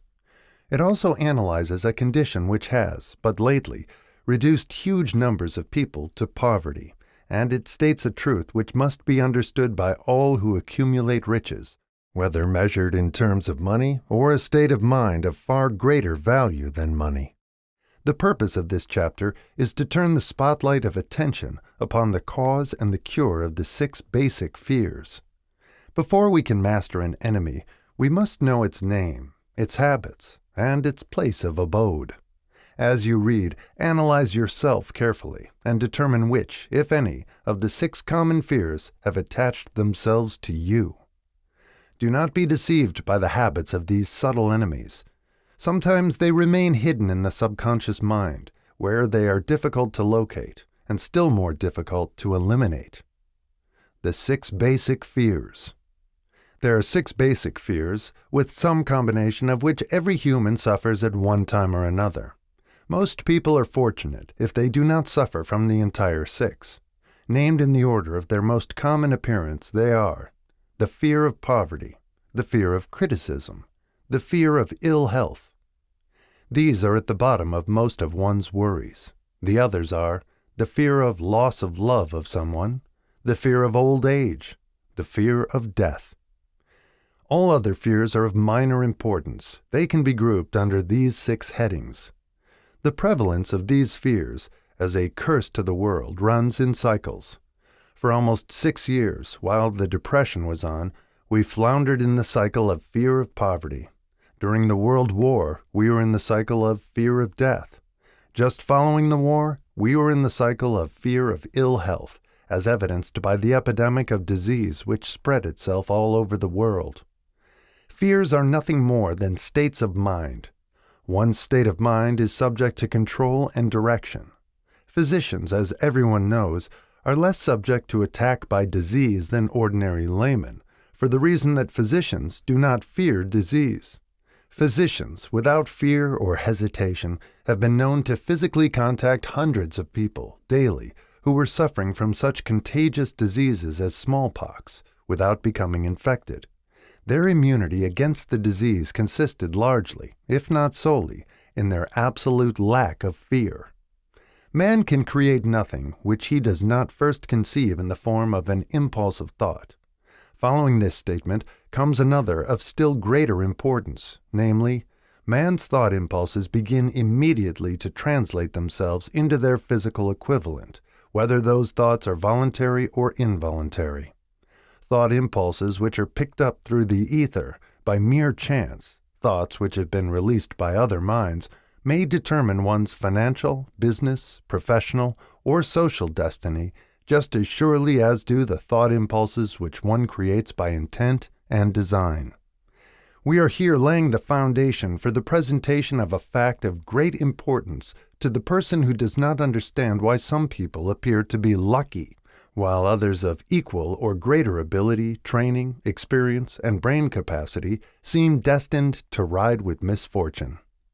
This fact may be explained by the statement that every human being has the ability to completely control his own mind, and with this control, obviously, every person may open his mind to the trapped thought impulses which are being released by other brains, or close the doors tightly and admit only thought impulses of his own choice.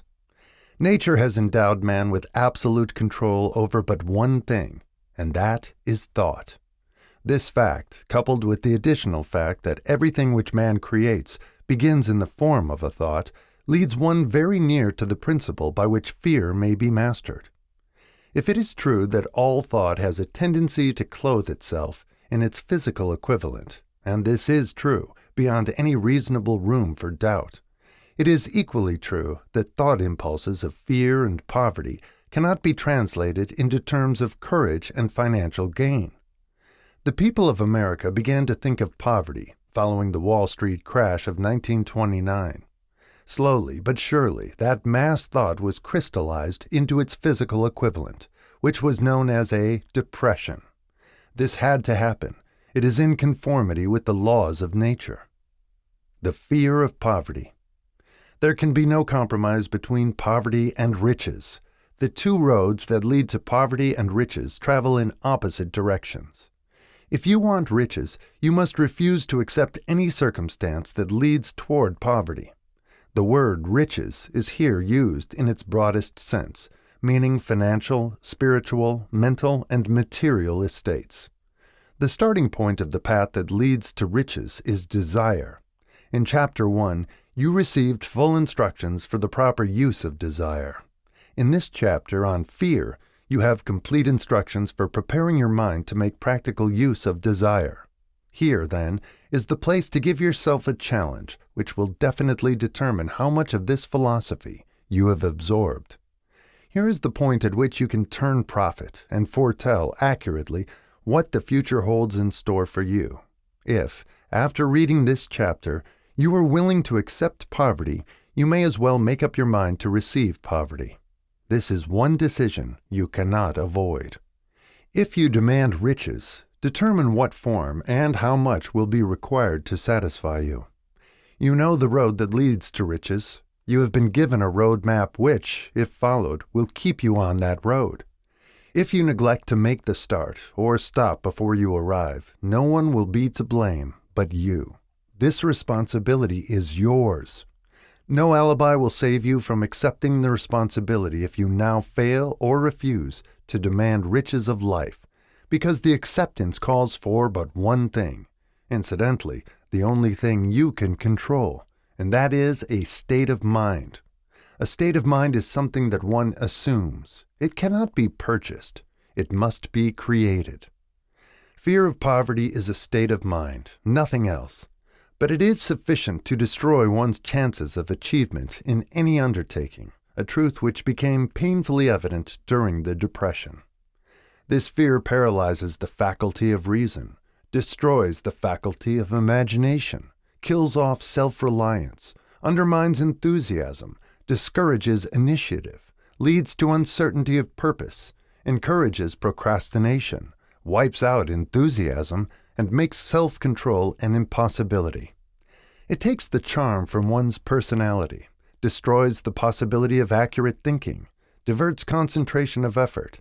It masters persistence, turns the willpower into nothingness, destroys ambition, beclouds the memory, and invites failure in every conceivable form. It kills love and assassinates the finer emotions of the heart, discourages friendship, and invites disaster in 100 forms, leads to sleeplessness, misery, and unhappiness. And all this despite the obvious truth that we live in a world of overabundance of everything the heart could desire, with nothing standing between us and our desires, excepting lack of a definite purpose. The fear of poverty is, without doubt, the most destructive of the 6 basic fears. It has been placed at the head of the list because it is the most difficult to master. Considerable courage is required to state the truth about the origin of this fear, and still greater courage to accept the truth after it has been stated. The fear of poverty grew out of man's inherited tendency to prey upon his fellow man economically. Nearly all animals lower than man are motivated by instinct, but their capacity to think is limited. Therefore, they prey upon one another physically. Man, with his superior sense of intuition, with the capacity to think and to reason, does not eat his fellow man bodily. He gets more satisfaction out of eating him financially. Man is so avaricious that every conceivable law has been passed to safeguard him from his fellow man. Of all the ages of the world of which we know anything, the age in which we live seems to be the one that is outstanding because of man's money madness. A man is considered less than the dust of the earth, unless he can display a fat bank account. But if he has money, never mind how he acquired it, he is a king or a big shot. He is above the law, he rules in politics, he dominates in business, and the whole world about him bows in respect when he passes. Nothing brings man so much suffering and humility as poverty. Only those who have experienced poverty understand the full meaning of this. It is no wonder that man fears poverty.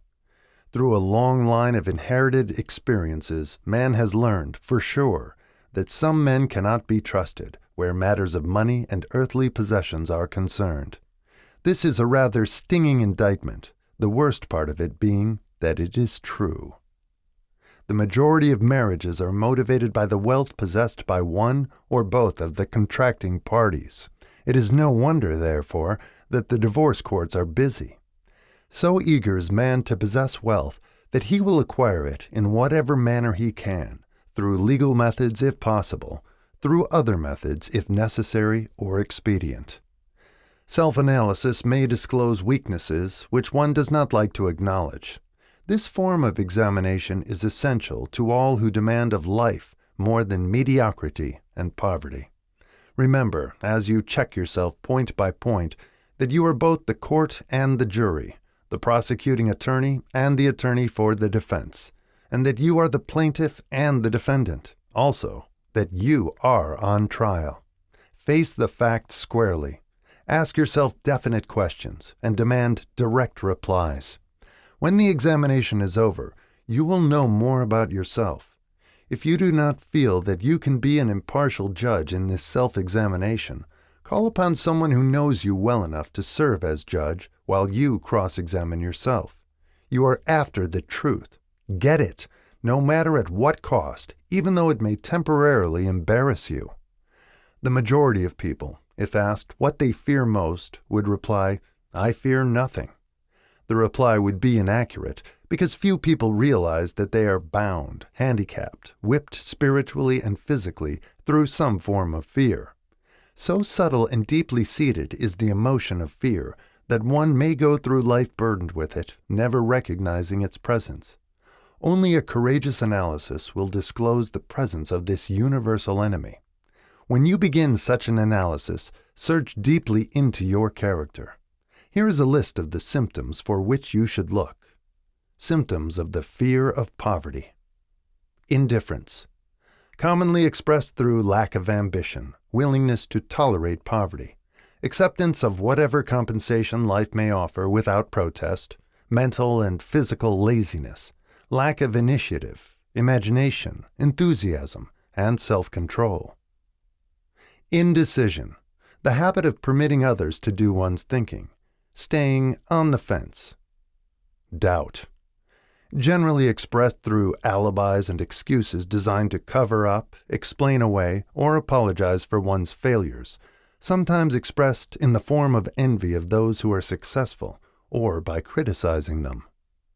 Worry, usually expressed by finding fault with others, a tendency to spend beyond one's income, neglect of personal appearance, scowling and frowning, intemperance in the use of alcoholic drink, sometimes through the use of narcotics, nervousness, lack of poise, self-consciousness, and lack of self-reliance. Overcaution, the habit of looking for the negative side of every circumstance, thinking and talking of possible failure instead of concentrating upon the means of succeeding, knowing all the roads to disaster, but never searching for the plans to avoid failure, waiting for the right time to begin putting ideas and plans into action until the waiting becomes a permanent habit, remembering those who have failed and forgetting those who have succeeded, seeing the hole in the donut, but overlooking the donut. Pessimism leading to indigestion, poor elimination, auto-intoxication, bad breath, and bad disposition. Procrastination, the habit of putting off until tomorrow that which should have been done last year, spending enough time in creating alibis and excuses to have done the job. This symptom is closely related to overcaution, doubt, and worry. Refusal to accept responsibility when it can be avoided. Willingness to compromise rather than put up a stiff fight. Compromising with difficulties instead of harnessing and using them as stepping stones to advancement. Bargaining with life for a penny instead of demanding prosperity, opulence, riches, contentment, and happiness. Planning what to do if and when overtaken by failure, instead of burning all bridges and making retreat impossible. Weakness of, and often total lack of self-confidence, definiteness of purpose, self-control, initiative, enthusiasm, ambition, thrift, and sound reasoning ability. Expecting poverty instead of demanding riches. Association with those who accept poverty instead of seeking the company of those who demand and receive riches. Money talks. Some will ask, why did you write a book about money? Why measure riches in dollars alone? Some will believe, and rightly so, that there are other forms of riches more desirable than money. Yes, there are riches which cannot be measured in terms of dollars. But there are millions of people who will say, give me all the money I need, and I will find everything else I want. The major reason why I wrote this book on how to get money is the fact that the world has but lately passed through an experience that left millions of men and women paralyzed with the fear of poverty.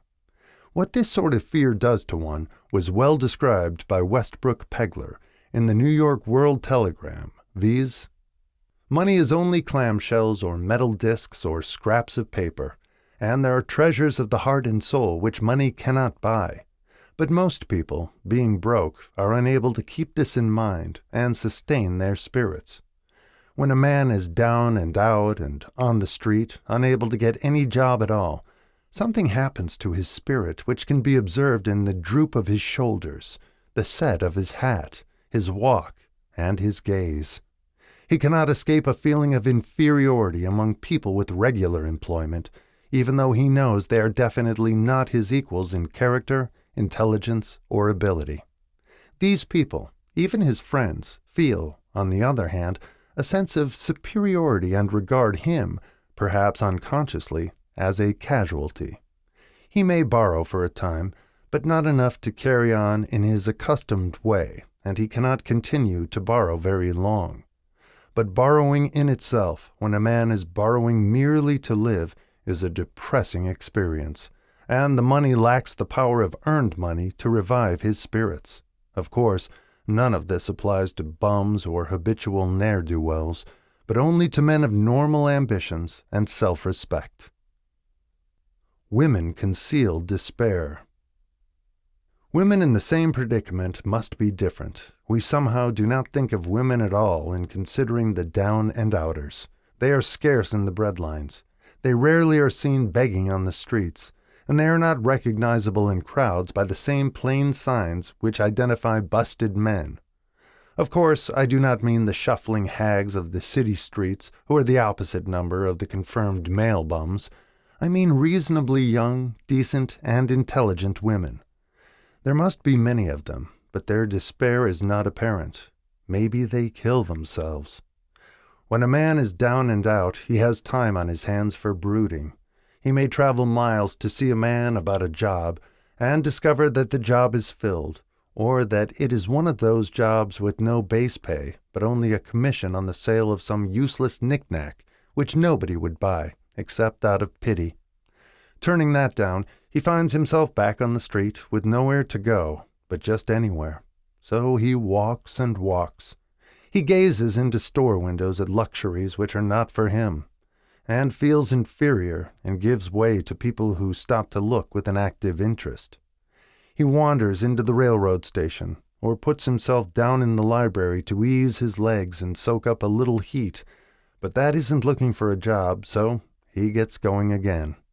He may not know it, but his aimlessness would give him away, if the very lines of his figure did not. He may be well dressed in the clothes left over from the days when he had a steady job, but the clothes cannot disguise the droop. Money makes difference. He sees thousands of other people, bookkeepers or clerks or chemists or wagon hands, busy at their work, and envies them from the bottom of his soul. They have their independence, their self-respect, and manhood, and he simply cannot convince himself that he is a good man too, though he argue it out and arrive at a favorable verdict hour after hour. It is just money which makes this difference in him. With a little money, he would be himself again.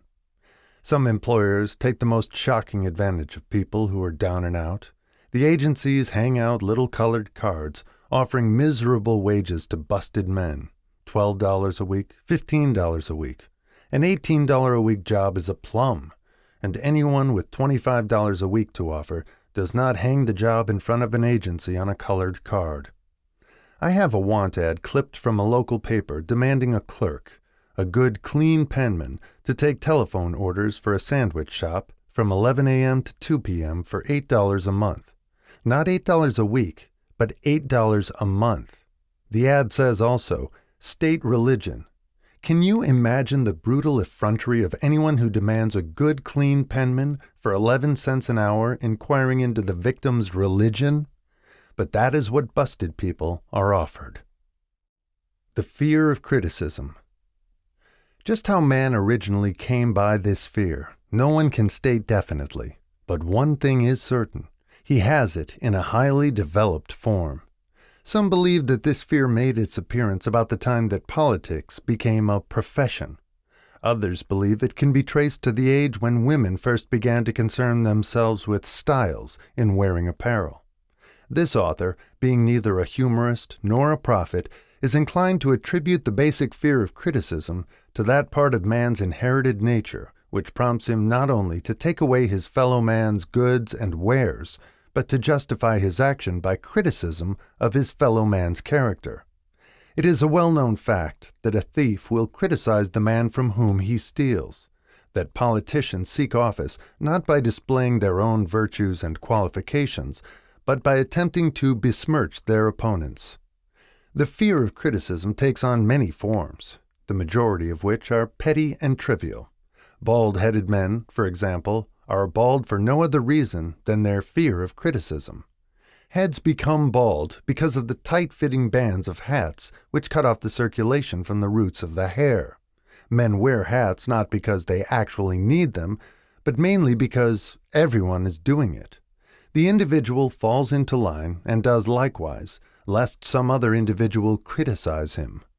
Women seldom have bald heads, or even thin hair, because they wear hats which fit their heads loosely, the only purpose of the hats being adornment.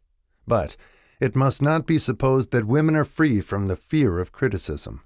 If any woman claims to be superior to man with reference to this fear, ask her to walk down the street wearing a hat of the vintage of 1890. The astute manufacturers of clothing have not been slow to capitalize this basic fear of criticism, with which all mankind has been cursed. Every season the styles in many articles of wearing apparel change. Who establishes the styles? Certainly not the purchaser of clothing, but the manufacturer. Why does he change the styles so often? The answer is obvious. He changes the styles so he can sell more clothes. For the same reason the manufacturers of automobiles, with a few rare and very sensible exceptions, change styles of models every season. No man wants to drive an automobile which is not of the latest style, although the older model may actually be the better car. We have been describing the manner in which people behave under the influence of fear of criticism as applied to the small and petty things of life. Let us now examine human behavior when this fear affects people in connection with the more important events of human relationship. Take, for example, practically any person who has reached the age of mental maturity, from 35 to 40 years of age, as a general average. And if you could read the secret thoughts of his mind, you would find a very decided disbelief in most of the fables taught by the majority of the dogmatists and theologians a few decades back. Not often, however, will you find a person who has the courage to openly state his belief on this subject. Most people will, if pressed far enough, tell a lie rather than admit that they do not believe the stories associated with that form of religion which held people in bondage prior to the age of scientific discovery and education. Why does the average person, even in this day of enlightenment, shy away from denying his belief in the fables which were the basis of most of the religions a few decades ago? The answer is because of the fear of criticism. Men and women have been burned at the stake for daring to express disbelief in ghosts. It is no wonder we have inherited a consciousness which makes us fear criticism. The time was, and not so far in the past, when criticism carried severe punishments. It still does in some countries. The fear of criticism robs man of his initiative, destroys his power of imagination, limits his individuality, takes away his self-reliance, and does him damage in 100 other ways. Parents often do their children irreparable injury by criticizing them. The mother of one of my boyhood chums used to punish him with a switch almost daily, always completing the job with the statement, "You'll land in the penitentiary before you're 20. He was sent to a reformatory at the age of 17. Criticism is the one form of service of which everyone has too much. Everyone has a stock of it which is handed out gratis, whether called for or not. One's nearest relatives often are the worst offenders. It should be recognized as a crime. In reality, it is a crime of the worst nature for any parent to build inferiority complexes in the mind of a child through unnecessary criticism. Employers who understand human nature get the best there is in men not by criticism, but by constructive suggestion. Parents may accomplish the same results with their children. Criticism will plant fear in the human heart or resentment, but it will not build love or affection. Symptoms of the fear of criticism. This fear is almost as universal as the fear of poverty, and its effects are just as fatal to personal achievement, mainly because this fear destroys initiative and discourages the use of imagination. The major symptoms of the fear are self-consciousness, generally expressed through nervousness, timidity in conversation and in meeting strangers, awkward movement of the hands and limbs, shifting of the eyes. Lack of poise, expressed through lack of voice control, nervousness in the presence of others, poor posture of body, poor memory. Personality, lacking in firmness of decision, personal charm, and ability to express opinions definitely. The habit of sidestepping issues instead of meeting them squarely, agreeing with others without careful examination of their opinions. Inferiority complex, the habit of expressing self-approval by word of mouth and by actions, as a means of covering up a feeling of inferiority, using big words to impress others, often without knowing the real meaning of the words, imitating others in dress, speech, and manners, boasting of imaginary achievements. This sometimes gives a surface appearance of a feeling of superiority. Extravagance, the habit of trying to keep up with the Joneses, spending beyond one's income. Lack of initiative, failure to embrace opportunities for self-advancement, fear to express opinions, lack of confidence in one's own ideas, giving evasive answers to questions asked by superiors, hesitancy of manner and speech, deceit in both words and deeds. Lack of ambition, mental and physical laziness, lack of self-assertion, slowness in reaching decisions, easily influenced by others, the habit of criticizing others behind their backs and flattering them to their faces, the habit of accepting defeat without protest, quitting an undertaking when opposed by others, suspicious of other people without cause, lacking in tactfulness of manner and speech, unwillingness to accept the blame for mistakes. The fear of ill health. This fear may be traced to both physical and social heredity. It is closely associated, as to its origin, with the causes of fear of old age and the fear of death, because it leads one closely to the border of terrible worlds, of which man knows not, but concerning which he has been taught some discomforting stories. The opinion is somewhat general, also, that certain unethical people engaged in the business of selling health have had not a little to do with keeping alive the fear of ill health. In the main, man fears ill health because of the terrible pictures which have been planted in his mind of what may happen if death should overtake him. He also fears it because of the economic toll it may claim. A reputable physician estimated that 75% of all people who visit physicians for professional service are suffering with hypochondria, imaginary illness.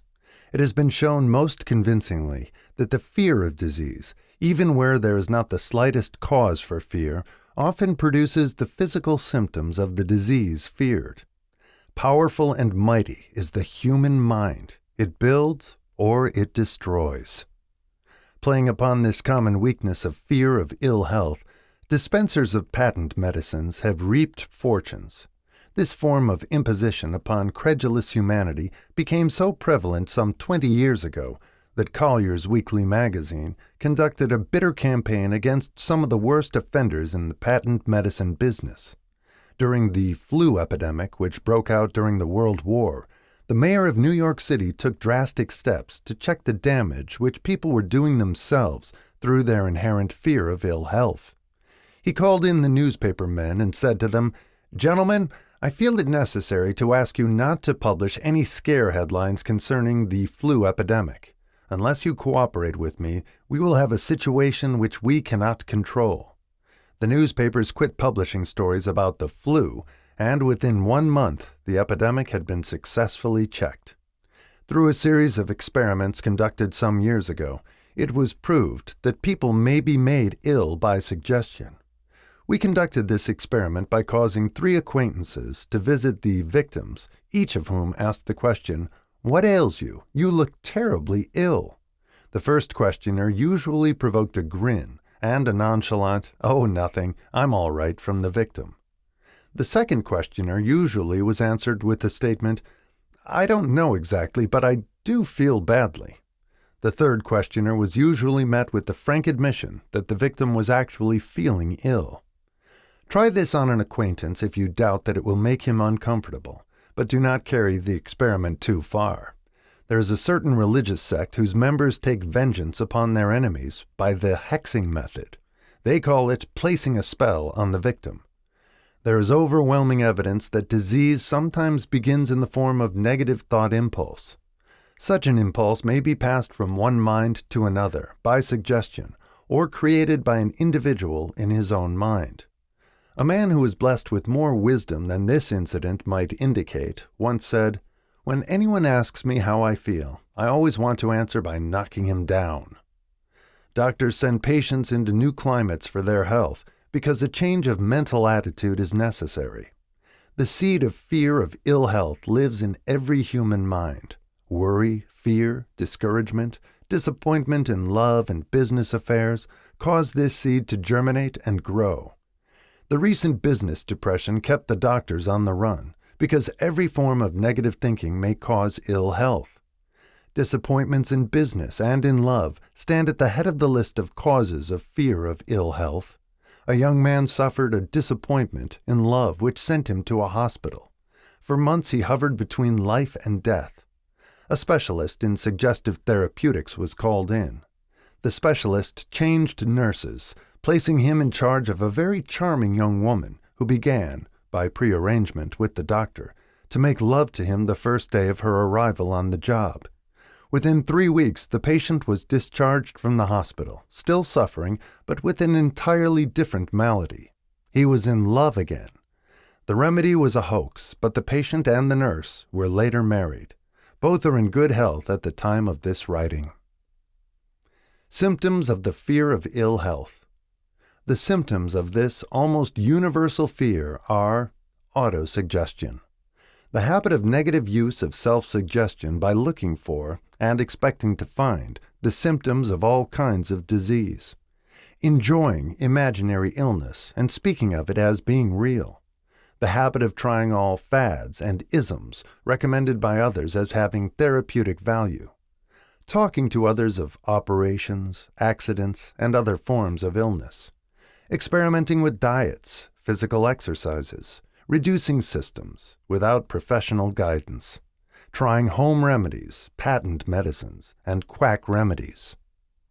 Hypochondria, the habit of talking of illness, concentrating the mind upon disease, and expecting its appearance until a nervous break occurs.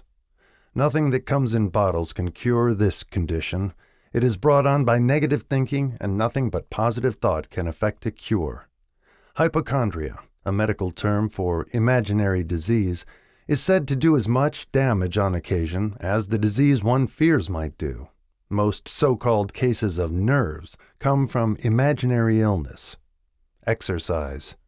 Fear of ill health often interferes with proper physical exercise and results in overweight by causing one to avoid outdoor life. Susceptibility. Fear of ill health breaks down nature's body resistance and creates a favorable condition for any form of disease one may contact. The fear of ill health often is related to the fear of poverty, especially in the case of the hypochondriac, who constantly worries about the possibility of having to pay doctor's bills, hospital bills, etc. This type of person spends much time preparing for sickness, talking about death, saving money for cemetery lots and burial expenses, etc. Self-coddling, the habit of making a bid for sympathy, using imaginary illness as the lure. People often resort to this trick to avoid work. The habit of feigning illness to cover plain laziness, or to serve as an alibi for lack of ambition. Intemperance, the habit of using alcohol or narcotics to destroy pains such as headaches, neuralgia, etc., instead of eliminating the cause. The habit of reading about illness and worrying over the possibility of being stricken by it. The habit of reading patent medicine advertisements. The fear of loss of love. The original source of this inherent fear needs but little description, because it obviously grew out of man's polygamous habit of stealing his fellow man's mate, and his habit of taking liberties with her whenever he could. Jealousy and other similar forms of dementia precox grow out of man's inherited fear of the loss of love of someone. This fear is the most painful of all the 6 basic fears. It probably plays more havoc with the body and mind than any of the other basic fears, as it often leads to permanent insanity. The fear of the loss of love probably dates back to the Stone Age, when men stole women by brute force. They continue to steal females, but their technique has changed. Instead of force, they now use persuasion, the promise of pretty clothes, motor cars, and other bait, much more effective than physical force. Man's habits are the same as they were at the dawn of civilization, but he expresses them differently. Careful analysis has shown that women are more susceptible to this fear than men. This fact is easily explained. Women have learned from experience that men are polygamous by nature, that they are not to be trusted in the hands of rivals. Symptoms of the fear of loss of love. The distinguishing symptoms of this fear are jealousy, the habit of being suspicious of friends and loved ones without any reasonable evidence of sufficient grounds. Jealousy is a form of dementia praecox, which sometimes becomes violent without the slightest cause. The habit of accusing wife or husband of infidelity without grounds. General suspicion of everyone, absolute faith in no one. Fault-finding. The habit of finding fault with friends, relatives, business associates, and loved ones upon the slightest provocation or without any cause whatsoever. Gambling. The habit of gambling, stealing, cheating, and otherwise taking hazardous chances to provide money for loved ones with the belief that love can be bought. The habit of spending beyond one's means or incurring debts to provide gifts for loved ones with the object of making a favorable showing. Insomnia, nervousness, lack of persistence, weakness of will, lack of self-control, lack of self-reliance, bad temper. The fear of old age. In the main, this fear grows out of two sources. First, the thought that old age may bring with it poverty. Secondly, and by far the most common source of origin, from false and cruel teachings of the past which have been too well mixed with fire and brimstone and other bogies cunningly designed to enslave man through fear. In the basic fear of old age, man has two very sound reasons for his apprehension. One growing out of his distrust of his fellow man, who may seize whatever worldly goods he may possess, and the other arising from the terrible pictures of the world beyond, which were planted in his mind through social heredity before he came into full possession of his mind. The possibility of ill health, which is more common as people grow older, is also a contributing cause of this common fear of old age. Eroticism also enters into the cause of the fear of old age, as no man cherishes the thought of diminishing sex attraction. The most common cause of fear of old age is associated with the possibility of poverty. Poorhouse is not a pretty word. It throws a chill into the mind of every person who faces the possibility of having to spend his declining years on a poor farm.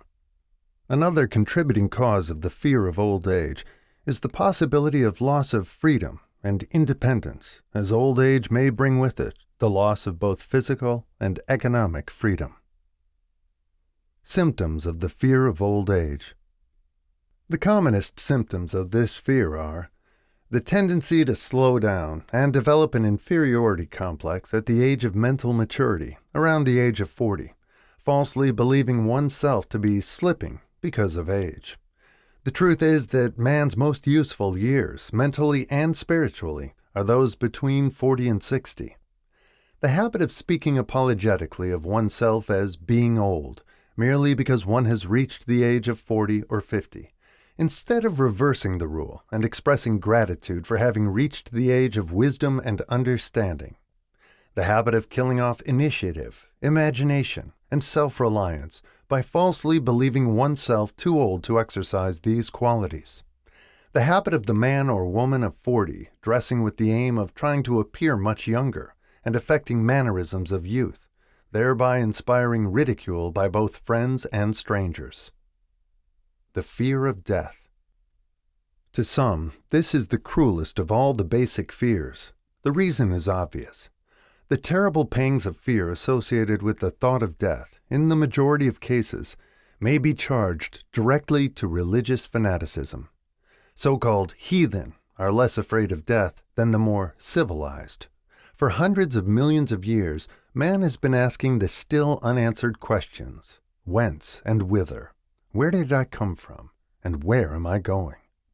During the darker ages of the past, the more cunning and crafty were not slow to offer the answer to these questions, for a price. Witness now the major source of origin of the fear of death.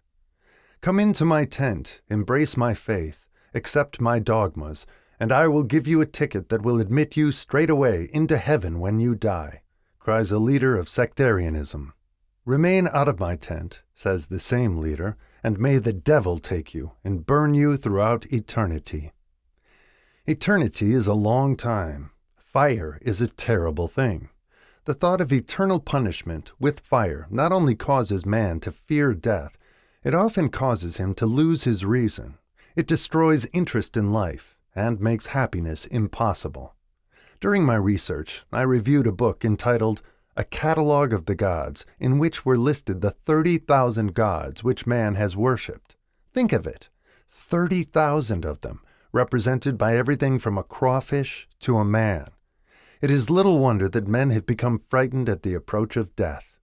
While the religious leader may not be able to provide safe conduct into heaven, nor by lack of such provision allow the unfortunate to descend into hell, the possibility of the latter seems so terrible that the very thought of it lays hold of the imagination in such a realistic way that it paralyzes reason and sets up the fear of death.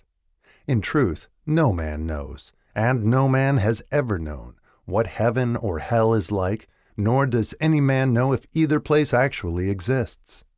This very lack of positive knowledge opens the door of the human mind to the charlatan, so he may enter and control that mind with his stock of legerdemain and various brands of pious fraud and trickery.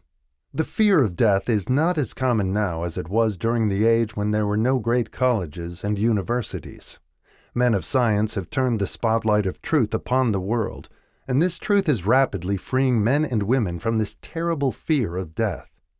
The young men and young women who attend the colleges and universities are not easily impressed by fire and brimstone. Through the aid of biology, astronomy, geology, and other related sciences, the fears of the Dark Ages, which gripped the minds of men and destroyed their reason, have been dispelled. Insane asylums are filled with men and women who have gone mad because of the fear of death. This fear is useless. Death will come, no matter what anyone may think about it. Accept it as a necessity and pass the thought out of your mind. It must be a necessity, or it would not come to all. Perhaps it is not as bad as it has been pictured. The entire world is made up of only two things, energy and matter. In elementary physics, we learn that neither matter nor energy, the only two realities known to man, can be created nor destroyed. Both matter and energy can be transformed, but neither can be destroyed. Life is energy, if it is anything. If neither energy nor matter can be destroyed, of course life cannot be destroyed. Life, like other forms of energy, may be passed through various processes of transition or change, but it cannot be destroyed. Death is mere transition. If death is not mere change or transition, then nothing comes after death except a long, eternal, peaceful sleep, and sleep is nothing to be feared. Thus you may wipe out forever the fear of death. Symptoms of the fear of death. The general symptoms of this fear are the habit of thinking about dying instead of making the most of life, due, generally, to lack of purpose or lack of a suitable occupation. This fear is more prevalent among the aged, but sometimes the more youthful are victims of it. The greatest of all remedies for the fear of death is a burning desire for achievement, backed by useful service to others. A busy person seldom has time to think about dying. He finds life too thrilling to worry about death. Sometimes the fear of death is closely associated with the fear of poverty, where one's death would leave loved ones poverty-stricken. In other cases, the fear of death is caused by illness and the consequent breaking down of physical body resistance. The commonest causes of the fear of death are ill health, poverty, lack of appropriate occupation, disappointment over love, insanity, religious fanaticism. Old man worry. Worry is a state of mind based upon fear. It works slowly, but persistently. It is insidious and subtle. Step by step it digs itself in until it paralyzes one's reasoning faculty, destroys self-confidence and initiative. Worry is a form of sustained fear caused by indecision. Therefore, it is a state of mind which can be controlled. An unsettled mind is helpless. Indecision makes an unsettled mind. Most individuals lack the willpower to reach decisions promptly and to stand by them after they have been made, even during normal business conditions. During periods of economic unrest, such as the world recently experienced, the individual is handicapped, not alone by his inherent nature to be slow at reaching decisions, but he is influenced by the indecision of others around him who have created a state of mass indecision. During the Depression, the whole atmosphere, all over the world, was filled with fearenza and worryitis, the two mental disease germs which began to spread themselves after the Wall Street frenzy in 1929. There is only one known antidote for these germs. It is the habit of prompt and firm decision. Moreover, it is an antidote which every individual must apply for himself. We do not worry over conditions once we have reached a decision to follow a definite line of action. I once interviewed a man who was to be electrocuted 2 hours later. The condemned man was the calmest of some 8 men who were in the death cell with him. His calmness prompted me to ask him how it felt to know that he was going into eternity in a short while. With a smile of confidence on his face, he said, "It feels fine. Just think, brother, my troubles will soon be over. I have had nothing but trouble all my life. It has been a hardship to get food and clothing. Soon I will not need these things. I have felt fine ever since I learned for certain that I must die. I made up my mind then to accept my fate in good spirit." As he spoke, he devoured a dinner of proportion sufficient for 3 men, eating every mouthful of the food brought to him, and apparently enjoying it as much as if no disaster awaited him. Decision gave this man resignation to his fate. Decision can also prevent one's acceptance of undesired circumstances. The 6 basic fears become translated into a state of worry through indecision. Relieve yourself forever of the fear of death by reaching a decision to accept death as an inescapable event. Whip the fear of poverty by reaching a decision to get along with whatever wealth you can accumulate without worry. Put your foot upon the neck of the fear of criticism by reaching a decision not to worry about what other people think, do, or say. Eliminate the fear of old age by reaching a decision to accept it, not as a handicap, but as a great blessing which carries with it wisdom, self-control, and understanding not known to youth. Acquit yourself of the fear of ill health by the decision to forget symptoms. Master the fear of loss of love by reaching a decision to get along without love, if that is necessary. Kill the habit of worry in all its forms by reaching a general, blanket decision that nothing which life has to offer is worth the price of worry. With this decision will come poise, peace of mind, and calmness of thought, which will bring happiness. A man whose mind is filled with fear not only destroys his own chances of intelligent action, but he transmits these destructive vibrations to the minds of all who come into contact with him, and destroys also their chances. Even a dog or a horse knows when its master lacks courage. Moreover, a dog or a horse will pick up the vibrations of fear thrown off by its master, and behave accordingly. Lower down the line of intelligence in the animal kingdom, one finds the same capacity to pick up the vibrations of fear.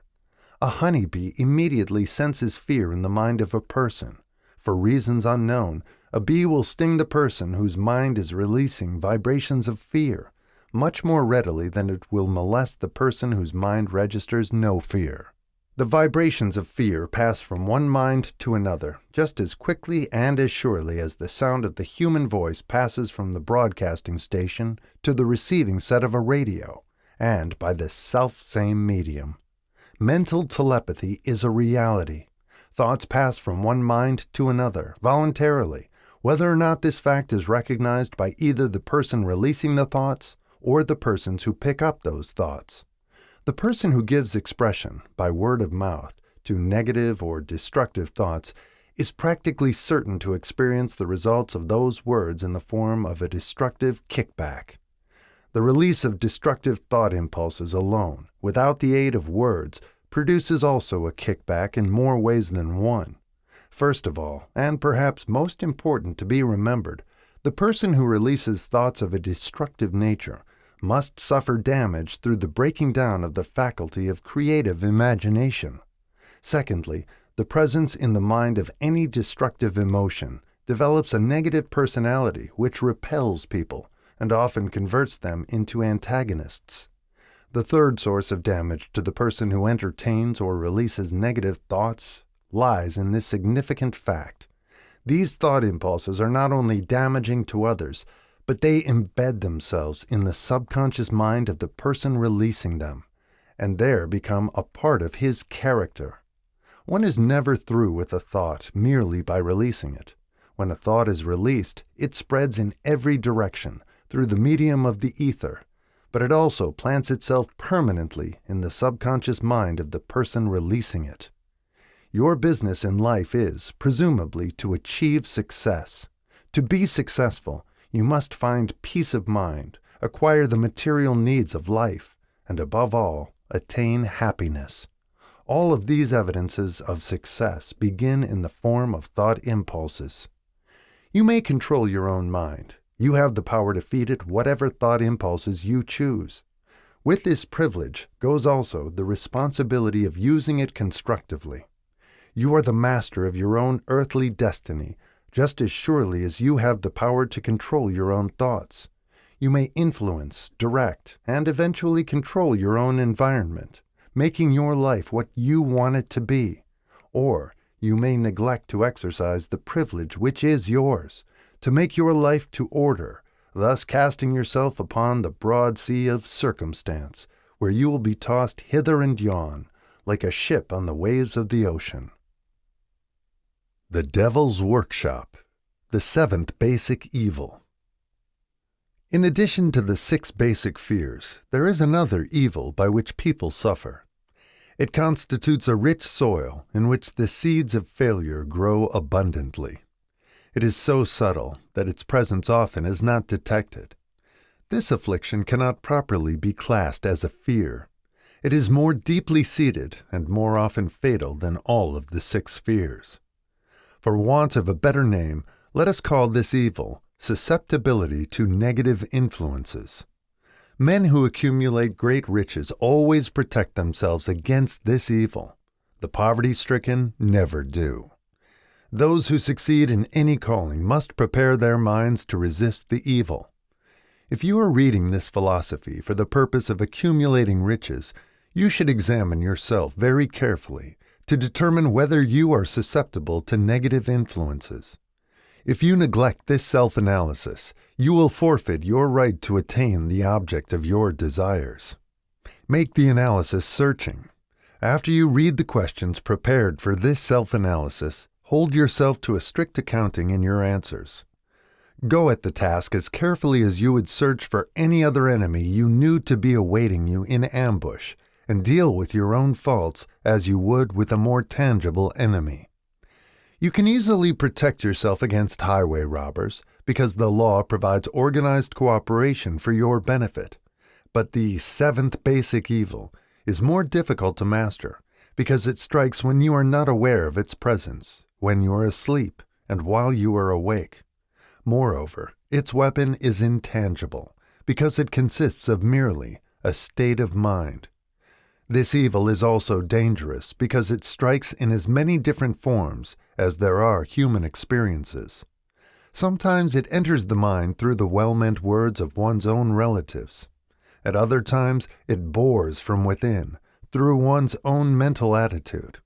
Always it is as deadly as poison, even though it may not kill as quickly. How to protect yourself against negative influences. To protect yourself against negative influences, whether of your own making or the result of the activities of negative people around you, recognize that you have a willpower and put it into constant use, until it builds a wall of immunity against negative influences in your own mind. Recognize the fact that you and every other human being are by nature lazy, indifferent, and susceptible to all suggestions which harmonize with your weaknesses. Recognize that you are by nature susceptible to all the 6 basic fears, and set up habits for the purpose of counteracting all these fears. Recognize that negative influences often work on you through your subconscious mind. Therefore, they are difficult to detect, and keep your mind closed against all people who depress or discourage you in any way. Clean out your medicine chest, throw away all pill bottles, and stop pandering to colds, aches, pains, and imaginary illness. Deliberately seek the company of people who influence you to think and act for yourself. Do not expect troubles, as they have a tendency not to disappoint. Without doubt, the most common weakness of all human beings is the habit of leaving their minds open to the negative influence of other people. This weakness is all the more damaging because most people do not recognize that they are cursed by it, and many who acknowledge it neglect or refuse to correct the evil until it becomes an uncontrollable part of their daily habits. To aid those who wish to see themselves as they really are, the following list of questions has been prepared. Read the questions and state your answers aloud so you can hear your own voice. This will make it easier for you to be truthful with yourself. Self-analysis test questions. Do you complain often of feeling bad? And if so, what is the cause? Do you find fault with other people at the slightest provocation? Do you frequently make mistakes in your work? And if so, why? Are you sarcastic and offensive in your conversation? Do you deliberately avoid the association of anyone? And if so, why? Do you suffer frequently with indigestion? If so, what is the cause? Does life seem futile and the future hopeless to you? If so, why? Do you like your occupation? If not, why? Do you often feel self-pity? And if so, why? Are you envious of those who excel you? To which do you devote most time, thinking of success or of failure? Are you gaining or losing self-confidence as you grow older? Do you learn something of value from all mistakes? Are you permitting some relative or acquaintance to worry you? If so, why? Are you sometimes in the clouds and at other times in the depths of despondency? Who has the most inspiring influence upon you? What is the cause? Do you tolerate negative or discouraging influences which you can avoid? Are you careless of your personal appearance? If so, when and why? Have you learned how to drown your troubles by being too busy to be annoyed by them?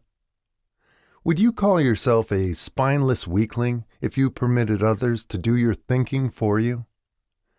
Do you neglect internal bathing until auto-intoxication makes you ill-tempered and irritable? How many preventable disturbances annoy you, and why do you tolerate them?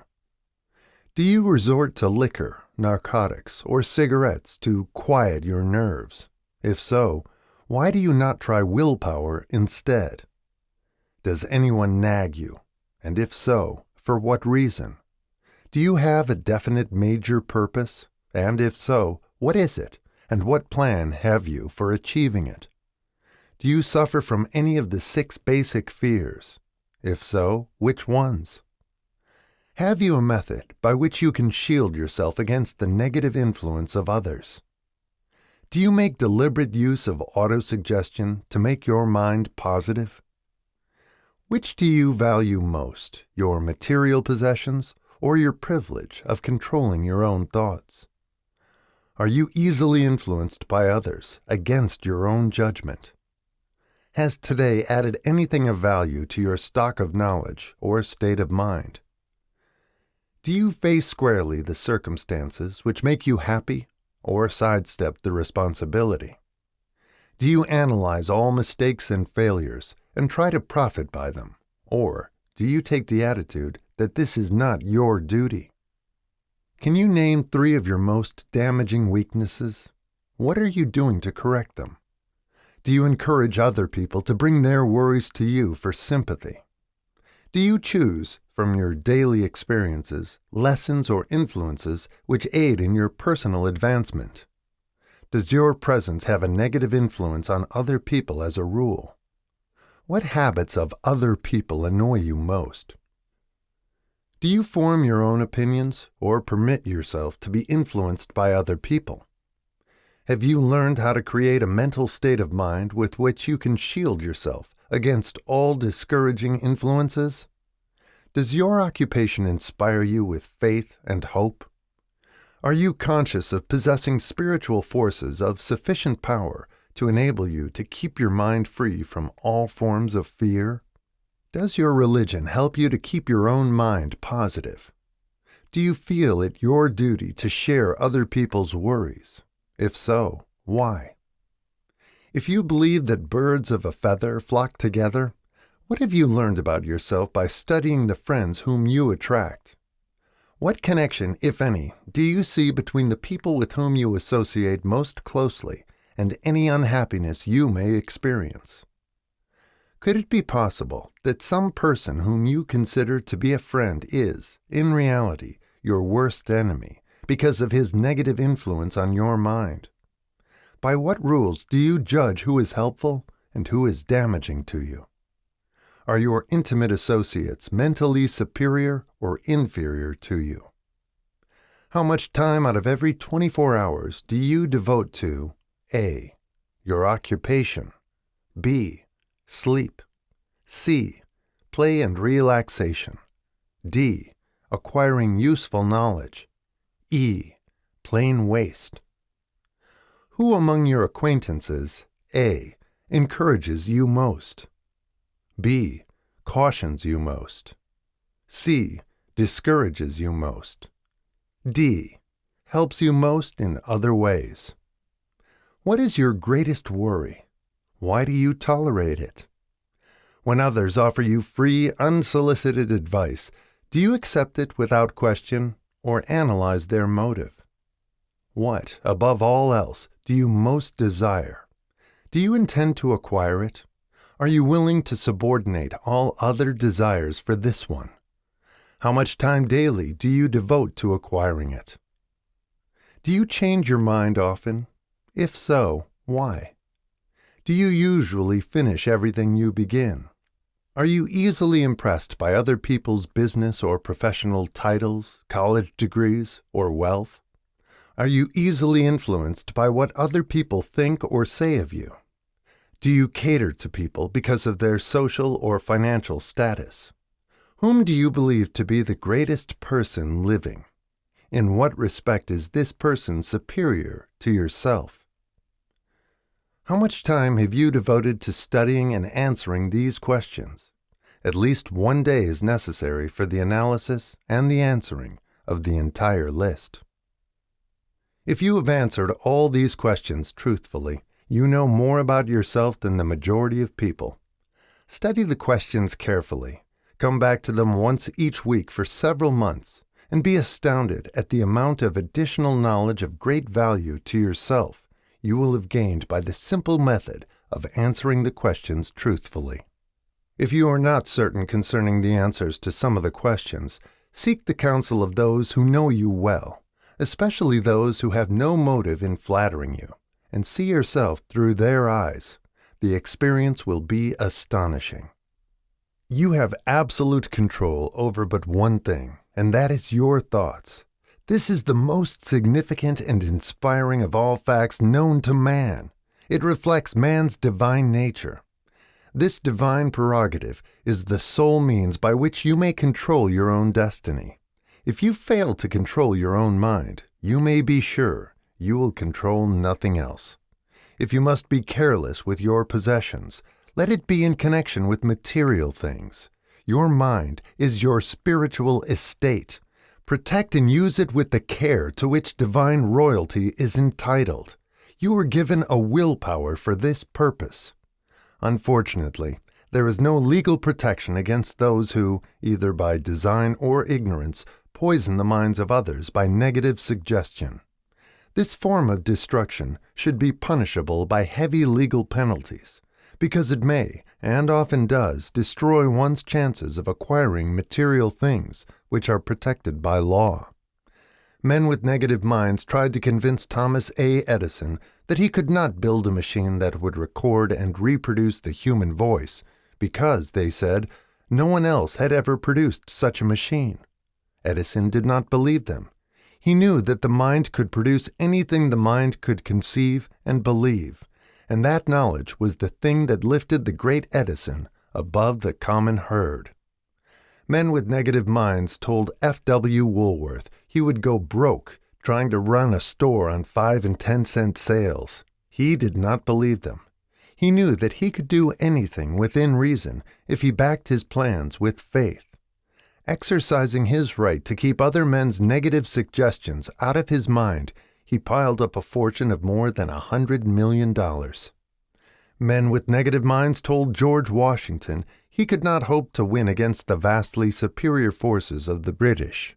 But he exercised his divine right to believe. Therefore, this book was published under the protection of the Stars and Stripes, while the name of Lord Cornwallis has been all but forgotten. Doubting Thomases scoffed scornfully when Henry Ford tried out his first crudely built automobile on the streets of Detroit. Some said the thing never would become practical. Others said no one would pay money for such a contraption. Ford said, "I'll belt the earth with dependable motor cars," and he did. His decision to trust his own judgment has already piled up a fortune far greater than the next 5 generations of his descendants can squander. For the benefit of those seeking vast riches, let it be remembered that practically the sole difference between Henry Ford and a majority of the more than 100,000 men who work for him is this: Ford has a mind and controls it. The others have minds which they do not try to control. Henry Ford has been repeatedly mentioned because he is an astounding example of what a man with a mind of his own and a will to control it can accomplish. His record knocks the foundation from under that time-worn alibi, "I never had a chance." Ford never had a chance either, but he created an opportunity and backed it with persistence until it made him richer than Croesus. Mind control is the result of self-discipline and habit. You either control your mind or it controls you. There is no halfway compromise. The most practical of all methods for controlling the mind is the habit of keeping it busy with a definite purpose, backed by a definite plan. Study the record of any man who achieves noteworthy success, and you will observe that he has control over his own mind. Moreover, that he exercises that control and directs it toward the attainment of definite objectives. Without this control, success is not possible. 57 Famous Alibis by Old Man If. People who do not succeed have one distinguishing trait in common. They know all the reasons for failure, and have what they believe to be airtight alibis to explain away their own lack of achievement.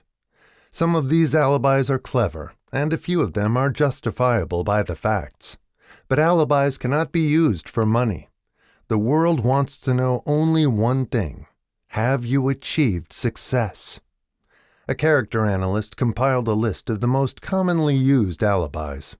As you read the list, examine yourself carefully and determine how many of these alibis, if any, are your own property. Remember, too, the philosophy presented in this book makes every one of these alibis obsolete.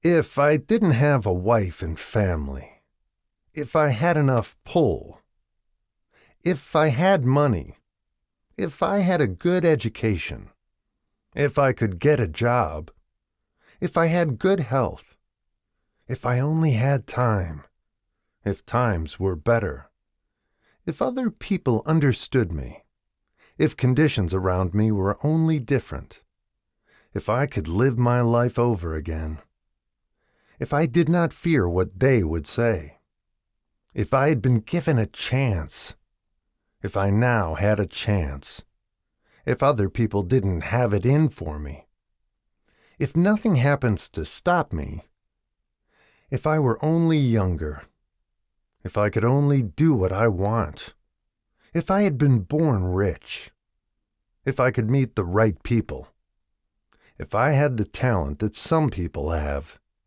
if I dared assert myself, if I only had embraced past opportunities, if people didn't get on my nerves, if I didn't have to keep house and look after the children, if I could save some money, if the boss only appreciated me, if I only had somebody to help me, if my family understood me, if I lived in a big city, if I could just get started, if I were only free, if I had the personality of some people, if I were not so fat, if my talents were known, if I could just get a break, if I could only get out of debt, if I hadn't failed, if I only knew how, if everybody didn't oppose me, if I didn't have so many worries, if I could marry the right person,